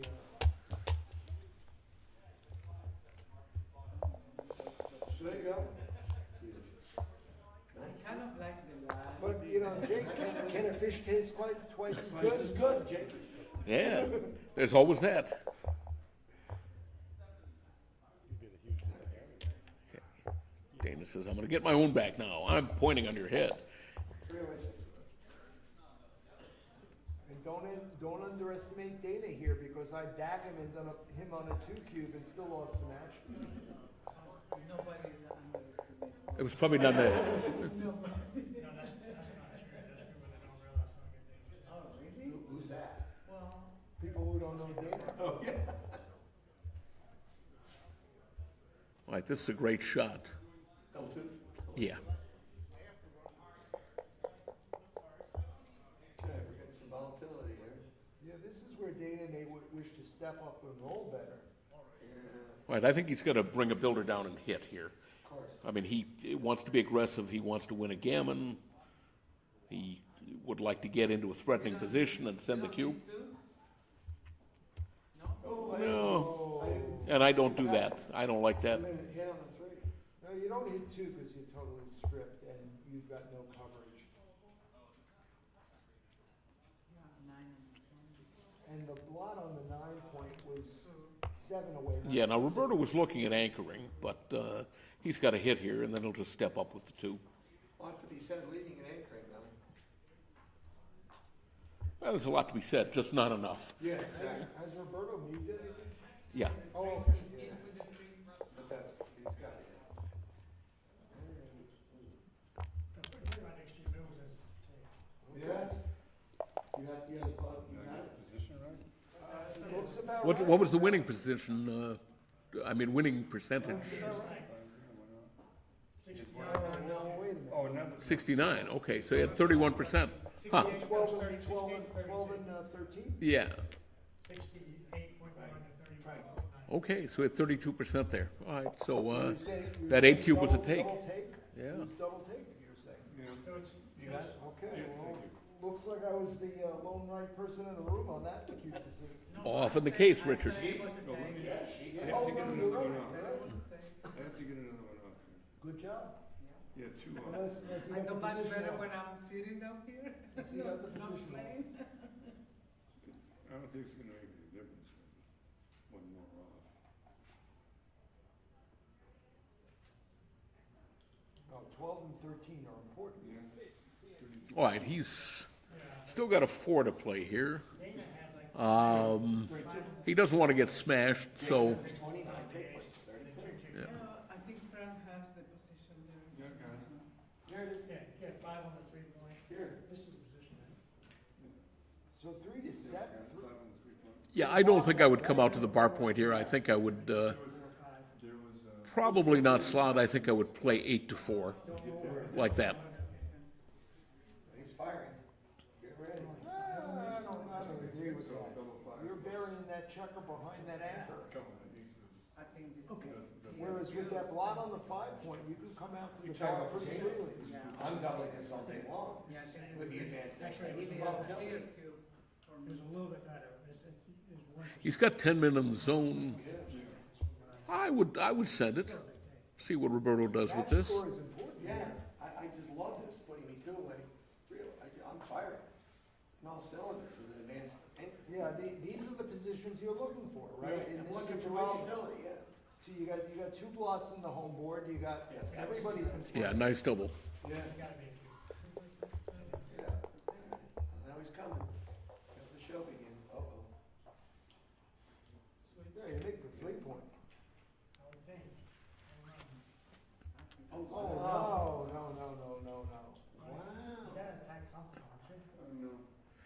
I'm not so sure because look at the, he's got the rack now. I mean, it's pretty. Yeah, but see, Roberto still has to make something out of what was left. If you switch points, he can roll a 5 and suddenly have a game. Here, if he doesn't roll something like a 5-4, he's in a very inferior position. I think I like Dana's play there. So Jake, White's 135, right? But, I hadn't counted it, Well, but 75 plus the. well, you got yes, someone 135 is on the right. home Yeah. board. I don't know, insta-hitting there. Okay, and now you continue with, and again, I don't think I would switch. I think you gotta go for it. So Neil, now that the king is turned, you gotta go for it. There's a trailer. Yeah, all right, I am switching. I have switched my position, my opinion. You're entitled to switch. Yes. So Moshi says switch.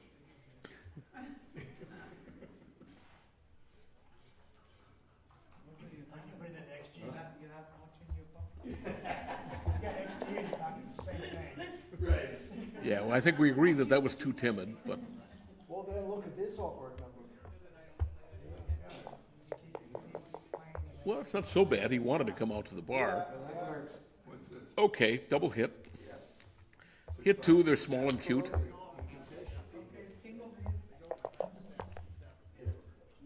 I mean, with such a strong position, there are many ways to succeed. There's your one.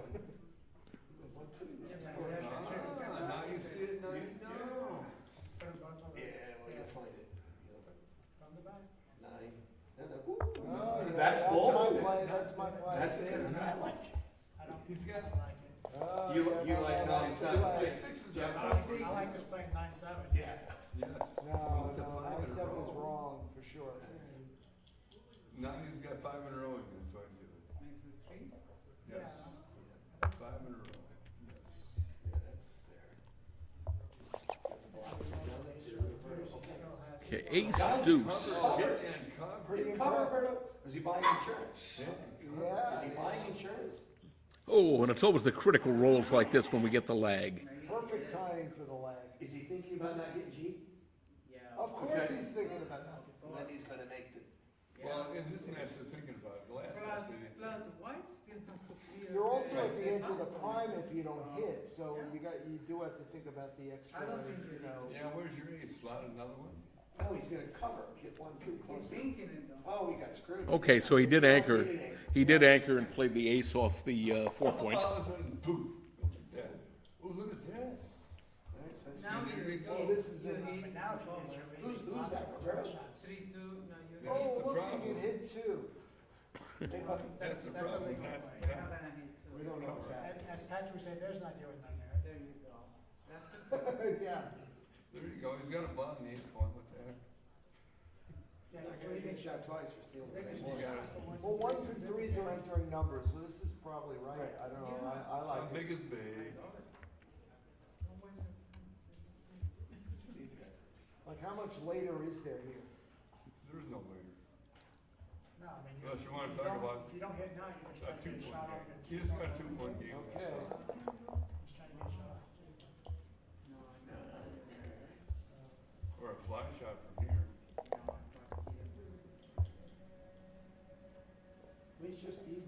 money here. Where'd he go? Awful quiet. So peaceful here. Dima. Okay, Roberto's strategy here seems to be to wait and get the late shot or roll boxes. I think he's still stuck in the race with boxes. Yeah, So boxes doesn't win. but he saves, if he doesn't get hit again, he saves the gammon. I think that's what he's thinking.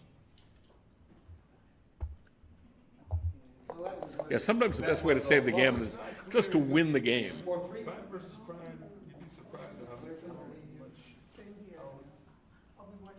fun game it should be. You're leaving?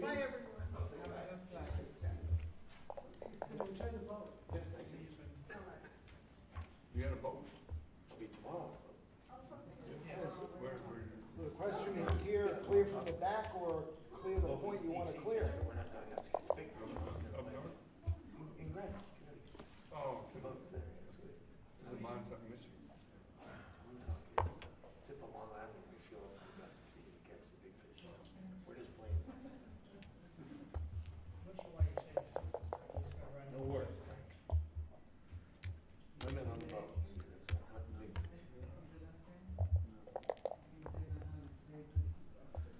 Okay, now, he must be regretting the fact that he didn't hit earlier at this point, because suddenly he has no race and he has very, very little, he's got some equity here. You know, there are numbers, but Yeah, well, you know, look, He's obviously, probably gonna get off the game.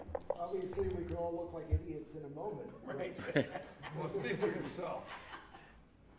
I can do it in less than a moment. I can do it in 5 seconds. I know what I'm capable of. I've already proven that this weekend.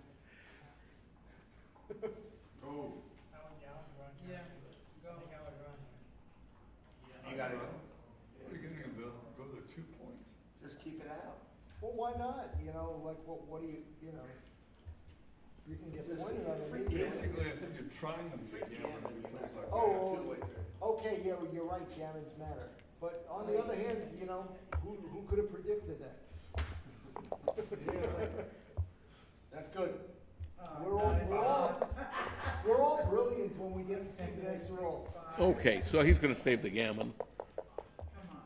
See, that's what he wanted to do anyways. That's why I didn't hit. Just get off. I wanted to get to this situation. 2% gammons. Get off the gammon and be happy. Well, now, one nice thing about it, he'll save the gammon. The score is going to be 8-7, and that is one of the most interesting scores when you're 4-way, 3-way. So hopefully we're going to have a lot to talk about in the next game relating to, you know, how you play your checkers, how you play your So you're cube. saying he chose that for the benefit I of the think he spectators? did, exactly. It was showmanship on his part. Yes, it's brilliant. Just cross it. Sometimes you gotta be thinking more than yourself. Like, you gotta make plays for the crowd. Hey, are the tournament promoters paying him for that? Maybe they should.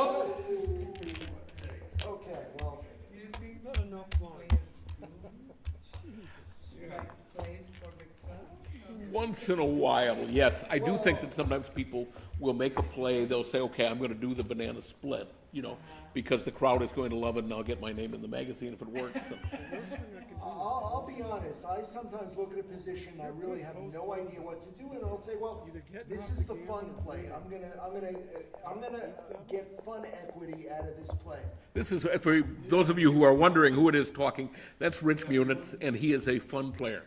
Absolutely. And- Backgammon should be fun, right? Yeah, we also have Frank Talbot here, we have Irina Litzenberger, for those who don't know which Irina. Roberto's wife. Yes, Roberto's wife. I won't say that she's biased in favor of Dana, but no. All right, and what do we got here? Well, she can't admit it.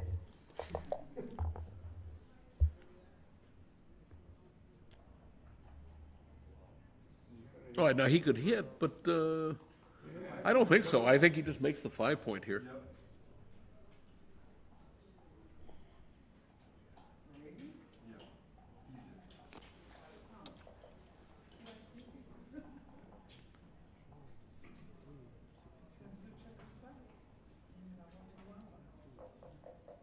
Well, yeah, 1 and 1 back, but you've got the 5-point and he doesn't. That's kind of a big deal. Well, who's ahead in the race? I mean, it does look close, but, It's too early and too close to worry about. being a pip ahead in the race sometimes matters, you know? Especially at the end. Yeah. 6-2. Yeah, you always want to be one pip ahead at the end. And now we're getting lag again. With the 6-2, though, I think I would, I would stay back. I would just play 13-7 and slot the 4-point. I think he wants to quickly build up a major threat, terrify Dana. Okay. You're leaving? Adios.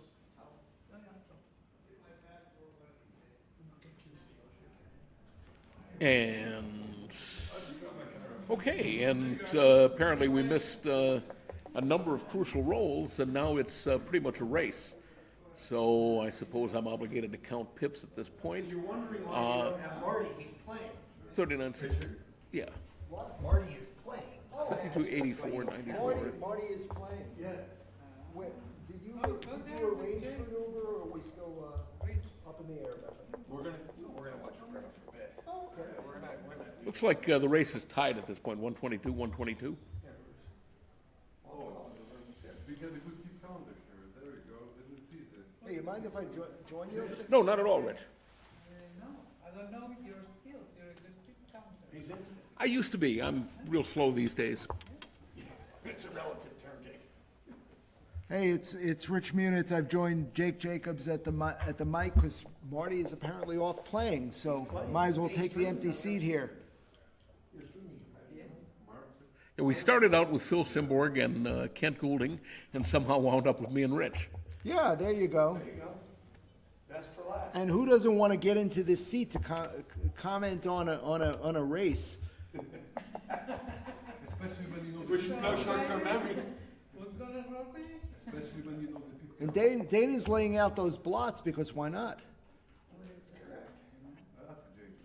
Jake, what's the pick? I think it's 100, 104 after the play. Roberto was down, so. But not by much. Yeah, and let's keep in mind there are no gammons here, and Roberto is 3 away, but he can double a little bit aggressively because there are no gammons at this score. Yeah, actually more aggressively than Dana. Yeah. Right, because Dana's 4 away. No G, so Dana lost his 4 away up. Okay, we're gonna miss the cue. We're gonna see who has it. We can only let them respond. Wow, this seems like good timing to critical points. I guess this is where you should cut to commercial, right? You're right. All right, a word from our sponsor. Thanks again to Carol Joy Cole, who's been running this tournament for nearly 50 years. Thanks to the American Backgammon Association, or the U.S. Backgammon Federation, rather, who is sponsoring this tournament. Thanks to all of the tournament staff. And thanks to the players for giving us such a wonderful match to comment on. Jake, what's the count quick?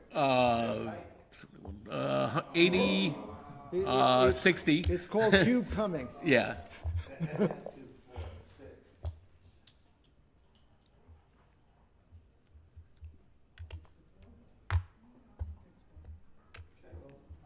Oh, they were stacked.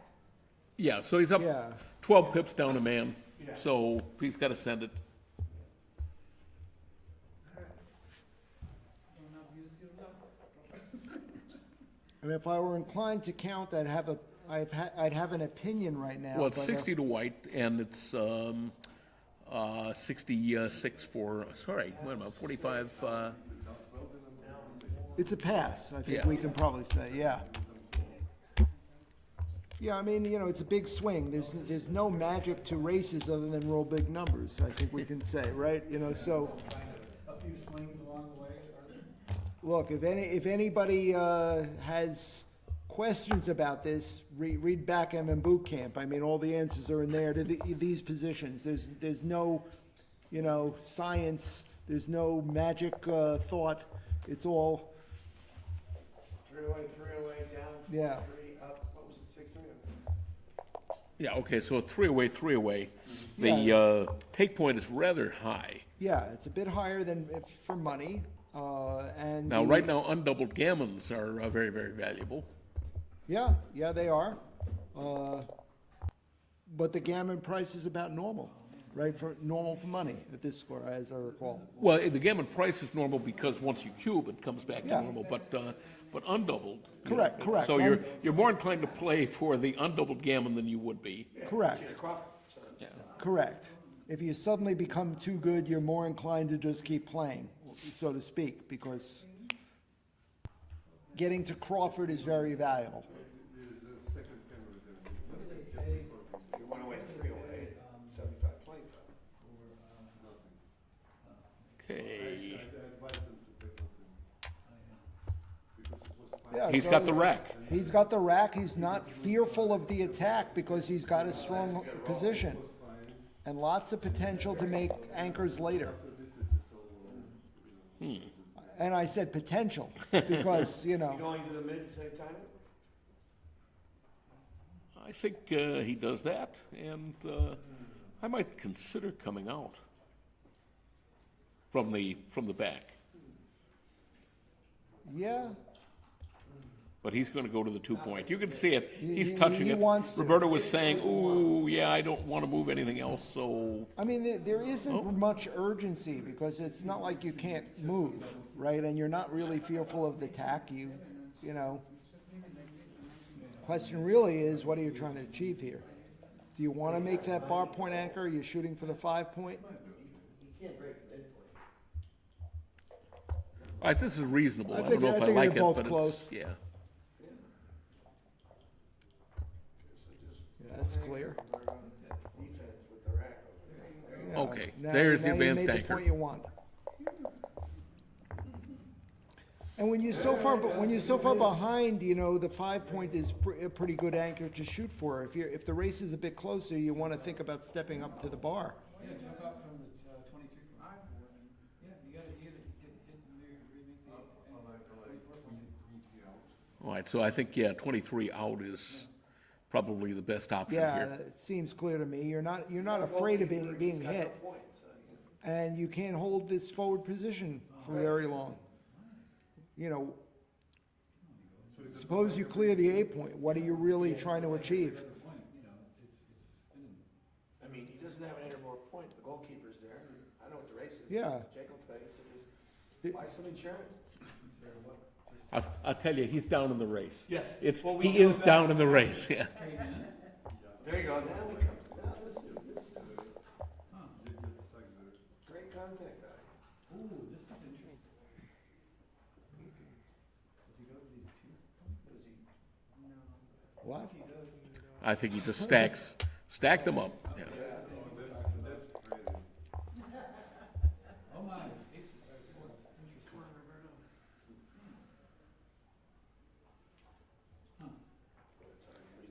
It's fine to maybe leave a blot on the midpoint. Yeah. You don't really care if you get hit here. Huh? This is good. Well, it's interesting. Actually, you can almost, I admit I didn't see that play. I mean, if you're gonna run.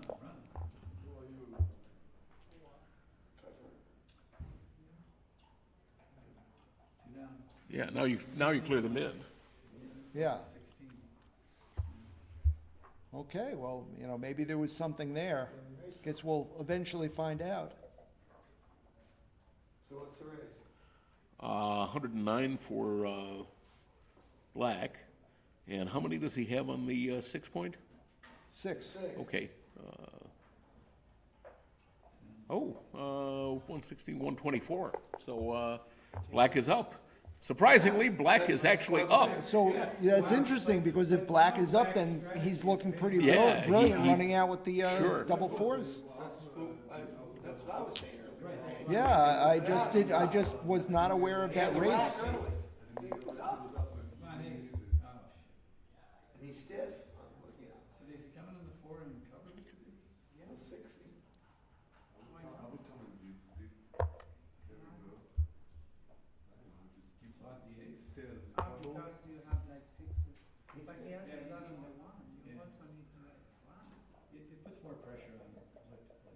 Yeah, I mean, it's such a stiff position.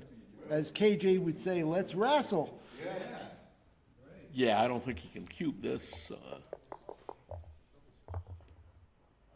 Well, that's What a good great result, roll. yeah. What a great roll. Let's go, Roberto. Okay, makes it 3. Race is getting closer, or farther, or something. It's one of those two. I think you got those choices right. Well, you gotta double sometime, I don't know. It's contact values for black. If white doubles, He's down 7. Sorry, black is down 7. So I had something wrong earlier. Okay. Well, hopefully it's being transcribed and we'll get all the answers at another time. Yeah. That's the beauty of modern technology. I don't think he would. This looks early to me. A lot that can go wrong. Like that. For example, it's not really wrong, but not you know. Yeah, it's wonderful. awkward. Oh, Well, and got him up. Let's go to roll. do you really? 1, 2, 3. Oh, Go to the ace. Keep going, no, keep going. Yeah, keep going. yeah. Go to the ace. Okay, he's gonna drop it. Double. No. Why not? It's more fun. What are you smoking, right? More fun. I guess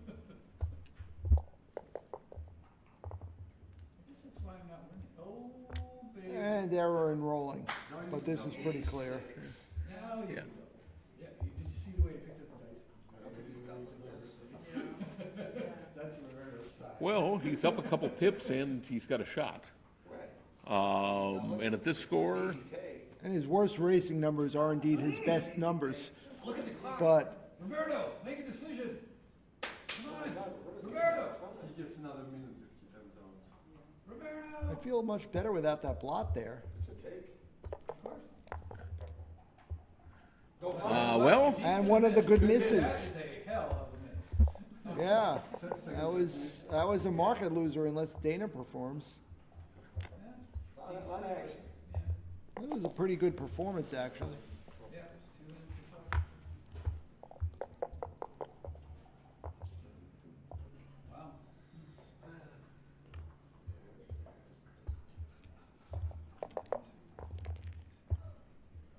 okay, now it looks like it's going to be Crawford 3 away, but It ain't over yet.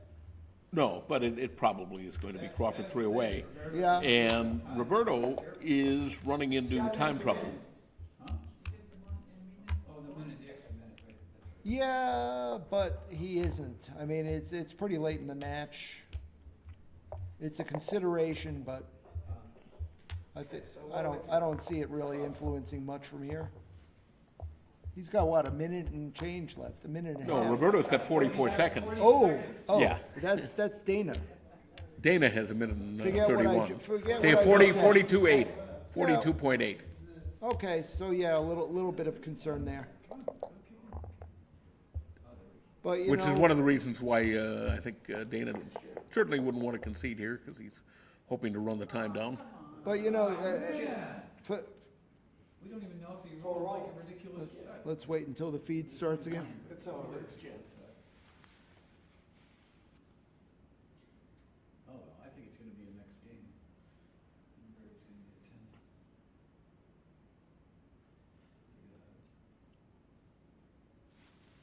10. Oh, do we have comments there?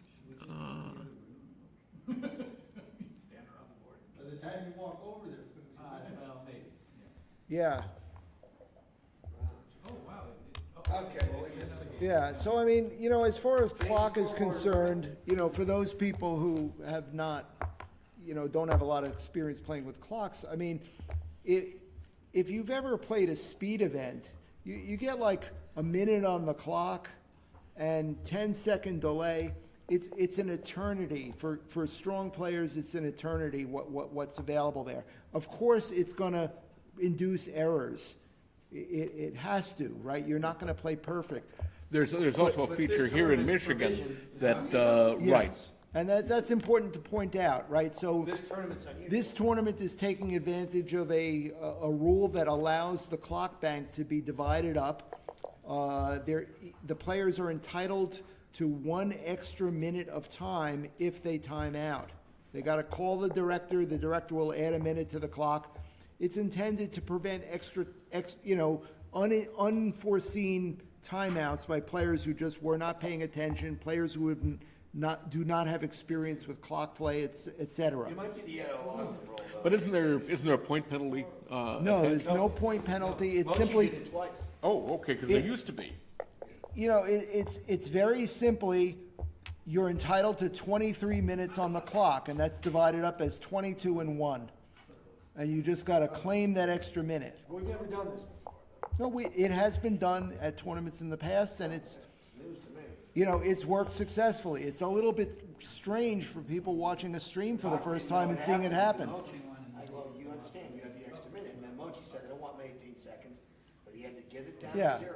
Now, years ago, I was playing here, more than 20 years ago, and was in a firecracker jackpot, and I asked for a clock. Clocks were not mandatory unless, but the tournament had started at 8. There were 7-point matches, and in the third round, my match didn't start till 1 in the morning. And so I asked for a clock, and the 7-point match took over 3 hours. My opponent did time out, but, I got a penalty, and then he came back from 6-0 or 6-1, and now was playing very, very fast, and it got to double match point. Oh, those were the days before we played with a delay on a per move basis, right? It was just a No, strict. no, there was the delay, but he, was just using up so much time initially, and then. Well, so- but how do you time out, right? Well, In when the you. o- in the old when you- days, when you- literally, When you you- stop to have some rituals where you're pouring wine and pouring water, and and Yeah. I won't even mention the bathroom break after every game, because he was pouring wine and pouring water, and it was a third bottle of wine. Gotta go and- somewhere. Well, there could be Yeah. something else involved, too, if you Okay, so back to backgammon. Yeah, and all Dana wants to do here is win a playing game, unless he can somehow win a backgammon. Yeah. But at the moment, it looks like he's not on track to do either one of them. Yeah, I mean, you're happy to win a gammon here because you Sure. killed the free drop, but that's worth about 2% of equity. You're not gonna make major decisions differently because of that.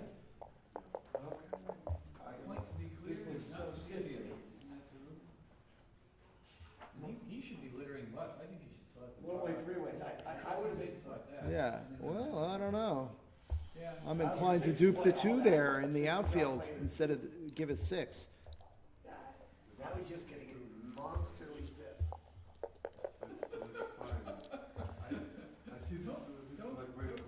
Don't talk dirty to Newman, Roberto. And I would just slot the 2 also. It's not like his board is chopped liver. Well, I don't know. Do you really want to give him free 6s to hit? All right, maybe not. It's interesting. He's giving him free everything. Is he going to do this, though? I think he is. No. Points for creativity, but, oh my. Oh, where was the ace? But he doesn't care, he's not gonna get shot for stealing the same horse twice. That 4-2, by the way, was a great fucking. Uh-oh. See, this is why you can't be too frisky. Yeah, Oh, well. this is why you can.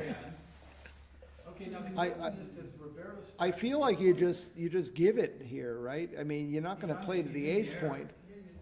He's going to play to the ace He's point. gonna play the ace point. Yeah, you're right. I think I would. Okay. See, he's got the board here. Okay, come on, hit the hell out of him. You gotta dodge. Now, what did we learned that the 4-point board like that, the best 4-point board, is called the barrel. There's the rack, the barrel, and the beast. So Dana now has the barrel. Yeah, he's going to stack them on the 4. Yeah, you have to. Oh my God. Oh, okay. Oh, no, that's a viable alternative. He's stepping up. I mean, you don't need spares on the 8 point. They're not home board points. And have the extra checker on See, vacating the 5, we're going I think he should step up to the 18.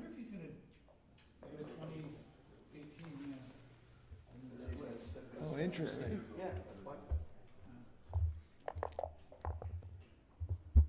And And it's no. really important to enter here. Yeah, he needs a 5 here really badly. He's wishing he hadn't broken that.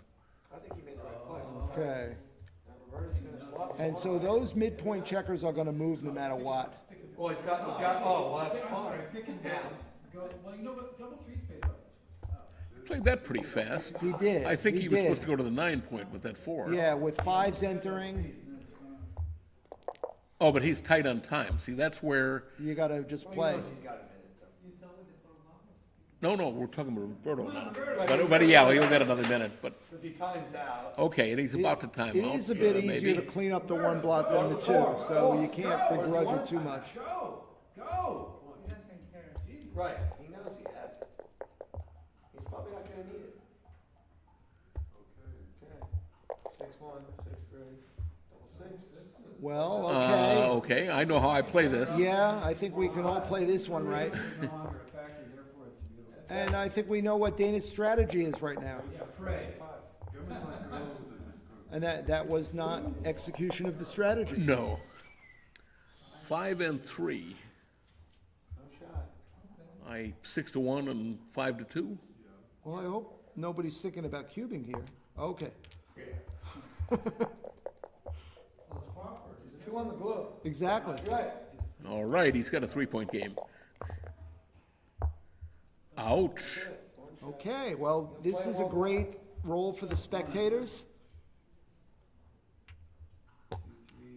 And clearly, right, you minimize shots. And okay, we have excitement again. And what is it? He's got 2 men off or 3 men off? Just one, I think. Oh, so there's some stacking going on there? Oh, really? Oh, There's a check. Oh, yeah.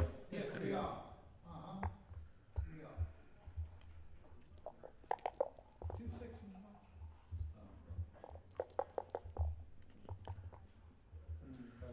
Yeah. Is that the one you want to cover? Yeah, probably. I think you're in a containment game and you have no issue coming in. You got flood the outfield.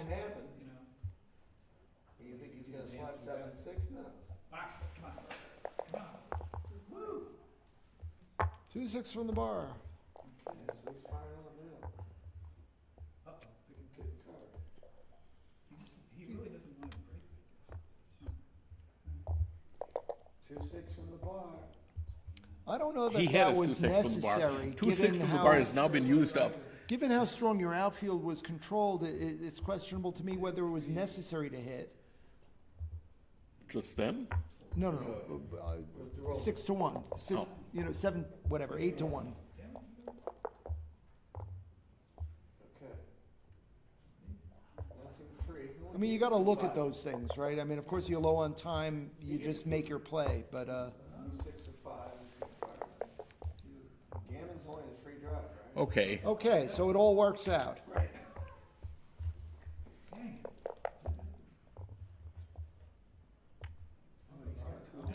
So the sad thing is, in retrospect, if Roberto had taken that third one off and left it on the 6, he wouldn't have gotten it. This is when you're at your deadliest. I think I can't. Three. I think Oh, three. there's no juice. There we go. Where it is. 2, 4, 6, Back to 8, DMP. 10, 11, 12, so he has 3 off. None of the stackers. Yeah, don't leave any accidents. Roberto, I've seen this game won a lot. Yeah, actually, I think we saw one earlier by Roberto, didn't we? If he gets perfect pair, and what is he, 25%? I think you go to the 4-point there. I mean, it's a minor difference, but I think it's better position. Now he's on the 4. Yeah, there you go. Yes, did get to the 4-point. Take 2 off. Set. And you're in.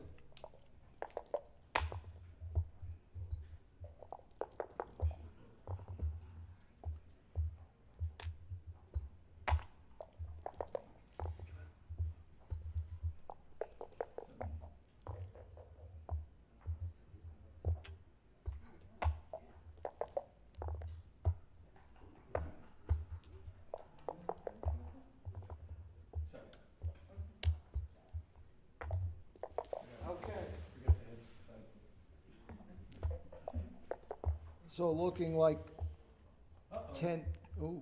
Wow, that's it. No, it could be, it's just a free Okay. drop. To finish my sentence, looking like 10-9 here. Yeah. That's it. You might see a free drop.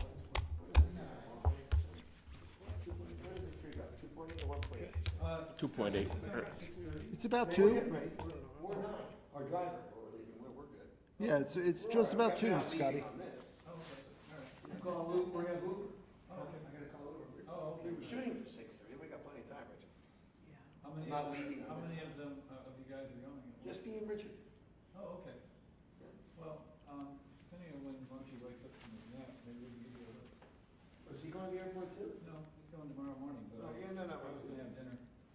Where are you guys gonna go, Kintoro? I don't know. Probably in Ann Arbor. What, they're discussing bench now? Ann Arbor, so you guys are, That's where he is. Greg's in Ann Arbor, 20 minutes away. oh, is that all that is? I Yeah. thought Ann Arbor Are was, you 20 minutes, Greg, you said? Yeah, ish.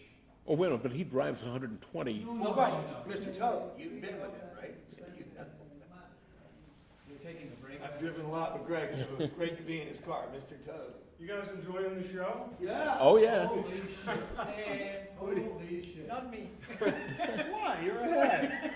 Thank God for that 3-1. You didn't like his boxes? When it was gonna be 9-2? Yeah. It's fun. Good match. First I throw the double 4 and stack them all up. Then I open up the 6. He Be goes, happy he left that 4 on the 4-point before the 3 on the 6. well, who knows? I don't know if you can see, he's got 1.4 seconds. Yes. So he gets another minute. Like, we could have used more time. Wait, is there a He only gets another minute. is there a decimal point there? That's not Yes. 14 seconds? No, that's 1.4. 1.4 Right. Oh, and 47.4. Hey, for me. So you're that's up 46 seconds. But, Got but he that gets going another for him. minute if But he he has goes a over. free drop. When he gets another minute You know on he the gets another clock, if minute, he, right? I mean, Maybe he because doesn't it's a know. different clock rule. that Yeah. last game, am I supposed to, I don't know, I wanted to sort of get hit and go back, but I don't know. yeah, so he's By the got way, that 61 8-cube turns out to be a seconds take. technically. It I was- thought it was a drop, but He may not be it turns aware out it of was a it. take. Really? Yeah. Well, it's, Apparently you had 32% there. Ooh, I didn't think I had that much. Yeah, I didn't either. Then it's a big take, Yeah. because it was 29 I needed. Yeah. which one are we talking about? The 8-cube. 8Q. Oh, yeah. It wasn't like I didn't think about Yeah, it me for a and while. Arena were taking that one, everybody else was passing here. By the way, usually the most critical moments of the match, we get the lag. So, you know, you're thinking and we don't know what's going on. And then we see, oh, it's next game already. That was a hard cue. I didn't know how to figure it. He's got them all stacked on the ace and deuce. It's like, I didn't think I had 32. I'm surprised. You take what he said was 29? 29. Yeah. 29, 32? Okay. I mean, you were just a roll ahead. That was the key, and you know, none of your checkers there wasn't wastage. It was just, sure, you can miss. There was a lot of wastage. Come on. Yeah, I've got nothing on my 5 and 6 point. What do you mean? Well, You but mean, I think you don't- you didn't have you any don't, gas. you don't mean You didn't have wasted, the you gas. mean misses. it's, I threw 2 aces, 2 deuces. you had a reasonably good position for bearing off checkers. It's not like you had gaps, you didn't have, you know, That's right. Ones and Howard, twos. so. I'm surprised it's 32. Yeah, Apparently you were too. I mean, obviously you've got all the doubles as usual, but you know, it's also just plain. But look If at all you the just- fun, look at all the fun we would have missed. If you just don't miss, you win. Oh, yeah, fun. That wasn't And we could talk because there are no more 8 cubes coming. Right.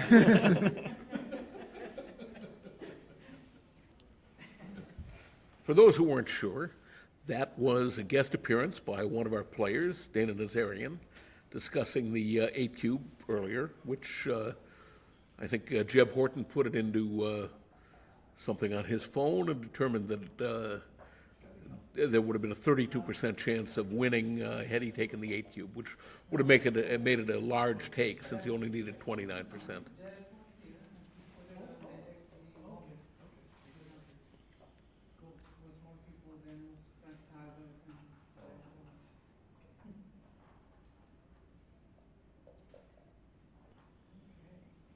So it's good to have an exciting match, right? You know, sometimes you get these blowouts and Yeah, it just, you know, steamroller comes over you.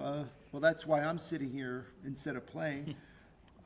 It just happens, but yeah, it's exciting. Anybody's match at this point. Yeah. So it's going to be one away, two away post Crawford, right? When we resume. Am I Correct. seeing that correct? Yes. So there's a free drop there for Yeah. Roberto. So all things equal, Roberto's maybe 52% in this match at this point, but it's pretty close. But very soon. Now, actually, Rich, can you go back and explain when you said there's 23 and 21? So if that means that if Roberto gets another minute, then they take a minute off Dana and he loses on time? No. What it means is has to go to 0 before he can. what it means is that each player, it's an 11-point match, and the clock policy for this tournament is that everybody gets 2 minutes per point plus 1 minute.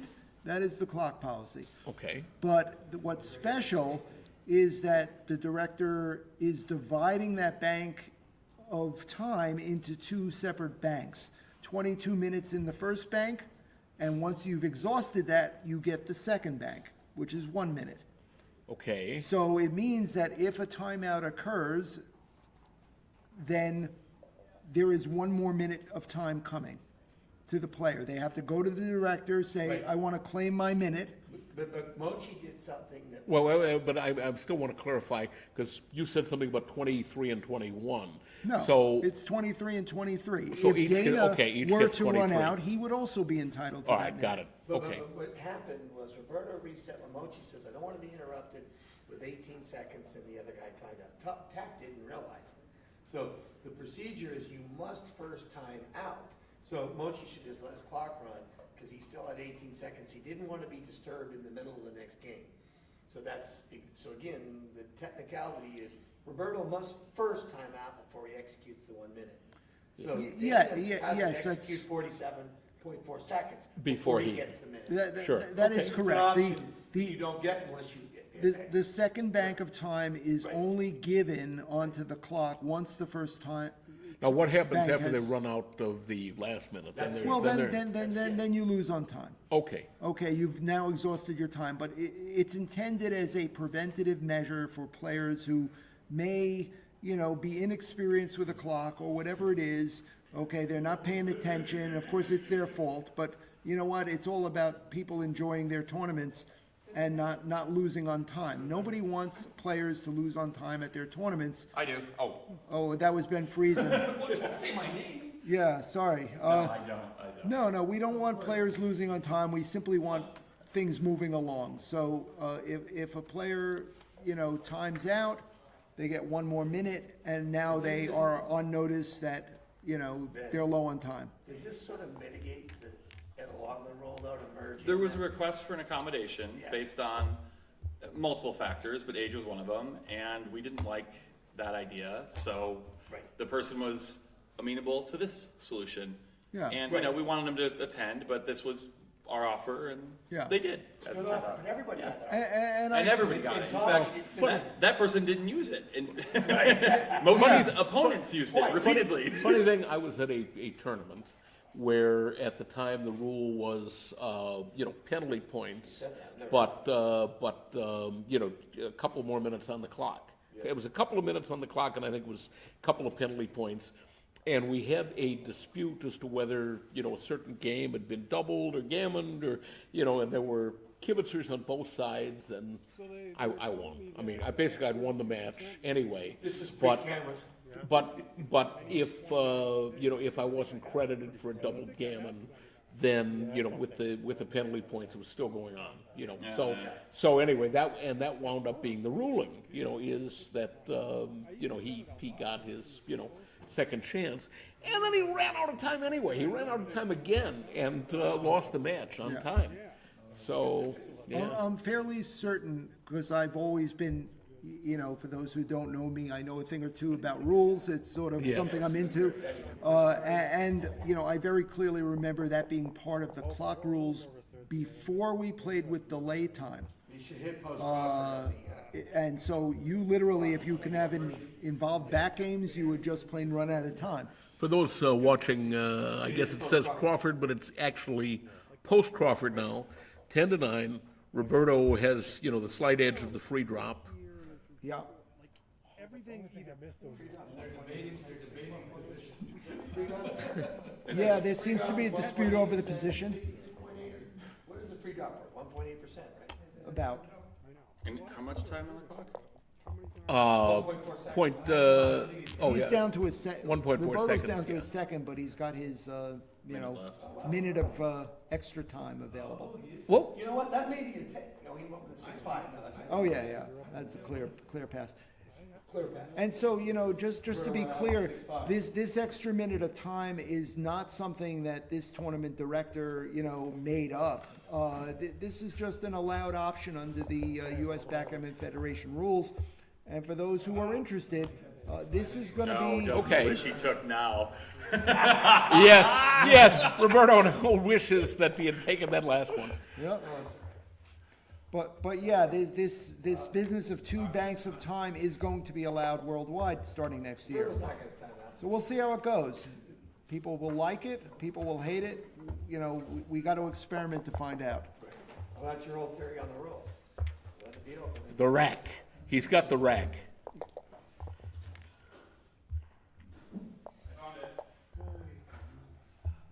Whoa, great shot. Pretty good outcome there. Yeah. Roberto says, rack this. 4-3. Yeah, he's just going to come in. Nothing wrong with a spare on the 6 point. 3-2. 2 down.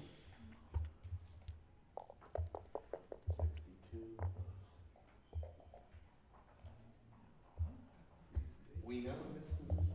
From what we know, this You know where it's gonna end up.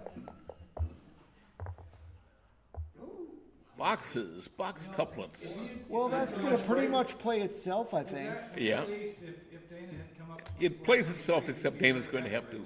Yes, he would. But usually it's not right to do that here. Oh, really? Yeah. Well, maybe it doesn't play itself. No, it doesn't. But there are only so many choices, right? And It effectively does. I'd keep him locked. You only do one shot. You have to go keep it. Yeah, it's ugly, but I think you do this because the other way you give him pretty much every number. I like this one. Okay. Let him go to the mid, or make the bar.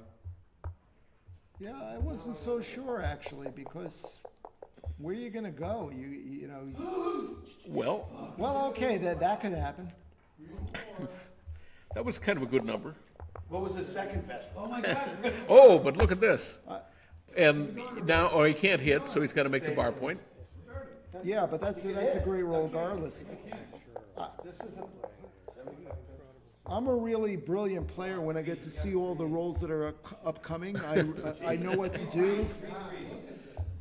He ain't gonna run out of time. This is swinging ball. Whoa! Oh man, these guys. All right. These guys are good. Yeah. This tells you why they're in the finals. Okay, here's a 4-6. Just a routine 4-6. Oh! What did I know? What did I know? Jake, we could all say what the right thing to do is, but these guys can actually do it, and that's why they're here in the finals. A double fours again. Unfortunately, they don't hit, but Yeah, and you're gonna just come in, right? I mean, you don't leave all those extra shots, and it's good position anyway. well, no, he might as well have come down because it's the same number of shots Well, it's double threes here. and double fours. Oh, no, but he's on the roof, right? Yeah. Oh, no, you're right. I'm sorry. Okay, hallucinated that. That was sick. On both parties. The whole sequence was sick. I don't know if you're supposed to do that or not, because you do give double threes. Yeah. I was almost going to call double threes, just for the heck of it. Just for the excitement. Yeah. Again, we got to think about the crowd. He knows how to play. Really? Yeah. Doesn't feel like that was ideal. Well, it does give you the ability to clear the 6 point if you roll a good number, right? You know, so there is that possibility. Two men on the bar, you do want to think about pre-clearing that 6 point. Come on now, come on now, give it a shot. For the fans. Say goodnight. Good night. And he had the temerity to come in. Get your style points out. Okay, and All right. we recognize All right, the well- inevitable good match, guys. Yeah, that was quite a match. Dana came back. The new Masters champion here in Michigan is Dana Nazarian. And Roberto has run out of time. Yeah. We're off to the airport, Richard. Okay, very good. Jake, good to see you. Yeah, we see you. Okay. Jake, it was a pleasure. Rich? Always fun. Yeah, I'll see you maybe in Las Vegas. Maybe. I probably won't be there, but you never know. Yeah, well, I've never seen you. Well, I've been to Las Vegas. but after that last incident on the crap table, he's just told himself that he's not going to do it anymore. No, I'm sure you are not a crap player. No, I'm not. Okay, we'll go. I'm gonna stick by Roberto. Okay, well, I'm not Roberto's wedding. It's gonna be so you're eventually gonna. What do you mean? Had to just start throwing checkers out there and letting him hit him. Really bad for me. And it ended up working because he ended up getting back to the 3 and hitting. Who knows? It could have been a blunder. You just threw very awkward. What the hell? The finish.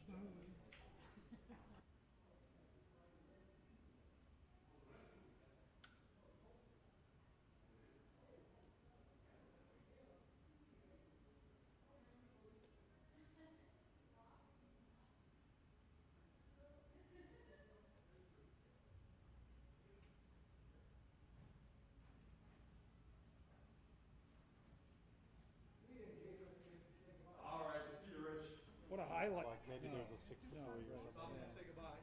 Bye, I'll see Roberto. Hell of a match, Take great care, man. entertainment, guys. Cheers. It really was. I'll see See you. you, Scotty. Dane, I'll see you when I see you.